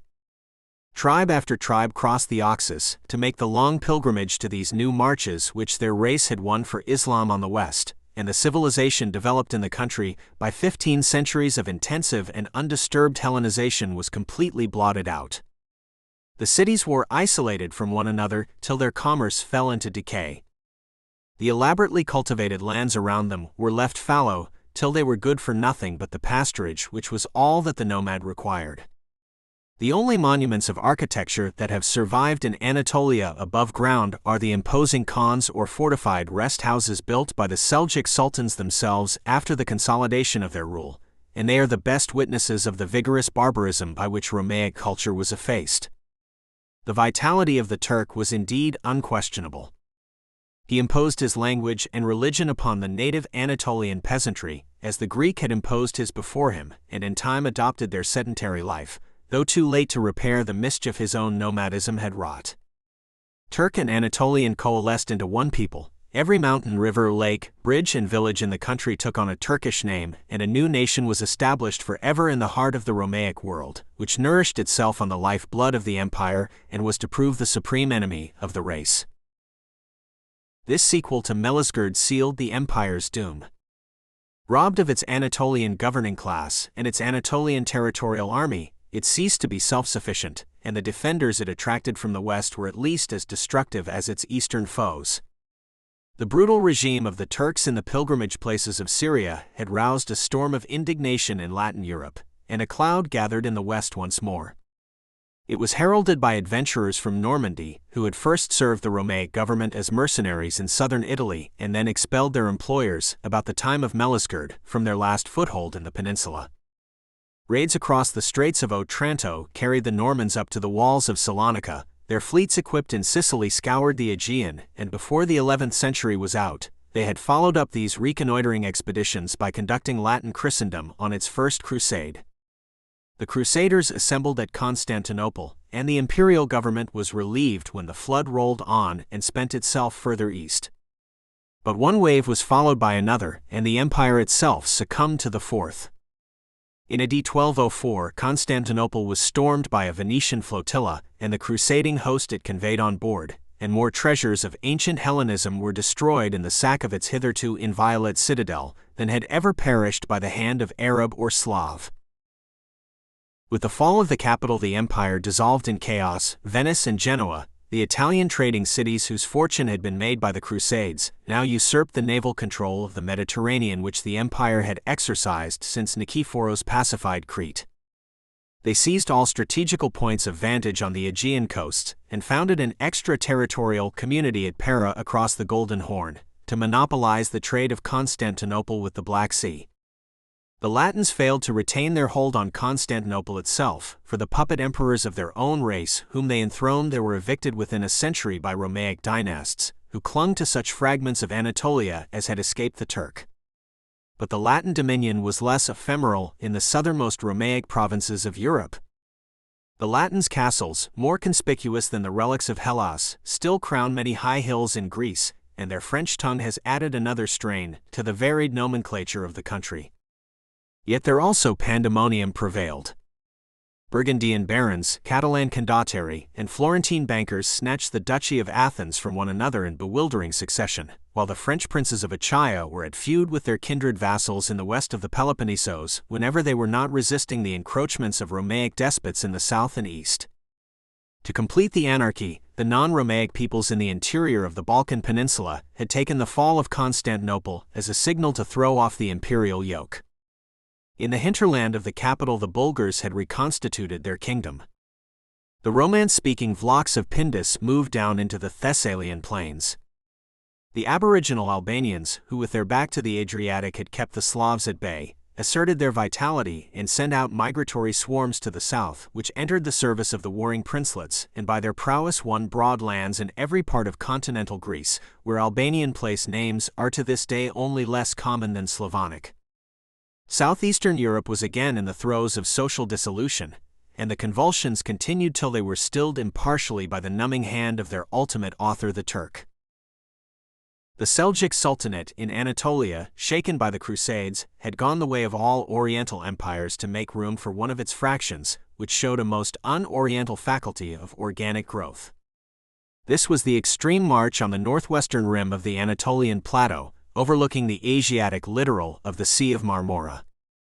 It had been founded by one of those Turkish chiefs who migrated with their clans from beyond the Oxus, and it was consolidated by Othman his son, who extended his kingdom to the cities on the coast and invested his subjects with his own name. In 1355 the Narrows of Gallipoli passed into Ottoman hands, and opened a bridge to unexpected conquests in Europe. Serbia and Bulgaria collapsed at the first attack, and the hosts which marched to liberate them from Hungary and from France only ministered to Ottoman prestige by their disastrous discomfiture. Before the close of the 14th century, the Ottoman Sultan had transferred his capital to Adrianople, and had become immeasurably the strongest power in the Balkan peninsula. After that the end came quickly. At Constantinople the Romaic dynasty of Palaiologos had upheld a semblance of the empire for more than a century after the Latin was expelled. But in 1453 the imperial city fell before the assault of Sultan Muhammad, and before his death the conqueror eliminated all the other Romaic and Latin principalities from Peloponnesos to Trebizond, which had survived as enclaves to mar the uniformity of the Ottoman domain. Under his successors the tide of Ottoman conquest rolled on for half a century more over southeastern Europe, till it was stayed on land beneath the ramparts of Vienna and culminated on sea, after the systematic reduction of the Venetian strongholds in the capture of Rhodes from the Knights of St. John. The Romaic race, which had been split into so many fragments during the dissolution of the empire, was reunited again in the 16th century under the common yoke of the Turk. Even in the Dark Age, Greece had hardly been reduced to so desperate a condition as now. Through the Dark Age, the Greek cities had maintained a continuous life, but Muhammad II depopulated Constantinople to repeople it with a Turkish majority from Anatolia. Greek commerce would naturally have benefited by the ejection of the Italians from the Levant, had not the Ottoman government given asylum simultaneously to the Jews expelled from Spain. These Sephardim established themselves at Constantinople, Salonika, and all the other commercial centers of the Ottoman dominion, and their superiority in numbers and industry made them more formidable urban rivals of the Greeks than the Venetians and Genoese had ever been. Ousted from the towns, the Greek race depended for its preservation on the peasantry, yet Greece had never suffered worse rural oppression than under the Ottoman regime. The Sultan's fiscal demands were the least part of the burden. The paralyzing land tax, collected in kind by irresponsible middlemen, was an inheritance from the Romaic Empire, and though it was now reinforced by the special capitation tax levied by the Sultan on his Christian subjects, the greater efficiency and security of his government probably compensated for the additional charge. The vitality of Greece was chiefly sapped by the ruthless military organization of the Ottoman state. The bulk of the Ottoman army was drawn from a feudal cavalry, bound to service, as in the medieval Latin world, in return for fiefs or tomaria, assigned to them by their sovereign, and many beys and agas have bequeathed their names in perpetuity to the richest villages on the Messenian and Thessalian plains, to remind the modern peasant that his Christian ancestors once tilled the soil as serfs of a Moslem timariate. But the Sultan, unlike his Western contemporaries, was not content with irregular troops, and the serf communes of Greece had to deliver up a fifth of their male children every fourth year to be trained at Constantinople as professional soldiers and fanatical Moslems. This corps of Janissaries was founded in the third generation of the Ottoman dynasty, and was the essential instrument of its military success. One race has never appropriated and exploited the vitality of another in so direct or so brutal a fashion, and the institution of tribute children, so long as it lasted, effectually prevented any recovery of the Greek nation from the untimely blows which had stricken it down. Chapter 2. The Awakening of the Nation. During the 2 centuries that followed the Ottoman conquest of Constantinople, the Greek race was in serious danger of annihilation. Its lifeblood was steadily absorbed into the conquering community, quite regularly by the compulsory tribute of children and spasmodically by the voluntary conversion of individual households. The rich apostatized because too heavy a material sacrifice was imposed upon them by loyalty to their national religion. The destitute because they could not fail to improve their prospects by adhering to the privileged faith. Even the surviving organization of the Church had only been spared by the Ottoman government in order to facilitate its own political system, by bringing the peasant, through the hierarchy of priest, bishop, and patriarch, under the moral control of the new Moslem master whom the ecclesiastics henceforth served. The scale on which wholesale apostasy was possible is shown by the case of Crete, which was conquered by the Turks from Venice just after these 2 centuries had closed, and was in fact the last permanent addition to the Turkish Empire. No urban or feudal settlers of Turkish blood were imported into the island. To this day, the uniform speech of all Cretans is their native Greek. And yet the progressive conversion of whole clans and villages had transferred at least 20% of the population to the Moslem ranks before the Ottoman connection was severed again in 1897. The survival of the Greek nationality did not depend on any efforts of the Greeks themselves. They were indeed no longer capable of effort, but lay passive under the hand of the Turk, like the paralyzed quarry of some beast of prey. Their fate was conditional upon the development of the Ottoman state, and as the 2 centuries drew to a close, that state entered upon a phase of transformation and of consequent weakness. The Ottoman organism has always displayed, and never more conspicuously than at the present moment, a much greater stability and vitality than any of its Oriental predecessors. There was a vein of genius in its creators, and its youthful expansion permeated it with so much European blood that it became partly Europeanized in its inner tissues, sufficiently to partake, at any rate, in that faculty of indefinite organic growth which has so far revealed itself in European life. This acquired force has carried it on since the time when the impetus of its original institutions became spent, a time when purely Oriental monarchies fall to pieces, and when Turkey herself hesitated between reconstruction and dissolution. That critical period began for her with the latter half of the 17th century, and incidentally opened new opportunities of life to her subject Greeks.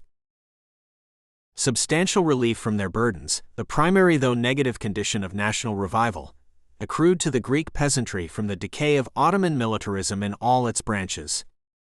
The Turkish feudal aristocracy, which had replaced the landed nobility of the Romaic Empire in Anatolia and established itself on the choicest lands in conquered Europe, was beginning to decline in strength.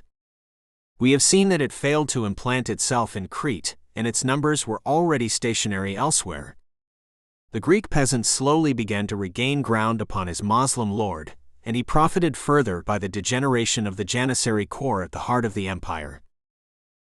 The Janissaries had started as a militant, almost monastic body, condemned to celibacy and recruited exclusively from the Christian tribute children. But in 1566 they extorted the privilege of legal marriage for themselves, and of admittance into the corps for the sons of their wedlock.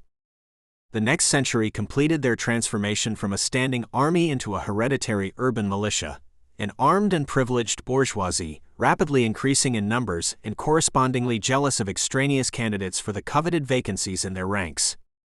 They gradually succeeded in abolishing the enrollment of Christian recruits altogether, and the last regular levy of children for that purpose was made in 1676. Vested interests at Constantinople had freed the helpless peasant from the most crushing burden of all. At the same moment, the contemporary tendency in Western Europe towards bureaucratic centralization began to extend itself to the Ottoman Empire. Its exponents were the brothers Ahmet and Mustafa Koprili, who held the Grand Vizierate in succession. They laid the foundations of a centralized administration, and since the unadaptable Turk offered no promising material for their policy, they sought their instruments in the subject race. The continental Greeks were too effectively crushed to aspire beyond the preservation of their own existence, but the islands had been less sorely tried in Chios, which had enjoyed over 2 centuries of prosperity under the rule of a Genoese chartered company, and exchanged it for Ottoman sovereignty under peculiarly lenient conditions, could still supply Ahmet a century later with officials of the intelligence and education he required. Chios were the first to fill the new offices of Dragoman of the Port, Secretary of State, and Dragoman of the Fleet, civil complement of the Turkish Kapitan Pasha, and they took care in their turn to staff the subordinate posts of their administration with a host of pushing friends and dependents. The Dragoman of the Fleet wielded the fiscal, and thereby in effect the political, authority over the Greek islands in the Aegean, but this was not the highest power to which the new Greek bureaucracy attained. Towards the beginning of the 18th century, Moldavia and Wallachia, the 2 Danubian provinces, now united in the Kingdom of Rumania, were placed in charge of Greek officials with the rank of voivode or prince, and with practically sovereign power within their delegated dominions. A Danubian principality became the reward of a successful dragoman's career, and these high posts were rapidly monopolized by a close ring of official families who exercised their immense patronage in favor of their race and congregated round the Greek patriarch in the Panari, the Constantinopolitan slum assigned him for his residence by Muhammad the Conqueror. The alliance of this parvenu fanerio aristocracy with the conservative Orthodox Church was not unnatural, for the Church itself had greatly extended its political power under Ottoman suzerainty. The Ottoman government hardly regarded its Christian subjects as integral members of the state, and was content to leave their civil government in the hands of their spiritual pastors to an extent the Romaic emperors would never have tolerated. It allowed the Patriarchate at Constantinople to become its official intermediary with the Greek race, and it further extended the Greek Patriarch's authority over the other conquered populations of Orthodox faith, Bulgars, Rumans, and Serbs, which had never been incorporated in the ecclesiastical or political organization of the Romaic Empire, but which learnt under Ottoman rule to receive their priests and bishops from the Greek ecclesiastics of the capital, and even to call themselves by the Romaic name. In 1691, Mustafa Koprili recognized and confirmed the rights of all Christian subjects of the Sultan by a general organic law. Mustafa's new ordinance was dictated by the reverses which Christians beyond the frontier were inflicting upon the Ottoman arms, for pressure from without had followed hard upon disintegration within. Ahmet's Pyrrhic triumph over Candia in 1669 was followed in 1683 by his brother Mustafa's disastrous discomfiture before the walls of Vienna, and these two sieges marked the turn of the Ottoman tide. The ebb was slow, yet the ascendancy henceforth lay with Turkey's Christian neighbors, and they began to cut short her frontiers on every side. The Venetians had never lost hold upon the Ionian chain of islands, Corfu, Cephalonia, Zante and Cerigo, which flanked the western coast of Greece, and in 1685 they embarked on an offensive on the mainland, which won them undisputed possession of Peloponnesos for 20 years. Venice was far nearer than Turkey to her dissolution, and spent the last spasm of her energy on this ephemeral conquest. Yet she had maintained the contact of the Greek race with Western Europe during the 2 centuries of despair, and the interlude of her rule in Peloponnesos was a fitting culmination to her work, for brief though it was, it effectively broke the Ottoman tradition, and left behind it a system of communal self-government among the Peloponnesian Greeks which the returning Turk was too feeble to sweep away. The Turks gained nothing by the rapid downfall of Venice, for Austria as rapidly stepped into her place, and pressed with fresh vigor the attack from the northwest. Northeastward too, a new enemy had arisen in Russia, which had been reorganized towards the turn of the century by Peter the Great with a radical energy undreamed of by any Turkish caporale, and which found its destiny in opposition to the Ottoman Empire. The new Orthodox power regarded itself as the heir of the Romaic Empire, from which it had received its first Christianity and culture. It aspired to repay the Romaic race in adversity by championing it against its Moslem oppressors, and sought its own reward in a maritime outlet on the Black Sea. From the beginning of the 18th century, Russia repeatedly made war on Turkey, either with or without the cooperation of Austria, but the decisive bout in the struggle was the War of 1769–74. A Russian fleet appeared in the Mediterranean, raised an insurrection in Peloponnesos, and destroyed the Turkish squadron in battle. The Russian armies were still more successful on the steppes, and the Treaty of Küçük-Kaynarca not only left the whole north coast of the Black Sea in Russia's possession, but contained an international sanction for the rights of the Sultan's Orthodox subjects. In 1783, a supplementary commercial treaty extorted for the Ottoman Greeks the right to trade under the Russian flag. The territorial sovereignty of Turkey in the Aegean remained intact, but the Russian guarantee gave the Greek race a more substantial security than the shadowy ordinance of Mustafa Koprili. The paralyzing prestige of the port was broken, and Greek eyes were henceforth turned in hope towards Petersburg. By the end of the 18th century, the condition of the Greeks had in fact changed remarkably for the better, and the French and English travelers who now began to visit the Ottoman Empire brought away the impression that a critical change in its internal equilibrium was at hand. The Napoleonic Wars had just extinguished the Venetian Republic and swept the Ionian Islands into the struggle between England and France for the mastery of the Mediterranean. England had fortified herself in Cephalonia and Zante, France in Corfu, and interest centered on the opposite mainland, where Ali Pasha of Yanina maintained a formidable neutrality towards either power. The career of Ali marked that phase in the decline of an Oriental empire when the task of strong government becomes too difficult for the central authority, and is carried on by independent satraps with greater efficiency in their more limited sphere. Ali governed the Adriatic hinterland with practically sovereign power, and compelled the Sultan for some years to invest his sons with the Pashaliks of Thessaly and Peloponnesos. The greater part of the Greek race thus came in some degree under his control, and his policy towards it clearly reflected the transition from the old to the new. He waged far more effective war than the distant Sultan upon local liberties, and though the elimination of the feudal Turkish landowner was pure gain to the Greeks, they suffered themselves from the loss of traditional privileges which the original Ottoman conquest had left intact. The Armatoli, a local Christian militia who kept order in the mountainous mainland north of Peloponnesos where Turkish feudatories were rare, were either dispersed by Ali or enrolled in his regular army. And he was ruthless in the extermination of recalcitrant communities, like Agraffa on the Aspropotarno, which had never been inscribed on the taxation rolls of the Romaic or the Ottoman treasury, or Suli, a robber clan ensconced in the mountains immediately west of Ali's capital. On the other hand, the administration of these pacified and consolidated dominions became as essentially Greek in character as the Phanerio regime beyond the Danube. Ali was a Muslim and an Albanian, but the Orthodox Greeks were in a majority among his subjects, and he knew how to take advantage of their abilities. His business was conducted by Greek secretaries in the Greek tongue, and Ioannina, his capital, was a Greek city. European visitors to Ioannina, for everyone began the Levantine tour, by paying his respects to Ali, were struck by the enterprise and intelligence of its citizens. The doctors were competent because they had taken their education in Italy or France. The merchants were prosperous because they had established members of their family at Odessa, Trieste, or even Hamburg as permanent agents of their firm. A new Greek bourgeoisie had arisen, in close contact with the professional life of Western Europe, and equally responsive to the new philosophical and political ideas that were being propagated by the French Revolution. This intellectual ferment was the most striking change of all. Since the sack of Constantinople in 1204, Greek culture had retired into the monasteries, inaccessible fastnesses where the monks lived much the same life as the clansmen of Suli or Agraffa. Megaspalion, the great cave quarried in the wall of a precipitous Peloponnesian ravine, Meteora suspended on half a dozen isolated pinnacles of rock in Thessaly, where the only access was by pulley or rope ladder, Aeon Oros, the confederation of monasteries great and small upon the mountain promontory of Athos. These succeeded in preserving a shadow of the old tradition, at the cost of isolation from all humane influences that might have kept their spiritual inheritance alive.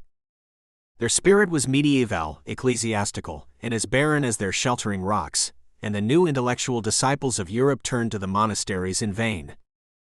The biggest ruin on Athos is a boys' school planned in the 18th century to meet the educational needs of all the Orthodox in the Ottoman Empire, and wrecked on the reefs of monastic obscurantism. But its founder, the Corfeo scholar Evianios Vulgaris, did not hesitate to break with the past. He put his own educational ideas into practice at Ioannina and Constantinople and contributed to the great achievement of his contemporary, the Kio Adamandios Kore, who settled in Paris, and there evolved a literary adaptation of the Romaic patois to supersede the lifeless travesty of Attic style traditionally affected by ecclesiastical penmen. But the Renaissance was not confined to Greeks abroad. The school on Athos failed, but others established themselves before the close of the 18th century in the people's midst, even in the smaller towns and the remoter villages.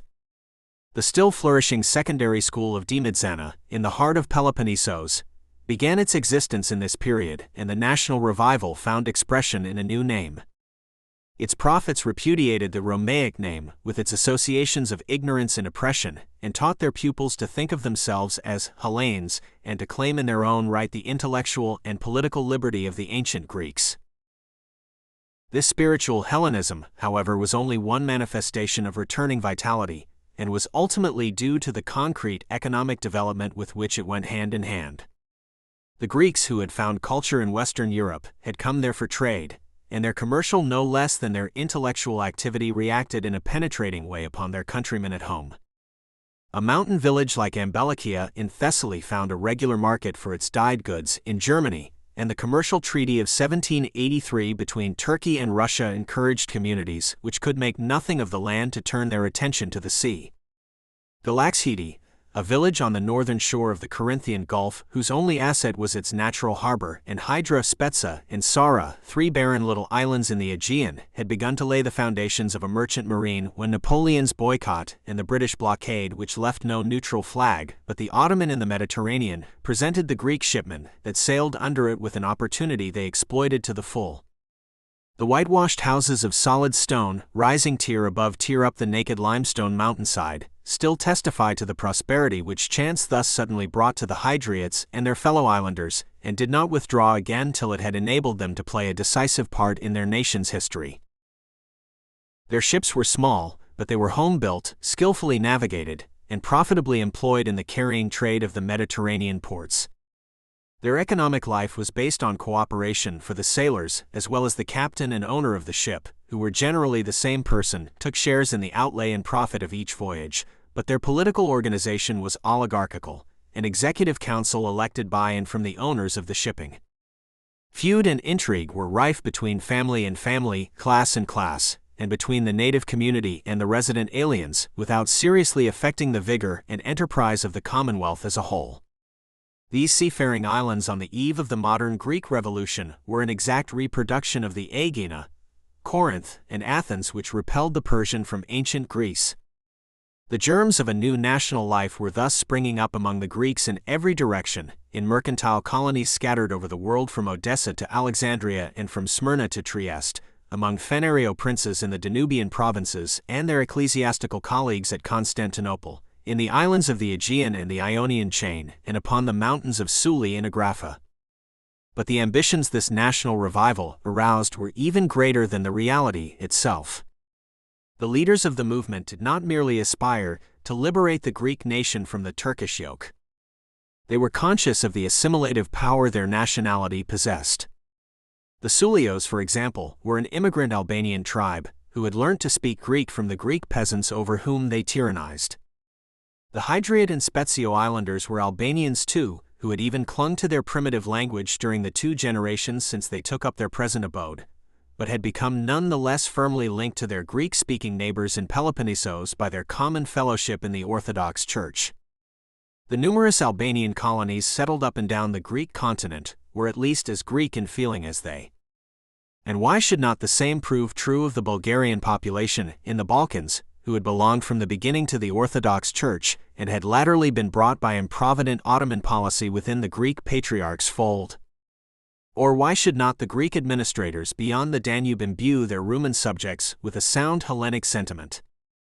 In fact, the prophets of Hellenism did not so much desire to extricate the Greek nation from the Ottoman Empire as to make it the ruling element in the empire itself, by ejecting the Moslem Turks from their privileged position and assimilating all populations of Orthodox faith.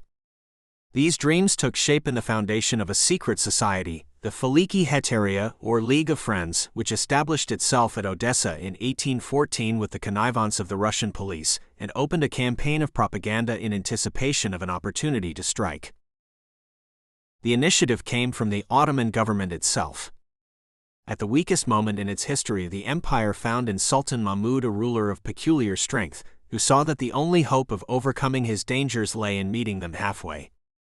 The national movement of Hellenism was gathering momentum in the background, but it was screened by the personal ambitions of Ali of Yanina, and Mahmud reckoned to forestall both enemies by quickly striking Ali down. In the winter of 1819-20 Ali was outlawed, and in the spring the invasion of his territories began. Both the Moslem combatants enlisted Christian Armatoli, and all continental Greece was under arms. By the end of the summer Ali's outlying strongholds had fallen, his armies were driven in, and he himself was closely invested in Yanina, but with autumn a deadlock set in and the Sultan's reckoning was thrown out.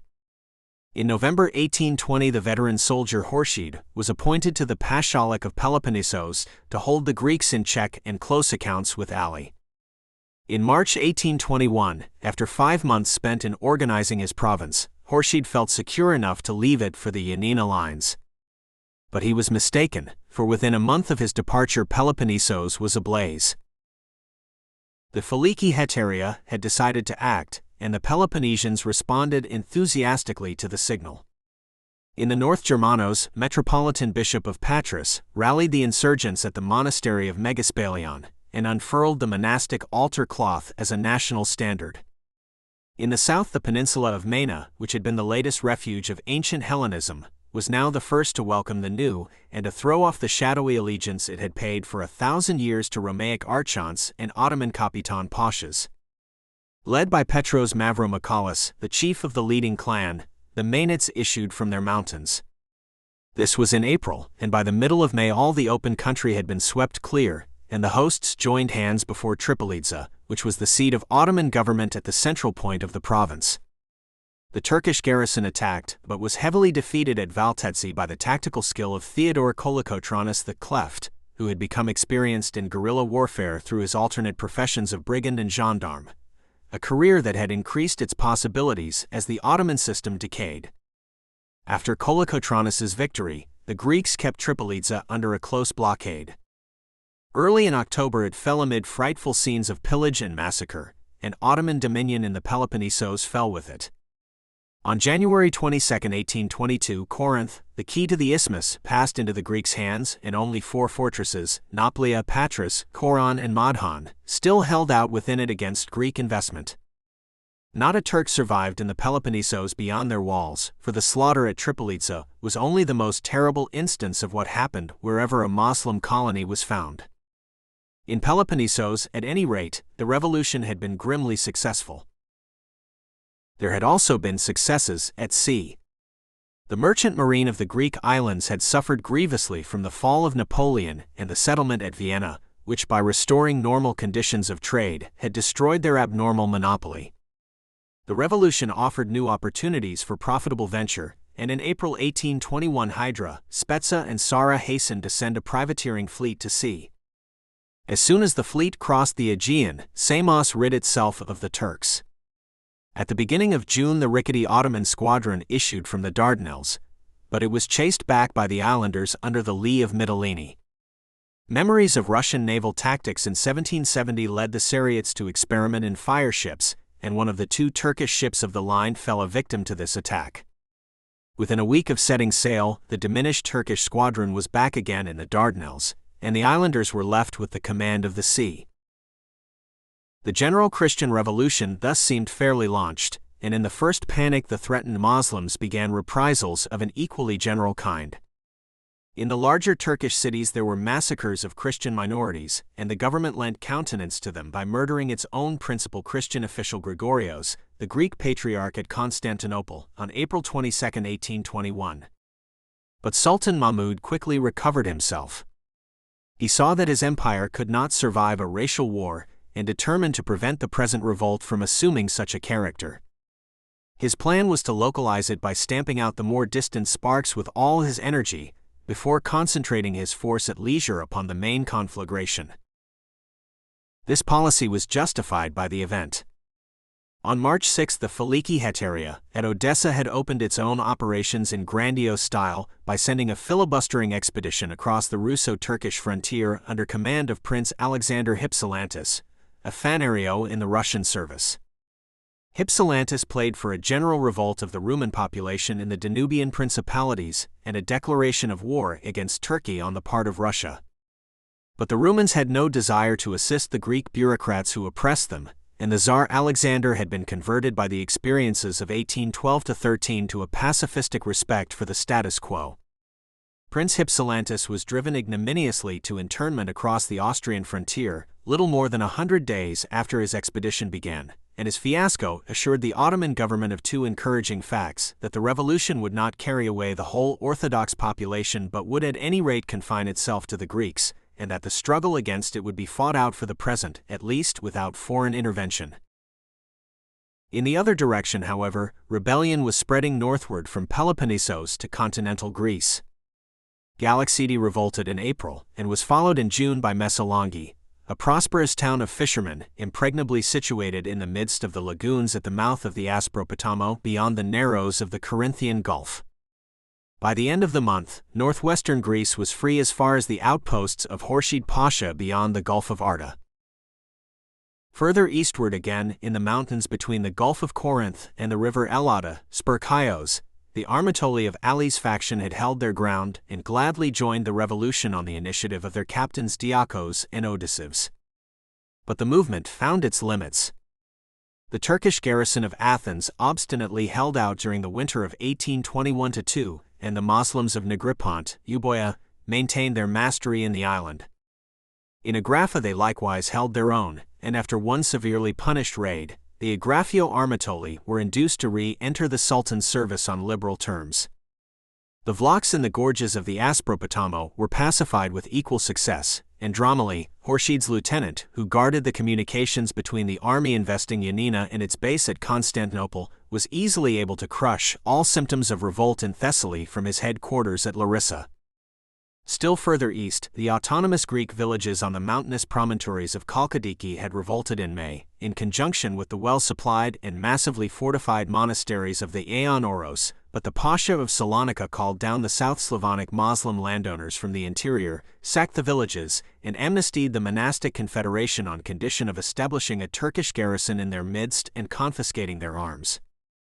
The monks' compliance was assisted by the excommunication under which the new patriarch at Constantinople had placed all the insurgents by the Sultan's command. The movement was thus successfully localized on the European continent, and further afield it was still more easily cut short. After the withdrawal of the Turkish squadron, the Greek fleet had to look on at the systematic destruction of Kydonis, a flourishing Greek industrial town on the mainland opposite Mitrany, which had been founded under the Sultan's auspices only 40 years before. All that the islanders could do was to take off the survivors in their boats, and when they dispersed to their ports in autumn, the Ottoman ships came out again from the Dardanelles, sailed round Peloponnesos into the Corinthian Gulf, and destroyed Galaxity. A still greater catastrophe followed the reopening of naval operations next spring. In March 1822 the Samians landed a force on Chios and besieged the Turkish garrison, which was relieved after 3 weeks by the arrival of the Ottoman fleet. A month later the Greek fleet likewise appeared on the scene, and on June 18 a Sariyad captain, Constantine Canaris, actually destroyed the Ottoman flag ship by a daring fire ship attack. Upon this the Ottoman fleet fled back as usual to the Dardanelles, yet the only consequence was the complete devastation and revenge of helpless Chios. The long-shielded prosperity of the island was remorselessly destroyed, the people were either enslaved or massacred, and the victorious fleet had to stand by as passively this time as at the destruction of Kydonis the season before. In the following summer again, the same fate befell Trikeri, a maritime community on the Gulf of Vola which had gained its freedom when the rest of Thessaly stirred in vain, and so in 1823 the revolution found itself confined on sea, as well as on land, to the focus where it had originated in April 1821. This isolation was a practical triumph for Sultan Mahmud. The maintenance of the Ottoman Empire on the basis of Moslem ascendancy was thereby assured, but it remained to be seen whether the isolated area could now be restored to the status quo in which the rest of his dominions had been retained. During the whole season of 1821 the army of Khurshid had been held before Yanina. But in February 1822 Yanina fell, Ali was slain, his treasure seized, and his troops disbanded. The Ottoman forces were liberated for a counterattack on Peloponnesos.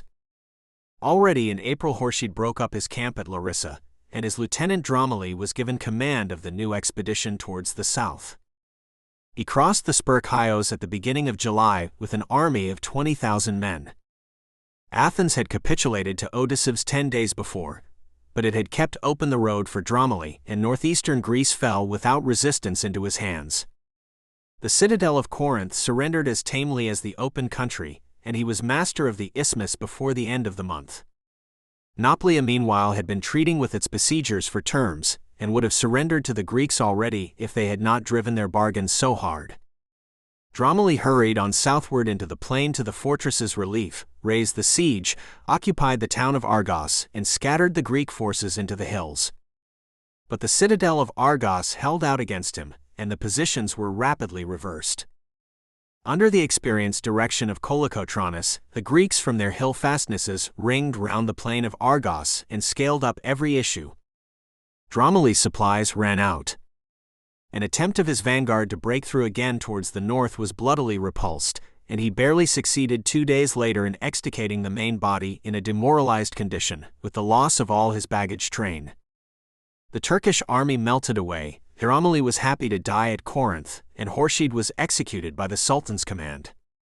The invasion of Peloponnesos had broken down, and nothing could avert the fall of Nauplia. The Ottoman fleet hovered for one September week in the offing, but Canaris's fire ships took another ship of the line in toll at the roadsteads of Tenedos before it safely regained the Dardanelles. The garrison of Nauplia capitulated in December on condition of personal security and liberty, and the captain of a British frigate, which arrived on the spot, took measures that the compact should be observed instead of being broken by the customary massacre. But the strongest fortress in Peloponnesos was now in Greek hands. In the northwest the season had not passed so well. When the Turks invested Ali and Yanina, they repatriated the Sulio exiles in their native mountains.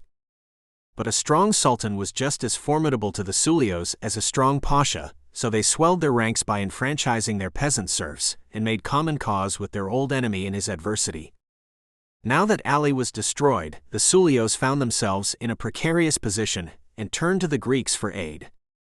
But on July 16, the Greek advance was checked by a severe defeat at Petta in the plain of Arta. In September, the Soulios evacuated their impregnable fortresses in return for a subsidy and a safe conduct, and Omer Vrioni, the Ottoman commander in the west, was free to advance and turn towards the south. On November 6 he actually laid siege to Messalongi, but here his experiences were as discomfiting as Dromiles. He could not keep open his communications, and after heavy losses retreated again to Arta in January 1823. In 1823 the struggle seemed to be lapsing into stalemate. The liberated Peloponnesos had failed to propagate the revolution through the remainder of the Ottoman Empire. The Ottoman government had equally failed to reconquer the Peloponnesos by military invasion. This season's operations only seemed to emphasize the deadlock. The Ottoman commander in the west raised an auxiliary force of Muslim and Catholic clansmen from northern Albania and attempted to reach Messalongi once more. But he penetrated no further than Anatolikon, the Messalongiates' outpost village at the head of the lagoons, and the campaign was only memorable for the heroic death of Marco Botsaris the Soulio in a night attack upon the Ottoman camp.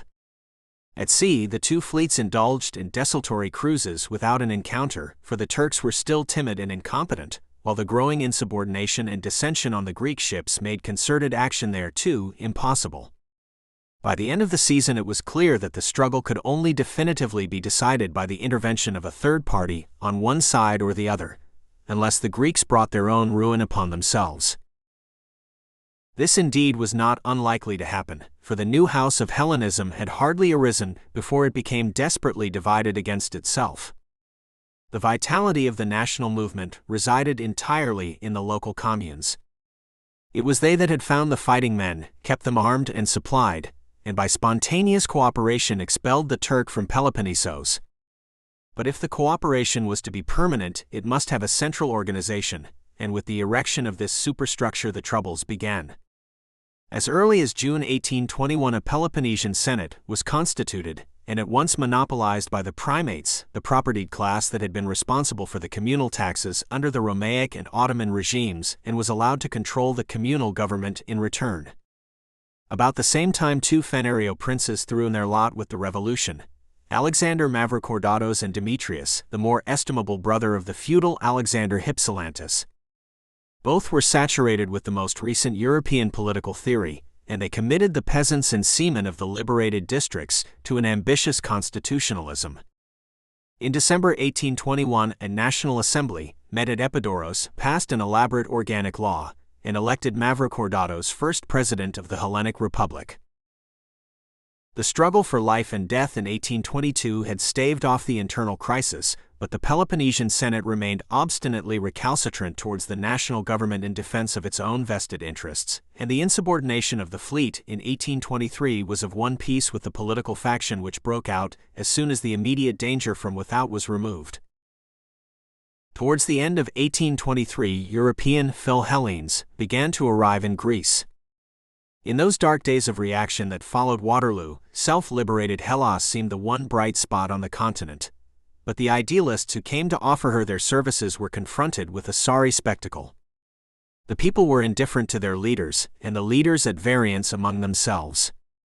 The gentlemanly Phanariots had fallen into the background.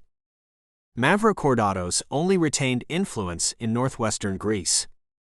In Peloponnesos the primates were all-powerful, and Kolokotronis the Cleft was meditating a popular dictatorship at their expense.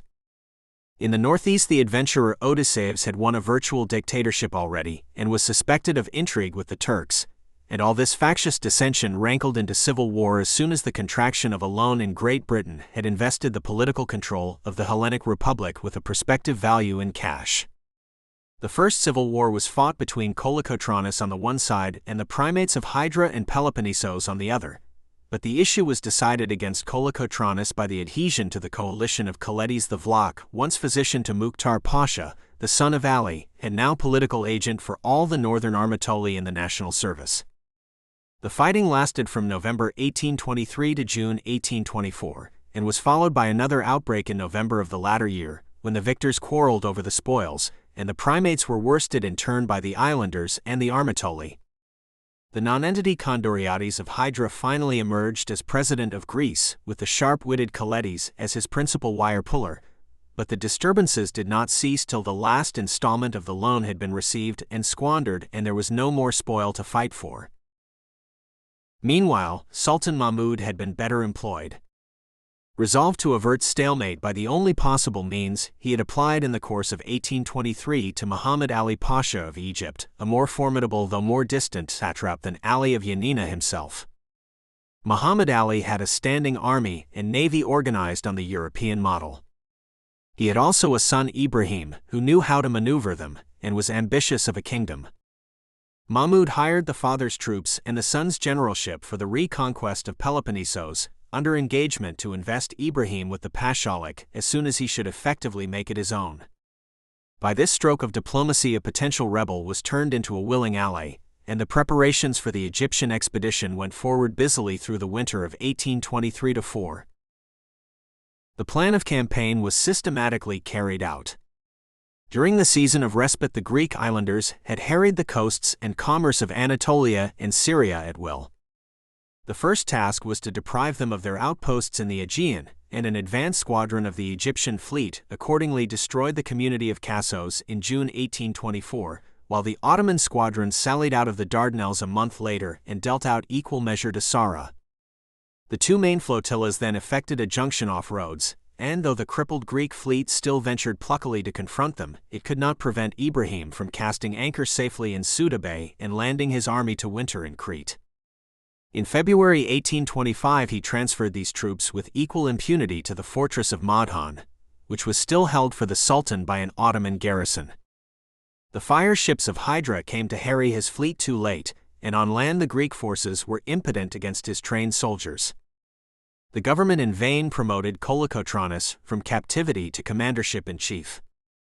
The whole southwestern half of Peloponnesos passed into Ibrahim's hands, and in June 1825 he even penetrated as far as the mills of Lerna on the eastern coast, a few miles south of Argos itself.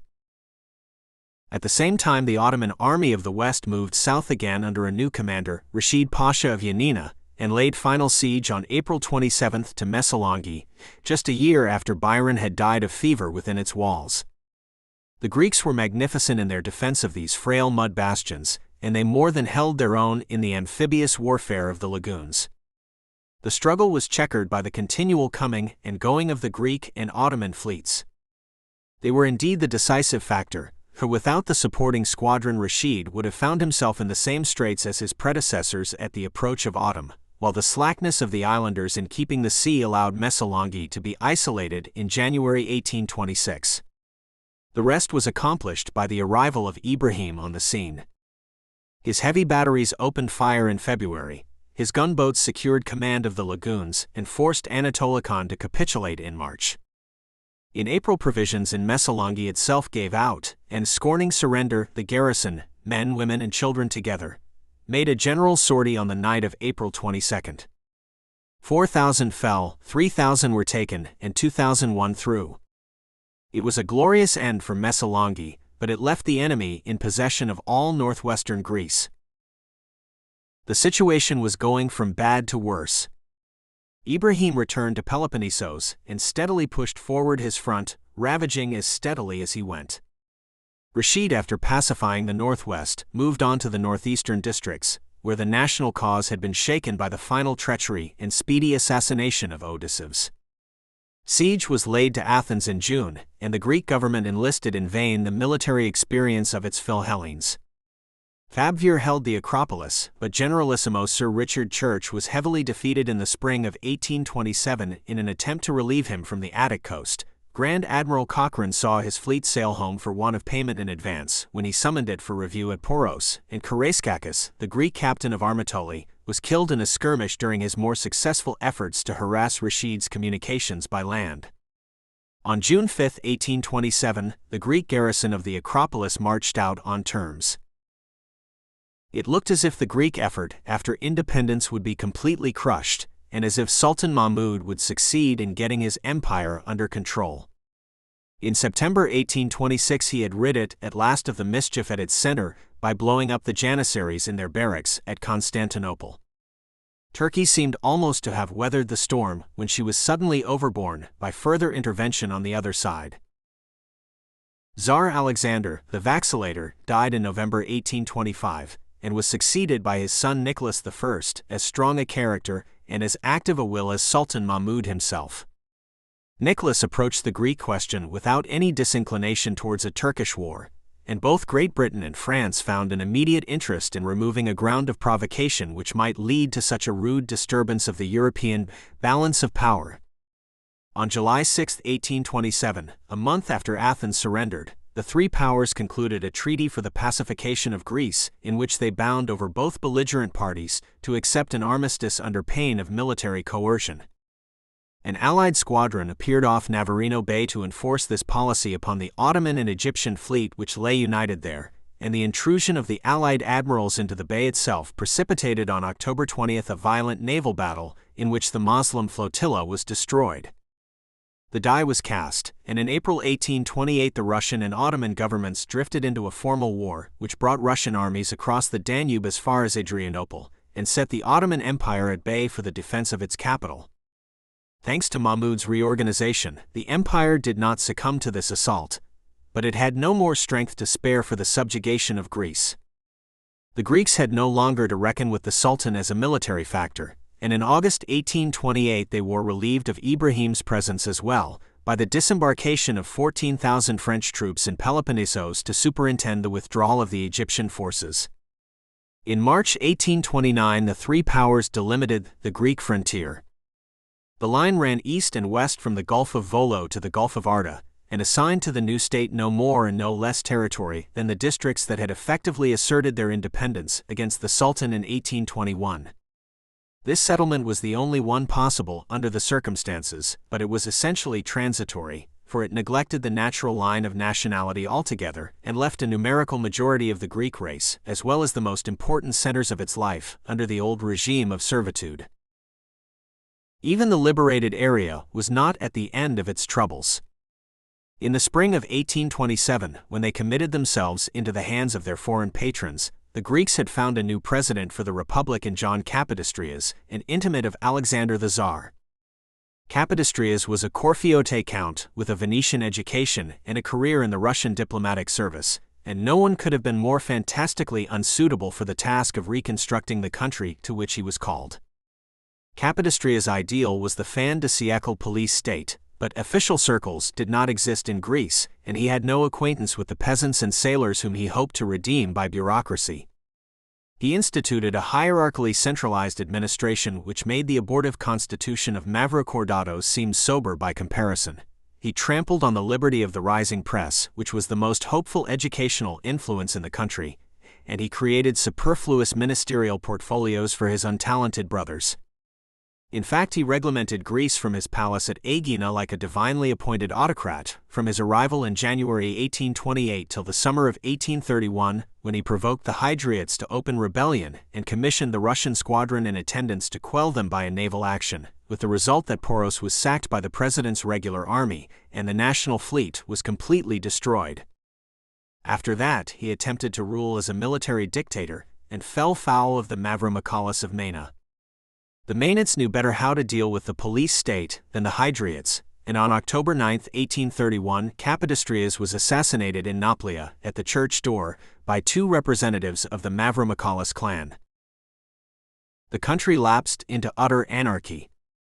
Peloponnesians and Armatoli, Kolokotronists and Coletists, alternately appointed and deposed subservient national assemblies and governing commissions by naked violence, which culminated in a gratuitous and disastrous attack upon the French troops stationed in Peloponnesos for their common protection.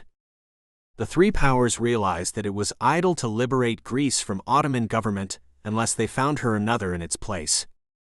They decided on monarchy and offered the crown, in February 1832, to Prince Otto, a younger son of the King of Bavaria.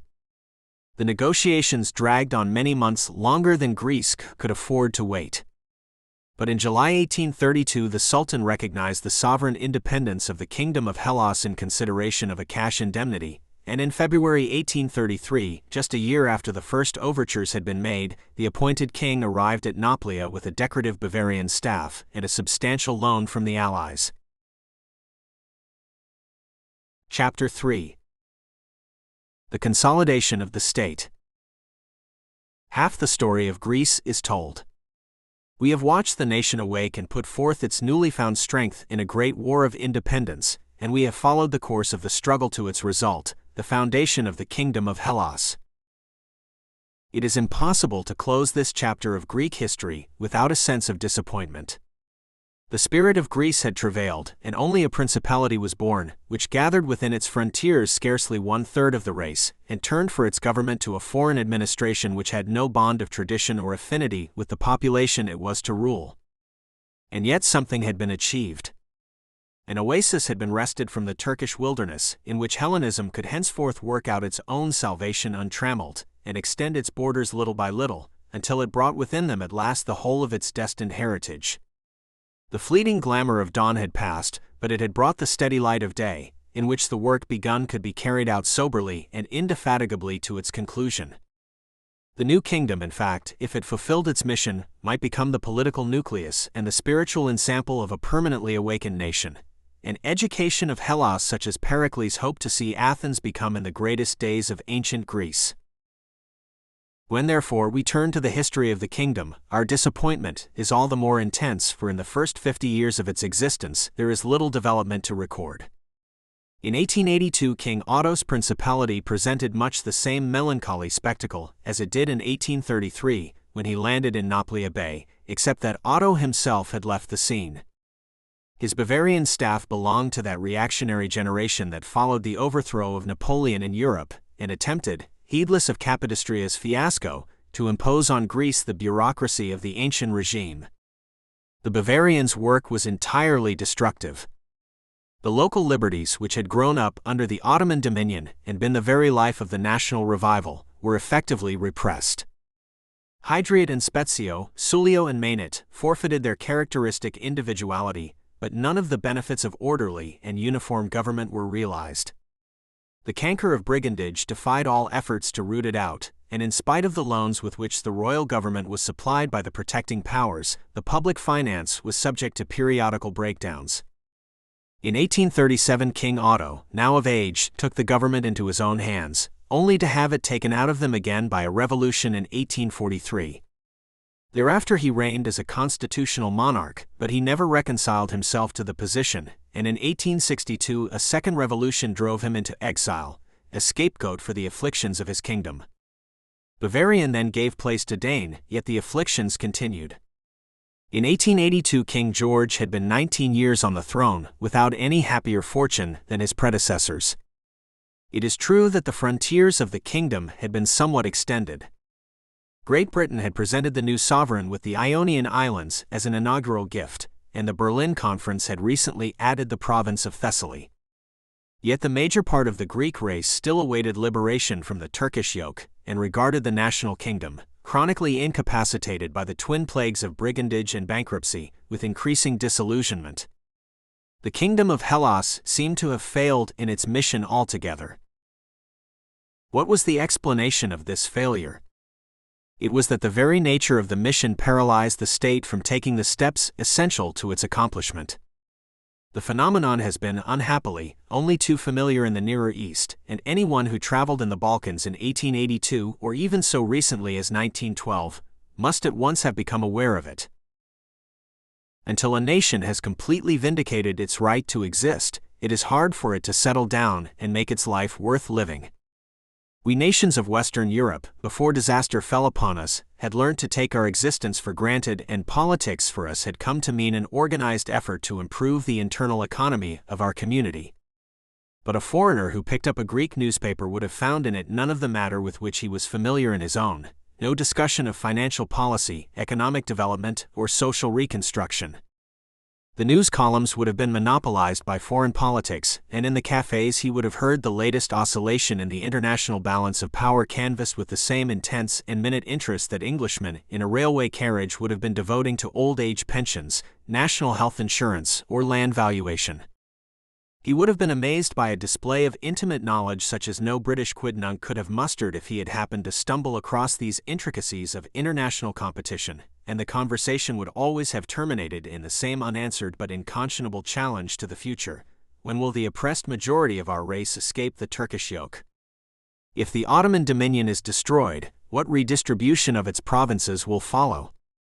Shall we then achieve our national unity, or will our Balkan neighbors encroach upon the inheritance which is justly ours? This preoccupation with events beyond the frontiers was not caused by any lack of vital problems within them. The army was the most conspicuous object of public activity, but it was not an aggressive speculation or an investment of national profits deliberately calculated to bring in one day a larger return. It was a necessity of life, and its efficiency was barely maintained out of the national poverty. In fact, it was almost the only public utility with which the nation could afford to provide itself, and the traveler from Great Britain would have been amazed again at the miserable state of all reproductive public works. The railways were few and far between, their routes roundabout, and their rolling stock scanty, so that trains were both rare and slow. While roads were no commoner a feature in Greece than railways are here, and such stretches as had been constructed had often never come into use, because they had just failed to reach their goal or were still waiting for their bridges, so that they were simply falling into decay and converting the outlay of capital upon them into a dead loss. The Piraeus was the only port in the country where steamers could come alongside a quay and discharge their cargoes directly on shore. Elsewhere, the vessel must anchor many cables lengths out and depend on the slow and expensive services of lighters for lack of pier construction and dredging operations. For example, Kalamata, the economic outlet for the richest part of Peloponnesos and the fifth largest port in the kingdom, was and still remains a mere open roadstead where all ships that call are kept at a distance by the silt from a mountain torrent, and so placed in imminent danger of being driven, by the first storm, upon the rocks of a neighboring peninsula. These grave shortcomings were doubtless due in part to the geographical character of the country, though it was clear, from what had actually been accomplished, that it would have been both possible and profitable to attempt much more if the nation's energy could have been secured for the work. But it is hard to tinker at details when you are kept in a perpetual fever by a question of life and death, and the great preliminary questions of national unity and self-government remained still unsettled. Before these supreme problems all other interests paled, for they were no will-o'-the-wisps of theoretical politics. It needs a long political education to appreciate abstract ideas, and the Greeks were still in their political infancy, but the realization of Greater Greece implied for them the satisfaction of all their concrete needs at once. So long as the status quo endured, they were isolated from the rest of Europe by an unbroken band of Turkish territory, stretching from the Aegean to the Adriatic Sea. What was the use of overcoming great engineering difficulties to build a line of European gauge from Athens right up to the northern frontier, if Turkey refused to sanction the construction of the tiny section that must pass through her territory between the Greek railhead and the actual terminus of the European system at Salonika? Or if, even supposing she withdrew her veto, she would have it in her power to bring pressure on Greece at any moment by threatening to sever communications along this vital artery. So long as Turkey was there, Greece was practically an island, and her only communication with continental Europe lay through her ports. But what used to improve the ports when the recovery of Salonika, the fairest object of the national dreams, would ultimately change the country's economic center of gravity and make her maritime as well as her overland commerce flow along quite other channels than the present. Thus the Greek nation's present was overshadowed by its future, and its actions paralyzed by its hopes. Perhaps a nation with more power of application and less of imagination would have schooled itself to the thought that these sordid, obtrusive details were the key to the splendors of the future, and would have devoted itself to the systematic amelioration of the cramped area which it had already secured for its own. This is what Bulgaria managed to do during her short but wonderful period of internal growth, between the Berlin Treaty of 1878 and the declaration of war against Turkey in 1912. But Bulgaria, thanks to her geographical situation, was from the outset freer from the tentacles of the Turkish octopus than Greece had contrived to make herself by her 50-year start, while her temperamentally sober ambitions were not inflamed by such past traditions as Greece had inherited, not altogether to her advantage. Be that as it may, Greece, whether by fault or misfortune, had failed during this half-century to apply herself successfully to the cure of her defects and the exploitation of her assets, though she did not lack leaders strong-minded enough to summon her to the dull business of the present. Her history during the succeeding generation was a struggle between the parties of the present and the future, and the unceasing discomfiture of the former is typified in the tragedy of Trikoupis, the greatest modern Greek statesman before the advent of Venizelos. Trikoupis came into power in 1882, just after the acquisition of the rich agricultural province of Thessaly under the Treaty of Berlin had given the kingdom a fresh start. There were no such continuous areas of good arable land within the original frontiers, and such rare patches as there were had been desolated by those 8 years of savage warfare which had been the price of liberty. The population had been swept away by wholesale massacres of racial minorities in every district. The dearth of industrious hands had allowed the torrents to play havoc with the cultivation terraces on the mountain slopes, and the specter of malaria, always lying in wait for its opportunity, had claimed the waterlogged plains for its own. During the 50 years of stagnation, little attempt had been made to cope with the evil, until now it seemed almost past remedy. If, however, the surface of the land offered little prospect of wealth for the moment, there were considerable treasures to be found beneath it. A metalliferous bolt runs down the whole east coast of the Greek mainland, cropping up again in many of the Aegean islands, and some of the ores, of which there is a great variety, are rare and valuable. The lack of transit facilities is partly remedied by the fact that workable veins often lie near enough to the sea for the produce to be carried straight from mine to ship, by an endless chain system of overhead trolleys, so that, once capital is secured for installing the plant and opening the mine, profitable operations can be carried on irrespective of the general economic condition of the country. Trikoupis saw how much potential wealth was locked up in these mineral seams. The problem was how to attract the capital necessary to tap it. The nucleus round which have accumulated those immense masses of mobilized capital that are the lifeblood of modern European industry and commerce was originally derived from the surplus profits of agriculture. But a country that finds itself reduced, like Greece in the 19th century, to a state of agricultural bankruptcy, has obviously failed to save any surplus in the process, so that it is unable to provide from its own pocket the minimum outlay it so urgently needs in order to open for itself some new activity.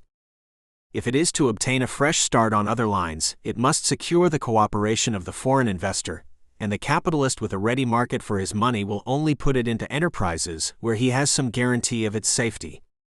There was little doubt that the minerals of Greece would well repay extraction. The uncertain element was the Greek nation itself.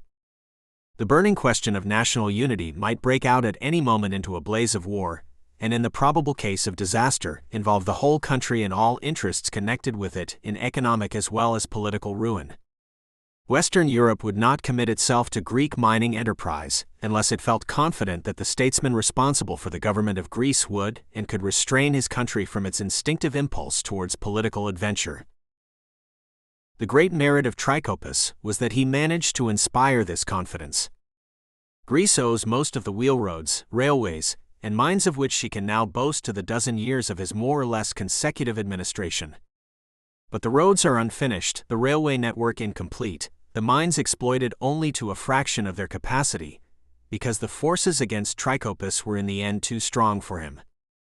It may be that his eye too rigidly followed the foreign investor's point of view, and that by adopting a more conciliatory attitude towards the national ideal, he might have strengthened his position at home without impairing his reputation abroad. But his position was really made impossible by a force quite beyond his control, the irresponsible and often intolerable behavior which Turkey, under whatever regime, has always practiced towards foreign powers, and especially towards those Balkan states which have won their freedom in her despite, while perforce abandoning a large proportion of their race to the protracted outrage of Turkish misgovernment. Several times over the Porte, by wanton insults to Greece, wrecked the efforts of Trikoupis to establish good relations between the two governments, and played the game of the chauvinist party led by Trikoupis's rival, Deligiannis. Deligiannis's tenures of office were always brief, but during them he contrived to undo most of the work accomplished by Trikoupis in the previous intervals. A particularly tense incident with Turkey put him in power in 1893, with a strong enough backing from the country to warrant a general mobilization. The sole result was the ruin of Greek credit. Trikoupis was hastily recalled to office by the king, but too late. He found himself unable to retrieve the ruin and retired altogether from politics in 1895, dying abroad next year in voluntary exile and enforced disillusionment. With the removal of Trikoupis from the helm, Greece ran straight upon the rocks. A disastrous war with Turkey was precipitated in 1897 by events in Crete. It brought the immediate debacle of the army and the reoccupation of Thessaly for a year by Turkish troops, while its final penalties were the cession of the chief strategical positions along the northern frontier and the imposition of an international commission of control over the Greek finances, in view of the complete national bankruptcy entailed by the war. The 15 years that followed 1895 were almost the blackest period in modern Greek history. Yet the time was not altogether lost, and such events as the draining of the Kopias Basin by a British company, and its conversion from a malarious swamp into a rich agricultural area, marked a perceptible economic advance. This comparative stagnation was broken at last by the Young Turk pronunciamiento at Salonika in 1908, which produced such momentous repercussions all through the Nearer East. The Young Turks had struck in order to forestall the dissolution of the Ottoman Empire, but the opportunity was seized by every restive element within it to extricate itself, if possible, from the Turkish coils. Now, just as in 1897, Greece was directly affected by the action of the Greek population in Crete. As a result of the revolt of 1896-7, Crete had been constituted an autonomous state subject to Ottoman suzerainty, autonomy and suzerainty alike being guaranteed by four great powers.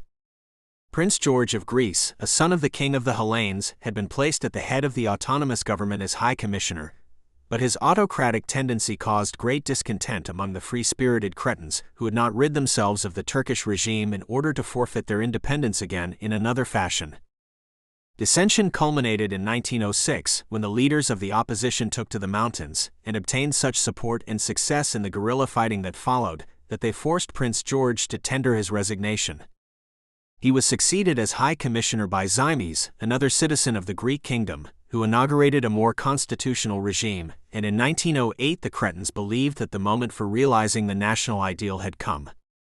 They proclaimed their union with Greece and elected deputies to the parliament at Athens. But the guarantor powers carried out their obligations by promptly sending a combined naval expedition, which hauled down the Greek flag at Cannae and prevented the deputies from embarking for Piraeus. This apparently pedantic insistence upon the status quo was extremely exasperating to Greek nationalism. It produced a ferment in the kingdom, which grew steadily for 9 months and vented itself in July 1909 in the coup d'état of the Military League, a second-hand imitation of the Turkish Committee of Union and Progress. The royal family was cavalierly treated, and constitutional government superseded by a junta of officers. But at this point the policy of the four powers towards Crete was justified. Turkey knew well that she had lost Crete in 1897, but she could still exploit her suzerainty to prevent Greece from gaining new strength by the annexation of the island. The Young Turks had seized the reins of government not to modify the policy of the Porte, but to intensify its chauvinism, and they accordingly intimated that they would consider any violation of their suzerain rights over Crete a casus belli against Greece. Greece, without army or allies, was obviously not in a position to incur another war, and the Military League thus found that it had reached the end of its tether. There ensued a deadlock of another 8 months, only enlivened by a naval mutiny, during which the country lay paralyzed with no program whatsoever before it. Then the man demanded by the situation appeared unexpectedly from the center of disturbance, Crete. Venizelos started life as a successful advocate at Cannae. He entered Cretan politics in the struggle for constitutionalism and distinguished himself in the successful revolution of 1906, of which he was the soul. Naturally, he became one of the leading statesmen under Ximes's regime, and he further distinguished himself by resolutely opposing the unionist agitation as premature, and yet retaining his hold over a people whose paramount political preoccupation was their national unity. The crisis of 1908-9 brought him into close relations with the government of the Greek kingdom, and the king, who had gauged his caliber, now took the patriotic step of calling in the man who had expelled his son from Crete to put his own house in order. It speaks much for both men that they worked together in harmony from the beginning. Upon the royal invitation, Venizelos exchanged Cretan for Greek citizenship and took in hand the military league. After short negotiations, he persuaded it to dissolve in favor of a national convention, which was able to meet in March 1910. Thus Greece became a constitutional country once more, and Venizelos the first premier of the new era. During 5 years of continuous office, he was to prove himself the good genius of his country. When he resigned his post in April 1915, he left the work of consolidating the national state on the verge of completion, and it will be his country's loss if he is balked of achievement.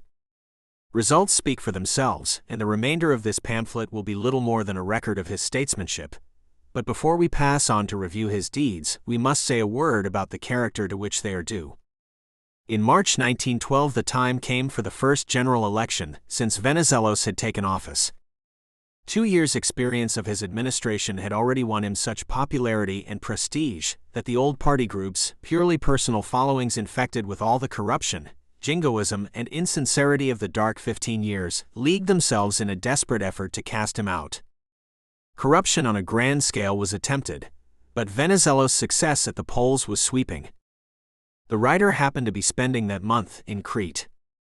The Cretans had, of course, elected deputies in good time to the parliament at Athens, and once more the foreign warships stopped them in the act of boarding the steamer for Piraeus, while Venizelos, who was still responsible for the Greek government till the new parliament met, had declared with characteristic frankness that the attendance of the Cretan deputies could not possibly be sanctioned, an opening of which his opponents did not fail to take advantage. Meanwhile, everyone in Crete was awaiting news of the polling in the kingdom.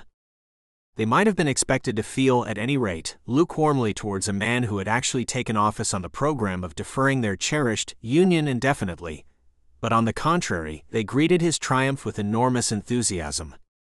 Their feeling was explained by the comment of an innkeeper. "Venizelos," he said, "why, he is a man who can say no. He won't stand any nonsense. If you try to get round him, he'll put you in irons." And clearly he had hit the mark. Venizelos would in any case have done well, because he is a clever man with an excellent power of judgment, but acuteness is a common Greek virtue, and if he has done brilliantly, it is because he has the added touch of genius required to make the Greek take no for an answer, a quality very rare indeed in the nation, which explains the dramatic contrast between his success and Trikoupis' failure. Greece has been fortunate indeed in finding the right man at the crucial hour. In the winter of 1911-12 and the succeeding summer, the foreign traveler met innumerable results of Venizelos' activity in every part of the country, and all gave evidence of the same thing: a sane judgment and its inflexible execution. For instance, a resident in Greece had needed an escort of soldiers 4 years before, when he made an expedition into the wild country northwest of the Gulf of Patras, on account of the number of criminals wanted by the government who were lurking in that region as outlaws. In August 1912, an inquiry concerning this danger was met with a smile. "Oh yes, it was so," said the gendarme, "but since then Venizelos has come. He amnestied everyone out for minor offenses, and then caught the really bad ones, so there are no outlaws in Acarnania now." And he spoke the truth. You could wander all about the forests and mountains without molestation. So far Venizelos had devoted himself to internal reconstruction, after the precedent of Trikoupis, but he was not the man to desert the national idea. The army and navy were reorganized by French and British missions, and when the opportunity appeared, he was ready to take full advantage of it. In the autumn of 1912, Turkey had been for a year at war with Italy. Her finances had suffered a heavy drain, and the Italian command of the sea not only locked up her best troops in Tripoli, but interrupted such important lines of communication between her Asiatic and European provinces as the direct route by sea from Smyrna to Salonika, and the devious sea passage thence round Greece to Scutari, which was the only alternative for Turkish troops to running the gauntlet of the Albanian mountaineers. Clearly the Balkan nations could find no better moment for striking the blow to settle that implacable, preliminary question of national unity which had dogged them all since their birth. Their only chance of success, however, was to strike in concert, for Turkey, handicapped though she was, could still easily outmatch them singly. Unless they could compromise between their conflicting claims, they would have to let this common opportunity for making them good slip by altogether. Of the four states concerned, two, Serbia and Montenegro, were of the same South Slavonic nationality and had been drawn into complete accord with each other since the formal annexation of Bosnia by Austria-Hungary in 1908, which struck a hard blow at their common national idea, while neither of them had any conflicting claims with Greece, since the Greek and South Slavonic nationalities are at no point geographically in contact. With Bulgaria, a nation of Slavonic speech and culture, though not wholly Slavonic in origin, Serbia had quarreled for years over the ultimate destiny of the Uskib district in northwestern Macedonia, which was still subject to Turkey. But in the summer of 1912 the two states compromised in a secret treaty upon their respective territorial ambitions and agreed to refer the fate of one debatable strip to the arbitration of Russia, after their already projected war with Turkey had been carried through.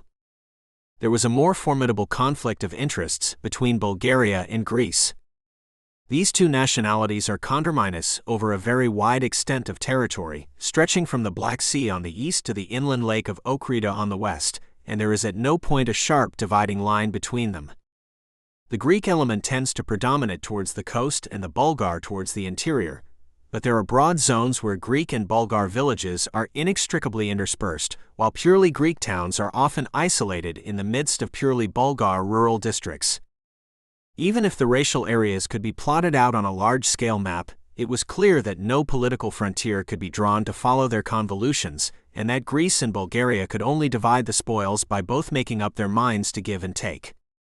The actual lines this necessary compromise would follow obviously depended on the degree of the Allies' success against Turkey in the common war that was yet to be fought, and Venizelos rose to the occasion. He had the courage to offer Bulgaria the Greek alliance without stipulating for any definite minimum share in the common conquests, and the tact to induce her to accept it on the same terms. Greece and Bulgaria agreed to shelve all territorial questions till the war had been brought to a successful close, and with the negotiation of this understanding, another case in which Venizelos achieved what Trikoupis had attempted only to fail, the Balkan League was complete. The events that followed are common knowledge. The Balkan allies opened the campaign in October, and the Turks collapsed before an impetuous attack. The Bulgarians crumpled up the Ottoman field armies in Thrace at the terrific Battle of Lule-Burgas. The Serbians disposed of the forces in the Macedonian interior, while the Greeks effected a junction with the Serbians from the south and cut their way through to Salonika. Within 2 months of the declaration of war, the Turks on land had been driven out of the open altogether behind the shelter of the Chatelja and Gallipoli lines, and only 3 fortresses, Adrianople, Ioannina and Scutari, held out further to the west. Their navy, closely blockaded by the Greek fleet within the Dardanelles, had to look on passively at the successive occupation of the Aegean Islands by Greek landing parties. With the winter came negotiations, during which an armistice reigned at Adrianople and Scutari, while the Greeks pursued the siege of Ioannina and the Dardanelles blockade. The negotiations proved abortive, and the result of the renewed hostilities justified the action of the Balkan plenipotentiaries in breaking them off. By the spring of 1913 the 3 fortresses had fallen, and under the treaty finally signed at London, Turkey ceded to the Balkan League, as a whole, all her European territories west of a line drawn from Anos on the Aegean to Mytia on the Black Sea, including Adrianople and the lower basin of the river Maritsa. The time had now come for Greece and Bulgaria to settle their account, and the unexpected extent of the common gains ought to have facilitated their division. The territory in question included the whole north coast of the Aegean and its immediate hinterland, and Venizelos proposed to consider it in 2 sections. 1. The eastern section, conveniently known as Thrace, consisted of the lower basin of the Maritsa. As far as Adrianople the population was Bulgar, but south of that city it was succeeded by a Greek element with a considerable sprinkling of Turkish settlements as far as the sea. Geographically, however, the whole district is intimately connected with Bulgaria, and the railway that follows the course of the Maritsa down to the port of Didigach offers a much-needed economic outlet for large regions already within the Bulgarian frontier. Venizelos, then, was prepared to resign all Greek claims to the eastern section, in return for a corresponding concession by Bulgaria in the west. 2. The western section, consisting of the lower basins of the Vardar and Struma, lay in the immediate neighborhood of the former frontier of Greece, but the Greek population of Salonika and the coast districts east of it could not be brought within the Greek frontier without including as well a certain hinterland inhabited mainly by Bulgarians. The cession of this was the return asked for by Venizelos, and he reduced it to a minimum by abstaining from pressing the quite well-founded claims of Greece in the Monastir district, which lay further inland still. But Venizelos' conciliatory proposals met with no response from the Bulgarian government, which was in an all-or-nothing mood. It swallowed Venizelos' gift of Thrace, and then proceeded to exploit the Bulgar hinterland of Salonika as a pretext for demanding the latter city as well. This uncompromising attitude made agreement impossible, and it was aggravated by the aggressive action of the Bulgarian troops in the occupied territory, who persistently endeavored to steal ground from the Greek forces facing them. In May there was serious fighting to the east of the Struma, and peace was only restored with difficulty. Bulgarian relations with Serbia were becoming strained at the same time, though in this case Bulgaria had more justice on her side. Serbia maintained that the veto imposed by Austria upon her expansion to the Adriatic, in coincidence with Bulgaria's unexpected gains on the Maritsa to which Serbian arms had contributed, invalidated the secret treaty of the previous summer, and she announced her intention of retaining the Monastir district and the line of the Salonika Railway as far as the future frontier of Greece. Bulgaria, on the other hand, shut her eyes to Serbia's necessity for an untrammeled economic outlet to one seaboard or the other, and took her stand on her strictly legal treaty rights. However the balance of justice inclined, a lasting settlement could only have been reached by mutual forbearance and goodwill, but Bulgaria put herself hopelessly in the wrong towards both her allies by a treacherous night attack upon them all along the line at the end of June 1913. This disastrous act was the work of a single political party, which has since been condemned by most sections of Bulgarian public opinion. But the punishment, if not the responsibility for the crime, fell upon the whole nation. Greece and Serbia had already been drawn into an understanding by their common danger. They now declared war against Bulgaria in concert. The counterstrokes of their armies met with success, and the intervention of Rumania made Bulgaria's discomfiture certain. The results of the 1 month's war were registered in the Treaty of Bucharest. Many of its provisions were unhappily, though naturally, inspired by the spirit of revenge, but the Greek premier at any rate showed a statesman-like self-restraint in the negotiations. Venizelos advocated the course of taking no more after the war than had been demanded before it. He desired to leave Bulgaria a broad zone of Aegean littoral between the Struma and Maritsa rivers, including ports capable of satisfying Bulgaria's pressing need for an outlet towards the south. But in the exasperated state of public feeling, even Venizelos' prestige failed to carry through his policy in its full moderation. King George had just been assassinated in his year of jubilee in the streets of the long-desired Salonika, and King Constantine, his son, flushed by the victory of Kilkish and encouraged by the Machiavellian diplomacy of his Hohenzollern brother-in-law, insisted on carrying the new Greek frontier as far east as the river Mesta and depriving Bulgaria of Kavala, the natural harbor for the whole Bulgarian hinterland in the upper basins of the Mesta and Struma. It is true that Greece did not exact as much as she might have done. Bulgaria was still allowed to possess herself of a coastal strip east of the Mesta, containing the tolerable harbors of Porto Lagos and Didigach, which had been occupied during hostilities by the Greek fleet, and thus her need for an Aegean outlet was not left unsatisfied altogether, while Greece on her part was cleverly shielded for the future from those drawbacks involved in immediate contact with Turkish territory, which she had so often experienced in the past. It is also true that the Kavala district is of great economic value in itself. It produces the better part of the Turkish Regi tobacco crop, and that on grounds of nationality alone Bulgaria has no claim to this prize, since the tobacco-growing peasantry is almost exclusively Greek or Turk, while the Greek element has been extensively reinforced during the last 2 years by refugees from Anatolia and Thrace. Nevertheless, it is already clear that Venizelos' judgment was the better. The settlement at the close of the present war may even yet bring Bulgaria reparation in many quarters. If the Rumen and South Slavonic populations at present included in the complexus of Austria-Hungary are freed from their imprisonment and united with the Serbian and Romanian national states, Bulgaria may conceivably recover from the latter those Bulgarian lands which the Treaty of Bucharest made over to them in Central Macedonia and the Dobruja, while it would be still more feasible to oust the Turk again from Adrianople, where he slipped back in the hour of Bulgaria's prostration and has succeeded in maintaining himself ever since. Yet no amount of compensation in other directions and no abstract consideration for the national principle will induce Bulgaria to renounce her claim on Greek Kavala. Access to this district is vital to Bulgaria from the geographical point of view, and she will not be satisfied here with such rights as Serbia enjoys at Salonika, free use of the port and free traffic along a railway connecting it with her own hinterland.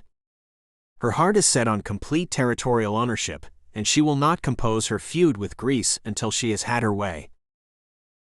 So long, therefore, as the question of Kavala remains unsettled, Greece will not be able to put the preliminary problem of national consolidation behind her and enter upon the long-deferred chapter of internal development. To accomplish once for all this vital transition, Venizelos is taking the helm again into his hands, and it is his evident intention to close the Greek account with Bulgaria just as Serbia and Romania hope to close theirs with the same state, by a bold territorial concession conditional upon adequate territorial compensation elsewhere. The possibility of such compensation is offered by certain outstanding problems directly dependent upon the issue of the European conflict, and we must glance briefly at these before passing on to consider the new chapter of internal history that is opening for the Greek nation. The problems in question are principally concerned with the ownership of islands. The integrity of a land frontier is guaranteed by the whole strength of the nation included within it, and can only be modified by a struggle for existence with the neighbor on whom it borders. But islands by their geographical nature constitute independent political units, easily detached from or incorporated with larger domains, according to the momentary fluctuation in the balance of sea power. Thus it happened that the arrival of the Goeben and Breslau at the Dardanelles in August 1914 led Turkey to reopen promptly certain questions concerning the Aegean. The islands in this sea are uniformly Greek in population, but their respective geographical positions and political fortunes differentiate them into several groups. 1. The Cyclades in the southwest, half-submerged vanguards of mountain ranges in continental Greece, have formed part of the modern kingdom from its birth, and their status has never since been called into question. 2. Crete, the largest of all Greek islands, has been dealt with already. She enjoyed autonomy under Turkish suzerainty for 15 years before the Balkan War, and at its outbreak she once more proclaimed her union with Greece. This time at last her action was legalized, when Turkey expressly abandoned her suzerain rights by a clause in the Treaty of London. 3. During the war itself, the Greek navy occupied a number of islands which had remained till then under the more direct government of Turkey.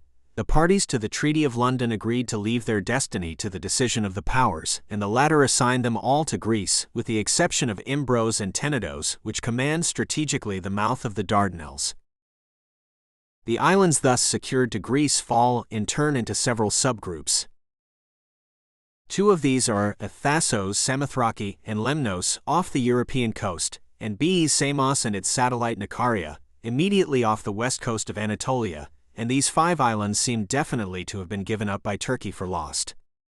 The European group is well beyond the range of her present frontiers, while Samos, though it adjoins the Turkish mainland, does not mask the outlet from any considerable port, and had moreover for many years possessed the same privileged autonomy as Crete, so that the Ottoman government did not acutely feel its final severance. A third group consists of Mytilene and Chios, and concerning this pair Greece and Turkey have so far come to no understanding. The Turks pointed out that the littoral off which these islands lie contains not only the most indispensable ports of Anatolia, but also the largest enclaves of Greek population on the Asiatic mainland, and they declared that the occupation of this group by Greece menaced the sovereignty of the port in its home territory. See, they said, how the 2 islands flank both sides of the sea passage to Smyrna, the terminus of all the railways which penetrate the Anatolian interior, while Mytilene barricades Ivali and Edremit as well. As soon as the Greek government has converted the harbors of these islands into naval bases, Anatolia will be subject to a perpetual Greek blockade, and this violent intimidation of the Turkish people will be reinforced by an insidious propaganda among the disloyal Greek elements in our midst. Accordingly, the Turks refused to recognize the award of the powers, and demanded the re-establishment of Ottoman sovereignty in Mytilene and Chios, under guarantee of an autonomy after the precedent of Crete and Samos. To these arguments and demands the Greeks replied that, next to Crete, These are the two largest, most wealthy, and most populous Greek islands in the Aegean, that their inhabitants ardently desire union with the national kingdom, and that the Greek government would hesitate to use them as a basis for economic coercion and nationalistic propaganda against Turkey, if only because the commerce of Western Anatolia is almost exclusively in the hands of the Greek element on the Asiatic continent. Greek interests were presumably bound up with the economic prosperity and political consolidation of Turkey in Asia, and the Anatolian Greeks would merely have been alienated from their compatriots by any such impolitic machinations. Greek sovereignty in Mitrany and Chios, the Greeks maintained, does not threaten Turkish sovereignty on the continent. But the restoration of Turkish suzerainty over the islands would most seriously endanger the liberty of their inhabitants, for Turkish promises are notoriously valueless except when they are endorsed by the guarantee of some physically stronger power. Negotiations were conducted between Greece and Turkey from these respective points of view without leading to any result, and the two standpoints were in fact irreconcilable, since either power required the other to leave vital national interests at the mercy of an ancient enemy, without undertaking to make corresponding sacrifices itself. The problem probably would never have been solved by compromise, but meanwhile the situation has been entirely transformed by the participation of Turkey in the European War, and the issue between Greece and Turkey, like the issue between Greece and Bulgaria, has been merged in the general problem of the European settlement. The Balkan War of 1912 doomed the Ottoman power in Europe, but left its Asiatic future unimpaired. By making war against the Quadruple Entente, Turkey has staked her existence on both continents, and is threatened with political extinction if the Central Powers succumb in the struggle. In this event, Greece will no longer have to accommodate her regime in the liberated islands to the susceptibilities of a Turkey consolidated on the opposite mainland, but will be able to stretch out her hand over the Anatolian coast and its hinterland, and compensate herself richly in this quarter for the territorial sacrifices which may still be necessary to a lasting understanding with her Bulgarian neighbor. The shores that dominate the Dardanelles will naturally remain beyond her grasp, but she may expect to establish herself on the western littoral from a point as far north as Mount Ida and the plain of Edremit. The Greek coast town of Ivali will be hers, and the still more important focus of Greek commerce and civilization at Smyrna, while she will push her dominion along the railways that radiate from Smyrna towards the interior.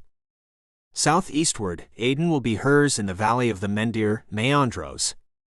Due eastward she will rebaptize the glistening city of Al-Asher with its ancient name of Philadelphia, under which it held out heroically for Hellenism many years after Aden had become the capital of a Moslem principality and the Turkish avalanche had rolled past it to the sea.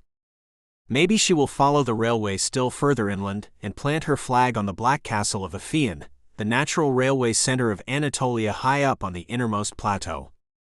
All this and more was once Hellenic ground, and the Turkish incomer, for all his vitality, has never been able here to obliterate the older culture or assimilate the earlier population.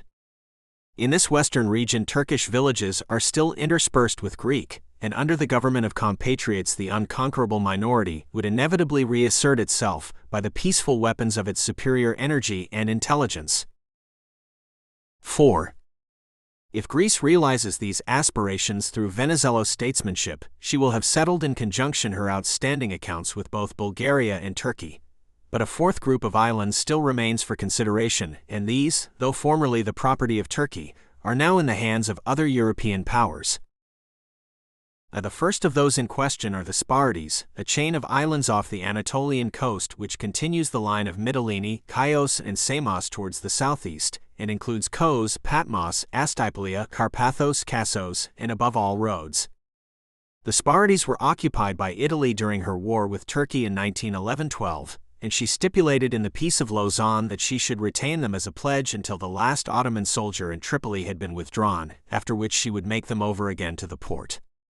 The continued unrest in Tripoli may or may not have been due to Turkish intrigues, but in any case it deferred the evacuation of the islands by Italy until the situation was transformed here also by the successive intervention of both powers in the European War. The consequent lapse of the Treaty of Lausanne simplifies the status of the Sparides, but it is doubtful what effect it will have upon their destiny. In language and political sympathy their inhabitants are as completely Greek as all the other islanders of the Aegean, and if the quadruple entente has made the principle of nationality its own, Italy is morally bound, now that the Spardes are at her free disposal, to satisfy their national aspirations by consenting to their union with the Kingdom of Greece. On the other hand, the prospective dissolution of the Ottoman Empire has increased Italy's stake in this quarter. In the event of a partition, the whole southern littoral of Anatolia will probably fall within the Italian sphere, which will start from the Gulf of Iskanderun, include the districts of Adana and Adalia, and march with the new Anatolian provinces of Greece along the line of the river Mendir. This continental domain and the adjacent islands are geographically complementary to one another, and it is possible that Italy may, for strategical reasons, insist on retaining the Spardes in perpetuity if she realizes her ambitions on the continent. This solution would be less ideal than the other, but Greece would be wise to reconcile herself to it, as Italy has reconciled herself to the incorporation of Corsica in France, for by submitting frankly to this detraction from her national unity, she would give her brethren in the Spardes the best opportunity of developing their national individuality untrammeled under a friendly Italian suzerainty. The advance guard of the Greek race that inhabits the great island of Cyprus has been subject to British government since 1878, when the provisional occupation of the island by Great Britain under a contract similar to that of Lausanne was negotiated in a secret agreement between Great Britain and Turkey on the eve of the conference at Berlin. The condition of evacuation was in this case the withdrawal of Russia from Kars, and here likewise it never became operative till it was abrogated by the outbreak of war. Cyprus, like the Spardes, is now at the disposal of its de facto possessor, and on November 5, 1914, it was annexed to the British Empire. But whatever decision Italy may take, it is to be hoped that our own government at any rate will not be influenced exclusively by strategical considerations, but will proclaim an intention of allowing Cyprus ultimately to realize its national aspirations by union with Greece. The whole population of the island is Greek in language, while under an excellent British administration its political consciousness has been awakened, and has expressed itself in a growing desire for national unity among the Christian majority. It is true that in Cyprus, as in Crete, there is a considerable Greek-speaking minority of Muslims who prefer the status quo, but since the barrier of language is absent, their antipathy to union may not prove permanent. However important the retention of Cyprus may be to Great Britain from the strategical point of view, we shall find that even in the balance of material interests it is not worth the price of alienating the sympathy of an awakened and otherwise consolidated nation. This rather detailed review of problems in the islands and Anatolia brings out the fact that Greek nationalism is not an artificial conception of theorists, but a real force which impels the most scattered and downtrodden populations of Greek speech to travail unceasingly for political unity within the national state. Yet by far the most striking example of this attractive power in Hellenism is the history of it in Epirus. The Epira are a population of Albanian race, and they still speak an Albanian dialect in their homes, while the women and children, at any rate, often know no other language. But somewhat over a century ago the political organism created by the remarkable personality of Ali Pasha in the hinterland of the Adriatic coast, and the relations of Great Britain and France with this new principality in the course of their struggle for the Mediterranean, began to awaken in the Epira a desire for civilization. Their Albanian origin opened to them no prospects, for the race had neither a literature nor a common historical tradition, and they accordingly turned to the Greeks with whom they were linked in religion by membership of the Orthodox Church, and in politics by subjection to Ali's government at Ioannina, which had adopted Greek as its official language. They had appealed to the right quarter, for we have seen how Greek culture accumulated a store of latent energy under the Turkish yoke, and was expending it at this very period in a vigorous national revival. The partially successful War of Liberation in the 20s of the 19th century was only the political manifestation of the new life. It has expressed itself more typically in a steady and universal enthusiasm for education, which throughout the subsequent generations of political stagnation has always opened to individual Greeks commercial and professional careers of the greatest brilliance, and often led them to spend the fortunes so acquired in endowing the nation with further educational opportunities. Public spirit is a Greek virtue. There are few villages which do not possess monuments of their successful sons, and a school is an even commoner gift than a church, while the state has supplemented the individual benefactor to an extent remarkable where public resources are so slender. The schoolhouse, in fact, is generally the most prominent and substantial building in a Greek village, and the advantage offered to the epira by a rapprochement with the Greeks is concretely symbolized by the Greek schools established today in generous numbers throughout their country. For the epirot boy, the school is the door to the future.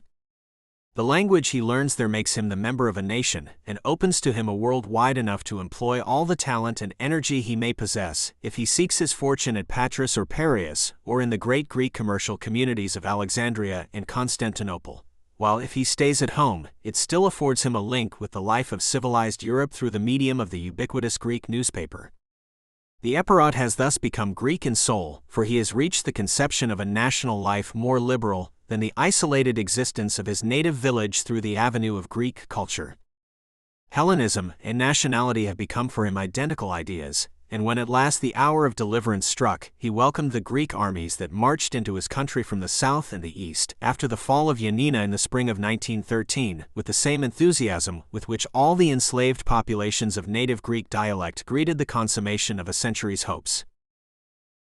The Greek troops arrived only just in time, for the Hellenism of the epira had been terribly proved by murderous attacks from their Moslem neighbors on the north. The latter speak a variety of the same Albanian tongue, but were differentiated by a creed which assimilated them to the ruling race.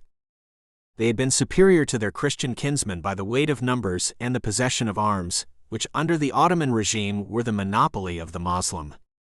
At last, however, the yoke of oppression was broken, and the Greek occupation seemed a harbinger of security for the future. Unluckily, however, Epirus was of interest to others besides its own inhabitants.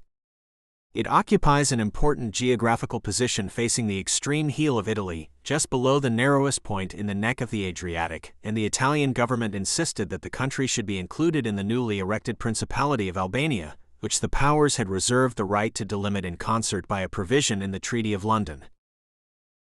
Italy gave two reasons for her demand.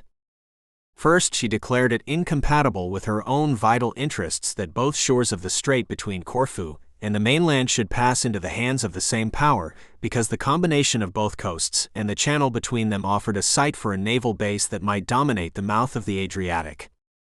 Secondly, she maintained that the native Albanian speech of the epira proved their Albanian nationality, and that it was unjust to the new Albanian state to exclude from it the most prosperous and civilized branch of the Albanian nation. Neither argument is cogent. The first argument could easily be met by the neutralization of the Corfu Straits, and it is also considerably weakened by the fact that the position which really commands the mouth of the Adriatic from the eastern side is not the Corfu Channel beyond it, but the magnificent Bay of Avlona just within its narrowest section, and this is a Moslem district to which the epira have never laid claim, and which would therefore in any case fall within the Albanian frontier. The second argument is almost ludicrous. The destiny of Epirus is not primarily the concern of the other Albanians, for that matter of the Greeks, but of the epira themselves, and it is hard to see how their nationality can be defined except in terms of their own conscious and expressed desire, for a nation is simply a group of men inspired by a common will to cooperate for certain purposes, and cannot be brought into existence by the external manipulation of any specific objective factors, but solely by the inward subjective impulse of its constituents. It was a travesty of justice to put the Orthodox epira at the mercy of a Moslem majority, which had been massacring them the year before on the ground that they happened to speak the same language. The hardship was aggravated by the fact that all the routes connecting Epirus with the outer world run through Ioannina and Salonika, from which the new frontier sundered her, while great natural barriers separate her from Avlona and Durazzo, with which the same frontier so ironically signaled her union. The award of the powers roused great indignation in Greece, but Venizelos was strong enough to secure that it should scrupulously be respected, and the correct attitude which he inflexibly maintained has finally won its reward. As soon as the decision of the powers was announced, the epira determined to help themselves. They raised a militia and asserted their independence so successfully that they compelled the Prince of Oued, the first and perhaps the last ruler of the new Albania, to give them home rule in matters of police and education, and to recognize Greek as the official language for their local administration. They ensured observance of this compact by the maintenance of their troops under arms. So matters continued until a rebellion among his Muslim subjects and the outbreak of the European War in the summer of 1914 obliged the prince to depart, leaving Albania to its natural state of anarchy. The anarchy might have restored every canton and village to the old state of contented isolation, had it not been for the religious hatred between the Muslims and the Epirah, which with the removal of all external control, began to vent itself in an aggressive assault of the former upon the latter, and entailed much needless misery in the autumn months. The reoccupation of Epirus by Greek troops had now become a matter of life and death to its inhabitants, and in October 1914 Venizelos took the inevitable step, after serving due notice upon all the signatories to the Treaty of London. Thanks in part to the absorption of the powers in more momentous business, but perhaps even in a greater degree to the confidence which the Greek premier had justly won by his previous handling of the question, this action was accomplished without protest or opposition. Since then Epirus has remained sheltered from the vicissitudes of civil war within and punitive expeditions from without, to which the unhappy remnant of Albania has been incessantly exposed, and we may prophesy that the Epiroi, unlike their repudiated brethren of Moslem or Catholic faith, have really seen the last of their troubles.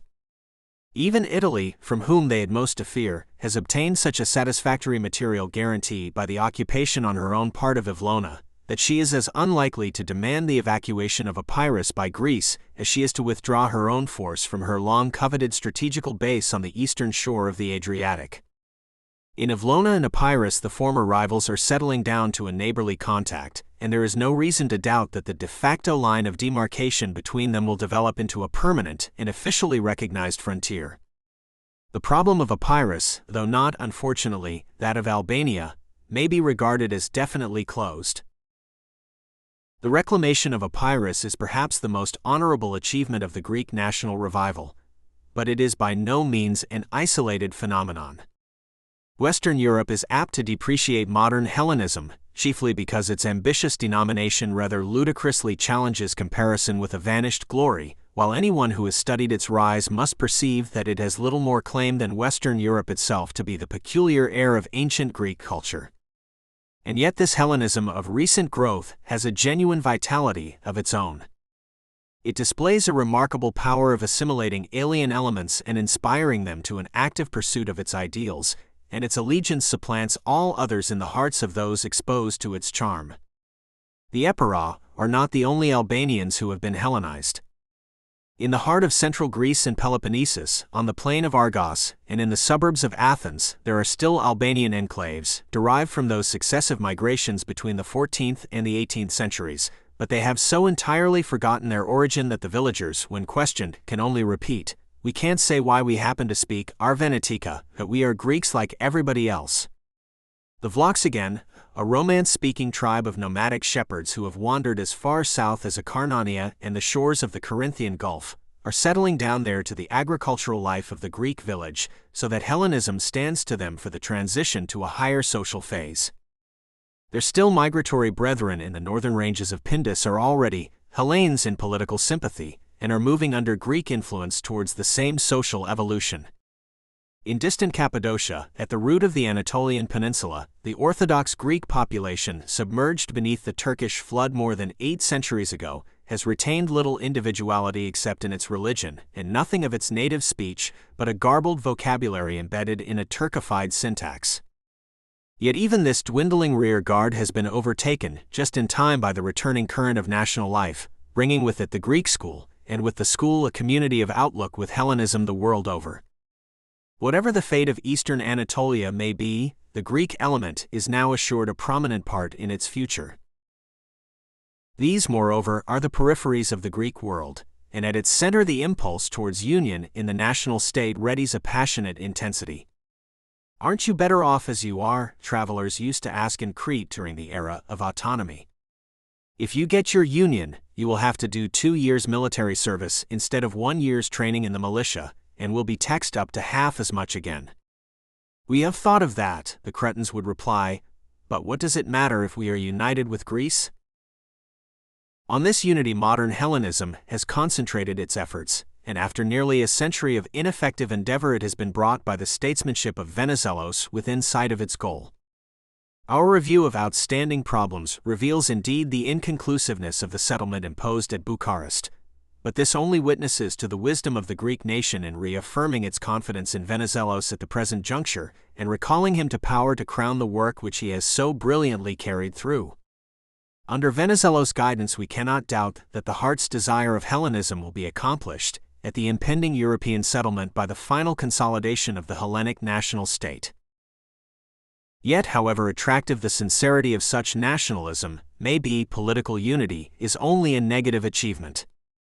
The history of a nation must be judged rather by the positive content of its ideals and the positive results which it attains, and herein the Hellenic revival displays certain grave shortcomings. The internal paralysis of social and economic life has already been noted and ascribed to the urgency of the preliminary question, but we must now add to this the growing embitterment which has poisoned the relations of Greece with her Balkan neighbors during the crises through which the preliminary question has been worked out to its solution. Now that this solution is at hand, will Hellenism prove capable of casting out these two evils, and adapt itself with strength renewed to the new phase of development that lies before it? The northern territories acquired in 1913 will give a much greater impetus to economic progress than Thessaly gave a generation ago, for the Macedonian littoral west as well as east of the Struma produces a considerable proportion of the Turkish Regi tobacco, while the pine forests of Pindus, if judiciously exploited, will go far to remedy the present deficiency of homegrown timber, even if they do not provide quantities sufficient for export abroad. If we take into account the current crop of the Peloponnesian plain lands which already almost monopolizes the world market, the rare ores of the southeastern mountains and the archipelago, and the vintages which scientific treatment might bring into competition with the wines of the peninsula and France, we can see that Greece has many sources of material prosperity within her reach, if only she applies her liberated energy to their development. Yet these are all of them specialized products, and Greece will never export any staple commodity to rival the grain which Rumania sends in such quantities to Central Europe already, and which Bulgaria will begin to send within a few years' time. Even the consolidated Greek kingdom will be too small in area and too little compact in geographical outline to constitute an independent economic unit, and the ultimate economic interests of the country demand cooperation in some organization more comprehensive than the political molecule of the national state. Such an association should embrace the Balkans in their widest extent, from the Black Sea to the Adriatic and from the Carpathians to the Aegean, for in sharp contrast to the inextricable chaos of its linguistic and ecclesiastical divisions, the region constitutes economically a homogeneous and indivisible whole, in which none of the parts can divest themselves of their mutual interdependence. Greece, for example, has secured at last her direct link with the railway system of the European continent, but for free transit beyond her own frontier she still depends on Serbia's goodwill, just as Serbia depends on hers for an outlet to the Aegean at Salonika.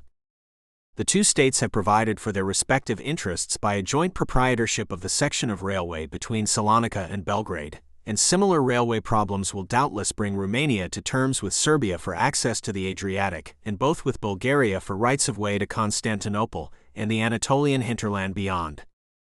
These common commercial arteries of the Balkans take no account of racial or political frontiers, but link the region as a whole with other regions in a common economic relation. Southeastern and Central Europe are complementary economic areas in a special degree. The industries of Central Europe will draw upon the raw products of the Southeast to an increasing extent, and the Southeast will absorb in turn increasing quantities of manufactured plant from Central Europe for the development of its own natural resources. The two areas will become parties in a vast economic nexus, and as in all business transactions, each will try to get the best of the continually intensified bargaining. This is why cooperation is so essential to the future well-being of the Balkan states. Isolated individually and mutually competitive as they are at present, they must succumb to the economic ascendancy of Vienna and Berlin as inevitably as unorganized, unskilled laborers fall under the thraldom of a well-equipped capitalist. Central Europe will have in any event an enormous initial superiority over the Balkans in wealth, population, and business experience, and the Balkan peoples can only hope to hold their own in this perilous but essential intercourse with a stronger neighbor if they take more active and deliberate steps towards cooperation among themselves and find in railway conventions the basis for a Balkan Zollverein. A Zollverein should be the first goal of Balkan statesmanship in the new phase of history that is opening for Europe, but economic relations on this scale involve the political factor, and the Balkans will not be able to deal with their great neighbors on equal terms till the sovereign has ripened into a federation. The alternative is subjection, both political and economic, and neither the exhaustion of the Central Powers in the present struggle nor the individual consolidation of the Balkan states in the subsequent settlement will suffice by themselves to avert it in the end. The awakening of the nation and the consolidation of the state, which we have traced in these pages, must accordingly lead on to the confederation of the Balkans, if all that has been so painfully won is not to perish again without result, and we are confronted with the question, will Balkan nationalism rise to the occasion and transcend itself? Many spectators of recent history will dismiss the suggestion as utopian. Nationality, they will say, revealed itself first as a constructive force, and Europe staked its future upon it. But now that we are committed to it, it has developed a sinister destructiveness which we cannot remedy. Nationality brought the Balkan states into being and led them to final victory over the Turk in 1912, only to set them tearing one another to pieces again in 1913. In the present catastrophe, the curse of the Balkans has descended upon the whole of Europe, and laid bare unsuspected depths of chaotic hatred, yet Balkan antagonisms still remain more ineradicable than ours. The cure for nationality is forgetfulness, but Balkan nationalism is rooted altogether in the past. The Balkan peoples have suffered one shattering experience in common, the Turk, and the waters of Ottoman oppression that have gone over their souls have not been waters of Lethe. They have endured long centuries of spiritual exile by the passionate remembrance of their scion, and when they have vindicated their heritage at last, and returned to build up the walls of their city and the temple of their national god, they have resented each other's neighborhood as the repatriated Jew resented the Samaritan. The Greek dreams with sullen intensity of a golden age before the Bulgar was found in the land, and the challenge implied in the revival of the Hellenic name, so far from being a superficial vanity, is the dominant characteristic of the nationalism which has adopted it for its title. Modern Hellenism breathes the unconscionable spirit of the émigré. This is only too true. The faith that has carried them to national unity will suffice neither the Greeks nor any other Balkan people for the new era that has dawned upon them, and the future would look dark indeed, but for a strange and incalculable leaven which is already potently at work in the land. Since the opening of the present century, the chaotic, unneighborly races of Southeastern Europe, whom nothing had united before but the common impress of the Turk, have begun to share another experience in common, America. From the Slovak villages in the Carpathians to the Greek villages in the Laconian hills, they have been crossing the Atlantic in their thousands to become dockers and navvies, bootblacks and waiters, confectionaires and barbers in Chicago, St. Louis, Omaha, and all the other cities that have sprung up like magic to welcome the immigrant to the hospitable plains of the Middle West.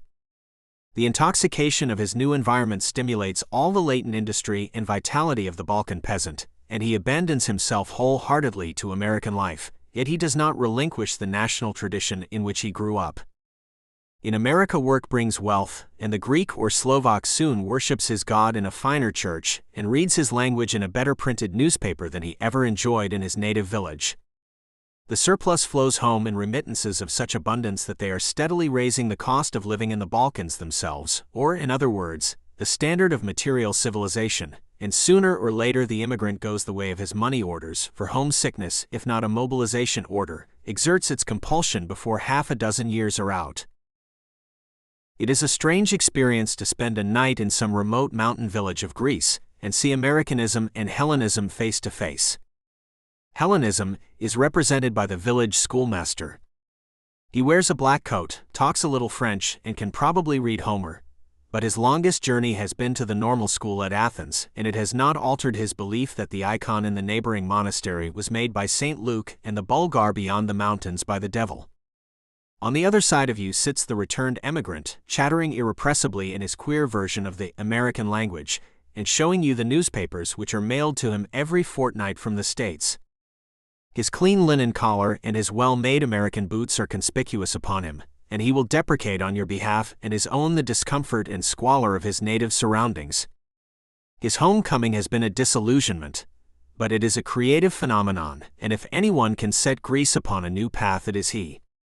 He is transforming her material life by his American savings, for they are accumulating into a capital widely distributed in native hands, which will dispense the nation from pawning its richest mines and vineyards to the European exploiter, and enable it to carry on their development on its own account at this critical juncture when European sources of capital are cut off for an indefinite period by the disaster of the European War. The emigrant will give Greece all Trikoupis dreamed of, but his greatest gift to his country will be his American point of view. In the West he has learnt that men of every language and religion can live in the same city and work at the same shops and sheds and mills and switch yards without desecrating each other's churches or even suppressing each other's newspapers, not to speak of cutting each other's throats, and when next he meets Albanian or Bulgar on Balkan ground, he may remember that he has once dwelt with him in fraternity at Omaha or St. Louis or Chicago. This is the gospel of Americanism, and unlike Hellenism, which spread downwards from the patriarch's residence and the merchant's counting house, it is being preached in all the villages of the land by the least prejudiced and most enterprising of their sons, for it is these who answer America's call, and spreading upward from the peasant towards the professor in the university and the politician in Parliament. Will this new leaven conquer, and cast out the stale leaven of Hellenism before it sours the loaf? Common sense is mighty, but whether it shall prevail in Greece and the Balkans and Europe lies on the knees of the gods. Rumania, Her History and Politics. Chapter 1. Introduction. The problem of the origin and formation of the Romanian nation has always provided matter for keen disputation among historians, and the theories which have been advanced are widely divergent. Some of these discussions have been undertaken solely for political reasons, and in such cases existing data prove conveniently adaptable. This elastic treatment of the historical data is facilitated by the fact that a long and important period affecting the formation and the development of the Romanian nation, 270-1220, has bequeathed practically no contemporary evidence. By linking up, however, what is known antecedent to that period with the precise data available regarding the following it, and by checking the inferred results with what little evidence exists respecting the obscure epoch of Romanian history, it has been possible to reconstruct, almost to a certainty, the evolution of the Romanians during the Middle Ages. A discussion of the varying theories would be out of proportion and out of place in this essay. Nor is it possible to give to any extent a detailed description of the epic struggle which the Romanians carried on for centuries against the Turks. I shall have to deal, therefore, on broad lines with the historical facts, laying greater stress only upon the three fundamental epochs of Romanian history: the formation of the Romanian nation, its initial casting into a national polity foundation of the Romanian principalities, and its final evolution into the actual unitary state, and shall then pass on to consider the more recent internal and external development of Romania and her present attitude. Chapter 2. Formation of the Romanian nation. About the 5th century BC, when the population of the Balkan Carpathian region consisted of various tribes belonging to the Indo-European family, the northern portion of the Balkan peninsula was conquered by the Thracians and the Illyrians. The Thracians spread north and south, and a branch of their race, the Dacians, crossed the Danube. The latter established themselves on both sides of the Carpathian ranges, in the region which now comprises the provinces of Oltenia, Rumania, and Banat and Transylvania, Hungary. The Dacian Empire expanded till its boundaries touched upon those of the Roman Empire. The Roman province of Moesia, between the Danube and the Balkans, fell before its armies, and the campaign that ensued was so successful that the Dacians were able to compel Rome to an alliance. Two expeditions undertaken against Dacia by the Emperor Trajan, 98-117, released Rome from these ignominious obligations and brought Dacia under Roman rule AD 106. Before his second expedition, Trajan erected a stone bridge over the Danube, the remains of which can still be seen at Târnu-Severin, a short distance below the point where the Danube enters Romanian territory. Trajan celebrated his victory by erecting at Adam Clasi, in the province of Dobrugia, the recently discovered Tropium Traiani, and in Rome the celebrated Trajan's Column, depicting in marble reliefs various episodes of the Dacian Wars. The new Roman province was limited to the regions originally inhabited by the Dacians, and a strong garrison, estimated by historians at 25,000 men, was left to guard it. Numerous colonists from all parts of the Roman Empire were brought here as settlers, and what remained of the Dacian population completely amalgamated with them. The new province quickly developed under the impulse of Roman civilization, of which numerous inscriptions and other archaeological remains are evidence. It became one of the most flourishing dependencies of the Roman Empire, and was spoken of as Dacia Felix. About a century and a half later, hordes of barbarian invaders, coming from the north and east, swept over the country. Under the strain of those incursions, the Roman legions withdrew by degrees into Moesia, and in AD 271 Dacia was finally evacuated. But the colonists remained, retiring into the Carpathians, where they lived forgotten of history. The most powerful of these invaders were the Goths, 271 to 375, who, coming from the shores of the Baltic, had shortly before settled north of the Black Sea. Unaccustomed to mountain life, they did not penetrate beyond the plains between the Carpathians and the Dingester. They had consequently but little intercourse with the Daco-Roman population, and the total absence in the Romanian language and in Romanian place names of words of Gothic origin indicates that their stay had no influence upon country or population. Material evidence of their occupation is afforded, however, by a number of articles made of gold found in 1837 at Petroasa, Moldavia, and now in the National Museum at Bucharest. After the Goths came the Huns, 375 to 453, under Attila the Avars, 566 to 799, both of Mongolian race, and the Gepidi, 453 to 566, of Gothic race, all savage, bloodthirsty raiders passing and repassing over the Romanian regions, pillaging and burning everywhere. To avoid destruction, the Daco-Roman population withdrew more and more into the inaccessible wooded regions of the mountains, and as a result were in no wise influenced by contact with the invaders. But with the coming of the Slavs, who settled in the Balkan Peninsula about the beginning of the 7th century, certain fundamental changes took place in the ethnical conditions prevailing on the Danube. The Romanians were separated from the Romans, following the occupation by the Slavs of the Roman provinces between the Adriatic and the Black Sea. Such part of the population as was not annihilated during the raids of the Avars was taken into captivity, or compelled to retire southwards towards modern Macedonia and northwards towards the Dacian regions. Parts of the Romanian country became dependent upon the new state founded between the Balkans and the Danube in 679 by the Bulgarians, a people of Turanian origin, who formerly inhabited the regions north of the Black Sea between the Volga and the mouth of the Danube. After the conversion of the Bulgarians to Christianity, 864, the Slovenian language was introduced into their church, and afterwards also into the church of the already politically dependent Romanian provinces. This finally severed the Daco-Romanians from the Latin world. The former remained for a long time under Slav influence, the extent of which is shown by the large number of words of Slav origin contained in the Romanian language, especially in geographical and agricultural terminology. The coming of the Hungarians, a people of Mongolian race, about the end of the 9th century put an end to the Bulgarian domination in Dacia. While a few of the existing Romanian duchies were subdued by Stephen the Saint, the first king of Hungary, 995–1038, the land of the Vlachs, Terra Blachorum, in the southeastern part of Transylvania, enjoyed under the Hungarian kings a certain degree of national autonomy. The Hungarian chronicles speak of the Vlachs as former colonists of the Romans. The ethnological influence of the Hungarians upon the Romanian population has been practically nil. They found the Romanian nation firmly established, race and language, and the latter remained pure of Magyarisms, even in Transylvania. Indeed, it is easy to prove, and it is only what might be expected, seeing that the Romanians had attained a higher state of civilization than the Hungarian invaders, that the Hungarians were largely influenced by the Daco-Romans. They adopted Latin as their official language, they copied many of the institutions and customs of the Romanians, and recruited a large number of their nobles from among the Romanian nobility, which was already established on a feudal basis when the Hungarians arrived.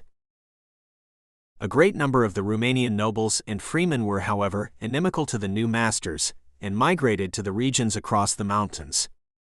This the Hungarians used as a pretext for bringing parts of Romania under their domination, and they were only prevented from further extending it by the coming of the Tartars, 1241, the last people of Mongolian origin to harry these regions. The Hungarians maintained themselves, however, in the parts which they had already occupied, until the latter were united into the Principality of the Romanian land. To sum up, the Romanians are living today where 15 centuries ago their ancestors were living. The possession of the regions on the lower Danube passed from one nation to another, but none endangered the Romanian nation as a national entity. The water passes, the stones remain, the hordes of the migration period, detached from their native soil, disappeared as mist before the sun. But the Roman element bent their heads while the storm passed over them, clinging to the old places until the advent of happier days, when they were able to stand up and stretch their limbs. Chapter 3. The Foundation and Development of the Romanian Principalities.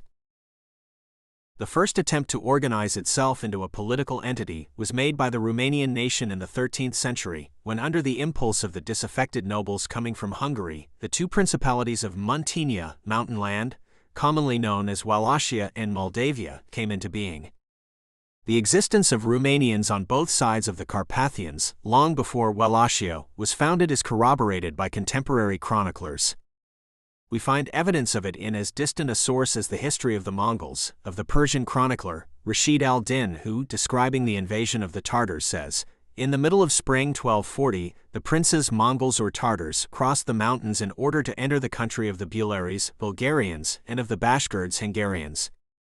Orda, who was marching to the right, passed through the country of the Olt, where Bazarambam met him with an army but was beaten. Baujik crossed the mountains to enter the Kara Ulak, and defeated the Ulak people." Kara Ulak means Black Wallachia. Bazarambam is certainly the corrupted name of the band Basarab, who ruled as vassal of Hungary over the province of Oltenia, and whose dynasty founded the Principality of Muntenia. The early history of this principality was marked by efforts to free it from Hungarian domination, a natural development of the desire for emancipation which impelled the Romanians to migrate from the subdued provinces in Hungary. The foundation of Moldavia dates from after the retreat of the Tartars, who had occupied the country for a century, 1241 to 1345. They were driven out by an expedition under Hungarian leadership, with the aid of Romanians from the province of Maramuresh. It was the latter who then founded the Principality of Moldavia under the suzerainty of Hungary, the chroniclers mentioning as its first ruler the voivode Dragos. The rudimentary political formations which already existed before the foundation of the principalities were swept away by the invasion of the Tartars, who destroyed all trace of constituted authority in the plains below the Carpathians. In consequence, the immigrants from Transylvania did not encounter any resistance, and were even able to impose obedience upon the native population, though coming rather as refugees than as conquerors. These newcomers were mostly nobles, boyars. Their emigration deprived the masses of the Romanian population of Transylvania of all moral and political support, especially as a part of the nobility had already been won over by their Hungarian masters, and with time the masses fell into servitude. On the other hand, the immigrating nobles strengthened and secured the predominance of their class in the states which were to be founded. In both cases the situation of the peasantry became worse, and we have, curiously enough, the same social fact brought about by apparently contrary causes. Though the Romanians seem to have contributed but little, up to the 19th century, to the advance of civilization, their part in European history is nevertheless a glorious one, and if less apparent, perhaps of more fundamental importance. By shedding their blood in the struggle against the Ottoman invasion, they, together with the other peoples of Oriental Europe, procured that security which alone made possible the development of Western civilization. Their merit, like that of all with whom they fought, is not to have vanquished time and again the followers of Muhammad, who always ended by gaining the upper hand, but rather to have resisted with unparalleled energy, perseverance, and bravery the terrible Ottoman invaders, making them pay for each step advanced such a heavy price that their resources were drained, they were unable to carry on the fight, and thus their power came to an end. From the phalanx of Christian warriors stand out the names of a few who were the bravest of a time when bravery was common. But while it is at least due that more tribute than a mere mention of their names should be paid to the patriot princes who fought in lifelong conflict against Turkish domination, space does not permit me to give more than the briefest summary of the wars which for centuries troubled the country. It was in 1389, when Mircea the Old was Prince of Wallachia, that the united Balkan nations attempted for the first time to check Ottoman invasion. The Battle of Kosovo, however, was lost, and Mircea had to consent to pay tribute to the Turks. For a short space after the Battle of Rovine, 1398, where Mircea defeated an invading Turkish army, the country had peace, until Turkish victories under the Sultan Muhammad resulted, in 1411, in further submissions to tribute. It is worthy of mention that it was on the basis of tribute that the relations between Turkey and Romania rested, until 1877, the Romanian provinces becoming at no time what Hungary was for a century and a half, namely, a Turkish province. In a battle arising following his frustration, by means not unconnected with his name, of a Turkish plot against his person, Vlad the Impaler, 1458–62, completely defeated the Turks under Muhammad II. But an unfortunate feud against Stephen the Great, Prince of Moldavia, put an end to the reign of Vlad, a fierce but just prince. A period of the most lamentable decadence followed, during which Turkish domination prevailed more and more in the country. During an interval of 25 years, 1521–46, no less than 11 princes succeeded one another on the throne of Mitrany, whilst of the 19 princes who ruled during the last 3/4 of the 16th century, only 2 died a natural death while still reigning. In Moldavia also internal struggles were weakening the country. Not powerful enough to do away with one another, the various aspirants to the throne contented themselves with occupying and ruling over parts of the province. Between 1443–7 there were no less than 3 princes reigning simultaneously, whilst one of them, Peter III, lost and regained the throne 3 times. For 47 years, 1457–1504, Stephen the Great fought for the independence of Moldavia. At Rachova, in 1475, he annihilated an Ottoman army in a victory considered the greatest ever secured by the cross against Islam. The Shah of Persia, Uzun Hasan, who was also fighting the Turks, offered him an alliance, urging him at the same time to induce all the Christian princes to unite with the Persians against the common foe. These princes, as well as Pope Sixtus IV, gave him great praise. But when Stephen asked from them assistance in men and money, not only did he receive none, but Vladislav, king of Hungary, conspired with his brother Albert, king of Poland, to conquer and divide Moldavia between them. A Polish army entered the country, but was utterly destroyed by Stephen in the forest of Kosman. Having had the opportunity of judging at its right value the friendship of the Christian princes, on his deathbed Stephen advised his son Bogdan to make voluntary submission to the Turks. Thus Moldavia, like Wallachia, came under Turkish suzerainty. For many years after Stephen's death the Turks exploited the Romanian countries shamelessly, the very candidates for the throne having to pay great sums for Turkish support. The country groaned under the resultant taxation and the promiscuousness of the tribute exacted till, in 1572, John the Terrible ascended the Moldavian throne. This prince refused to pay tribute and repeatedly defeated the Turks.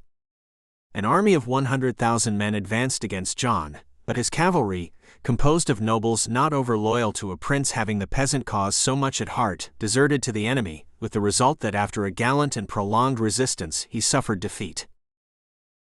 Michael the Brave, Prince of Muntenia, 1593–1601, was the last of the Vlachs to stand up against Turkish aggression. This prince not only succeeded in crushing a Turkish army sent against him, but he invaded Transylvania, whose prince had leanings towards Turkey, pushed further into Moldavia, and succeeded in bringing the 3 Romanian countries under his rule. Michael is described in the documents of the time as prince of the whole land of Hungaro-Wallachia, of Transylvania, and of Moldavia. He ruled for 8 years. It was not the Turkish sword which put an end to the exploits of Michael the Brave.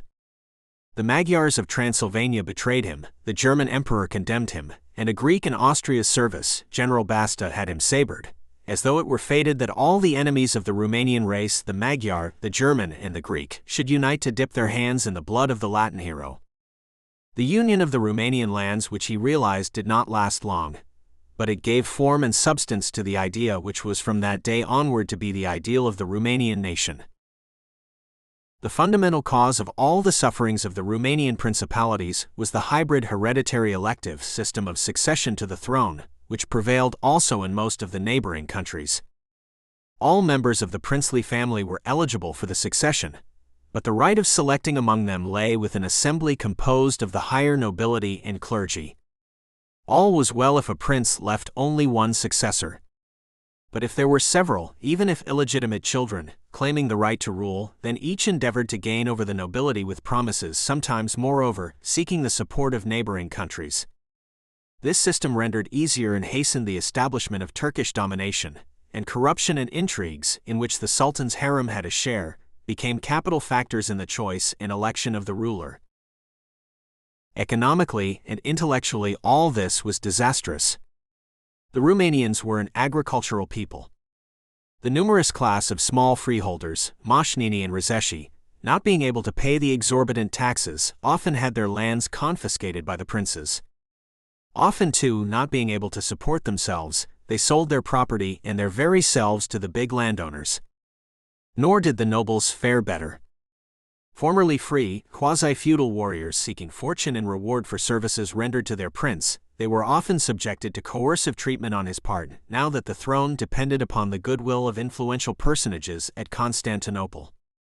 Various civil offices were created at court, either necessitated by the extension of the relations of the country or intended to satisfy some favorite of the prince. Sources of social position and great material benefit, these offices were coveted greedily by the boyars, and those who obtained none could only hope to cheat fortune by doing their best to undermine the position of the prince. Chapter 4. The Phanariote Rule.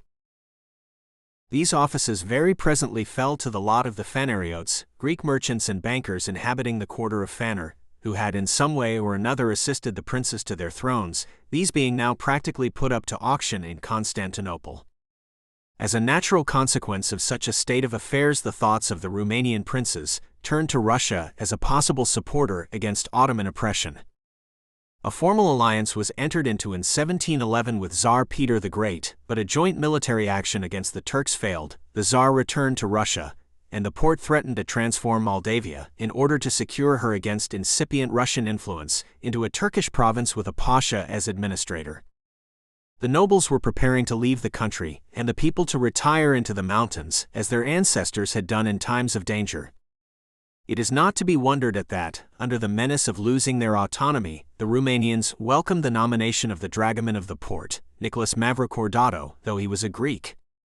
The people greeted with joy the accession of the first Phanariote to the throne of the Principality of Moldavia, 1711. Knowledge of foreign languages had enabled the Phanariotes to obtain important diplomatic positions at Constantinople, and they ended by acquiring the thrones of the Romanian principalities as a recompense for their services. But they had to pay for it, and to make matters more profitable, the Turks devised the ingenious method of transferring the princes from one province to another, each transference being considered as a new nomination. From 1730 to 1741, the two reigning princes interchanged thrones in this way 3 times. They acquired the throne by gold, and they could only keep it by gold. All depended upon how much they were able to squeeze out of the country. The princes soon became past masters in the art of spoliation. They put taxes upon chimneys, and the starving peasants pulled their cottages down and went to live in mountain caves. They taxed the animals, and the peasants preferred to kill the few beasts they possessed. But this often proved no remedy, for we are told that the Prince Constantine Mavrocordato, having prescribed a tax on domestic animals at a time when an epidemic had broken out amongst them, ordered the tax to be levied on the carcasses. The administrative regime during the Phanariote period was, in general, little else than organized brigandage, says Xenopol. In fact, the Phanariote rule was instinct with corruption, luxury, and intrigue. Though individually some of them may not deserve blame, yet considering what the Phanariotes took out of the country, what they introduced into it, and to what extent they prevented its development, their era was the most calamitous in Romanian history. The War of 1768 between Russia and Turkey gave the former power a vague protectorate over the Romanian provinces, Treaty of Căci-Cainargi. In 1774, Austria acquired from the Turks, by false promises, the northern part of Moldavia, the pleasant land of Bukovina. During the new conflict between Turkey and Russia, the Russian armies occupied and battened upon the Romanian provinces for 6 years. Though they had again to abandon their intention of making the Danube the southern boundary of their empire, to which Napoleon had agreed by the secret treaty with Tsar Alexander Erfurt September 27, 1808, they obtained from Turkey the cession of Bessarabia, Treaty of Bucharest, May 28, 1812, together with that part of Moldavia lying between the Dniester and the Pruth, the Russians afterwards giving to the whole region the name of Bessarabia. Chapter 5. Modern period to 1866. In 1821, the Greek Revolution, striving to create an independent Greece, broke out on Romanian ground, supported by the princes of Moldavia and Muntenia. Of this support the Romanians strongly disapproved, for, if successful, the movement would have strengthened the obnoxious Greek domination. If unsuccessful, the Turks were sure to take a terrible revenge for the assistance given by the Romanian countries. The movement, which was started about the same time by the ennobled peasant Tudor Vladimirescu for the emancipation of the lower classes, soon acquired, therefore, an anti-Greek tendency. Vladimirescu was assassinated at the instigation of the Greeks. The latter were completely checked by the Turks, who, grown suspicious after the Greek rising and confronted with the energetic attitude of the Romanian nobility, consented in 1822 to the nomination of two native boyars, Jonitsa Sturza and Gregory Ghica, recommended by their countrymen, as princes of Moldavia and Wallachia. The iniquitous system of the throne to the highest bidder had come to an end. The period which marks the decline of Greek influence in the Romanian principalities also marks the growth of Russian influence. The first meant economic exploitation, the second was a serious menace to the very existence of the Romanian nation. But if Russia seemed a possible future danger, Turkey with its Fanariote following was a certain and immediate menace. When therefore at the outbreak of the conflict with Turkey in 1828 the Russians once more passed the Pruth, the country welcomed them. Indeed, the Romanian boyars, who after the rising of 1821 and the Turkish occupation had taken refuge in Transylvania, had even more than once invited Russian intervention. Hopes and fears alike were realized. By the Treaty of Adrianople, 1829, the rights of Turkey as suzerain were limited to the exaction of a monetary tribute and the right of investiture of the princes, one important innovation being that these last were to be elected by national assemblies for life. But on the other hand, a Russian protectorate was established, and the provinces remained in Russian military occupation up to 1834, pending the payment of the war indemnity by Turkey. The ultimate aim of Russia may be open to discussion. Her immediate aim was to make Russian influence paramount in the principalities, this being the only possible explanation of the anomalous fact that, pending the payment of the war indemnity, Russia herself was occupying the provinces whose autonomy she had but now forcibly retrieved from Turkey. The Reglement Organique, the new constitutional law given to the principalities by their Russian governor, Count Kiselev, truly reflected the tendency. From the administrative point of view it was meant to make for progress. From the political point of view, it was meant to bind the two principalities to the will of the Tsar. The personal charm of Count Kiselev seemed to have established, as it were, an unbreakable link between Russians and Romanians. But when he left the country in 1834, the liking for Russia passed away to be replaced finally by the two sentiments which always most swayed the Romanian heart: love for their country and affection towards France. French culture had been introduced into the principalities by the Fanariote princes who, as dragomans of the port, had to know the language, and usually employed French secretaries for themselves and French tutors for their children.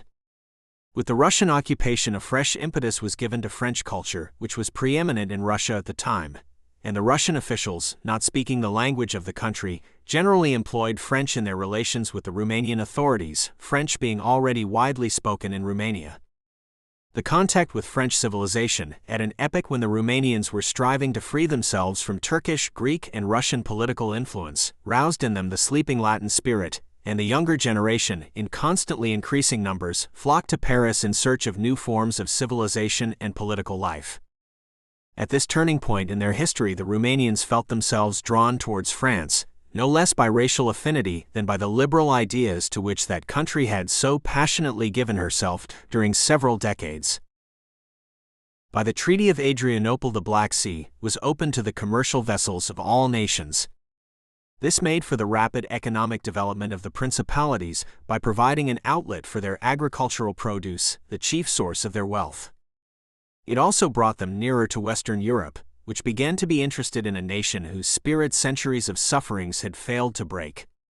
Political, literary, and economic events thus prepared the ground for the Romanian Renaissance, and when in 1848 the Great Revolution broke out, it spread at once over the Romanian countries, where the dawn of freedom had been struggling to break since 1821.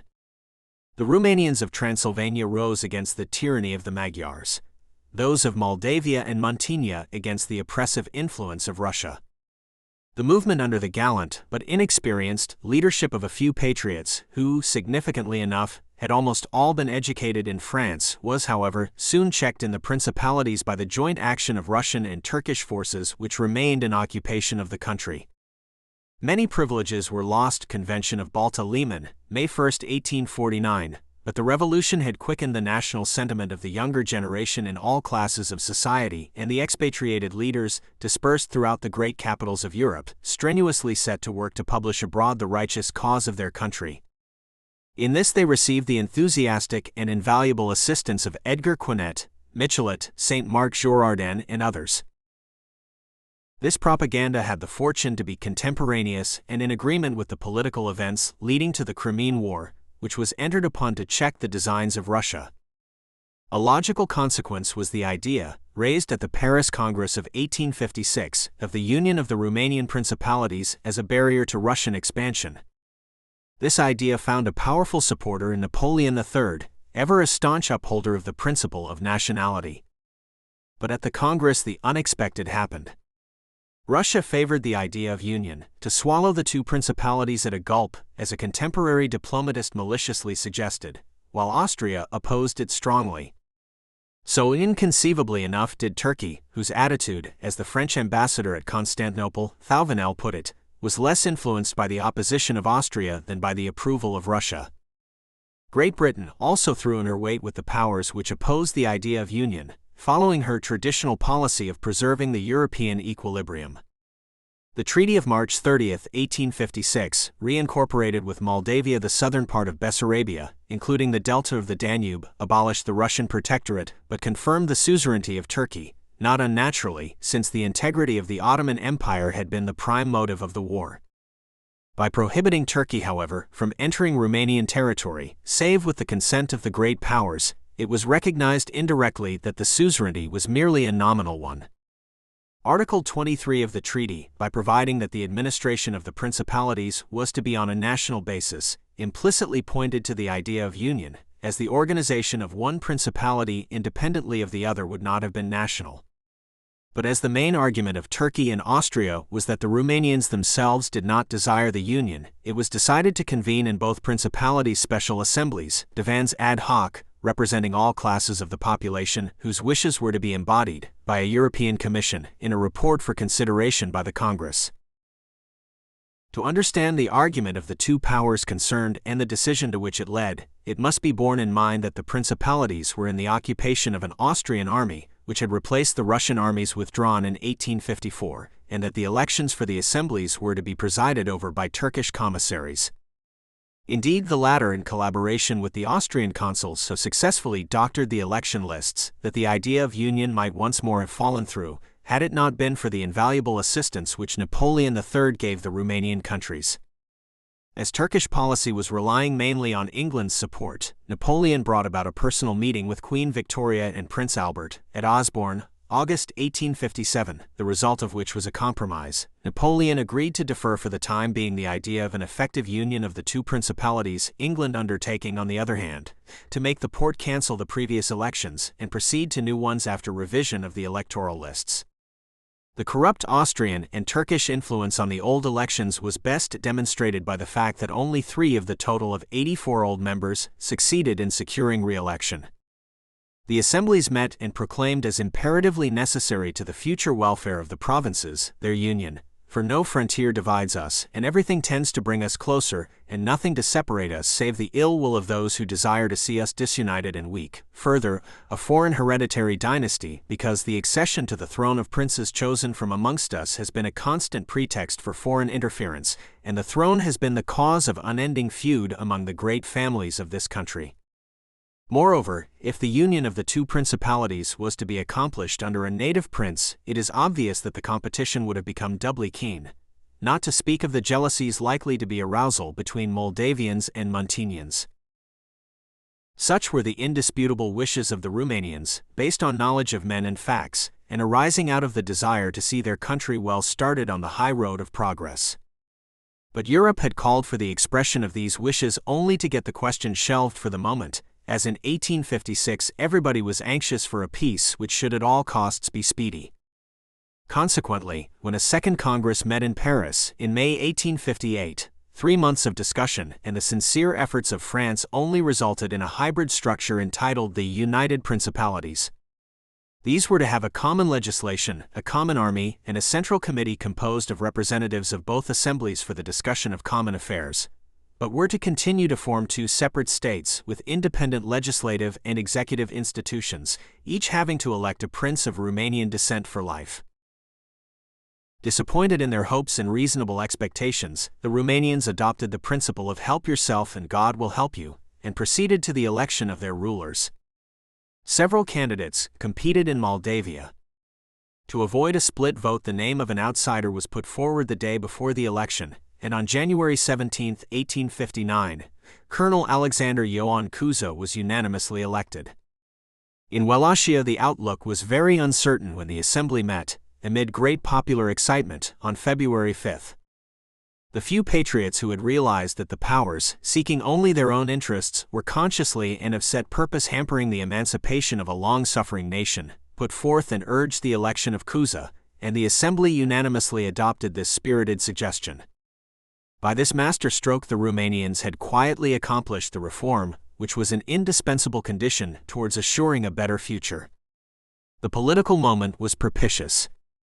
Italy's military preparation prevented Austria from intervening, and as usual when confronted with an accomplished fact, the great powers and Turkey finished by officially recognizing the action of the principalities in December 1861.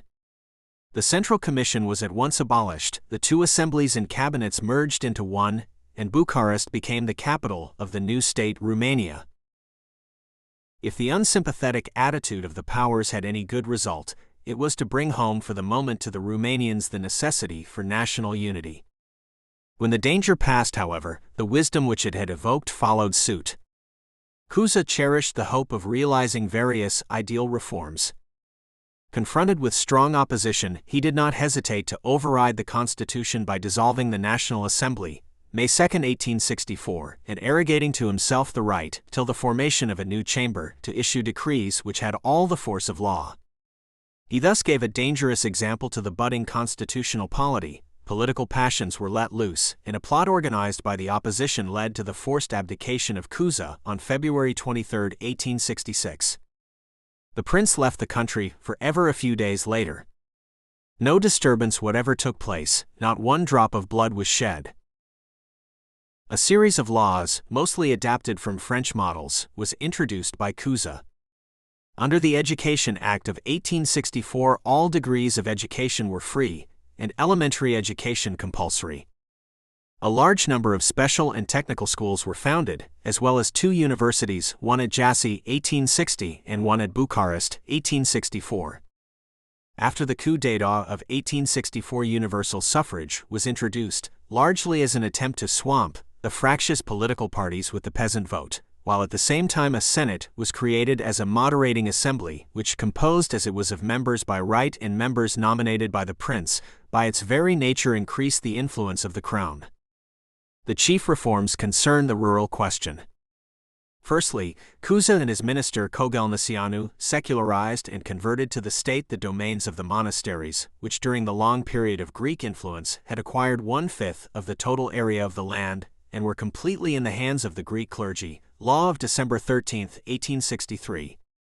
More important still, as affecting fundamentally the social structure of the country, was the rural law, promulgated on August 26, 1864, which had been the cause of the conflict between Cuza and the various political factions, the liberals clamoring for more thorough reforms, the conservatives denouncing Cuza's project as revolutionary. As the peasant question is the most important problem left for Romania to solve, and as I believe that in a broad sense it has a considerable bearing upon the present political situation in that country, it may not be out of place here to devote a little space to its consideration. Originally, the peasant lived in the village community as a free land owner. He paid a certain Jew 1/10 of his produce and 3 days' labor yearly to his leader, Cneaz, as recompense for his leadership in peace and war. The latter, moreover, solely enjoyed the privilege of carrying on the occupations of miller and innkeeper, and the peasant was compelled to mill with him. When after the foundation of the principalities the upper class was established on a feudal basis, the peasantry were subjected to constantly increasing burdens. Impoverished and having in many cases lost their land, the peasants were also deprived at the end of the 16th century of their freedom of movement. By that time the Cneaz, from being the leader of the community, had become the actual lord of the village, and his wealth was estimated by the number of villages he possessed. The peasant owners paid their dues to him in labor and in kind. Those peasants who owned no land were his serfs, passing with the land from master to master. Under the Turkish domination, the Romanian provinces became the granary of the Ottoman Empire. The value of land rose quickly, as did also the taxes. To meet these taxes, from the payment of which the boyars, the descendants of the Cneazi, were exempt, the peasant owners had frequently to sacrifice their lands, while, greedy after the increased benefits, the boyars used all possible means to acquire more land for themselves. With the increase of their lands they needed more labor, and they obtained permission from the ruler not only to exact increased labor dues from the peasantry, but also to determine the amount of work that should be done in a day. This was effected in such a way that the peasants had, in fact, to serve 3 and 4 times the number of days due. The power to acquire more land from the freeholders and to increase the amount of labor due by the peasants was characteristic of the legislation of the 18th century. By a decree of Prince Moruzi in 1805, the lords were for the first time empowered to reserve to their own use part of the estate, namely 1/4 of the meadow land, and this privilege was extended in 1828 to the use of 1/3 of the arable land. The remaining 2/3 were reserved for the peasants, every young married couple being entitled to a certain amount of land, in proportion to the number of traction animals they owned. When the Treaty of Adrianople of 1829 opened the western markets to Romanian corn, in which markets far higher prices were obtainable than from the Turks, Romanian agriculture received an extraordinary impetus. Henceforth the efforts of the boyars were directed towards lessening the amount of land to which the peasants were entitled. By the Règlement Organique they succeeded in reducing such land to half its previous area, at the same time maintaining and exacting from the peasant his dues in full. It is in the same act that there appears for the first time the fraudulent title lords of the land, though the boyars had no exclusive right of property. They had the use of 1/3 of the estate, and a right to a due in labor and in kind from the peasant holders, present or prospective, of the other 2/3. With a view to ensuring on the one hand, greater economic freedom to the landowners, and on the other, security for the peasants from the enslaving domination of the upper class, the Rural Law of 1864 proclaimed the peasant tenants full proprietors of their holdings, and the landowners full proprietors of the remainder of the estate. The original intention of creating common land was not carried out in the bill. The peasants holding an arable land being small, he not infrequently plowed his pasture, and as a consequence, had either to give up keeping beasts or pay a high price to the landowners for pasturage. Dues in labor and in kind were abolished, the landowners receiving an indemnity which was to be refunded to the state by the peasants in installments within a period of 15 years. This reform is characteristic of much of the legislation of Cuza, despotically pursuing the realization of some ideal reform without adequate study of and adaptation to social circumstances. His laws provided no practical solution of the problem with which they dealt. In this case, for example, the reform benefited the upper class solely, although generally considered a boon to the peasantry. Of ancient right 2/3 of the estate were reserved for the peasants, but the new law gave them possession of no more than the strip they were holding, which barely sufficed to provide them with the mere necessaries of life. The remainder up to 2/3 of the estate went as a gift, with full proprietorship, to the boyard. For the exemption of their dues in kind and in labor, the peasants had to pay an indemnity, whereas the right of their sons to receive at their marriage a piece of land in proportion to the number of traction animals they possessed was lost without compensation. Consequently, the younger peasants had to sell their labor, contracting for periods of a year and upwards, and became a much easier prey to the spoliation of the upper class than when they had at least a strip of land on which to build a hut and from which to procure their daily bread. the more so as the country had no industry which could compete with agriculture in the labor market. An investigation undertaken by the Home Office showed that out of 1,265 labor contracts for 1906, chosen at random, only 39.7% were concluded at customary wages. The others were lower in varying degrees, 13.2%, of the cases showing wages upwards of 75%, below the usual rates. Under these conditions of poverty and economic serfdom, the peasantry was not able to participate in the enormous development of Romanian agriculture, which had resulted from increased political security and the establishment of an extensive network of railways. While the boyars found an increasing attraction in politics, a new class of middlemen came into existence, renting the land from the boyars for periods varying generally from 3 to 5 years. Owing to the resultant competition, rents increased considerably, while conservative methods of cultivation kept production stationary. Whereas the big cultivator obtained higher prices to balance the increased cost of production, the peasant who produced for his own consumption could only face such increase by a corresponding decrease in the amount of food consumed.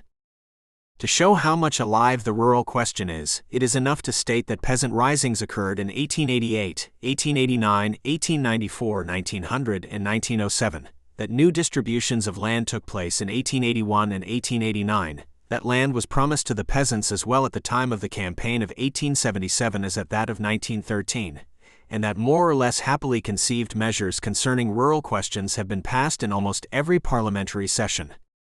The general tendency of such legislation partook of the free contract nature, though owing to the social condition of the peasantry, the acts in question had to embody protective measures providing for a maximum rent for arable and pasture land and a minimum wage for the peasant laborer. Solutions have been suggested in profusion. That a solution is possible, no one can doubt. One writer, basing his arguments on official statistics which show that the days of employment in 1905 averaged only 91 for each peasant, claims that only the introduction of circulating capital and the creation of new branches of activity can bring about a change. The suggested remedy may be open to discussion, but our author is undoubtedly right when, asking himself why this solution has not yet been attempted, he says, "Our country is governed at present by an agrarian class. Her whole power rests in her ownership of the land, our only wealth.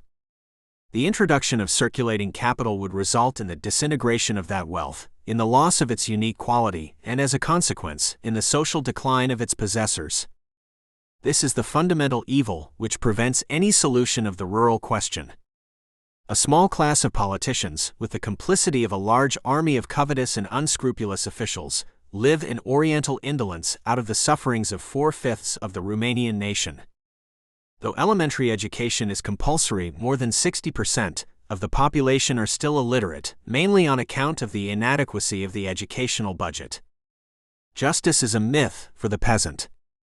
Of political rights he is, in fact, absolutely deprived. The large majority, and by far the sanest part of the Romanian nation, are thus fraudulently kept outside the political and social life of the country. It is not surmising too much, therefore, to say that the opportunity of emancipating the Transylvanians would not have been willfully neglected, had that part of the Romanian nation in which the old spirit still survives had any choice in the determination of their own fate. Chapter 6. Contemporary Period, Internal Development. In order to obviate internal disturbances or external interference, the leaders of the movement which had dethroned Prince Cuza caused Parliament to proclaim, on the day of Cuza's abdication, Count Philip of Flanders, the father of King Albert of Belgium, Prince of Rumania. The offer was, however, not accepted, as neither France nor Russia favored the proposal. Meanwhile, a conference had met again in Paris at the instance of Turkey, and vetoed the election of a foreign prince. But events of deeper importance were ripening in Europe, and the Romanian politicians rightly surmised that the powers would not enforce their protests if a candidate were found who was likely to secure the support of Napoleon III, then schoolmaster of European diplomacy. This candidate was found in the person of Prince Karol of Hohenzollern-Sigmaringen, second son of the head of the elder branch of the Hohenzollerns, Catholic and non-reigning. Prince Karol was cousin to the King of Prussia, and related through his grandmother to the Bonaparte family. He could consequently count upon the support of France and Prussia, while the political situation fortunately secured him from the opposition of Russia, whose relations with Prussia were at the time friendly, and also from that of Austria, whom Bismarck proposed to keep busy for some time to come. The latter must have viewed with no little satisfaction the prospect of a Hohenzollern occupying the throne of Romania at this juncture, and Prince Carol, allowing himself to be influenced by the Iron Chancellor's advice, answered the call of the Romanian nation, which had proclaimed him as Carol I, hereditary Prince of Romania. Traveling secretly with a small retinue, the Prince second class, his suite first, Prince Carol descended the Danube on an Austrian steamer, and landed on May 8 at Târnu-Severin, the very place where, nearly 18 centuries before, the Emperor Trajan had alighted and founded the Romanian nation. By independent and energetic action, by a conscious neglect of the will of the powers, which only a young constitutional polity would have dared, by an active and unselfish patriotism, Romania had at last chosen and secured as her ruler the foreign prince who alone had a chance of putting a stop to intrigues from within and from without. And the Romanians had been extremely fortunate in their hasty and not quite independent choice.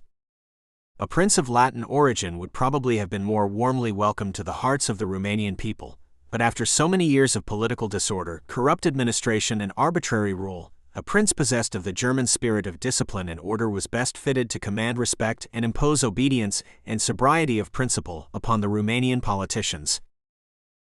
Prince Carol's task was no easy one. The journal compiled by the Provisional Government, which held the reins for the period elapsing between the abdication of Cuza and the accession of Prince Carol, depicts in the darkest colors the economic situation to which the faults, the waste, the negligence, and short-sightedness of the previous regime had reduced the country, the government being in the humiliating position of having brought disastrous and intolerable hardship alike upon its creditors, its servants, its pensioners, and its soldiers. Reforms were badly needed, and the treasury had nothing in hand but debts. To increase the income of the state was difficult, for the country was poor and not economically independent. Under the Paris Convention of 1858, Romania remained bound, to her detriment, by the commercial treaties of her suzerain Turkey, the powers not being willing to lose the privileges they enjoyed under the Turkish capitulations.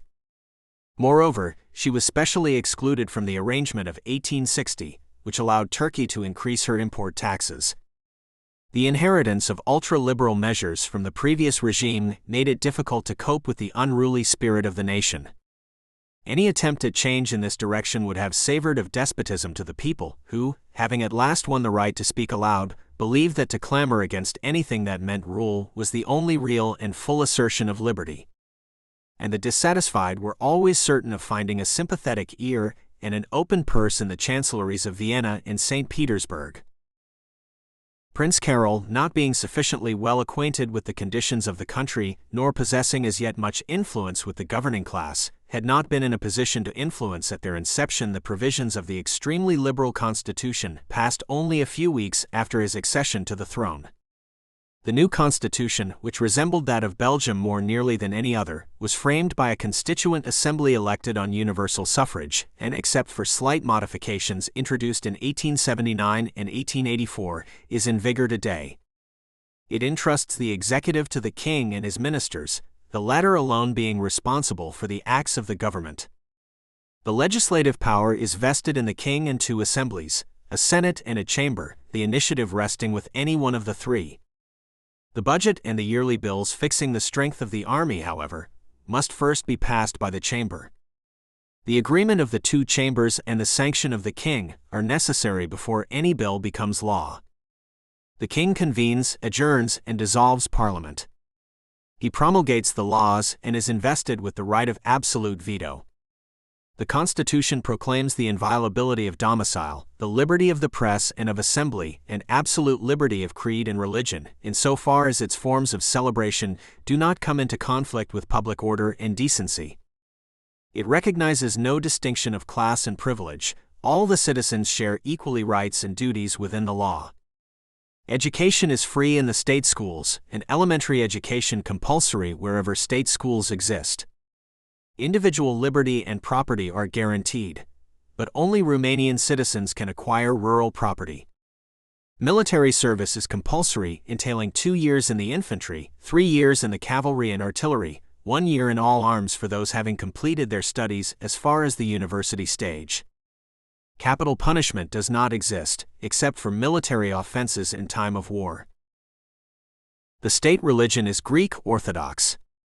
Up to 1864, the Romanian Church was subordinate to the Patriarchate of Constantinople. In that year it was proclaimed independent, national, and autocephalous, though this change was not recognized by the Patriarchate till 1885, while the secularization of the property of the monasteries put an end de facto to the influence of the Greek clergy. Religious questions of a dogmatic nature are settled by the Holy Synod of Bucharest, composed of the 2 metropolitans of Bucharest and Jassy and the 8 bishops, the Minister for Education, with whom the administrative part of the Church rests, having only a deliberative vote.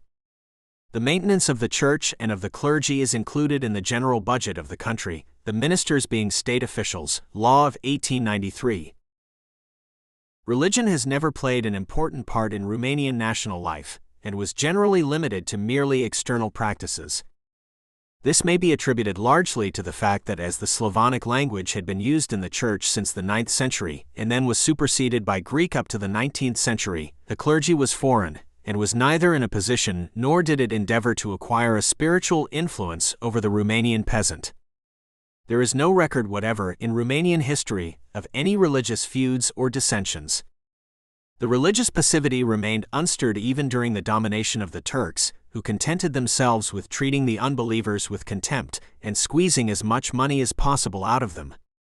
Cuza, having made no provision for the clergy when he converted the wealth of the monasteries to the state, they were left for 30 years in complete destitution and remained as a consequence outside the general intellectual development of the country. Though the situation has much improved since the law of 1893, which incorporated the priests with the other officials of the government, the clergy, recruited largely from among the rural population, are still greatly inferior to the Romanian priests of Bukovina and Transylvania. Most of them take up holy orders as a profession. I have known several country parsons who were thorough atheists. However difficult his task, Prince Carol never deviated from the strictly constitutional path. His opponents were free to condemn the prince's opinions, he never gave them the chance of questioning his integrity. Prince Carol relied upon the position in which his origin and family alliances placed him in his relations with foreign rulers to secure him the respect of his new subjects. Such considerations impressed the Romanians.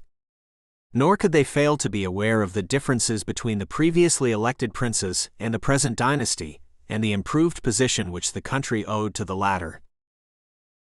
To inculcate the Romanians with the spirit of discipline, the prince took in hand with energy and pursued untiringly, in spite of all obstacles, the organization of the army.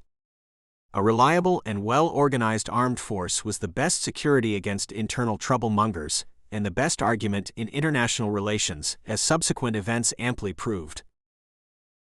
The Romanian political parties were at the outset personal parties, supporting one or other of the candidates to the throne. When Greek influence, emanating from Constantinople, began to make itself felt in the 17th century, a national party arose for the purpose of opposing it. This party counted upon the support of one of the neighboring powers, and its various groups were known accordingly as the Austrian, the Russian and Sea parties. With the election of Cuza, the external danger diminished, and the politicians divided upon principles of internal reform. Cuza not being in agreement with either party, they united to depose him, keeping truce during the period preceding the accession of Prince Carol, when grave external dangers were threatening, and presiding in a coalition ministry at the introduction of the new Constitution of 1866. But this done, the truce was broken. Political strife again awoke with all the more vigor for having been temporarily suppressed. The reforms which it became needful to introduce gave opportunity for the development of strong divergence of views between the political parties. The Liberals, the Red Party as they were called at the time, led by C.A. Rossetti and Ioan Brătianu, both strong Mazinists, both having taken an important part in the revolutionary movements of 1848 and in that which led to the deposition of Cuza, were advocating reforms hardly practicable even in an established democracy. The Conservatives, led by Lasker Catergiu, were striving to stem the flood of ideal liberal measures on which all sense of reality was being carried away. In little more than a year there were 4 different cabinets, not to mention numerous changes in individual ministers. Between the two extreme tendencies, Prince Carol had to strive constantly to preserve unity of direction. he himself being the only stable element in that ever unstable country. It was not without many untoward incidents that he succeeded. His person was the subject of more than one unscrupulous attack by politicians in opposition, who did not hesitate to exploit the German origin and the German sympathies of the prince in order to inflame the masses. These internal conflicts entered upon an acute phase at the time of the Franco-German conflict of 1870.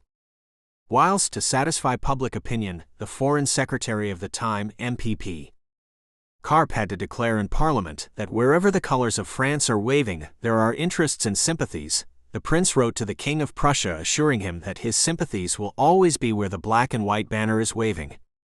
In these so strained circumstances, a section of the population of Bucharest allowed itself to be drawn into anti-German street riots. Disheartened and despairing of ever being able to do anything for that beautiful country, whose people neither know how to govern themselves nor will allow themselves to be governed, the prince decided to abdicate. So strong was the feeling in Parliament roused by the prince's decision that one of his most inveterate opponents now declared that it would be an act of high treason for the prince to desert the country at such a crisis. We have an inkling of what might have resulted in the letter written by the Emperor of Austria to Prince Carol at the time, assuring him that my government will eagerly seize any opportunity which presents itself to prove by deeds the interest it takes in a country connected by so many bonds to my empire. Nothing but the efforts of Lasker Katarju and the sound patriotism of a few statesmen saved the country from what would have been a real misfortune. The people were well aware of this, and cheers lasting several minutes greeted that portion of the message from the throne which conveyed to the new parliament the decision of the prince to continue reigning. The situation was considerably strengthened during a period of 5 years' conservative rule. Prince Carol's high principles and the dignified example of his private life secured for him the increasing respect of politicians of all colors, while his statesmanlike qualities, his patience and perseverance, soon procured him an unlimited influence in the affairs of the state. This was made the more possible from the fact that, on account of the political ignorance of the masses and of the varied influence exercised on the electorate by the highly centralized administration, no Romanian government ever fails to obtain a majority at an election.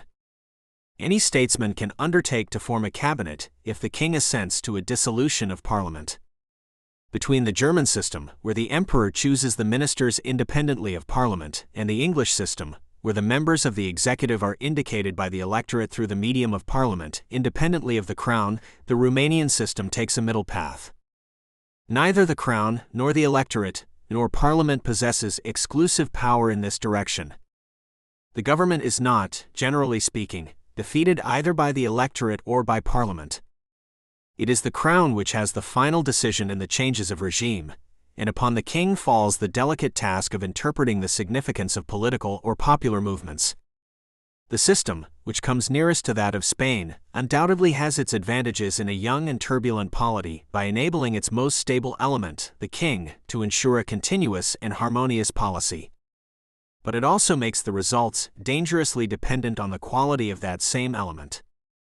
Under the leadership of King Carol, it was an undoubted success. The progress made by the country from an economic, financial, and military point of view during the last half-century is really enormous.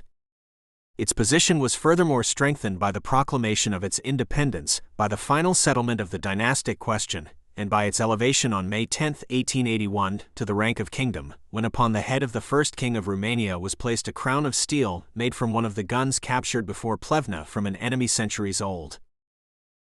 From the point of view of internal politics, progress has been less satisfactory. The various reforms once achieved, the differences of principle between the political parties degenerated into mere opportunism, the opposition opposing, the government disposing. The parties, and especially the various groups within the parties, are generally known by the names of their leaders, these denominations not implying any definite political principle or government program. It is, moreover, far from edifying that the personal element should so frequently distort political discussion. The introduction of modern forms of state organization has not been followed by the democratization of all social institutions. The masses of the people have remained all but completely outside political life. Not only are we yet far from government of the people by the people, but our liberties, though deeply graven on the facade of our Constitution, have not permeated everyday life nor even stirred in the consciousness of the people. It is strange that King Carol, who had the welfare of the people sincerely at heart, should not have used his influence to bring about a solution of the rural question. But this may perhaps be explained by the fact that, from Cuz's experience, he anticipated opposition from all political factions. It would almost seem as if, by a tacit understanding and anxious to establish Romania's international position, King Carol gave his ministers a free hand in the rural question, reserving for himself an equally free hand in foreign affairs.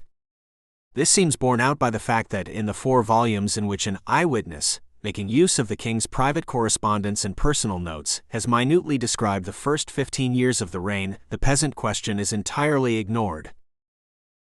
Addressing himself in 1871 to the Romanian representative at the Porte, the Austrian ambassador, von Prokesh-Ostend, remarked, "If Prince Carol manages to pull through without outside help and make Romania governable, it will be the greatest tour de force I have ever witnessed in my diplomatic career of more than half a century. It will be nothing less than a conjuring trick." King Carol succeeded, and only those acquainted with Romanian affairs can appreciate the truth of the ambassador's words. Chapter 7. Contemporary period, Foreign Affairs. Up to 1866, Romanian foreign politics may be said to have been non-existent. The offensive or defensive alliances against the Turks concluded by the Romanian rulers with neighboring princes during the Middle Ages were not made in pursuance of any definite policy, but merely to meet the moment's need. With the establishment of Turkish suzerainty, Romania became a pawn in the foreign politics of the neighboring empires, and we find her repeatedly included in their projects of acquisition, partition, or compensation, as, for instance, when she was put forward as eventual compensation to Poland for the territories lost by that country in the first partition. Romania may be considered fortunate in not having lost more than Bukovina to Austria, 1775, Bessarabia to Russia, 1812, and temporarily to Austria the region between the Danube and the Aluta, called Oltenia, lost by the Treaty of Passarowitz, 1718, recovered by the Treaty of Belgrade, 1739. While her geographical position made of Romania the cynosure of many covetous eyes, it at the same time saved her from individual attack by exciting countervailing jealousies. Moreover, the powers came at last to consider her a necessary rampart to the Ottoman Empire, whose dissolution all desired but none dared attempt. Austria and Russia, looking to the future, were continually competing for paramount influence in Romania, though it is not possible to determine where their policy of acquisition ended and that of influence began. The position of the principalities became more secure after the Paris Congress of 1858, which placed them under the collective guarantee of the great powers, but this fact, and the maintenance of Turkish suzerainty, coupled with their own weakness, debarred them from any independence in their foreign relations. A sudden change took place with the accession of Prince Carol. A Hohenzollern prince related to the King of Prussia and to Napoleon III could not be treated like one of the native boyars. The situation called for the more delicacy of treatment by the powers in view of the possibility of his being able to better those internal conditions which made Romania uninteresting as a factor in international politics. In fact, the prince's personality assured for Romania a status which she could otherwise have attained only with time, by a political, economic, and military consolidation of her home affairs, and the prince does not fail to remark in his notes that the attentions lavished upon him by other sovereigns were meant rather for the Hohenzollern prince than for the Prince of Romania. Many years later, even after the War of 1878, while the Russians were still south of the Danube with their lines of communication running through Romania, Brătianu begged of the prince to give up a projected journey on account of the difficulties which might at any moment arise and said, "Only the presence of your Royal Highness keeps them at a respectful distance." It was but natural under these circumstances that the conduct of foreign affairs should have devolved almost exclusively on the prince. The ascendancy which his high personal character, his political and diplomatic skill, his military capacity procured for him over the Romanian statesmen made this situation a lasting one. Indeed, it became almost a tradition. Romania's foreign policy since 1866 may be said, therefore, to have been King Carol's policy. Whether one agrees with it or not, no one can deny with any sincerity that it was inspired by the interests of the country as the monarch saw them. Rebuking Bismarck's unfair attitude towards Romania in a question concerning German investors, Prince Carol writes to his father in 1875, "I have to put Romania's interests above those of Germany. My path is plainly mapped out, and I must follow it unflinchingly, whatever the weather." Prince Carol was a thorough German, and as such naturally favored the expansion of German influence among his new subjects. But if he desired Romania to follow in the wake of German foreign policy, it was because of his unshaken faith in the future of his native country, because he considered that Romania had nothing to fear from Germany, whilst it was all in the interest of that country to see Romania strong and firmly established. At the same time, acting on the advice of Bismarck, he did not fail to work toward a better understanding with Russia, who might become as well a reliable friend as a dangerous enemy to the Romanian state. The sympathy shown him by Napoleon III was not always shared by the French statesman, and the unfriendly attitude of the French ambassador in Constantinople caused Prince Carol to remark that M. de Moustier is considered a better Turk than the Grand Turk himself.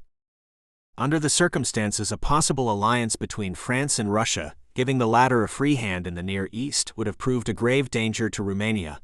It was, consequently, a skillful, if imperious act to enter voluntarily, and without detriment to the existing friendly relations with France within the Russian sphere of influence, and not to wait till compelled to do so. The campaigns of 1866 and 1870 having finally established Prussia's supremacy in the German world, Bismarck modified his attitude towards Austria. In an interview with the Austrian Foreign Secretary Count Beust, Gastein, October 1871, he broached for the first time the question of an alliance, and touching upon the eventual dissolution of the Ottoman Empire, obligingly remarked that one could not conceive of a great power not making of its faculty for expansion a vital question. Quite in keeping with that change were the counsels henceforth tendered to Prince Carol. Early that year Bismarck wrote of his sorrow at having been forced to the conclusion that Romania had nothing to expect from Russia, while Prince Anthony, Prince Carol's father and faithful advisor, wrote soon after the above interview, November 1871, that under certain circumstances it would seem a sound policy for Romania to rely upon the support of Austria. Persevering in this crescendo of suggestion, Austria's new foreign secretary, Count Andrassy, drifted at length to the point by plainly declaring not long afterwards that Romania is not so unimportant that one should deprecate an alliance with her.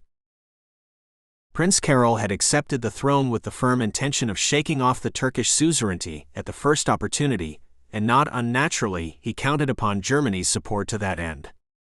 He and his country were bitterly disappointed, therefore, when Bismarck appealed directly to the Porte for the settlement of a difference between the Romanian government and a German company entrusted with the construction of the Romanian railways, the more so as the Paris Convention had expressly forbidden any Turkish interference in Romania's internal affairs. It thus became increasingly evident that Romania could not break away from Russia, the coming power in the East. The eyes of Russia were steadfastly fixed on Constantinople.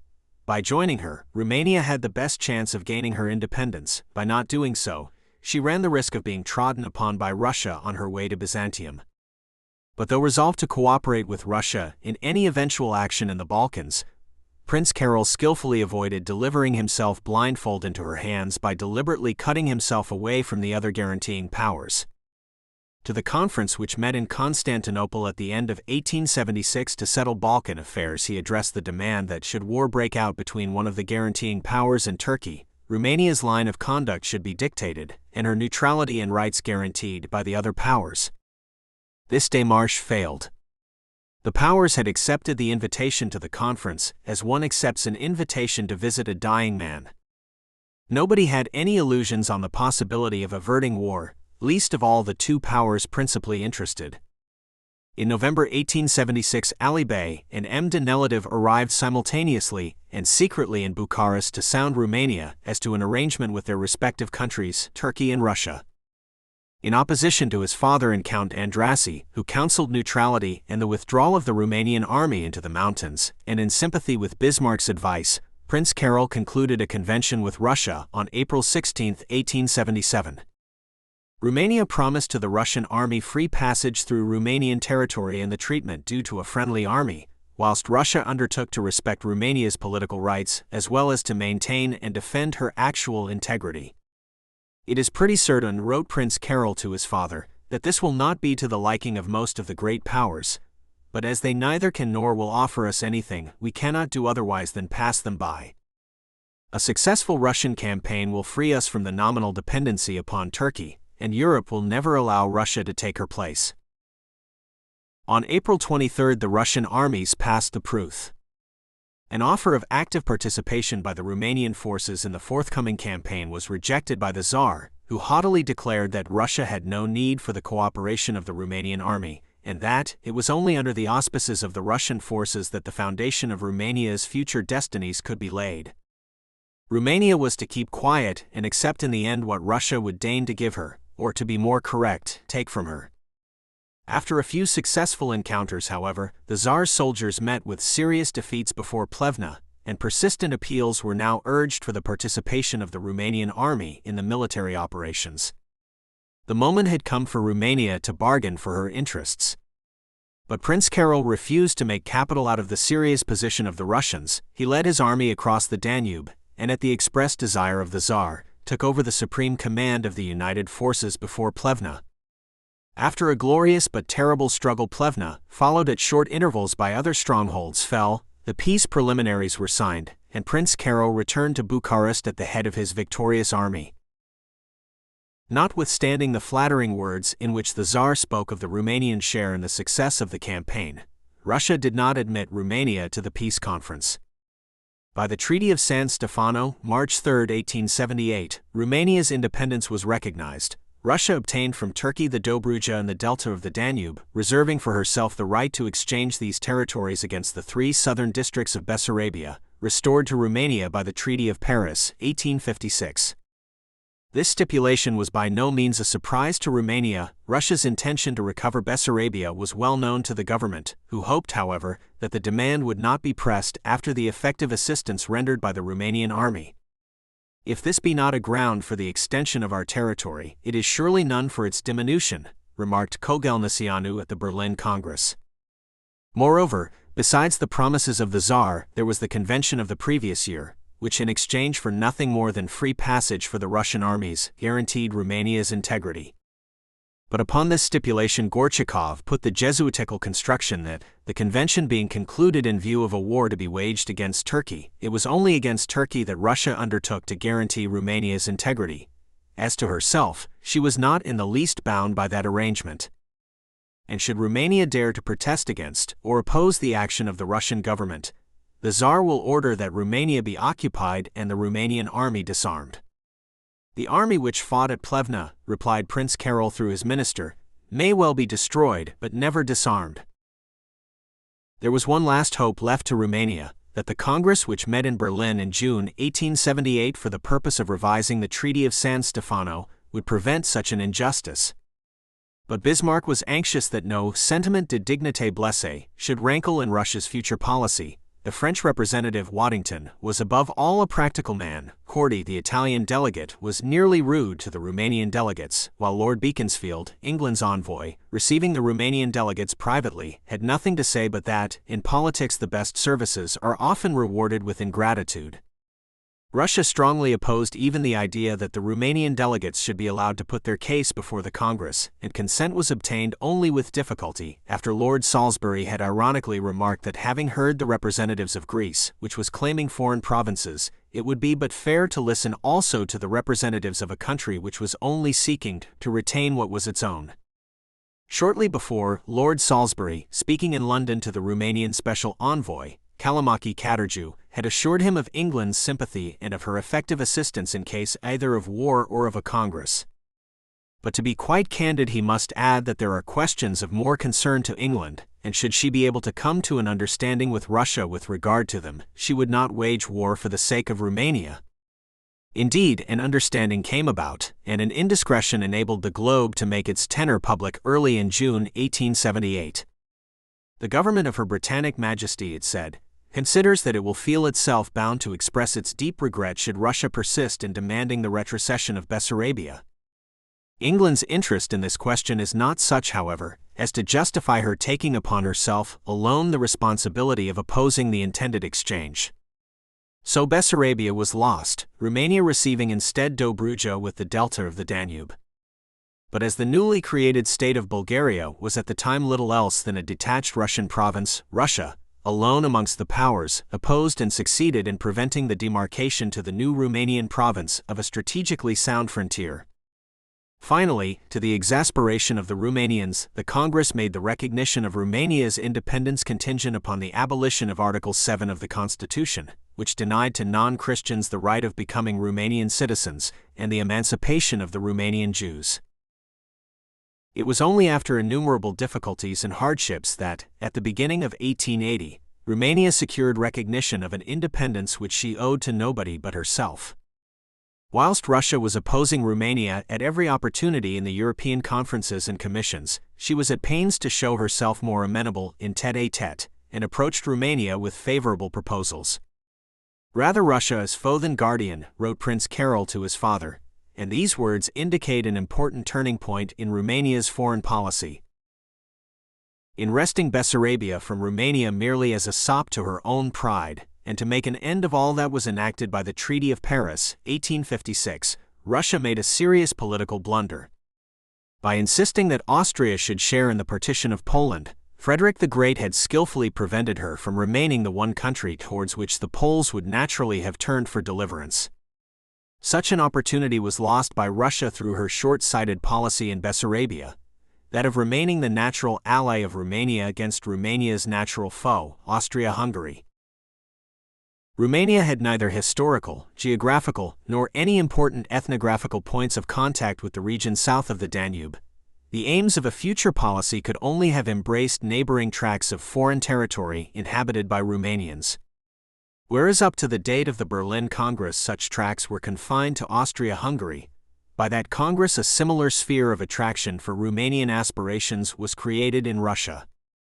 The interests of a peaceful development demanded that Romania should maintain friendly relations with both the powers striving for domination in the Near East. It was a vital necessity for her, however, to be able to rely upon the effective support of at least one of them in a case of emergency. Russia's conduct had aroused a deep feeling of bitterness and mistrust in Romania, and every lessening of her influence was a step in Austria's favor. Secondary considerations tended to intensify this. On the one hand lay the fact that through Russia's interposition Romania had no defendable frontier against Bulgaria. On the other hand was the greatly strengthened position created for Austria by her alliance with Germany, in whose future Prince Carol had the utmost confidence. Germany's attitude towards Romania had been curiously hostile during these events, but when Prince Carol's father spoke of this to the German emperor, the latter showed genuine astonishment. Bismarck had obviously not taken the emperor completely into his confidence. When a few days later, Sturza had an interview with Bismarck at the latter's invitation, the German chancellor discovered once more that Romania had nothing to expect from Russia. Indeed, Romania's position between Russia and the new Slav state south of the Danube might prove dangerous, were she not to seek protection and assistance from her two natural friends, France and Germany. And with his usual liberality when baiting his policy with false hopes, Bismarck went on to say that Turkey is falling to pieces. Nobody can resuscitate her. Romania has an important role to fulfill, but for this she must be wise, cautious, and strong. This new attitude was the natural counterpart of the change which was at that time making itself felt in Russo-German relations. While a Franco-Russian alliance was propounded by Gorchakov in an interview with a French journalist, Bismarck and Andrassy signed in Gastein the treaty which allied Austria to Germany, September 1879. As Romania's interests were identical with those of Austria, wrote Count Andrassy privately to Prince Carol a few months later, namely to prevent the fusion of the northern and the southern Slavs, she had only to express her willingness to become at a given moment the third party in the compact. In 1883 King Carol accepted a secret treaty of defensive alliance from Austria. In return for promises relating to future political partitions in the Balkans, the monarch pledged himself to oppose all developments likely to speed the democratic evolution of Romania. Though the treaty was never submitted to Parliament for ratification, and notwithstanding a tariff war and a serious difference with Austria on the question of control of the Danube navigation, Romania was, till the Balkan Wars, a faithful sleeping partner of the Triple Alliance. All through that externally quiet period a marked discrepancy existed and developed between that line of policy and the trend of public opinion. The interest of the Romanians within the kingdom centered increasingly on their brethren in Transylvania, the solution of whose hard case inspired most of the popular national movements. Not on account of the political despotism of the Magyars, for that of the Russians was in no way behind it.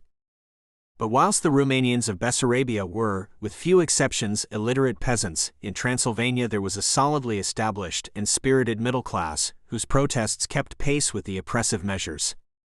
Many of them, and of necessity the more turbulent, migrated to Romania, and there kept alive the Transylvanian question.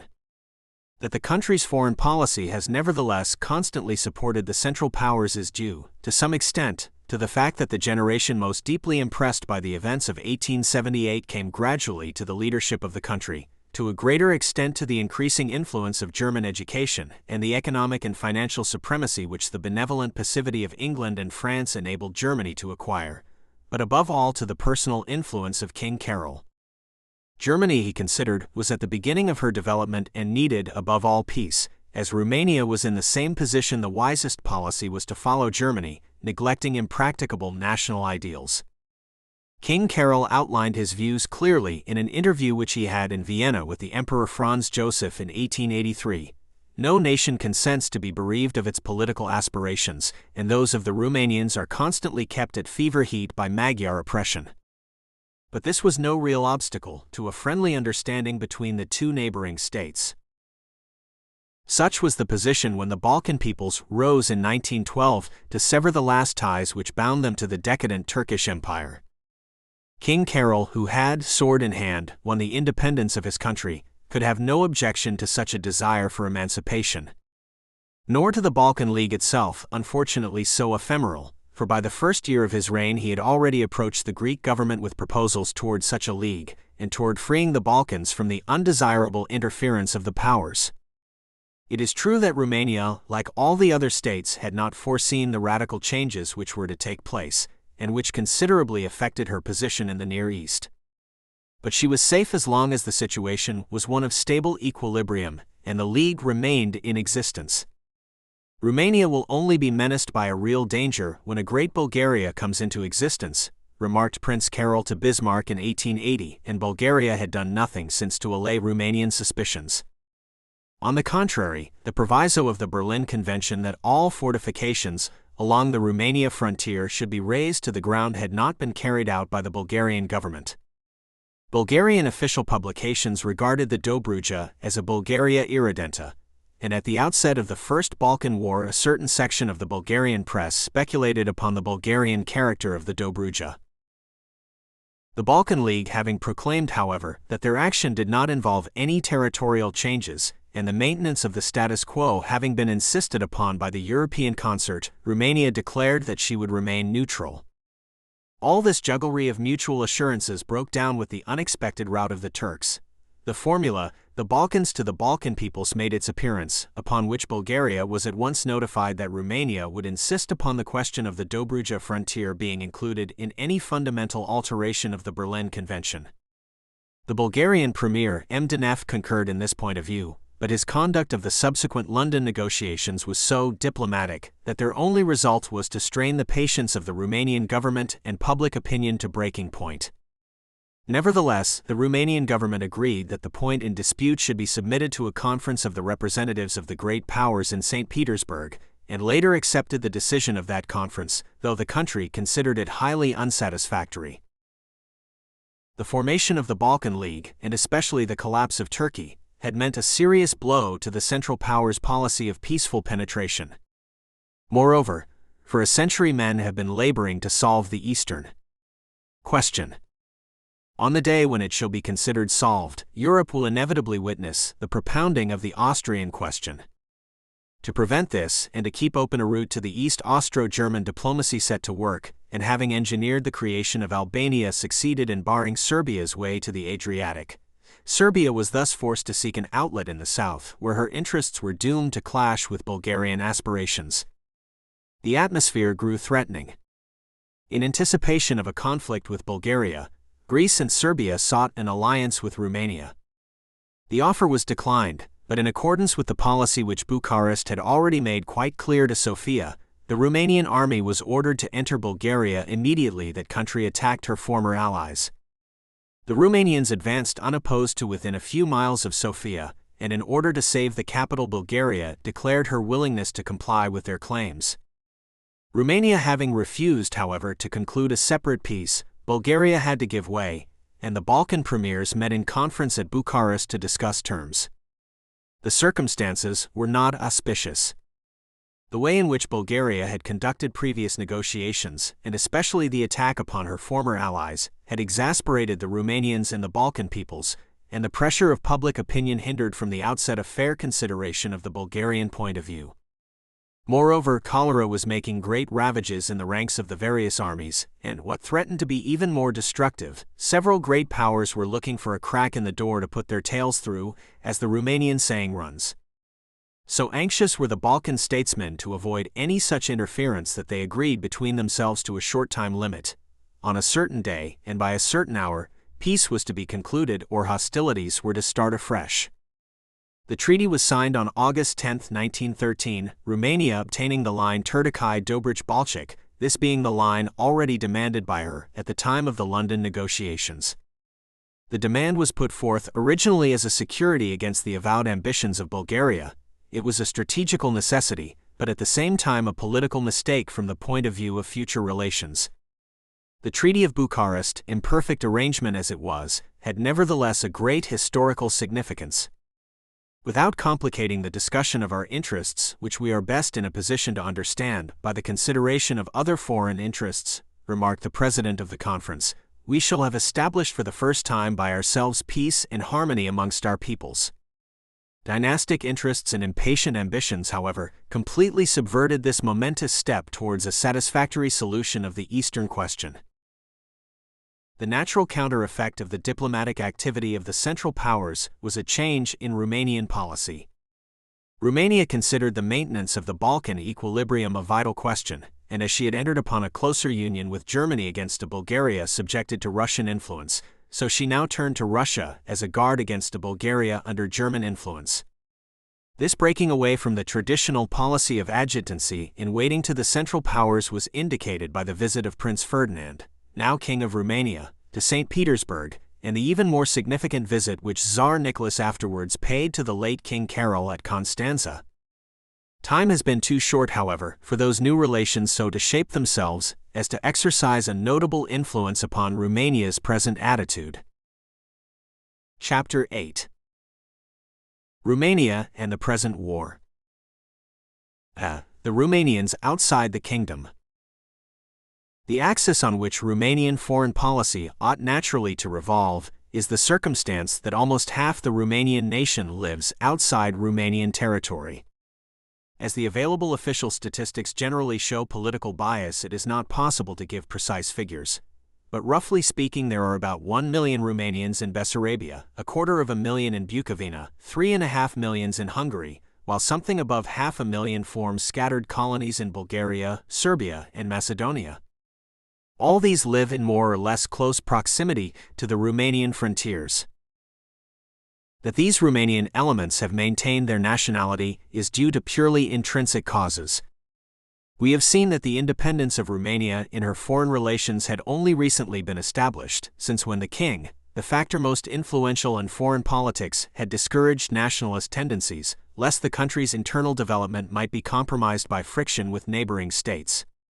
The government exerted its influence against any active expression of the national feeling, and the few nationalists and the League for the Cultural Unity of all Romanians had been, as a consequence, driven to seek a justification for their existence in anti-Semitic agitation. The above circumstances had little influence upon the situation in Bukovina. This province forms an integral part of the Habsburg monarchy, with which it was incorporated as early as 1775. The political situation of the Romanian principalities at the time, and the absence of a national cultural movement, left the detached population exposed to Germanization, and later to the Slav influence of the rapidly expanding Ruthene element. That language and national characteristics have, nevertheless, not been lost is due to the fact that the Romanian population of Bukovina is peasant almost to a man, a class little amenable to changes of civilization. This also applies largely to Bessarabia, which first lost in 1812, was incorporated with Romania in 1856, and finally detached in 1878. The few Romanians belonging to the landed class were won over by the new masters. But while the Romanian population was denied any cultural and literary activities of its own, the reactionary attitude of the Russian government towards education has enabled the Romanian peasants to preserve their customs and their language. At the same time, their resultant ignorance has kept them outside the sphere of intellectual influence of the mother country. The Romanians who live in scattered colonies south of the Danube are the descendants of those who took refuge in these regions during the 9th and 10th centuries from the invasions of the Huns. Generally known as Kutsovlaks, or, among themselves, as Aramuni, they are, as even Weigand, who undoubtedly has Bulgarophile leanings, recognizes, the most intelligent and best educated of the inhabitants of Macedonia. In 1905, the Romanian government secured from the Porte official recognition of their separate cultural and religious organizations on a national basis. Exposed as they are to Greek influence, it will be difficult to prevent their final assimilation with that people. The interest taken in them of late by the Romanian government arose out of the necessity to secure them against pan-Hellenic propaganda, and to preserve one of the factors entitling Romania to participate in the settlement of Balkan affairs. I have sketched elsewhere the early history of the Romanians of Transylvania, the cradle of the Romanian nation. As already mentioned, part of the Romanian nobility of Hungary went over to the Magyars, the remainder migrating over the mountains. Debarred from the support of the noble class, the Romanian peasantry lost its state of autonomy, which changed into one of serfdom to the soil upon which they toiled. Desperate risings in 1324, 1437, 1514, 1600, and 1784 tended to case the Hungarian oppression, which up to the 19th century strove primarily after a political and religious hegemony.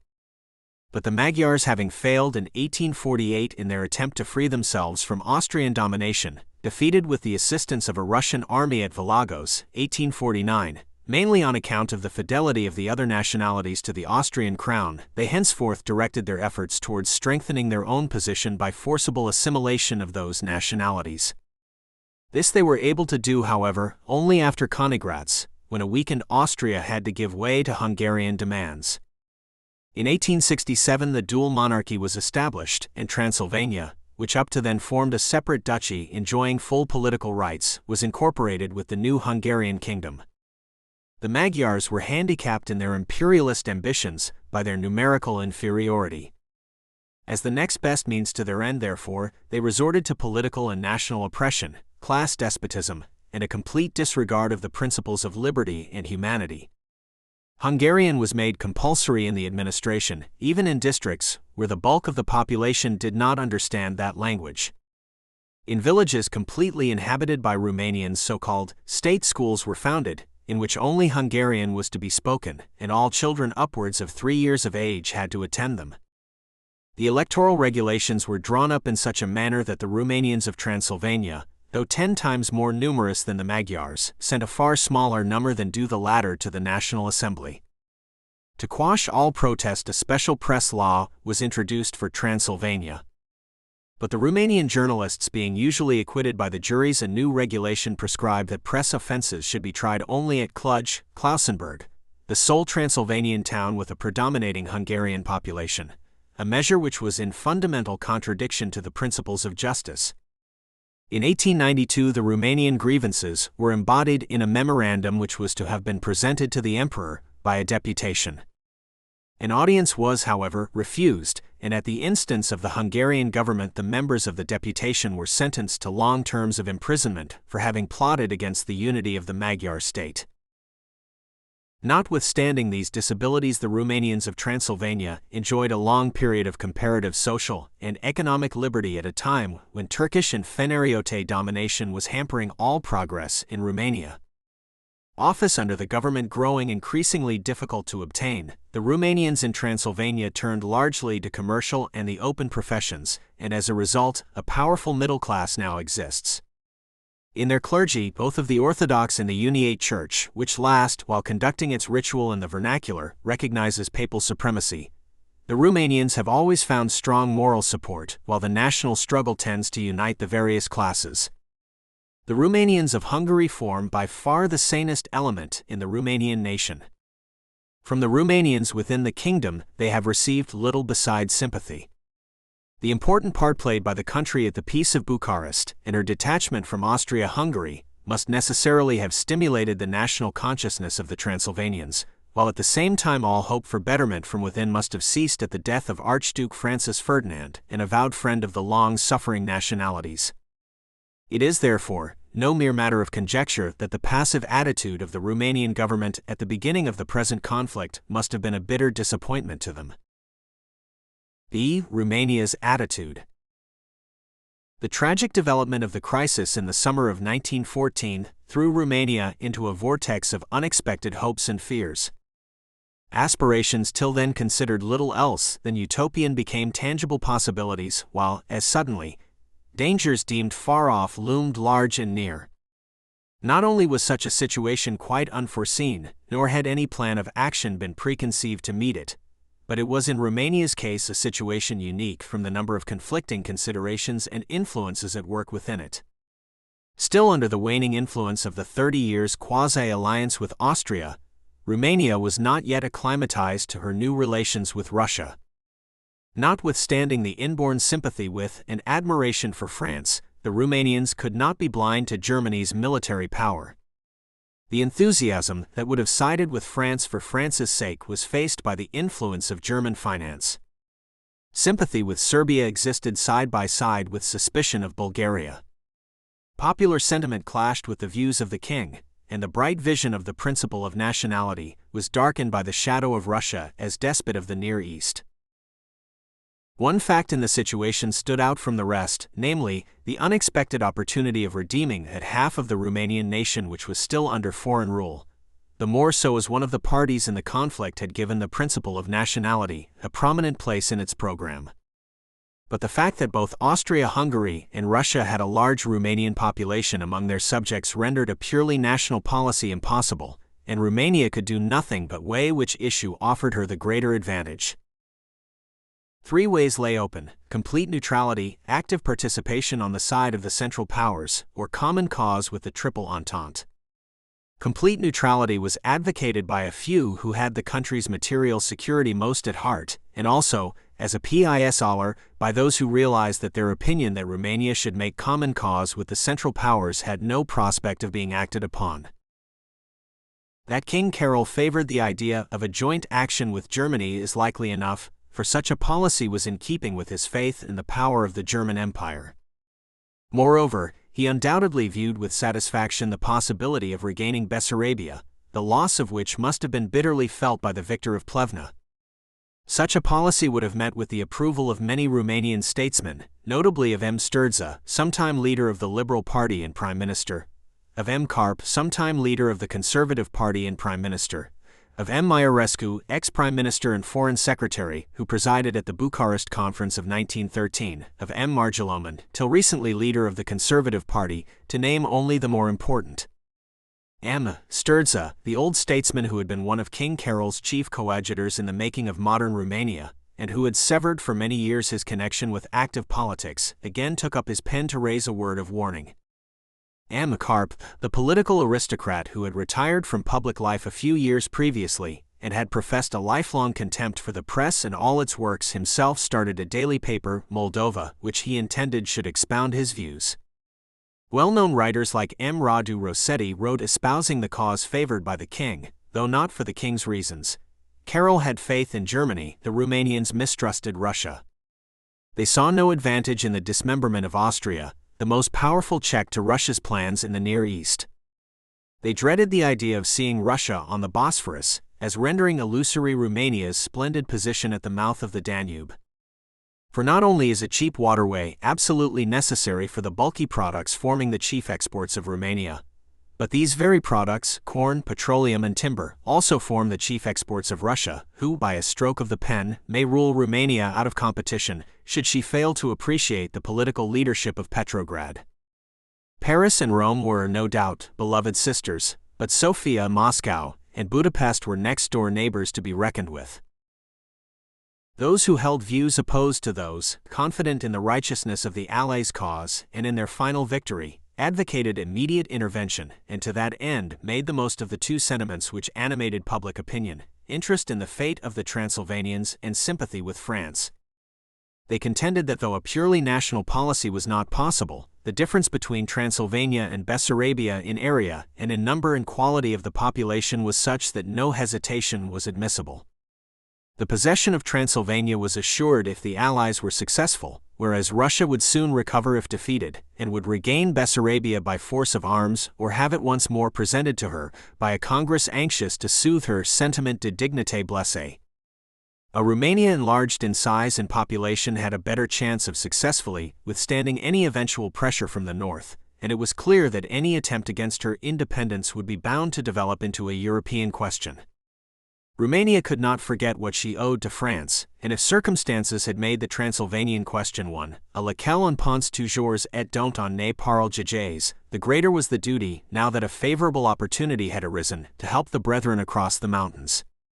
It was also a duty to fight for right and civilization, proclaimed M. Tăinescu, the exponent of progressive ideas in Romanian politics, and he, together with the prominent conservative statesman M. Filipescu, who loathes the idea of the Romanians being dominated by the inferior Magyars, are the leaders of the interventionist movement.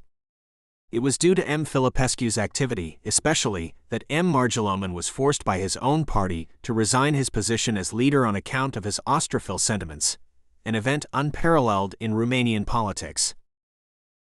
These were the two main currents of opinion which met in conflict at the Crown Council, a committee ad hoc consisting of the cabinet and the leaders of the opposition, summoned by the king early in August 1914, when Romania's neutrality was decided upon. The great influence which the Crown can always wield under the Romanian political system was rendered the more potent in the present case by the fact that the Premier, M. Brătianu, is above all a practical man, and the liberal cabinet over which he presides one of the most colorless the country ever had. A cabinet weak to the point of being incapable of realizing its own weakness and the imperative necessity at this fateful moment of placing the helm in the hands of a national ministry. M. Brătianu considered that Romania was too exposed and had suffered too much in the past for the sake of other countries to enter now upon such an adventure without ample guarantees. There would always be time for her to come in. This policy of opportunism he was able to justify by powerful argument. The supply of war material for the Romanian army had been completely in the hands of German and Austrian arsenals, and especially in those of Krupp. For obvious reasons, Romania could no longer rely upon that source. Indeed, Germany was actually detaining contracts for war and sanitary material placed with her before the outbreak of the war. There was the further consideration that, owing to the nature of Romania's foreign policy in the past, no due attention had been given to the defense of the Carpathians, nor to those branches of the service dealing with mountain warfare. On the other hand, a continuous line of fortifications running from Galatz to Focșani formed, together with the lower reaches of the Danube, a strong barrier against attack from the north. Romania's geographical position is such that a successful offensive from Hungary could soon penetrate to the capital, and by cutting the country in two could completely paralyze its organization. Such arguments acquired a magnified importance in the light of the failure of the negotiations with Bulgaria, and found many a willing ear in a country governed by a heavily involved landed class and depending almost exclusively in its banking organization upon German and Austrian capital. From the point of view of practical politics, only the issue of the conflict will determine the wisdom or otherwise of Romania's attitude. But though it is perhaps out of place to enlarge upon it here, it is impossible not to speak of the moral aspect of the course adopted. By giving heed to the unspoken appeal from Transylvania, the Romanian national spirit would have been quickened, and the people braced to a wholesome sacrifice. Many were the wistful glances cast towards the Carpathians by the subject Romanians as they were being led away to fight for their oppressors. But willfully unmindful, the leaders of the Romanian state buried their noses in their ledgers, oblivious of the fact that in these times of internationalism a will in common, with aspirations in common, is the very lifeblood of nationality. That sentiment ought not to enter into politics is an argument untenable in a country which has yet to see its national aspirations fulfilled, and which makes of these aspirations definite claims. No Romanian statesman can contend that possession of Transylvania is necessary to the existence of the Romanian state. What they can maintain is that deliverance from Magyar oppression is vital to the existence of the Transylvanians. The right to advance such a claim grows out of their very duty of watching over the safety of the subject Romanians. When there are squabbles in the household of my brother-in-law, said the late Ioan Brătianu when speaking on the Transylvanian question, it is no affair of mine. But when he raises a knife against his wife, it is not merely my right to intervene, it is my duty. It is difficult to account for the obliquity of vision shown by so many Romanian politicians. The whole policy of such a state must be primarily influenced by anxiety as to the fate of their brothers and by the duty of emancipating them, affirms one of the most ardent of Romanian nationalist orators, and he goes on to assure us that, if Romania waits, it is not from hesitation as to her duty, but simply in order that she may discharge it more completely. Meantime, while Romania waits, regiments composed almost completely of Transylvanians have been repeatedly, and of set purpose, placed in the forefront of the battle, and as often annihilated. Such could never be the simple-hearted Romanian peasant's conception of his duty, and here, as in so many other cases in the present conflict, the nation at large must not be judged by the policy of the few who hold the reins. Romania's claims to Transylvania are not of an historical nature. They are founded upon the numerical superiority of the subject Romanians in Transylvania, that is, upon the principle of nationality, and are morally strengthened by the treatment the Transylvanians suffer at the hands of the Magyars. By its passivity, however, the Romanian government has sacrificed the prime factor of the principle of nationality to the attainment of an object in itself subordinate to that factor. That is, it has sacrificed the people in order to make more sure of the land. In this way, the Romanian government has entered upon a policy of acquisition, a policy which Romania is too weak to pursue save under the patronage of one or a group of great powers, a policy unfortunate inasmuch as it will deprive her of freedom of action in her external politics.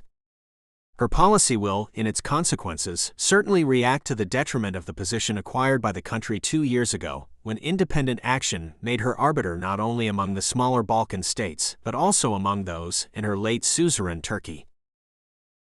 Such, indeed, must inevitably be the fate of Balkan politics in general.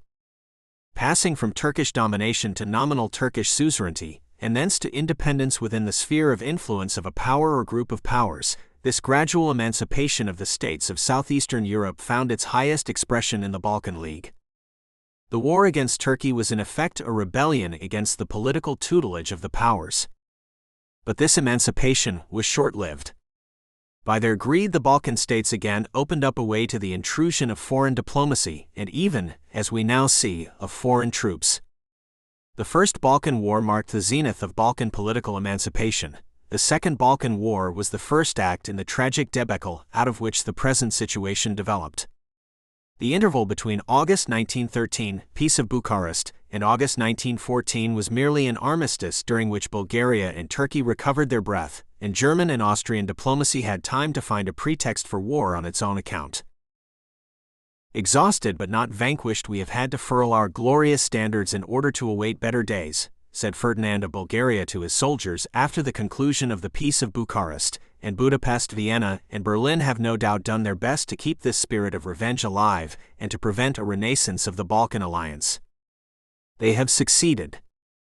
They have done more. They have succeeded in causing the principle of nationality, that idea which involves the disruption of Austria, to be stifled by the very people whom it was meant to save. For whilst the German peoples are united in this conflict, the majority of the southern Slavs, in fighting the German battles, are fighting to perpetuate the political servitude of the subject races of Austria-Hungary.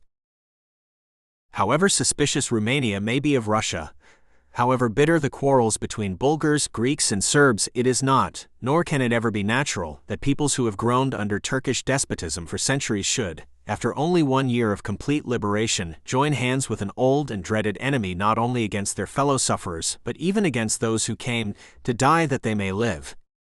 These are the Dead Sea fruits of dynastic policy.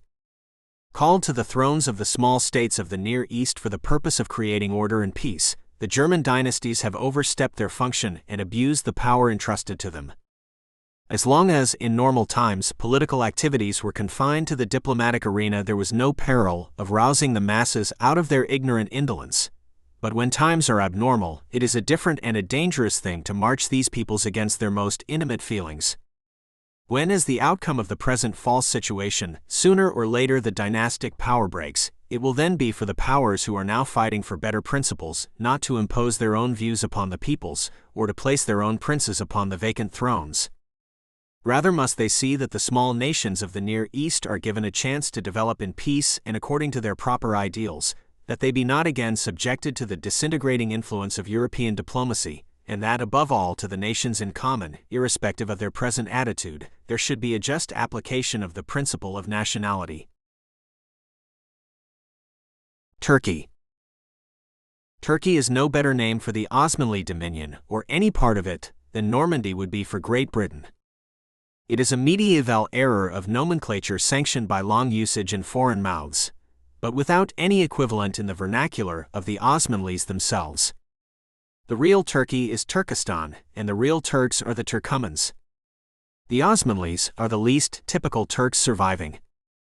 Only a very small proportion of them have any strain of Turkish blood, and this is diluted till it is rarely perceptible in their physiognomy. And if environment, rather than blood, is to be held responsible for racial features, it can only be said that the territory occupied by the Osmanlis is as unlike the homeland of the true Turks as it can well be, and is quite unsuited to typically Turkish life and manners.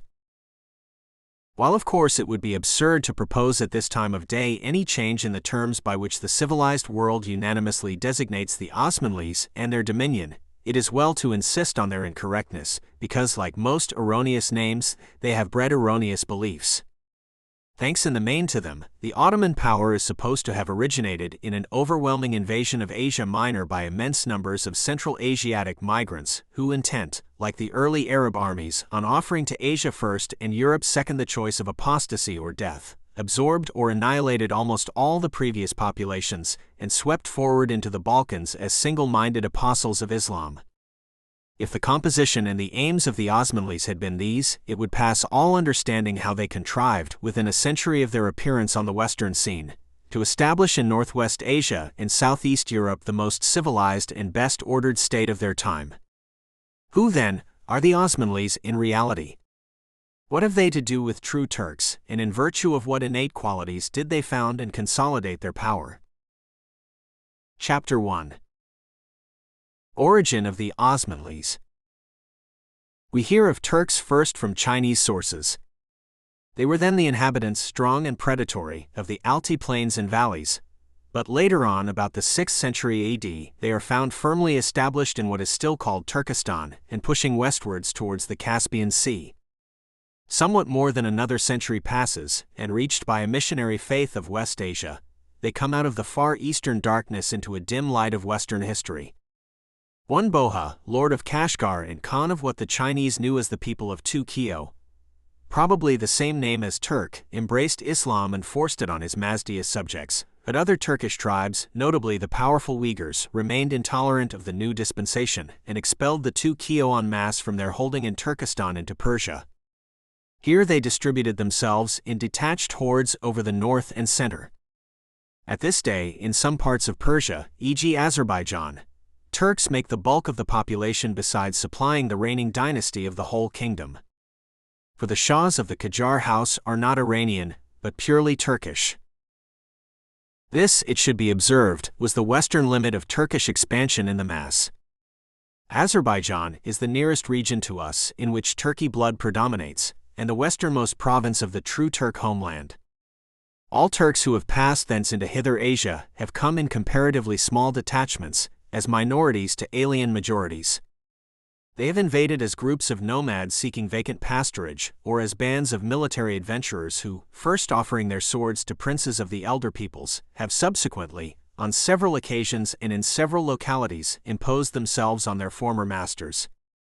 To the first category belong all those Turkoman, Avshar, Uruk and other Turkey tribes which filtered over the Euphrates into unoccupied or sparsely inhabited parts of Syria and Asia Minor from the 7th century onwards and survive to this day in isolated patches, distinguished from the mass of the local populations, partly by an ineradicable instinct for nomadic life, partly by retention of the pre-Islamic beliefs and practices of the first immigrants. In the second category, military adventurers fall, for example, the Turkish Praetorians who made and unmade not less than 4 caliphs at Baghdad in the 9th century, and that bold Condadir, Ahmed ibn Tulun, who captured a throne at Cairo. Even Christian emperors availed themselves of these stout fighters. Theophilus of Constantinople anticipated the Ottoman invasion of Europe by some 500 years when he established Vardariote Turks in Macedonia. The most important members of the second category, however, were the Seljuks. Like the earlier two Kio, they were pushed out of Turkestan late in the 10th century to found a power in Persia. Here in Khorasan, the mass of the horde settled and remained, and it was only a comparatively small section which went on westward as military adventurers to fall upon Baghdad, Syria, Egypt, and Asia Minor. This first conquest was little better than a raid, so brief was the resultant tenure. But a century later, 2 dispossessed nephews of Melik Shah of Persia set out on a military adventure which had more lasting consequences. Penetrating with a small following into Asia Minor, they seized Konya and instituted there a kingdom nominally feudatory to the Grand Seljuk of Persia, but in reality independent and destined to last about 2 centuries. Though numerically weak, their forces, recruited from the professional soldier class, which had bolstered up the Abbasid Empire and formed the Seljukian kingdoms of Persia and Syria, were superior to any Byzantine troops that could be arrayed in southern or central Asia Minor. They constituted indeed the only compact body of fighting men seen in these regions for some generations. It found reinforcement from the scattered Turkey groups introduced already, as we have seen, into the country, and even from native Christians who, descended from the iconoclasts of 2 centuries before, found the rule of Moslem image haters more congenial, as it was certainly more effective than that of Byzantine emperors. The creed of the Seljuks was Islam of an Iranian type. Of incarnationist color, it repudiated the dour illiberal spirit of the early Arabian apostles, which latter-day Sunnite orthodoxy has revived. Accordingly, its professors, backed by an effective force and offering security and privilege, quickly won over the aborigines, Lycaonians, Phrygians, Cappadocians, and Cilicians, and welded them into a nation, leaving only a few detached communities here and there to cherish allegiance to Byzantine Christianity.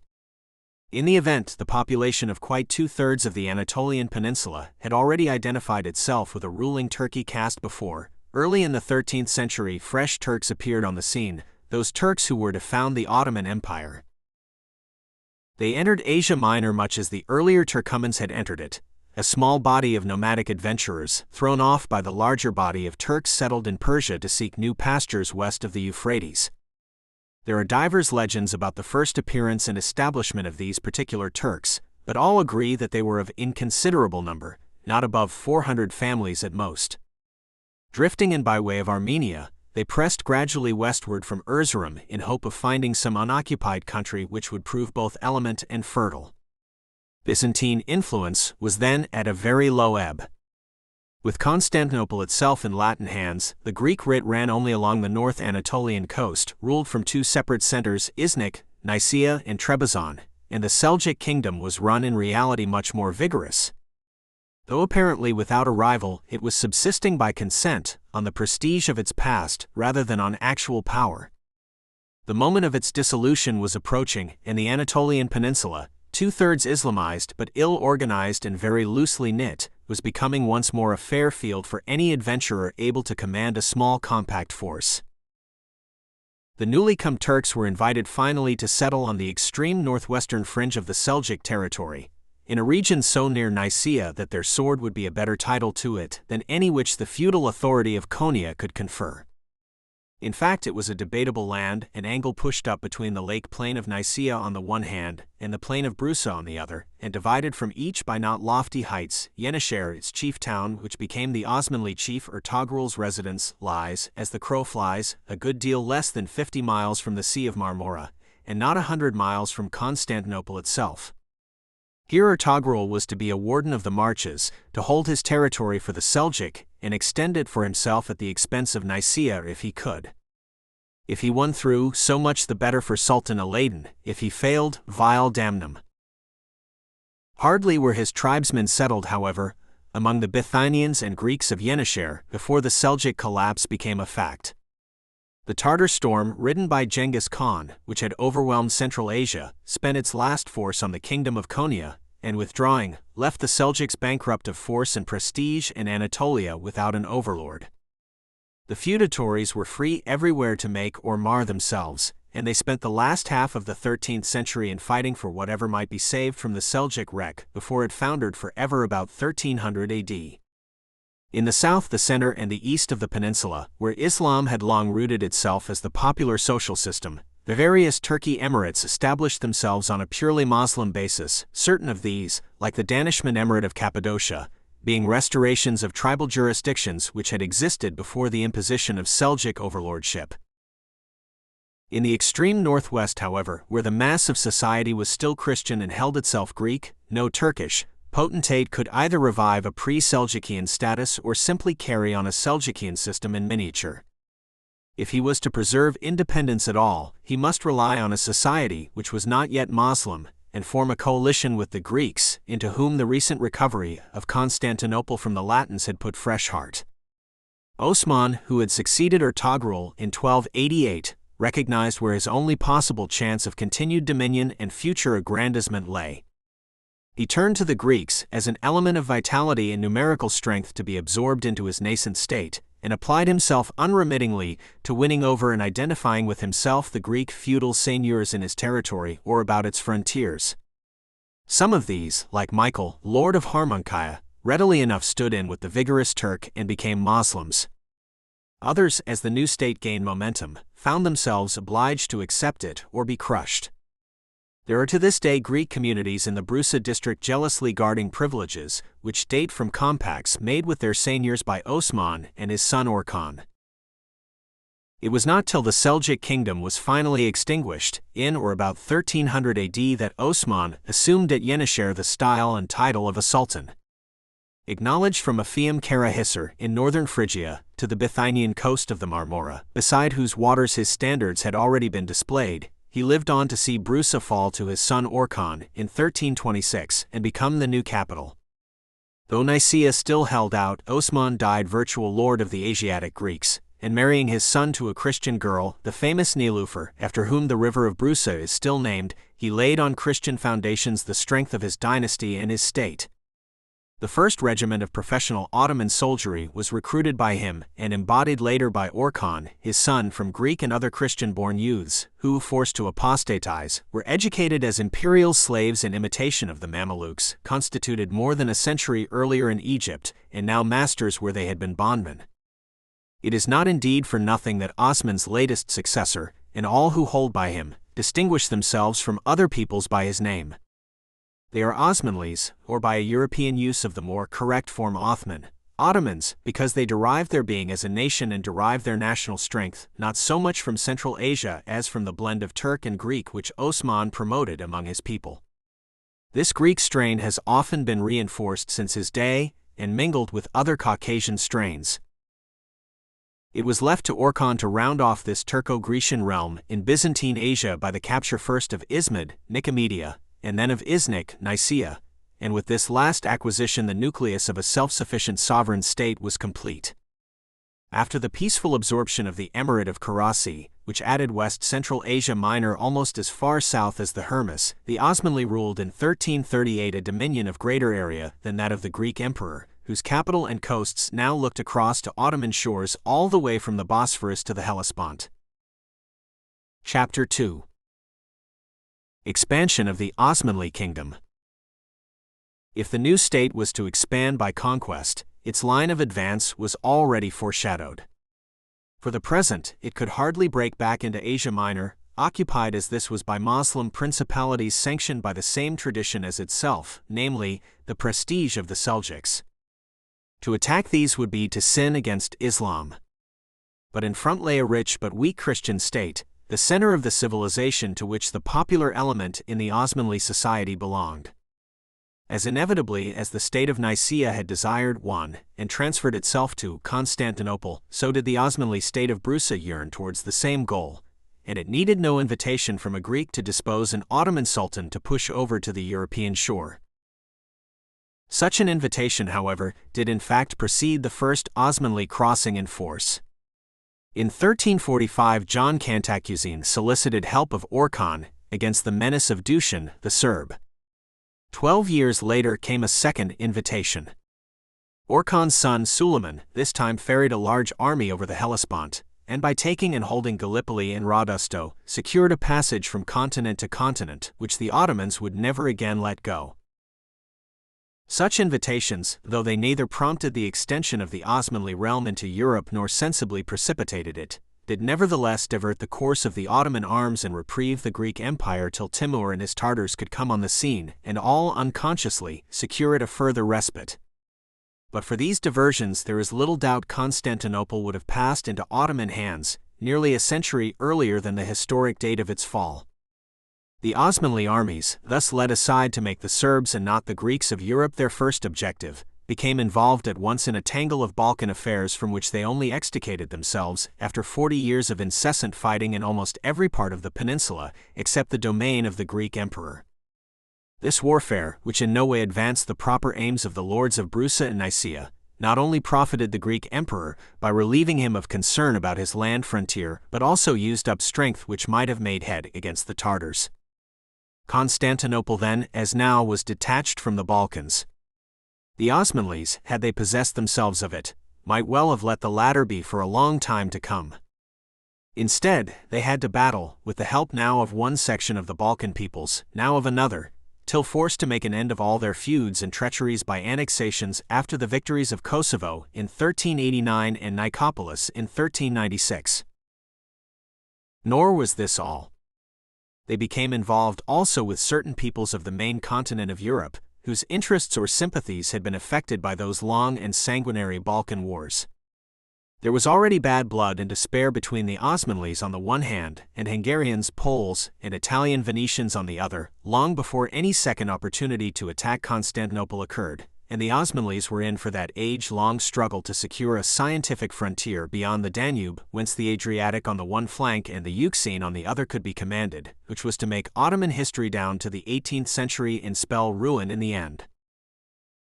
It is a vulgar error to suppose that the Osmanlis set out for Europe, in the spirit of Arab apostles, to force their creed and dominion on all the world. Both in Asia and Europe from first to last, their expeditions and conquests have been inspired palpably by motives similar to those active among the Christian powers, namely desire for political security and the command of commercial areas. Such wars as the Ottoman sultans, once they were established at Constantinople, did wage again and again with knightly orders or with Italian republics would have been undertaken and fought with the same persistence by any Greek emperor who felt himself strong enough. Even the Asiatic campaigns, which Selim I and some of his successors, down to the end of the 17th century, would undertake were planned and carried out from similar motives. Their object was to secure the eastern basin of the Mediterranean by the establishment of some strong frontier against Iran, out of which had come more than once forces threatening the destruction of Ottoman power. It does not, of course, in any respect disprove their purpose that in the event, this object was never attained, and that an unsatisfactory Turco-Persian border still illustrates at this day the failures of Selim I and Muhammad IV. By the opening of the 15th century, when all unlooked for, a most terrible Tartar storm was about to break upon Western Asia, the Osmanli realm had grown considerably, not only in Europe by conquest, but also in Asia by the peaceful effect of marriages and heritages.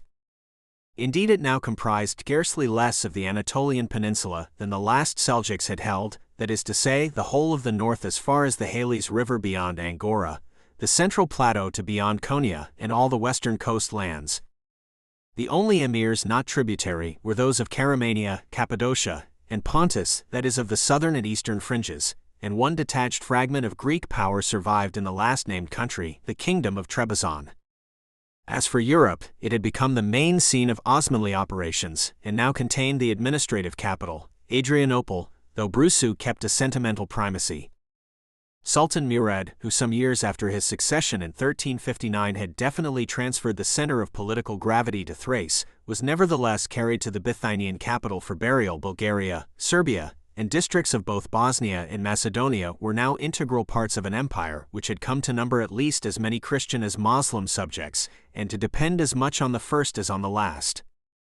Not only had the professional Osmanli soldiery, the Janissaries, continued to be recruited from the children of native Christian races, but contingents of adult native warriors who still professed Christianity had been invited or had offered themselves to fight Osmanli battles, even those waged against men of the true faith in Asia. A considerable body of Christian Serbs had stood up in Murad's line at the Battle of Konya in 1381, before the treachery of another body of the same race gave him the victory 8 years later at Kosovo. So little did the Osmanli state model itself on the earlier Caliphal empires, and so naturally did it lean towards the Roman or Byzantine imperial type. And just because it had come to be in Europe and of Europe, it was able to survive the terrible disaster of Angora in 1402. Though the Osmanli army was annihilated by Timur, and an Osmanli sultan, for the first and last time in history, remained in the hands of the foe, the administrative machinery of the Osmanli state was not paralyzed. A new ruler was proclaimed at Adrianople, and the European part of the realm held firm. The moment that the Tartars began to give ground, the Osmanlis began to recover it. In less than 20 years they stood again in Asia as they were before Timur's attack, and secure for the time on the east, could return to restore their prestige in the west, where the Tartar victory had bred unrest and brought both the Hungarians and the Venetians on the Balkan scene. Their success was once more rapid and astonishing. Salonika passed once and for all into Ottoman hands. The Frank seigneurs and the despots of Greece were alike humbled, and although Murad II failed to crush the Albanian Skanderby, he worsted his most dangerous foe, John Hunyadi, with the help of Wallach treachery at the Second Battle of Kosovo. At his death, 3 years later, he left the Balkans quiet, and the field clear for his successor to proceed with the long-deferred, but inevitable enterprise of attacking all that was left of Greek Empire, the district and city of Constantinople. The doom of New Rome was fulfilled within 2 years. In the end it passed easily enough into the hands of those who already had been in possession of its proper empire for a century or more. Historians have made more of this fall of Constantinople in 1453 than contemporary opinion seems to have made of it. No prince in Europe was moved to any action by its peril, except, very half-heartedly, the Doge. Venice could not feel quite indifferent to the prospect of the main part of that empire, which while in Greek hands, had been her most serious commercial competitor, passing into the stronger hands of the Osmanlis. Once in Constantinople, the latter, long a land power only, would be bound to concern themselves with the sea also. The Venetians made no effort worthy of their apprehensions, though these were indeed exceedingly well-founded, for, as all the world knows, to the sea the Osmanlis did at once betake themselves. In less than 30 years they were ranging all the eastern Mediterranean and laying siege to Rhodes, the stronghold of one of their most dangerous competitors, the Knights Hospitallers. In this consequence consists the chief historic importance of the Osmanli capture of Constantinople. For no other reason can it be called an epoch-marking event. If it guaranteed the empire of the East against passing into any Western hands, for example, those of Venice or Genoa, it did not affect the balance of power between Christendom and Islam, for the strength of the former had long ceased to reside at all in Constantinople. The last Greek emperor died a martyr, but not a champion. Chapter 3. Heritage and expansion of Byzantine Empire. On the morrow of his victory, Muhammad the Conqueror took pains to make it clear that his introduction of a new heaven did not entail a new earth. As little as might be would be changed. He had displaced a Paleologus by an Osmanli only in order that an empire long in fact Osmanli should henceforth be so also de jure. Therefore he confirmed the pre-existing ecumenical patriarch in his functions, and the Byzantine Greeks in their privileges, renewed the rights secured to Christian foreigners by the Greek emperors, and proclaimed that for his accession to the throne, there should not be made a Moslem the more or a Christian the less. Moreover, during the 30 years left to him of life, Muhammad devoted himself to precisely those tasks which would have fallen to a Greek emperor desirous of restoring Byzantine power. He thrust back Latins wherever they were encroaching on the Greek sphere, as were the Venetians of the Morea, the Hospitallers of Rhodes, and the Genoese of the Crimea, and he rounded off the proper Byzantine holding by annexing in Europe all the Balkan peninsula except the impracticable Black Mountain, the Albanian highlands, and the Hungarian fortress of Belgrade, and in Asia, what had remained independent in the Anatolian peninsula, the emirates of Karamania and Cappadocia. Before Muhammad died in 1481, the Osmanli Turco-Grecian nation may be said to have come into its own. It was lord de facto et de jure belli of the Eastern or Greek Empire, that is, of all territories and seas grouped geographically round Constantinople as a center, with only a few exceptions unredeemed, of which the most notable were the islands of Cyprus, Rhodes, and Crete still in Latin hands. Needless to say, the Osmanlis themselves differed greatly from their imperial predecessors. Their official speech, their official creed, their family system were all foreign to Europe, and many of their ideas of government had been learned in the past from Persia and China, or were derived from the original tribal organization of the true Turks. But if they were neither more nor less Asiatics than the contemporary Russians, they were quite as much Europeans as many of the Greek emperors had been, those of the Isaurian dynasty, for instance. They had given no evidence as yet of a fanatical Moslem spirit. This was to be bred in them by subsequent experiences, and their official creed had governed their policy hardly more than does ours in India or Egypt. Muhammad the Conqueror had not only shown marked favor to Christians, whether his rayas or not, but encouraged letters and the arts in a very un-Arabian spirit.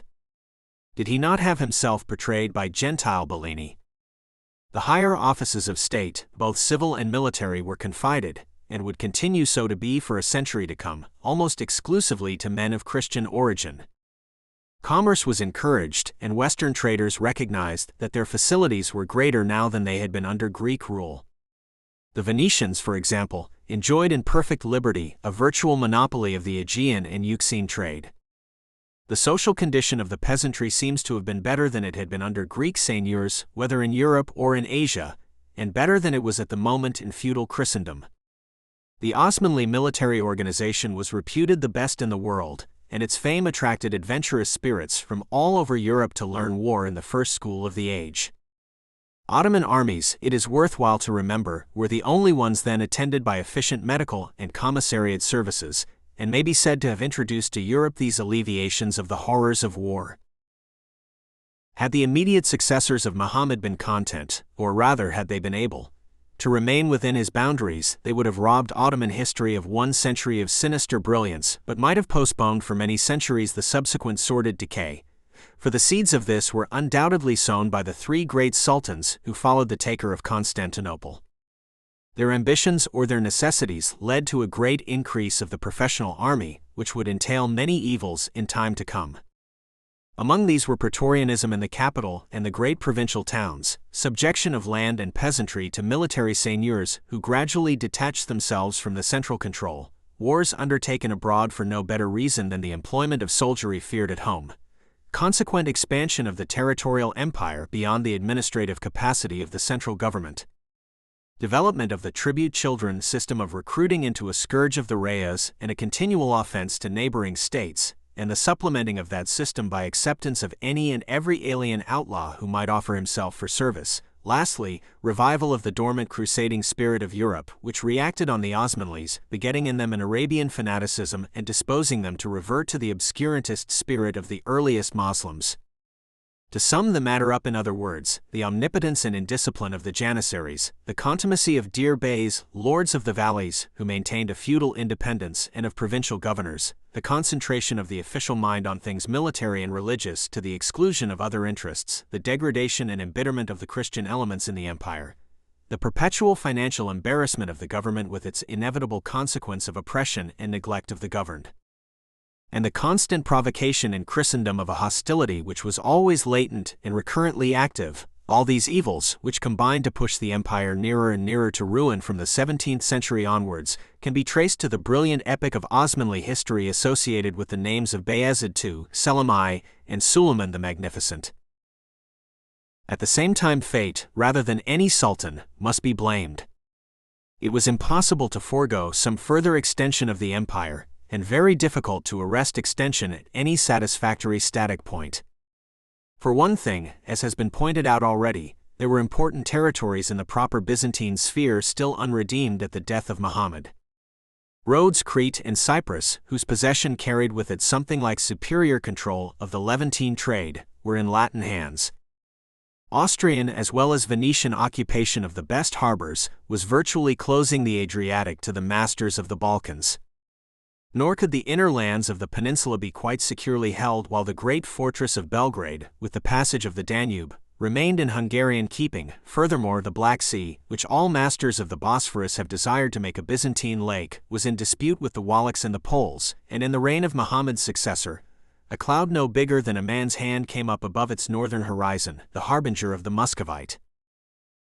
As for the Asiatic part of the Byzantine sphere, there was only one little corner in the southeast to be rounded off to bring all the Anatolian peninsula under the Osmanli. But that corner, the Cilician plain, promised trouble, since it was held by another Islamic power, that of the Egyptian Mamelukes, which, claiming to be at least equal to the Osmanli, possessed vitality much below its pretensions. The temptation to poach on it was strong, and any lord of Constantinople who once gave way to this would find himself led on to assume control of all coasts of the easternmost Levant, and then to push into inland Asia in quest of a scientific frontier at their back. Perilous and costly enterprise which Rome had essayed again and again and had to renounce in the end. Bayezid too took the first step by summoning the Mameluke to evacuate certain forts near Tarsus and expelling his garrisons via Armas. Cilicia passed to the Osmanli, but for the moment he pushed no farther. Bayezid, who was under the obligation always to lead his army in person, could make but one campaign at a time, and a need in Europe was the more pressing. In quitting Cilicia, however, he left open a new question in Ottoman politics, the Asiatic continental question, and indicated to his successor a line of least resistance on which to advance. Nor would this be his only dangerous legacy. The prolonged and repeated raids into Adriatic lands as far north as Carniola and Carinthia, with which the rest of Bayezid's reign was occupied, brought Ottoman militarism at last to a point whose eventual attainment might have been foreseen any time in the past century, the point at which, strong in the possession of a new arm artillery, it would assume control of the state. Bayezid's seed was harvested by Selim. First in a long series of Praetorian creatures which would end only with the destroyer of the Praetorians themselves 3 centuries later, he owed his elevation to a Janissary revolt, and all the 8 bloody years of his reign were to be punctuated by Janissary tumults. To keep his creators in any sort of order and contentment he had no choice but to make war from his first year to his last. When he died, in 1520, the Ottoman Empire had been swelled to almost as wide limits in Asia and Africa as it has ever attained since his day. Syria, Armenia, great part of Kurdistan, northern Mesopotamia, part of Arabia and last but not least Egypt were forced to acknowledge Osmanli suzerainty, and for the first time an Osmanli sultan had proclaimed himself caliph. True that neither by his birth nor by the manner of his appointment did Selim satisfy the orthodox caliphal tradition. But besides his acquisition of certain venerated relics of the Prophet, such as the Sanjak-i-Sharif or Holy Standard, and besides a yet more important acquisition, the control of the holy cities of the faith, he could base a claim on the unquestioned fact that the office was vacant, and the equally certain fact that he was the most powerful Moslem prince in the world. Purists might deny him if they dared. The vulgar Sunni mind was impressed and disposed to accept. The main importance, however, of Selim's assumption of the caliphate was that it consecrated Osmanli militarism to a religious end, to the original program of Islam. This was a new thing, fraught with dire possibilities from that day forward. It marked the supersession of the Byzantine or European ideal by the Asiatic and Osmanli policy, and introduced a phase of Ottoman history which has endured to our own time. The inevitable process was continued in the next reign. Almost all the military glories of Suleiman, known to contemporary Europe as the Magnificent and often held by historians the greatest of Osmanli sultans, made for weakening, not strengthening the empire. His earliest operations indeed, the captures of Rhodes from the Knights and Belgrade and Sabak from the Hungarians, expressed a legitimate Byzantine policy, and the siege of Malta, one of his latest ventures, might also be defended as a measure taken in the true interests of Byzantine commerce. But the most brilliant and momentous of his achievements bred evils for which military prestige and the material profits to be gained from the oppression of an irreconcilable population were inadequate compensation. This was the conquest of Hungary. It would result in Buda and its kingdom remaining Ottoman territory for a century and a half, and in the principalities of Wallachia and Moldavia abiding under the Ottoman shadow even longer, in passing for all time out of the Central European into the Balkan sphere, But also it would result in the Osmanli power finding itself on a weak frontier face to face at last with a really strong Christian race, the Germanic, before which, since it could not advance, it would have ultimately to withdraw, and in the rousing of Europe to a sense of its common danger from Moslem activity. Suleiman's failure to take Vienna more than made good the panic which had followed on his victory at Mohacs. It was felt that the Moslem, now that he had failed against the bulwark of Central Europe, was to go no farther, and that the hour of revenge was near. It was nearer than perhaps was expected. Ottoman capacity to administer the overgrown empire in Europe and Asia was strained already almost to breaking point, and it was in recognition of this fact that Suleiman made the great effort to reorganize his imperial system, which has earned him his honorable title of El-Qanun, the regulator. But if he could reset and cleanse the wheels of the administrative machine, he could not increase its capacity. New blood was beginning to fail for the governing class just as the demands on it became greater. No longer could it be manned exclusively from the Christian-born. 2 centuries of recruiting in the Balkans and West Asia had sapped their resources. Even the Janissaries were not now all tribute children. Their own sons, free men Moslem-born, began to be admitted to the ranks. This change was a vital infringement of the old principle of Osmanli rule, that all the higher administrative and military functions should be vested in slaves of the imperial household, directly dependent on the Sultan himself, and once breached, this principle could not but give way more and more. The descendants of imperial slaves, free-born Moslems, but barred from the glory and profits of their father's function, had gradually become a very numerous class of country gentlemen distributed over all parts of the empire, and a very malcontent one. Though it was still subservient, its dissatisfaction and exclusion from the central administration was soon to show itself partly in assaults on the time-honored system, partly in assumption of local jurisdiction, which would develop into provincial independence. The overgrowth of his empire further compelled Suleiman to divide the standing army, in order that more than one imperial force might take the field at a time. Unable to lead all his armies in person, he elected, in the latter part of his reign, to lead none, and for the first time left the Janissaries to march without a sultan to war. Remaining himself at the center, he initiated a fashion which would encourage Osmanli sultans to lapse into half-hidden beings, whom their subjects would gradually invest with religious character. Under these conditions the ruler, the governing class, its power grew with this devolution, the dominant population of the state, and the state itself all grew more fanatically Moslem. In the early years of the 17th century, Ahmed I being on the throne, the Ottoman Empire embraced the widest territorial area which it was ever to cover at any one moment. In what may be called the proper Byzantine field, Cyprus had been recovered and Crete alone stood out.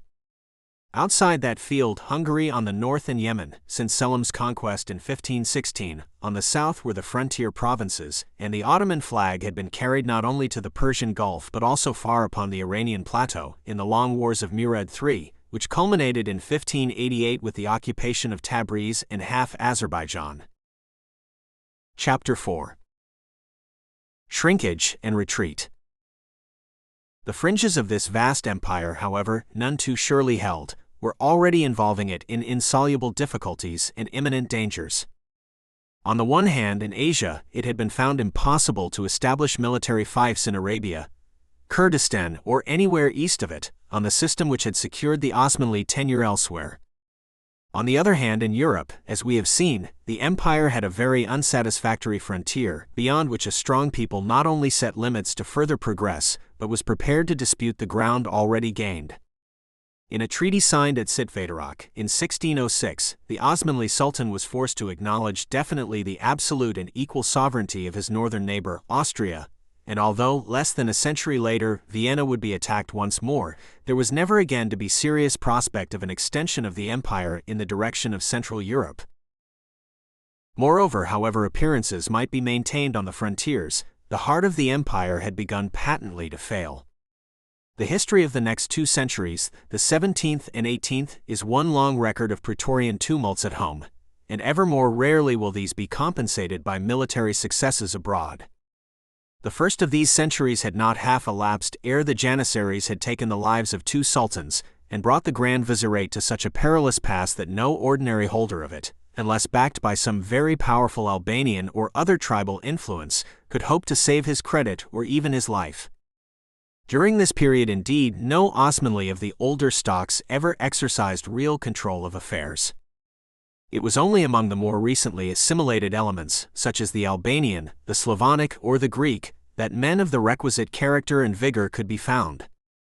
The rally which marked the latter half of the 17th century was entirely the work of Albanians or of other generals and admirals, none of whom had had a Moslem grandfather. Marked by the last Osmanli conquest made at the expense of Europe, that of Crete, by the definite subjugation of Wallachia, by the Second Siege of Vienna, by the recovery of the Morea from Venice, and finally by an honorable arrangement with Austria about the Danube frontier, it is all to be credited to the Cuprili dynasty of Albanian viziers, which conspicuously outshone the contemporary sovereigns of the dynasty of Osman, the best of them, Muhammad IV, not excepted. It was, however, no more than a rally, for greater danger already threatened from another quarter. Agreement had not been reached with Austria at Karlowitz in 1699, before a new and baleful planet swam into the Osmanli sky. It was, this time, no Central European power to which, at the worst, all that lay north of the proper Byzantine sphere might be abandoned, but a claimant for part of that sphere itself, perhaps even for the very heart of it. Russia, seeking an economic outlet, had sapped her way south to the Euxine shore, and was on the point of challenging the Osmanli right to that sea. The contest would involve a vital issue, and if the Porte did not yet grasp this fact, others had grasped it. The famous Testament of Peter the Great may or may not be a genuine document, but in either case it proves that certain views about the necessary policy of Russia in the Byzantine area, which became commonplaces of Western political thinkers as the 18th century advanced, were already familiar to East European minds in the earlier part of that century. Battle was not long in being joined. In the event, it would cost Russia about 60 years of strenuous effort to reduce the Byzantine power of the Osmanlis to a condition little better than that in which Osman had found the Byzantine power of the Greeks 4 centuries before. During the first two-thirds of this period the contest was waged, not unequally. By the Treaty of Belgrade in 1739, Sultan Mahmud I appeared for a moment even to have gained the whole issue, Russia agreeing to her own exclusion from the Black Sea, and from interference in the Danubian principalities. But the success could not be sustained. Repeated effort was rapidly exhausting Osmanli strength, sapped as it was by increasing internal disease, and when a crisis arrived with the accession of the Empress Catherine, it proved too weak to meet it. During the 10 years following 1764, Osmanli hold on the Black Sea was lost irretrievably. After the destruction of the fleet at Chesme, the Crimea became untenable and was abandoned to the brief mercies of Russia, and with a veiled Russian protectorate established in the Danubian principalities and an open Russian occupation in marine ports, Constantinople had lost once more her own seas. When Selim III was set on a tottering throne in 1787, the wheel of Byzantine destiny seemed to have come again almost full circle, and the world was expecting a Muscovite succession to that empire which had acknowledged already the Roman, the Greek, and the Osmanli. Certainly history looked like repeating itself. As in the 14th century, so in the 18th, the imperial provinces, having shaken off almost all control of the capital, were administering themselves, and happier for doing so. Mesopotamia, Syria, Egypt, and Trebizond acknowledged adventurers as virtually independent lords. Asia Minor in general was being controlled, in like disregard of imperial majesty, by a group of Dir Beys, descended in different districts from tribal chieftains or privileged tax farmers, or often from both.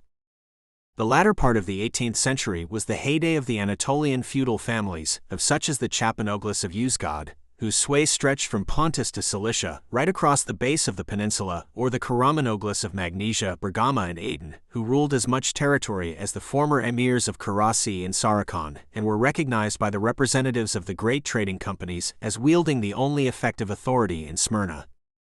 The wide and rich regions controlled by such families usually contributed neither an asper to the Sultan's treasury nor a man to the imperial armies.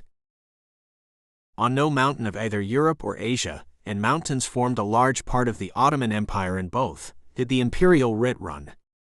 Macedonia and Albania were obedient only to their local beys, and so far had gone the devolution of Serbia and Bosnia to Janissary Agas, feudal beys, and the Beylerbe of Rumeli, that these provinces hardly concerned themselves more with the capital. The late Sultan, Mustafa III, had lost almost the last remnant of his subjects' respect, not so much by the ill success of his mutinous armies as by his depreciation of the imperial coinage. He had died bankrupt of prestige, leaving no visible assets to his successor. What might become of the latter, no one in the empire appeared to care. As in 1453, it waited other lords. Chapter 5.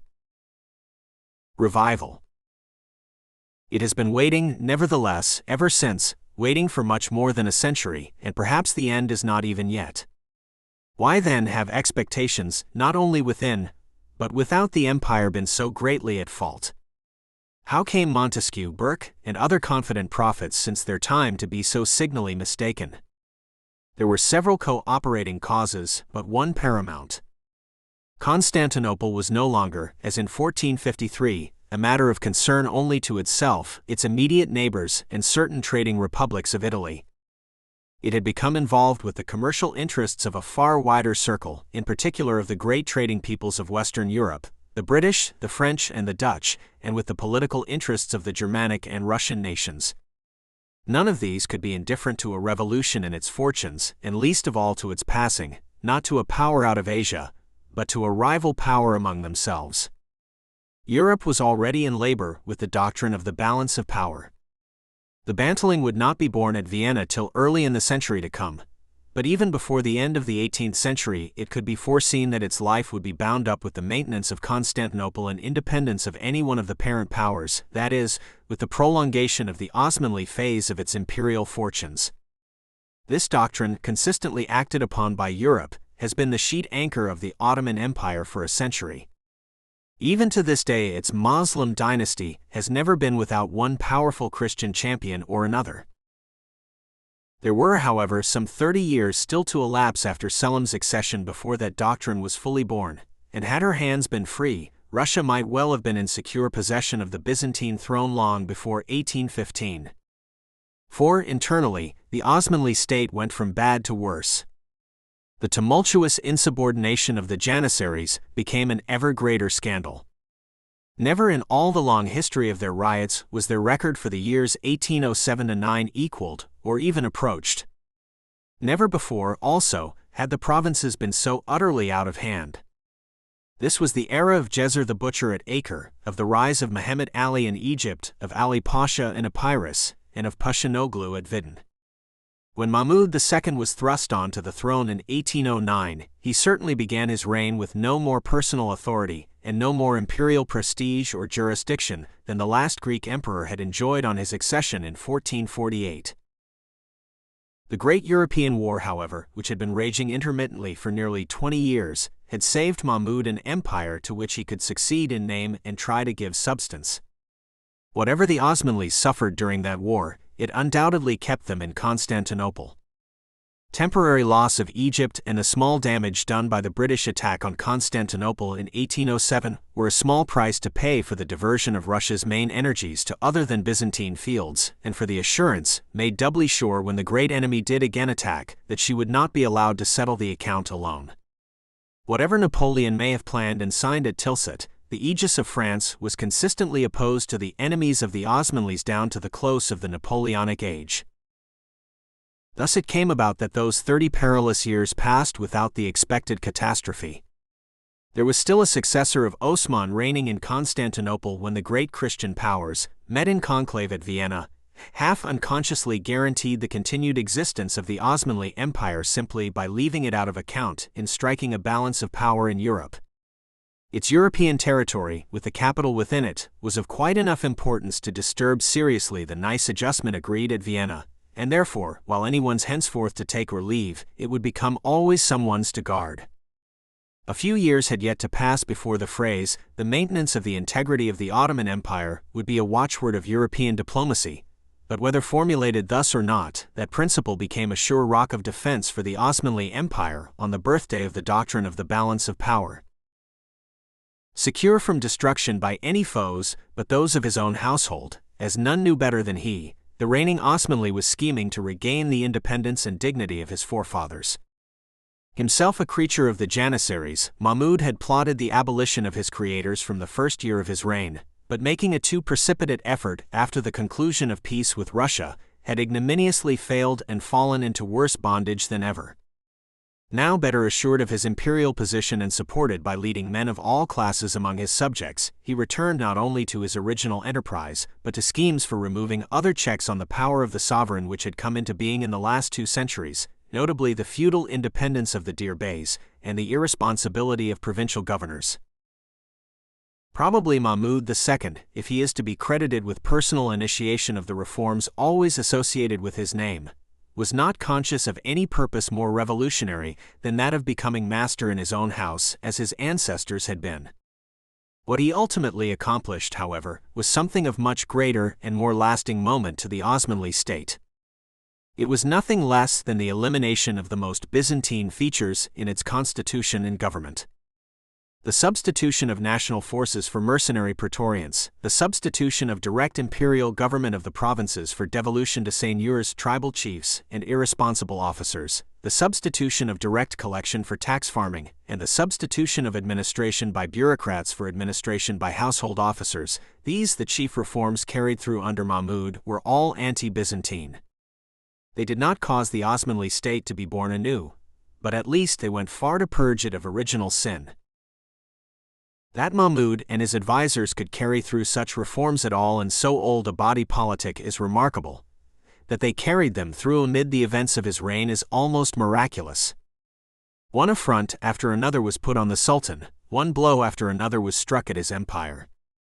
Inspired by echoes of the French Revolution and by Napoleon's recognition of the rights of nationalities, first the Serbs, and then the Greeks seized moments of Ottoman disorder to rise in revolt against their local lords.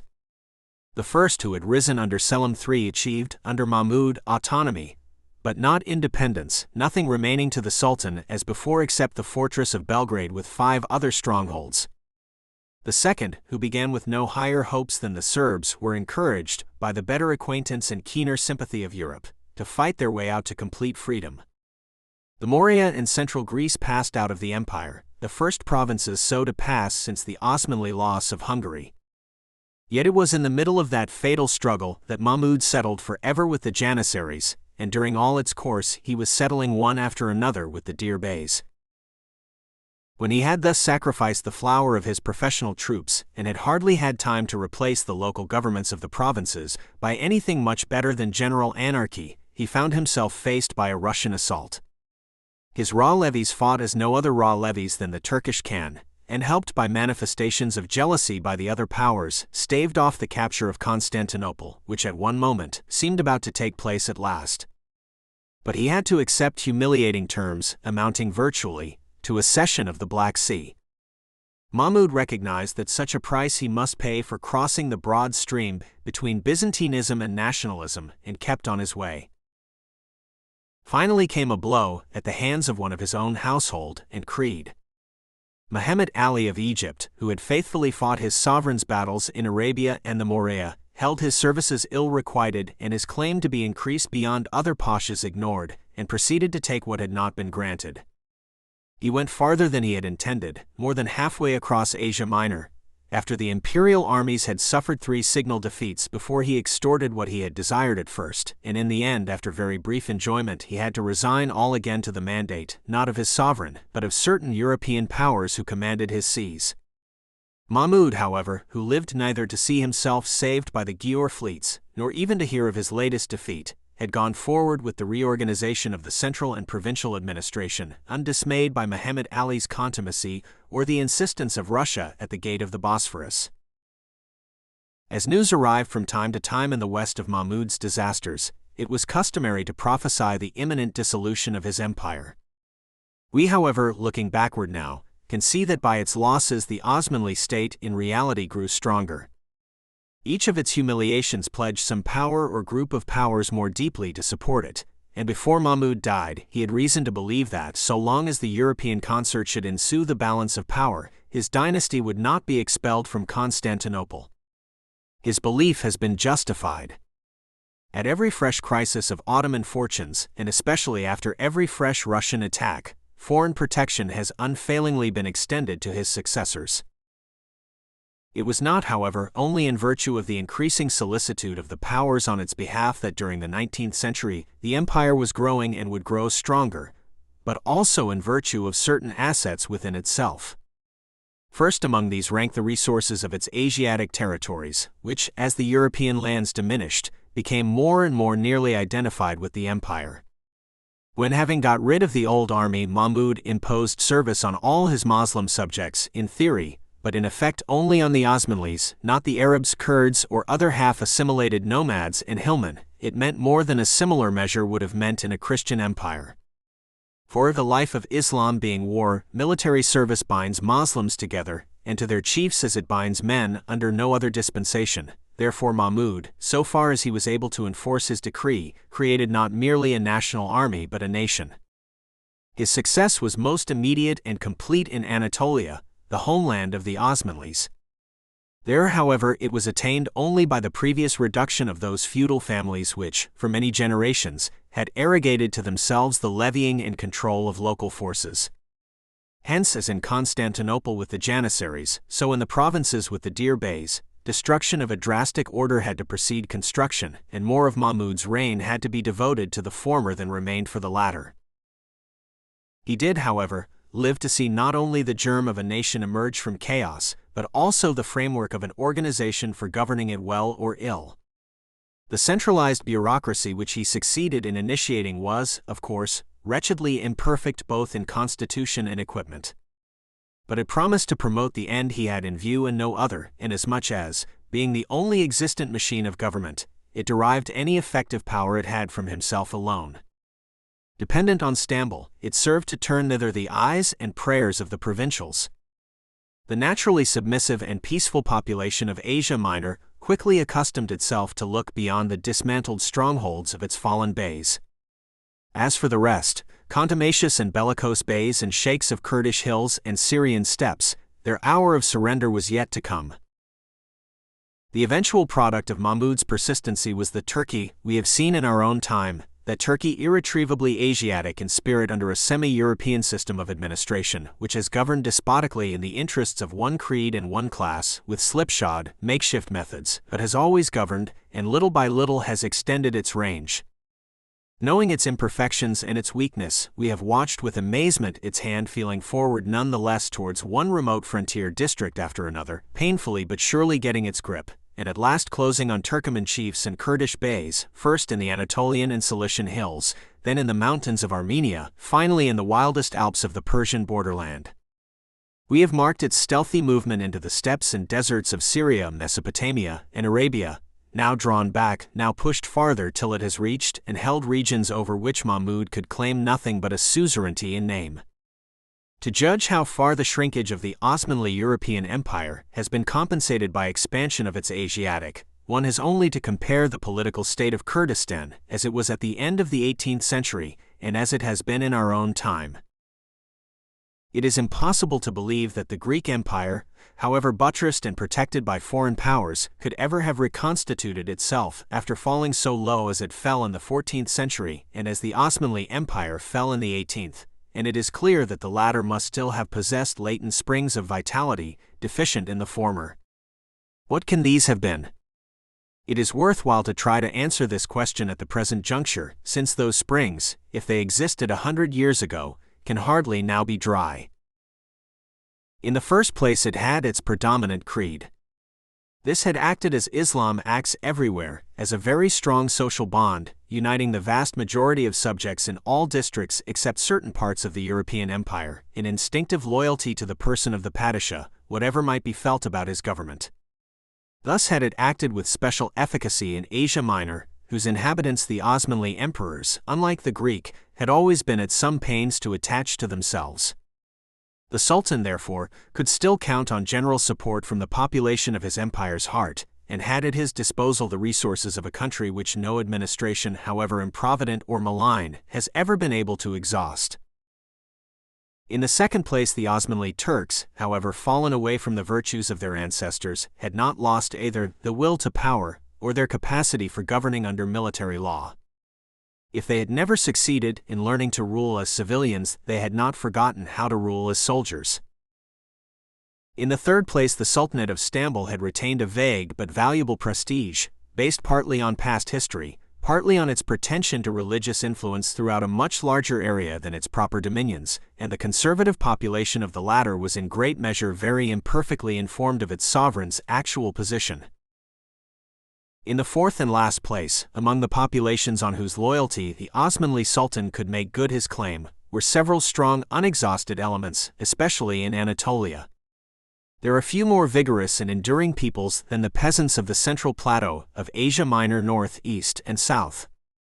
With this rock of defense to stand upon, the Sultan could draw also on the strength of other more distant races, less firmly attached to himself, but not less vigorous, such, for example, as the Albanians of his European mountains and the Kurds of his Asiatic. However decadent might be the Turco-Grecian Osmanli, he, unfortunately, had the lion's share of office.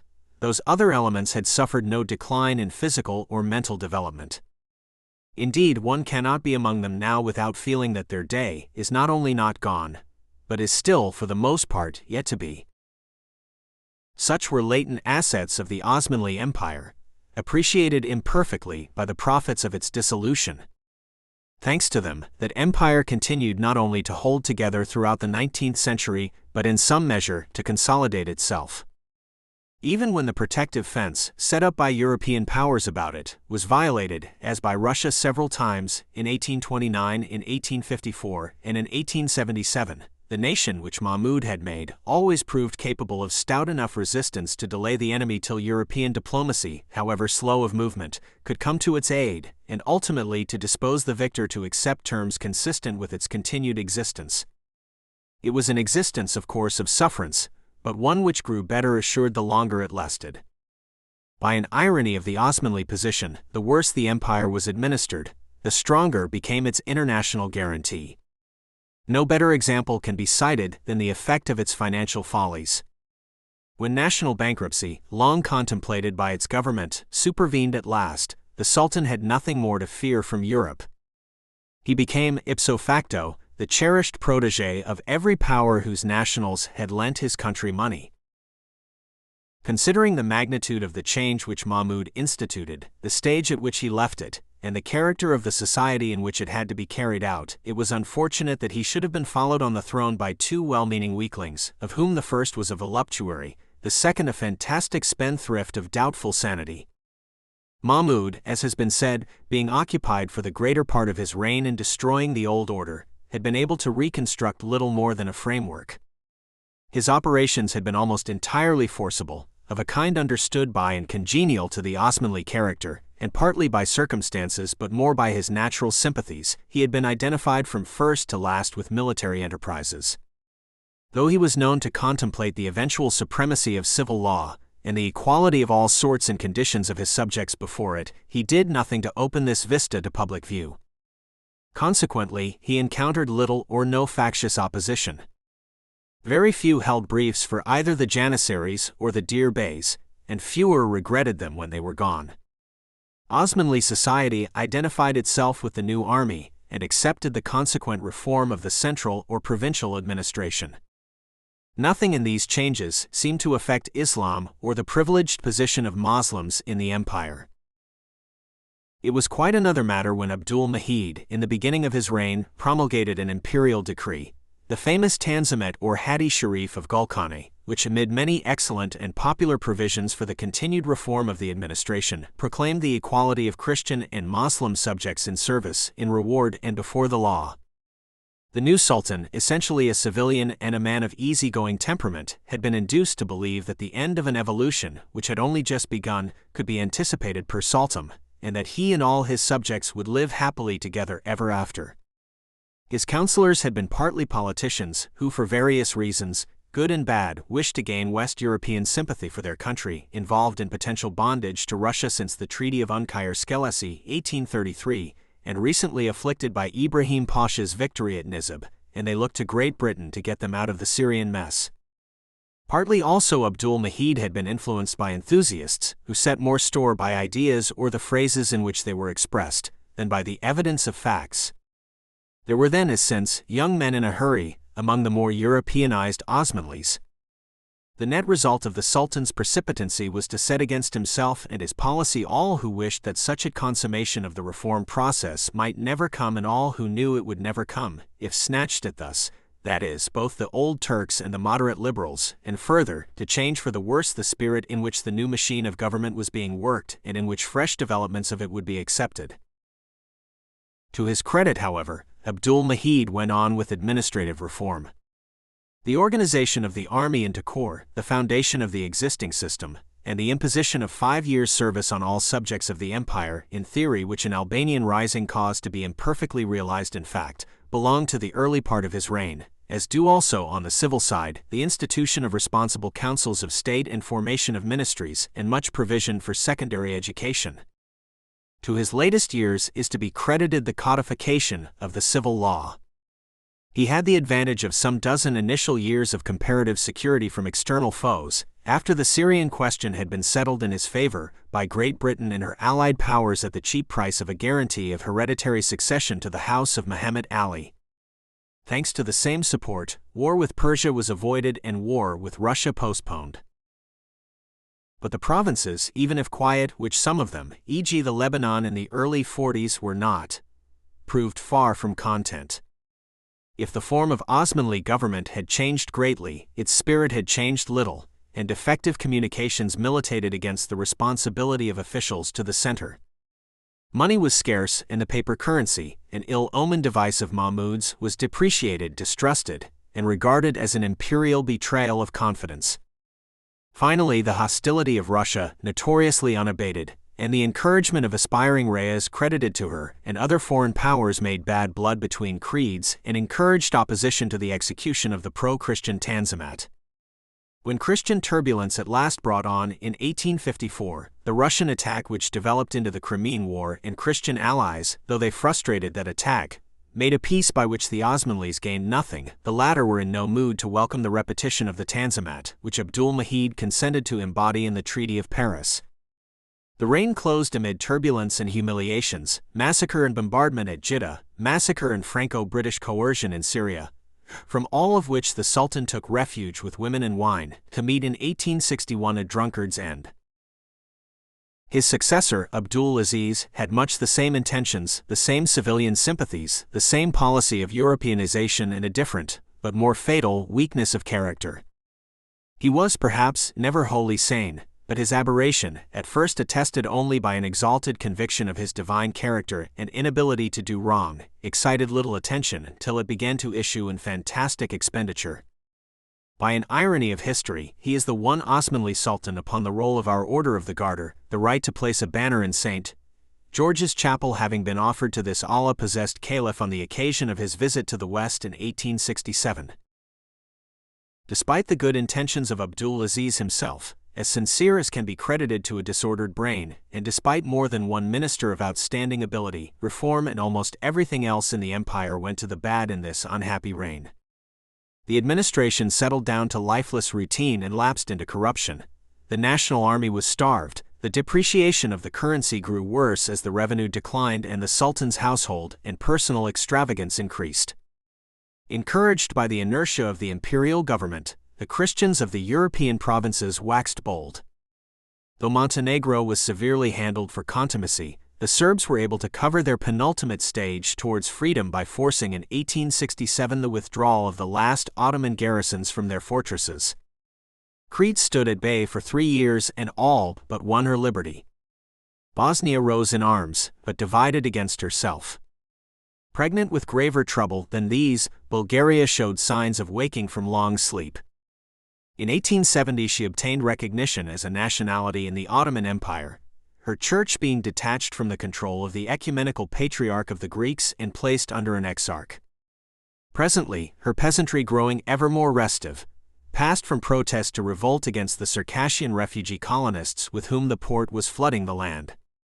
The Sultan, in an evil hour, for lack of trained troops, let loose irregulars on the villages, and the Bulgarian atrocities, which they committed in 1875, sowed a fatal harvest for his successor to reap. His own time was almost fulfilled. The following spring a dozen high officials, with the assent of the Sheikh ul-Islam and the active dissent of no one, took Abdulaziz from his throne to a prison, wherein 2 days later he perished, probably by his own hand. A puppet reigned 3 months as Murad V, and then, at the bidding of the same kingmakers whom his uncle had obeyed, left the throne free for his brother Abdul Hamid, a man of affairs and ability, who was to be the most conspicuous, or rather, the most notorious Osmanli sultan since Suleiman. Chapter 6. Relapse. The new sultan, who had not expected his throne, found his realm in perilous case. Nominally sovereign and a member of the Concert of Europe, he was in reality a semi-neutralized dependent, existing as an undischarged bankrupt, on sufferance of the powers. Should the concert be dissolved, or even divided, and any one of its members be left free to foreclose its Ottoman mortgages, the empire would be at an end. Internally, it was in many parts in open revolt, in all the rest stagnant and slowly rotting. The thrice-foiled claimant to its succession, who 6 years before had denounced the Black Sea Clause of the Treaty of Paris and so freed its hands for offense, was manifestly preparing a fresh assault. Something drastic must be done, but what? This danger of the empire's international situation, and also the disgrace of it, had been evident for some time past to those who had any just appreciation of affairs, and in the educated class at any rate something like a public opinion, very apprehensive and very much ashamed, had struggled into being. The discovery of a leader in Midhat Pasha, former Governor-General of Baghdad, and a kingmaker of recent notoriety, induced the party of this opinion to take precipitate action. Murad had been deposed in August.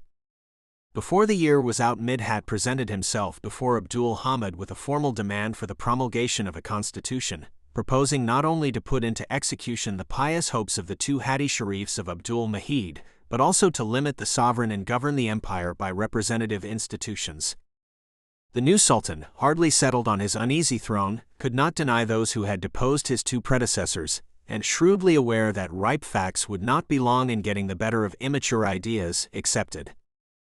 A parliament was summoned. An electorate with only the haziest notions of what it was about went through the form of sending representatives to Constantinople, and the sittings were inaugurated by a speech from the throne framed on the most approved Britannic model, the deputies, it is said, jostling and crowding the while to sit as many as possible on the right, which they understood was always the side of powers that be. It is true this extemporized chamber never had a chance. The Russians crossed the Pruth before it had done much more than verify its powers, and the thoughts and energies of the Osmanlis were soon occupied with the most severe and disastrous struggle in which the empire had ever engaged. But it is equally certain that it could not have turned to account any chance it might have had. Once more the young men in a hurry had snatched at the end of an evolution hardly begun, without taking into account the immaturity of Osmanli society in political education and political capacity. After suspension during the war, the parliament was dissolved unregretted, and its creator was tried for his life and banished. In failing, however, Midhat left bad to become so much worse that the next reformers would inevitably have a more convinced public opinion behind them, and he had virtually destroyed the power of Mahmud's bureaucracy. If the only immediate effect was the substitution of an unlimited autocracy, the Osmanli peoples would be able thenceforward to ascribe their misfortunes to a single person, meditate attack on a single position, and dream of realizing someday an ideal which had been definitely formulated. The Russian onslaught, which began in both Europe and Asia in the spring of 1877, had been brought on after a fashion become customary, by movements in the Slavonic provinces of the Ottoman Empire and in Rumania, and the latter province, now independent in all but name, and in defiance of Ottoman protests, disposing of a regular army, joined the invader. In campaigns lasting a little less than a year, the Osmanli Empire was brought nearer to passing than ever before, and it was in a suburb of Constantinople itself that the final armistice was arranged. But action by rival powers both before the peace and in the revision of it at Berlin gave fresh assurance that the end would not be suffered to come yet, and moreover through the long series of disasters, much latent strength of the empire and its peoples had been revealed. When that empire had emerged, shorn of several provinces, in Europe of Rumania, Serbia and northern Greece, with Bulgaria also well on the road they had traveled to emancipation, and in Asia, of a broad slice of Caucasia, Abdul Hamid cut his losses, and under the new guarantee of the Berlin Treaty, took heart to try his hand at reviving Osmanli power. He and his advisors had their idea, the contrary of the idea of Midhat and all the sultans since Mahmud. The empire must be made, not more European, but more Asiatic. In the development of Islamic spirit to pan-Islamic unity, it would find new strength, and towards this end in the early 80s, while he was yet comparatively young, with intelligence unclouded and courage sufficient, Abdul Hamid patiently set himself. In Asia, naturally sympathetic to autocracy and the home of the faith of his fathers, he set on foot a pan-Islamic propaganda. He exalted his caliphate, he wooed the Arabs, and he plotted with extraneous Muslims against whatever foreign government they might have to endure. It cannot be denied that this idea was based on the logic of facts, and if it could be realized, promised better than Midhay's for escape from shameful dependence. Indeed, Abdul Hamid, an autocrat bent on remaining one, could hardly have acted upon any other. By far the greater part of the territorial empire remaining to him lay in Asia. The little left in Europe would obviously soon be reduced to less. The Balkan lands were waking, or already awake, to a sense of separate nationality, and what chance did the Osmanli element, less progressive than any, stand in them? The acceptance of the Ottoman power into the concert of Europe, though formally notified to Abdul Mahid, had proved an empty thing. In that galley there was no place for a sultan except as a dependent or a slave. As an Asiatic power, however, exerting temporal sway over some 18 million bodies and religious influence over many times more souls, the Osmanli caliph might command a place in the sun. The result belied these hopes. Abdul Hamid's failure was owed in the main to facts independent of his personality or statecraft. The expansion of Islam over an immense geographical area and among peoples living in incompatible stages of sophistication, under most diverse political and social conditions, has probably made any universal caliphal authority forever impossible. The original idea of the caliphate, like that of the jihad or holy war of the faithful, presupposed that all Muslims were under governments of their own creed and perhaps under one government. Moreover, if such a caliph were ever to be again, an Osmanli sultan would not be a strong candidate. Apart from the disqualification of his blood, he being not of the Prophet's tribe nor even an Arab, he is lord of a state irretrievably compromised in purist eyes, as Wahhabis and Senussis have testified once and again, by its Byzantine heritage of necessary relations with infidels. Abdul Hamid's predecessors for 2 centuries or more had been at no pains to infuse reality into their nominal leadership of the faithful. To call a real caliphate out of so long abeyance could hardly have been effected even by a bold soldier, who appealed to the general imagination of Moslems, and certainly was beyond the power of a timid civilian. When Abdul Hamid had played this card and failed, he had no other, and his natural pusillanimity and shiftiness induced him to withdraw ever more into the depths of his palace, and there use his intelligence in exploiting this shameful dependence of his country on foreign powers. Unable or unwilling to encourage national resistance, he consoled himself, as a weak malcontent will, by setting one power against another, pin-pricking the stronger and blustering to the weaker.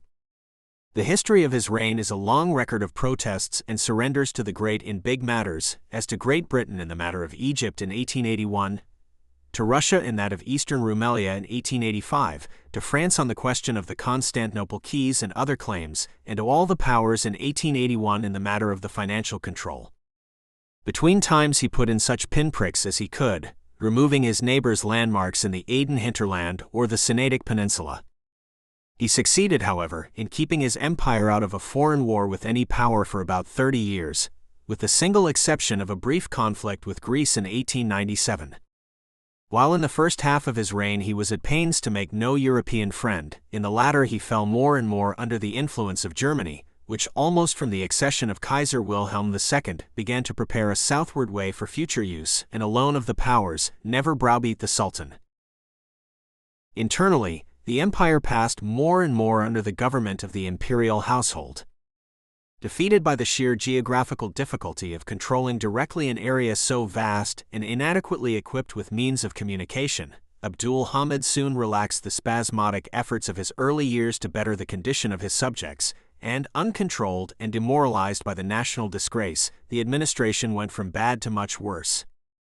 Ministers irresponsible, officials without sense of public obligation, venality in all ranks, universal suspicion and delation, violent remedies such as the Armenian massacres of 1894 for diseases due to neglect, the peasantry, whether Muslim or Christian, but especially Christian, forced ultimately to liquidate all accounts, impoverishment of the whole empire by the improvidence and oppression of the central power. Such phrasing of the conventional results of palace government expresses inadequately the fruits of Yildiz under Abdul Hamid II. Pari passu with this disorder of central and provincial administration increased the foreign encroachments on the empire. The nation saw not only rapid multiplication of concessions and hypothecations to aliens, and of alien persons themselves installed in its midst under extraterritorial immunity from its laws, secured by the capitulations, but also whole provinces sequestered, administered independently of the Sultan's government, and prepared for eventual alienation. Egypt, Tunisia, Eastern Rumelia, Crete, these had all been withdrawn from Ottoman control since the Berlin settlement, and now Macedonia seemed to be going the same way. Bitter to swallow as the other losses had been, pills thinly sugared with a guarantee of suzerainty, the loss of Macedonia would be more bitter still, for if it were withdrawn from Ottoman use and profit, Albania would follow, and so would the command of the North Aegean and the Adriatic shores, while an ancient Moslem population would remain at Christian mercy. It was partly Ottoman fault, partly the fault of circumstances beyond Ottoman control, that this district had become a scandal and a reproach. In the days of Osmanli greatness, Macedonia had been neglected in favor of provinces to the north, which were richer and more nearly related to the ways into Central Europe. When more attention began to be paid to it by the government, it had already become a cockpit for the newborn Christian nationalities which had been developed on the north, east, and south. These were using every weapon, material and spiritual, to secure preponderance in its society, and had created chronic disorder which the Ottoman administration, now weakly encouraged to save itself trouble, now violently dragooned. Already the powers had not only proposed autonomy for it, but begun to control its police and its finance. This was the last straw. The public opinion which had slowly been forming for 30 years gained the army, and Midhay's seed came to fruit. By an irony of fate, Macedonia not only supplied the spectacle which exasperated the army to revolt, but by its very disorder made the preparation of that revolt possible, for it was due to local limitations of Ottoman sovereignty that the chief promoters of revolution were able to conspire in safety. By another irony, two of the few progressive measures ever encouraged by Abdul Hamid contributed to his undoing. If he had not sent young officers to be trained abroad, the army, the one Ottoman institution never allowed wholly to decay, would have remained outside the conspiracy. If he had never promoted the construction of railways, as he began to do after 1897, the Salonika army could have had no such influence on affairs in Constantinople as it exerted in 1908 and again in 1909. As it was, the Sultan, at a mandate from Resna in Macedonia, reenacted Midhay's constitution, and a year later saw an army from Salonika arrive to uphold that constitution against the reaction he had fostered and to send him, dethroned and captive, to the place whence itself had come. Chapter 7. Revolution. Looking back on this revolution across 7 years of its consequences, we see plainly enough that it was inspired far less by desire for humane progress than by shame of Osmanli military decline. The liberty, equality, fraternity program which its authors put forward, a civilian minority among them sincerely enough, Europe accepted, and the populace of the empire acted upon for a moment, did not express the motive of the movement or eventually guide its course. The essence of that movement was militant nationalism. The empire was to be regenerated, not by humanizing it but by Ottomanizing it. The Osmanli, the man of the sword, was the type to which all others, who wished to be of the nation, were to conform. Such as did not so wish must be eliminated by the rest. The Revolutionary Committee in Salonika, called of Union and Progress, held up its cards at first, but by 1910 events had forced its hand on the table. The definite annexation of Bosnia and Herzegovina by Austria-Hungary in 1908, and the declaration of independence and assumption of the title Tsar by the ruler of Bulgaria, since they were the price to be paid by the revolutionaries for a success largely made in Germany, were opposed officially only pro forma, But when uninformed opinion in the empire was exasperated thereby against Christendom, the committee, to appease reactionaries, had to give premature proof of pan-Osmanli and pro-Muslim intentions by taking drastic action against Reyes. The Greeks of the empire, never without suspicions, had failed to testify the same enthusiasm for Ottoman fraternity which others, e.g. the Armenians, had shown. Now they resumed their separatist attitude and made it clear that they still aspired not to Ottoman but to Hellenic nationality. Nor were even the Muslims of the empire unanimous for fraternity among themselves. The Arab-speaking societies complained of underrepresentation in the councils and offices of the state, and made no secret of their intention not to be assimilated by the Turk-speaking Osmanlis. To all suggestions, however, of local home rule and conciliation of particularist societies in the empire, the committee was deaf. Without union, it believed in no progress, and by union it understood the assimilation of all societies in the empire to the Osmanli. Logic was on the side of the committee in its choice of both end and means. In Pan-Ottomanism, if it could be effected, lay certainly the single chance of restoring Osmanli independence and power to anything like the position they had once held. In rule by a militarist oligarchy for some generations to come, lay the one hope of realizing the pan-Ottoman idea and educating the resultant nation to self-government. That end, however, it was impossible to realize under the circumstances in which past history had involved the Ottoman Empire. There was too much bad blood between different elements of its society which Osmanli rulers had been laboring for centuries rather to keep apart than to unite, and certain important elements, both Muslim and Christian, had already developed too mature ideas of separate nationality. With all its defects, however, the new order did undoubtedly rest on a wider basis than the old, and its organization was better conceived and executed. It retained some of the sympathy of Europe which its beginnings had excited, and the Western powers, regarding its representative institutions as earnests of good government however ill they might work at the first, were disposed to give it every chance. Unfortunately, the Young Turks were in a hurry to bring on their millennium, and careless of certain neighboring powers, not formidable individually but to be reckoned with if united, to whom the prospect of regenerated Osmanlis assimilating their nationals could not be welcome.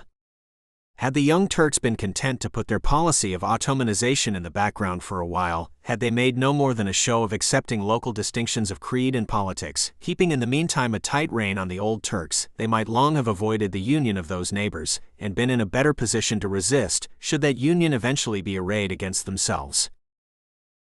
But a considerable and energetic element among them belonged to the nervous Levantine type of Osmanli, which is as little minded to compromise as any old Turk, though from a different motive. It elected to deal drastically and at once with Macedonia, the peculiar object not only of European solicitude but also of the interest of Bulgaria, Serbia, and Greece. If ever a province required delicate handling, it was this. It did not get it. The interested neighbors, each beset by fugitives of its oppressed nationals, protested only to be ignored or browbeaten. They drew towards one another, old feuds and jealousies were put on one side, and at last, in the summer of 1912, a Holy League of Balkan states, inspired by Venizelos, the new Cretan Prime Minister of Greece, and by Ferdinand of Bulgaria, was formed with a view to common action against the oppressor of Greek, Serbian, and Bulgarian nationals in Macedonia. Montenegro, always spoiling for a fight, was deputed to fire the train, and at the approach of autumn the First Balkan War blazed up. Chapter 8. Balkan War. The course of the struggle is described elsewhere in this volume. Its event illustrates the danger of an alliance succeeding beyond the expectations in which it was formed. The constituent powers had looked for a stiff struggle with the Ottoman armies, but for final success sufficient to enable them, at the best, to divide Macedonia among themselves, at the worst, to secure its autonomy under international guarantee. Neither they nor anyone else expected such an Ottoman collapse as was in store. Their moment of attack was better chosen than they knew. The Osmanli War Office was caught fairly in the middle of the stream.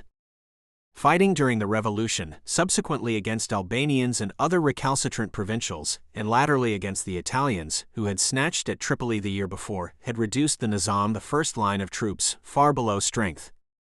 The Redif, the second line, had received hardly more training, thanks to the disorganization of Abdul Hamid's last years and of the first years of the new order, then the Mustafas, the third and last line. Armament, auxiliary services, and the like had been disorganized preparatory to a scheme for thorough reorganization which had been carried, as yet, but a very little way. A foreign German element, introduced into the command, had had time to impair the old spirit of Ottoman soldiers, but not to create a new one. The armies sent against the Bulgarians in Thrace were so many mobs of various arms, those which met the Serbs a little better, those which opposed the Greeks a little worse. It followed that the Bulgarians, who had proposed to do no more in Thrace than block Adrianople and immobilize the Constantinople forces, were carried by their own momentum right down to Chatelja, and there and at Adrianople had to prosecute siege operations when they ought to have been marching to Kavala and Salonika. The Serbs, after hard fighting, broke through not only into Macedonia but into Albania, and reached the Adriatic, but warned off this by the powers, consoled themselves with the occupation of much more Macedonian territory than the concerted plans of the Allies had foreseen. The Greeks, instead of hard contests for the Haliakmon Valley and Epirus, their proper irredenta, pushed such weak forces before them that they got through to Salonika just in time to forestall a Bulgarian column. Ottoman collapse was complete everywhere, except on the Chatelja front. It remained to divide the spoil.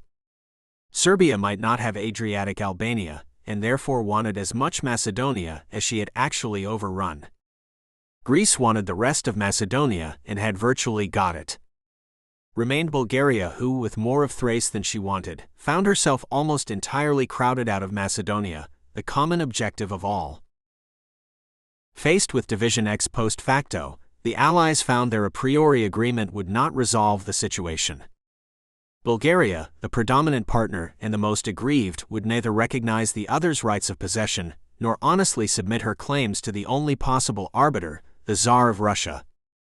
Finding herself one against two, she tried a coup de main on both fronts, failed, and brought on a second Balkan war in which a new determining factor, Rumania, intervened at a critical moment to decide the issue against her. The Ottoman armies recovered nearly all they had lost in eastern and central Thrace, including Adrianople, almost without firing a shot, and were not ill-pleased to be quit of a desperate situation at the price of Macedonia, Albania and western Thrace. Defeated and impoverished, the Ottoman power came out of the war clinging to a mere remnant of its European empire, one single mutilated province which did not pay its way. With the lost territories had gone about 1/8 of the whole population and 1/10 of the total imperial revenue. But when these heavy losses had been cut, there was nothing more of a serious nature to put to debit, but a little even to credit. Ottoman prestige had suffered but slightly in the eyes of the people.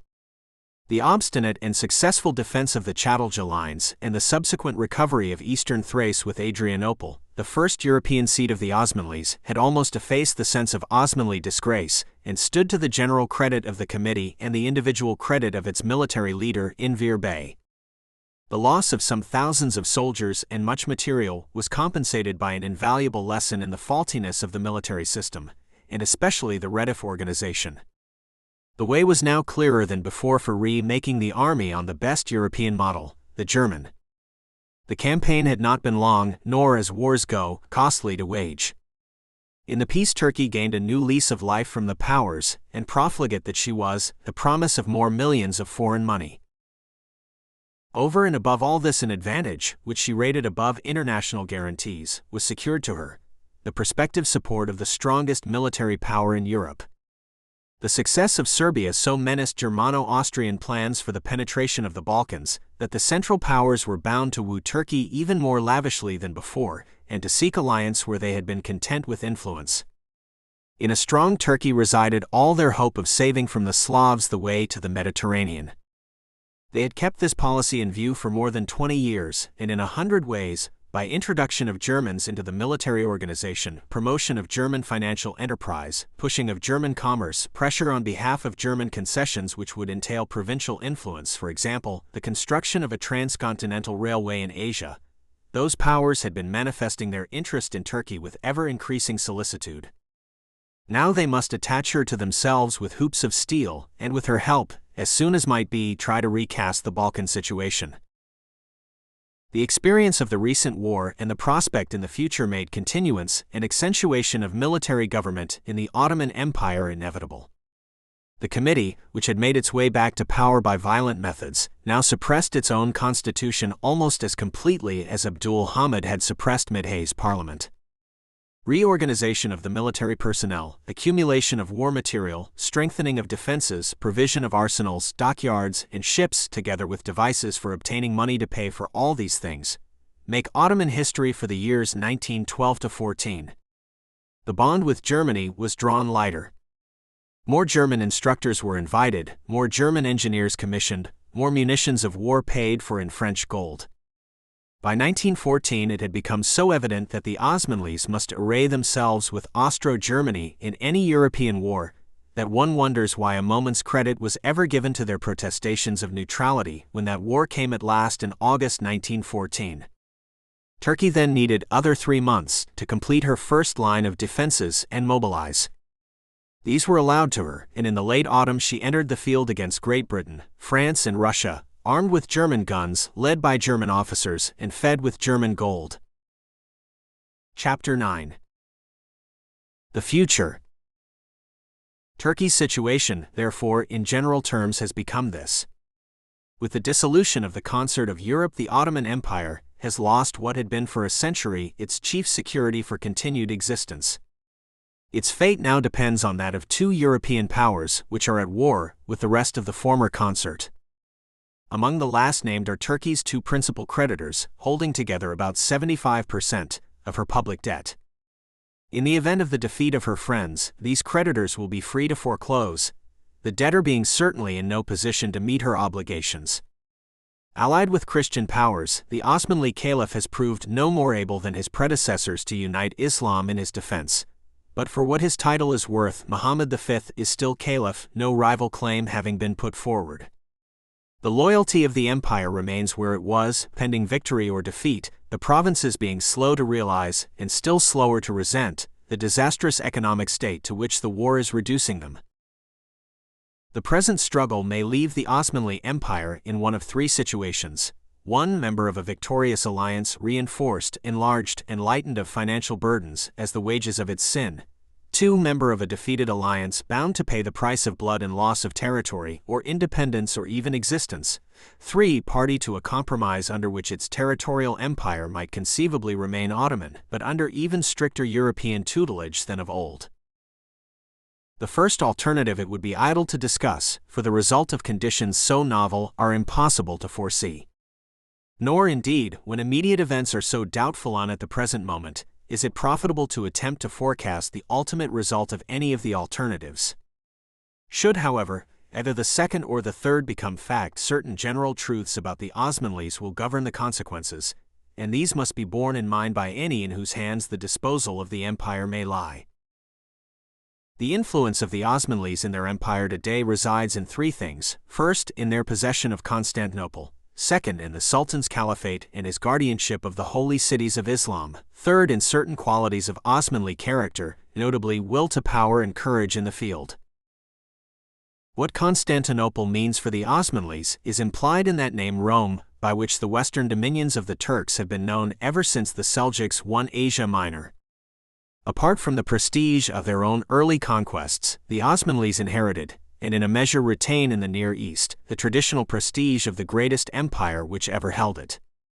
They stand not only for their own past, but also for whatever still lives of the prestige of Rome. Theirs is still the repute of the imperial people par excellence, chosen and called to rule. That this repute should continue, after the sweeping victories of Semites and subsequent centuries of Ottoman retreat before other heirs of Rome, is a paradox to be explained only by the fact that a large part of the population of the Near East remains at this day in about the same stage of civilization and knowledge as in the time of, say, Heraclius. The Osmanlis, be it remembered, were and are foreigners in a great part of their Asiatic empire equally with the Greeks of Byzantium or the Romans of Italy, and their establishment in Constantinople nearly 5 centuries ago did not mean to the indigenous peoples of the Near East what it meant to Europe, a victory of the East over the West, so much as a continuation of immemorial Roman dominion still exercised from the same imperial center. Since Rome first spread its shadow over the Near East, many men of many races, whose variety was imperfectly realized, if realized at all, by the peasants of Asia Minor, Syria, Mesopotamia, and Egypt, have ruled in its name. The Osmanlis, whose governmental system was in part the Byzantine, made but one more change which meant the same old thing.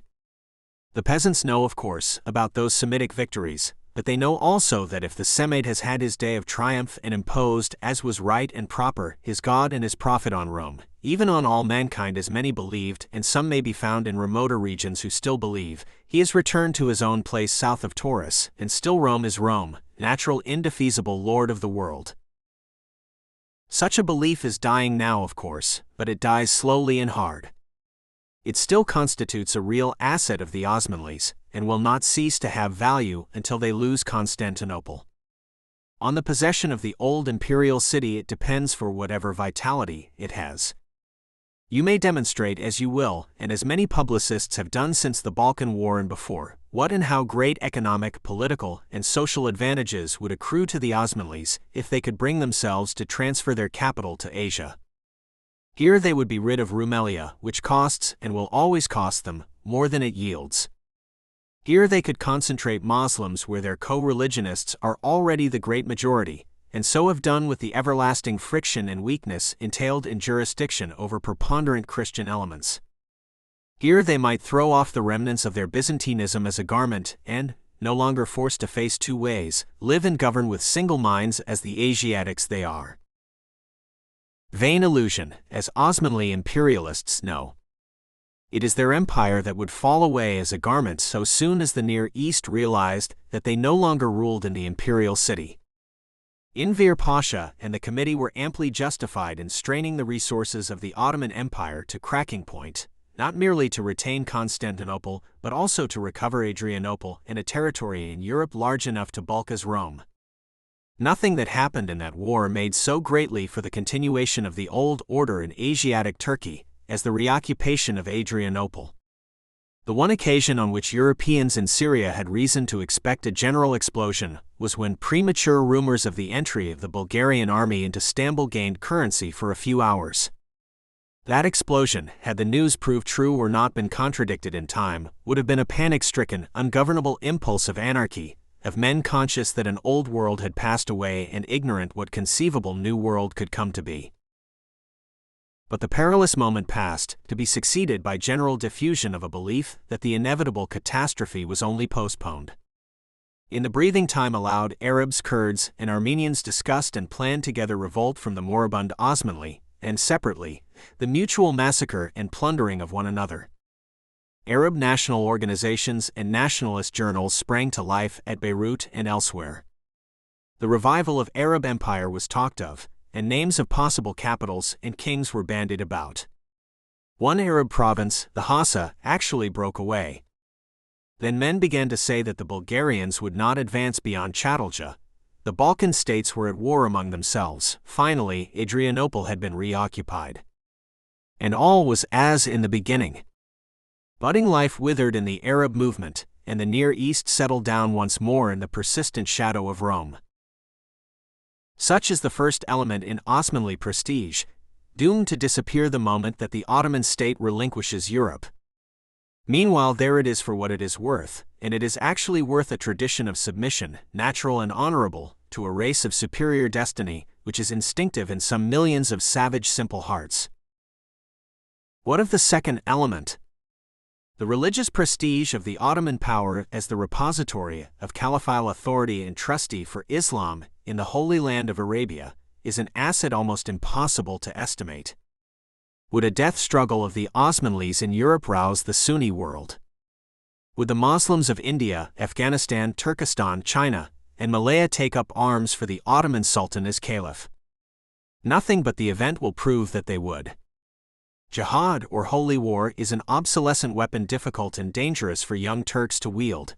Difficult because their own Islamic sincerity is suspect and they are taking the field now as clients of Gior peoples. Dangerous because the Ottoman nation itself includes numerous Christian elements indispensable to its economy. Undoubtedly, however, the Ottoman Sultanate can count on its religious prestige appealing widely, overriding counteracting sentiments, and if it rouses to action, rousing the most dangerous temper of all. It is futile to ignore the caliph because he is not of the Quraysh and owes his dignity to a 16th-century transfer. These facts are either unknown or not borne in mind by half the Sunnites on whom he might call, and weigh far less with the other half than his hereditary dominion over the holy cities, sanctioned by the prescription of nearly 4 centuries. One thing can be foretold with certainty. The religious prestige of an Ottoman sultan who had definitely lost control of the holy places would cease as quickly and utterly as the secular prestige of one who had evacuated Constantinople, and since the loss of the latter would probably precipitate an Arab revolt and cut off the Hejaz, the religious element in Ottoman prestige may be said to depend on Constantinople as much as the secular. All the more reason why the Committee of Union and Progress should not have accepted that well-meant advice of European publicists. A successful revolt of the Arab-speaking provinces would indeed sound the death knell of the Ottoman Empire.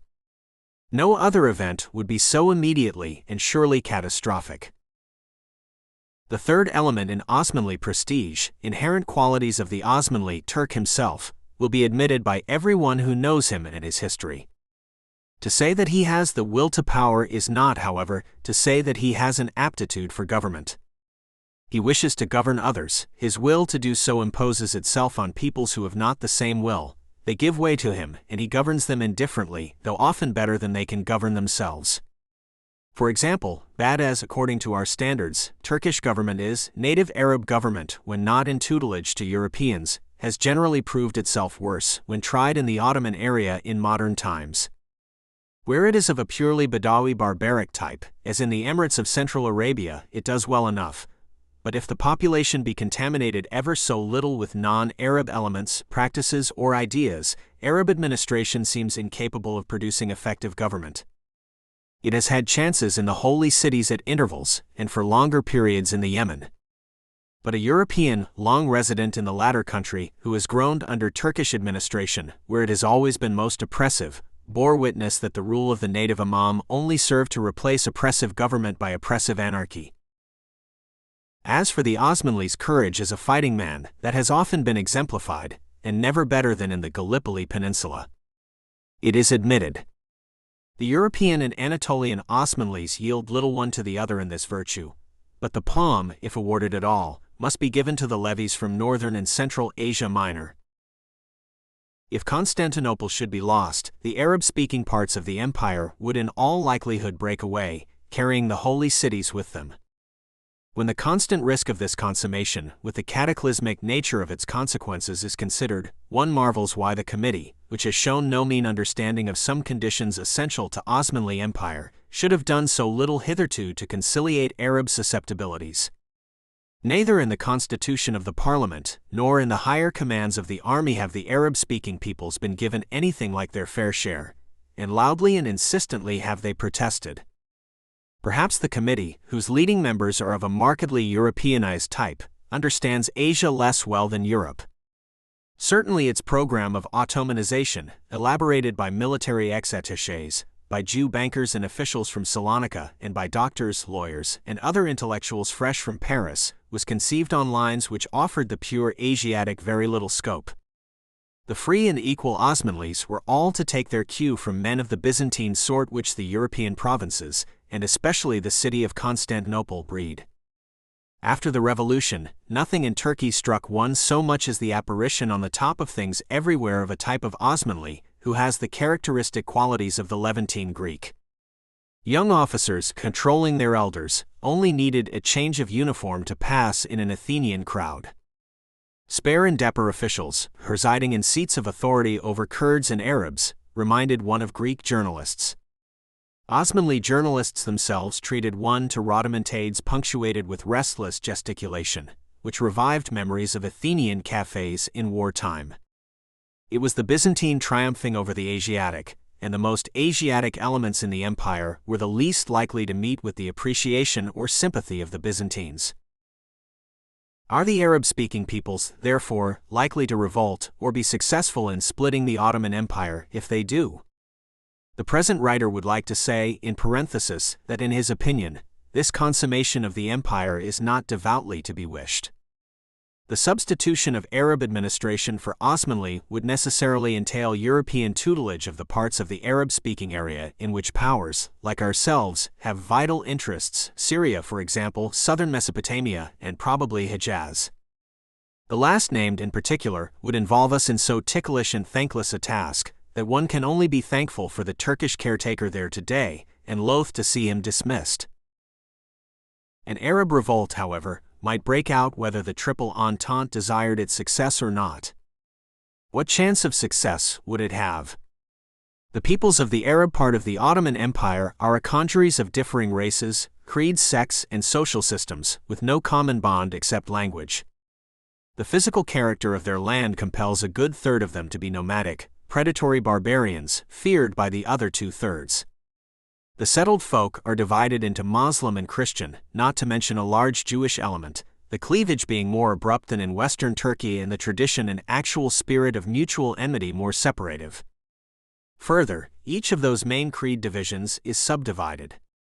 Even Islam in this region includes a number of incompatible sects such as the Ansari, the Metawali, and the Druzes in the Syrian mountains, Shiite Arabs on the Gulf Coast and the Persian border, with pagan Kurds and Yazidis in the latter region and North Mesopotamia. As for the Christians, their divisions are notorious, most of these being subdivided again into two or more hostile communions apiece. It is almost impossible to imagine the inhabitants of Syria concerting a common plan or taking common action. The only elements among them which have shown any political sense or capacity for political organization are Christian. The Maronites of the Lebanon are most conspicuous among these, but neither their numbers nor their traditional relations with their neighbors qualify them to form the nucleus of a free united Syria. The Arab movement, up to the present, has consisted in little more than talk and journalese. It has not developed any considerable organization to meet that stable, efficient organization which the Committee of Union and Progress has directed throughout the Ottoman dominions. As for the rest of the empire, Asia Minor will stand by the Osmanli cause, even if Europe and Constantinople, and even if the holy places and all the Arab-speaking provinces be lost. Its allegiance does not depend on either the tradition of Rome or the Caliphate, but on essential unity with the Osmanli nation. Asia Minor is the nation. There, prepared equally by Byzantine domination and by Seljukian influence, the great mass of the people long ago identified itself insensibly and completely with the tradition and hope of the Osmanlis. The subsequent occupation of the Byzantine capital by the heirs of the Byzantine system, and their still later assumption of caliphal responsibility, were not needed to cement the union.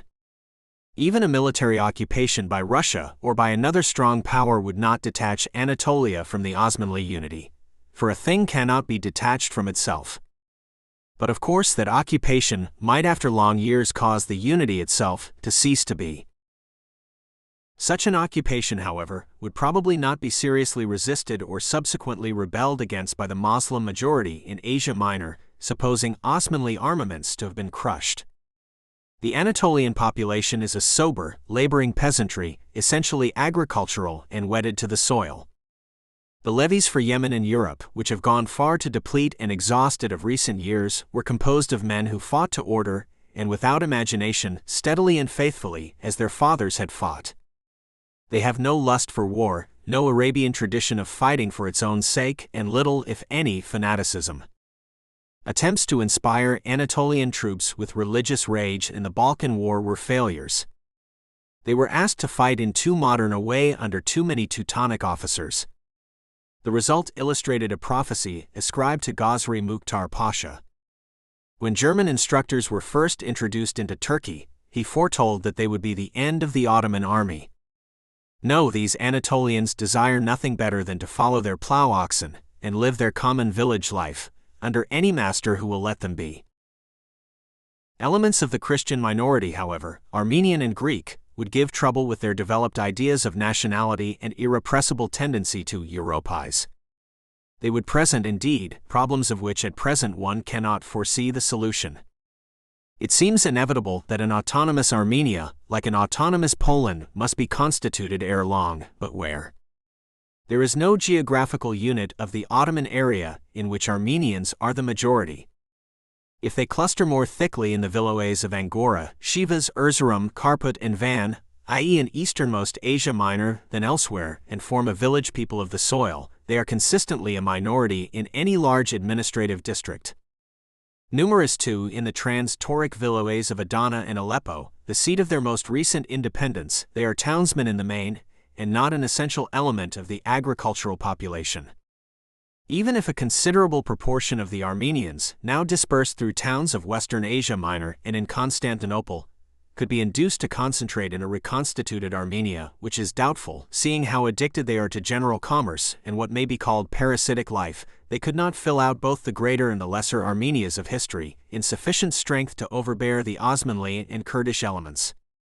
The widest area which might be constituted an autonomous Armenia with good prospect of self-sufficiency would be the present Russian province, where the headquarters of the national religion lie, with the addition of the provinces of Erzurum, Van, and Karput. But if Russia had brought herself to make a self-denying ordinance, she would have to police her new Armenia very strongly for some years, for an acute Kurdish problem would confront it, and no concentration of nationals could be looked for from the Armenia Irredenta of Diyarbakir, Urfa, Aleppo, Aintab, Marish, Adana, Kaisaria, Shivas, Angora, and Trebizond, not to mention farther and more foreign towns, until public security was assured in what for generations has been a cockpit. The Kurd is, of course, an Indo-European as much as the Armenian, and rarely a true Muslim. But it would be a very long time indeed before these facts reconciled him to the domination of the race which he has plundered for 3 centuries. Most of the Osmanlis of Eastern Asia Minor are descendants of converted Armenians, but their assimilation would be slow and doubtful. Islam, more rapidly and completely than any other creed, extinguishes racial sympathies and groups its adherents anew. The Anatolian Greeks are less numerous, but not less difficult to provide for. The scattered groups of them on the plateau, in Cappadocia, Pontus, the Konya district, and on the eastward coastlands would offer no serious difficulty to a lord of the interior. But those in the western river basins from Isbarta to the Marmora, and those on the western and northwestern littorals, are of a more advanced and cohesive political character, imbued with nationalism, intimate with their independent nationals, and actively interested in Hellenic national politics. What happens at Athens has long concerned them more than what happens at Constantinople, and with Greece occupying the islands in the daily view of many of them, they are coming to regard themselves more and more every day as citizens of Graecia Irredenta. What is to be done with these? What, in particular, with Smyrna, the second city of the Ottoman Empire and the first of Magna Graecia?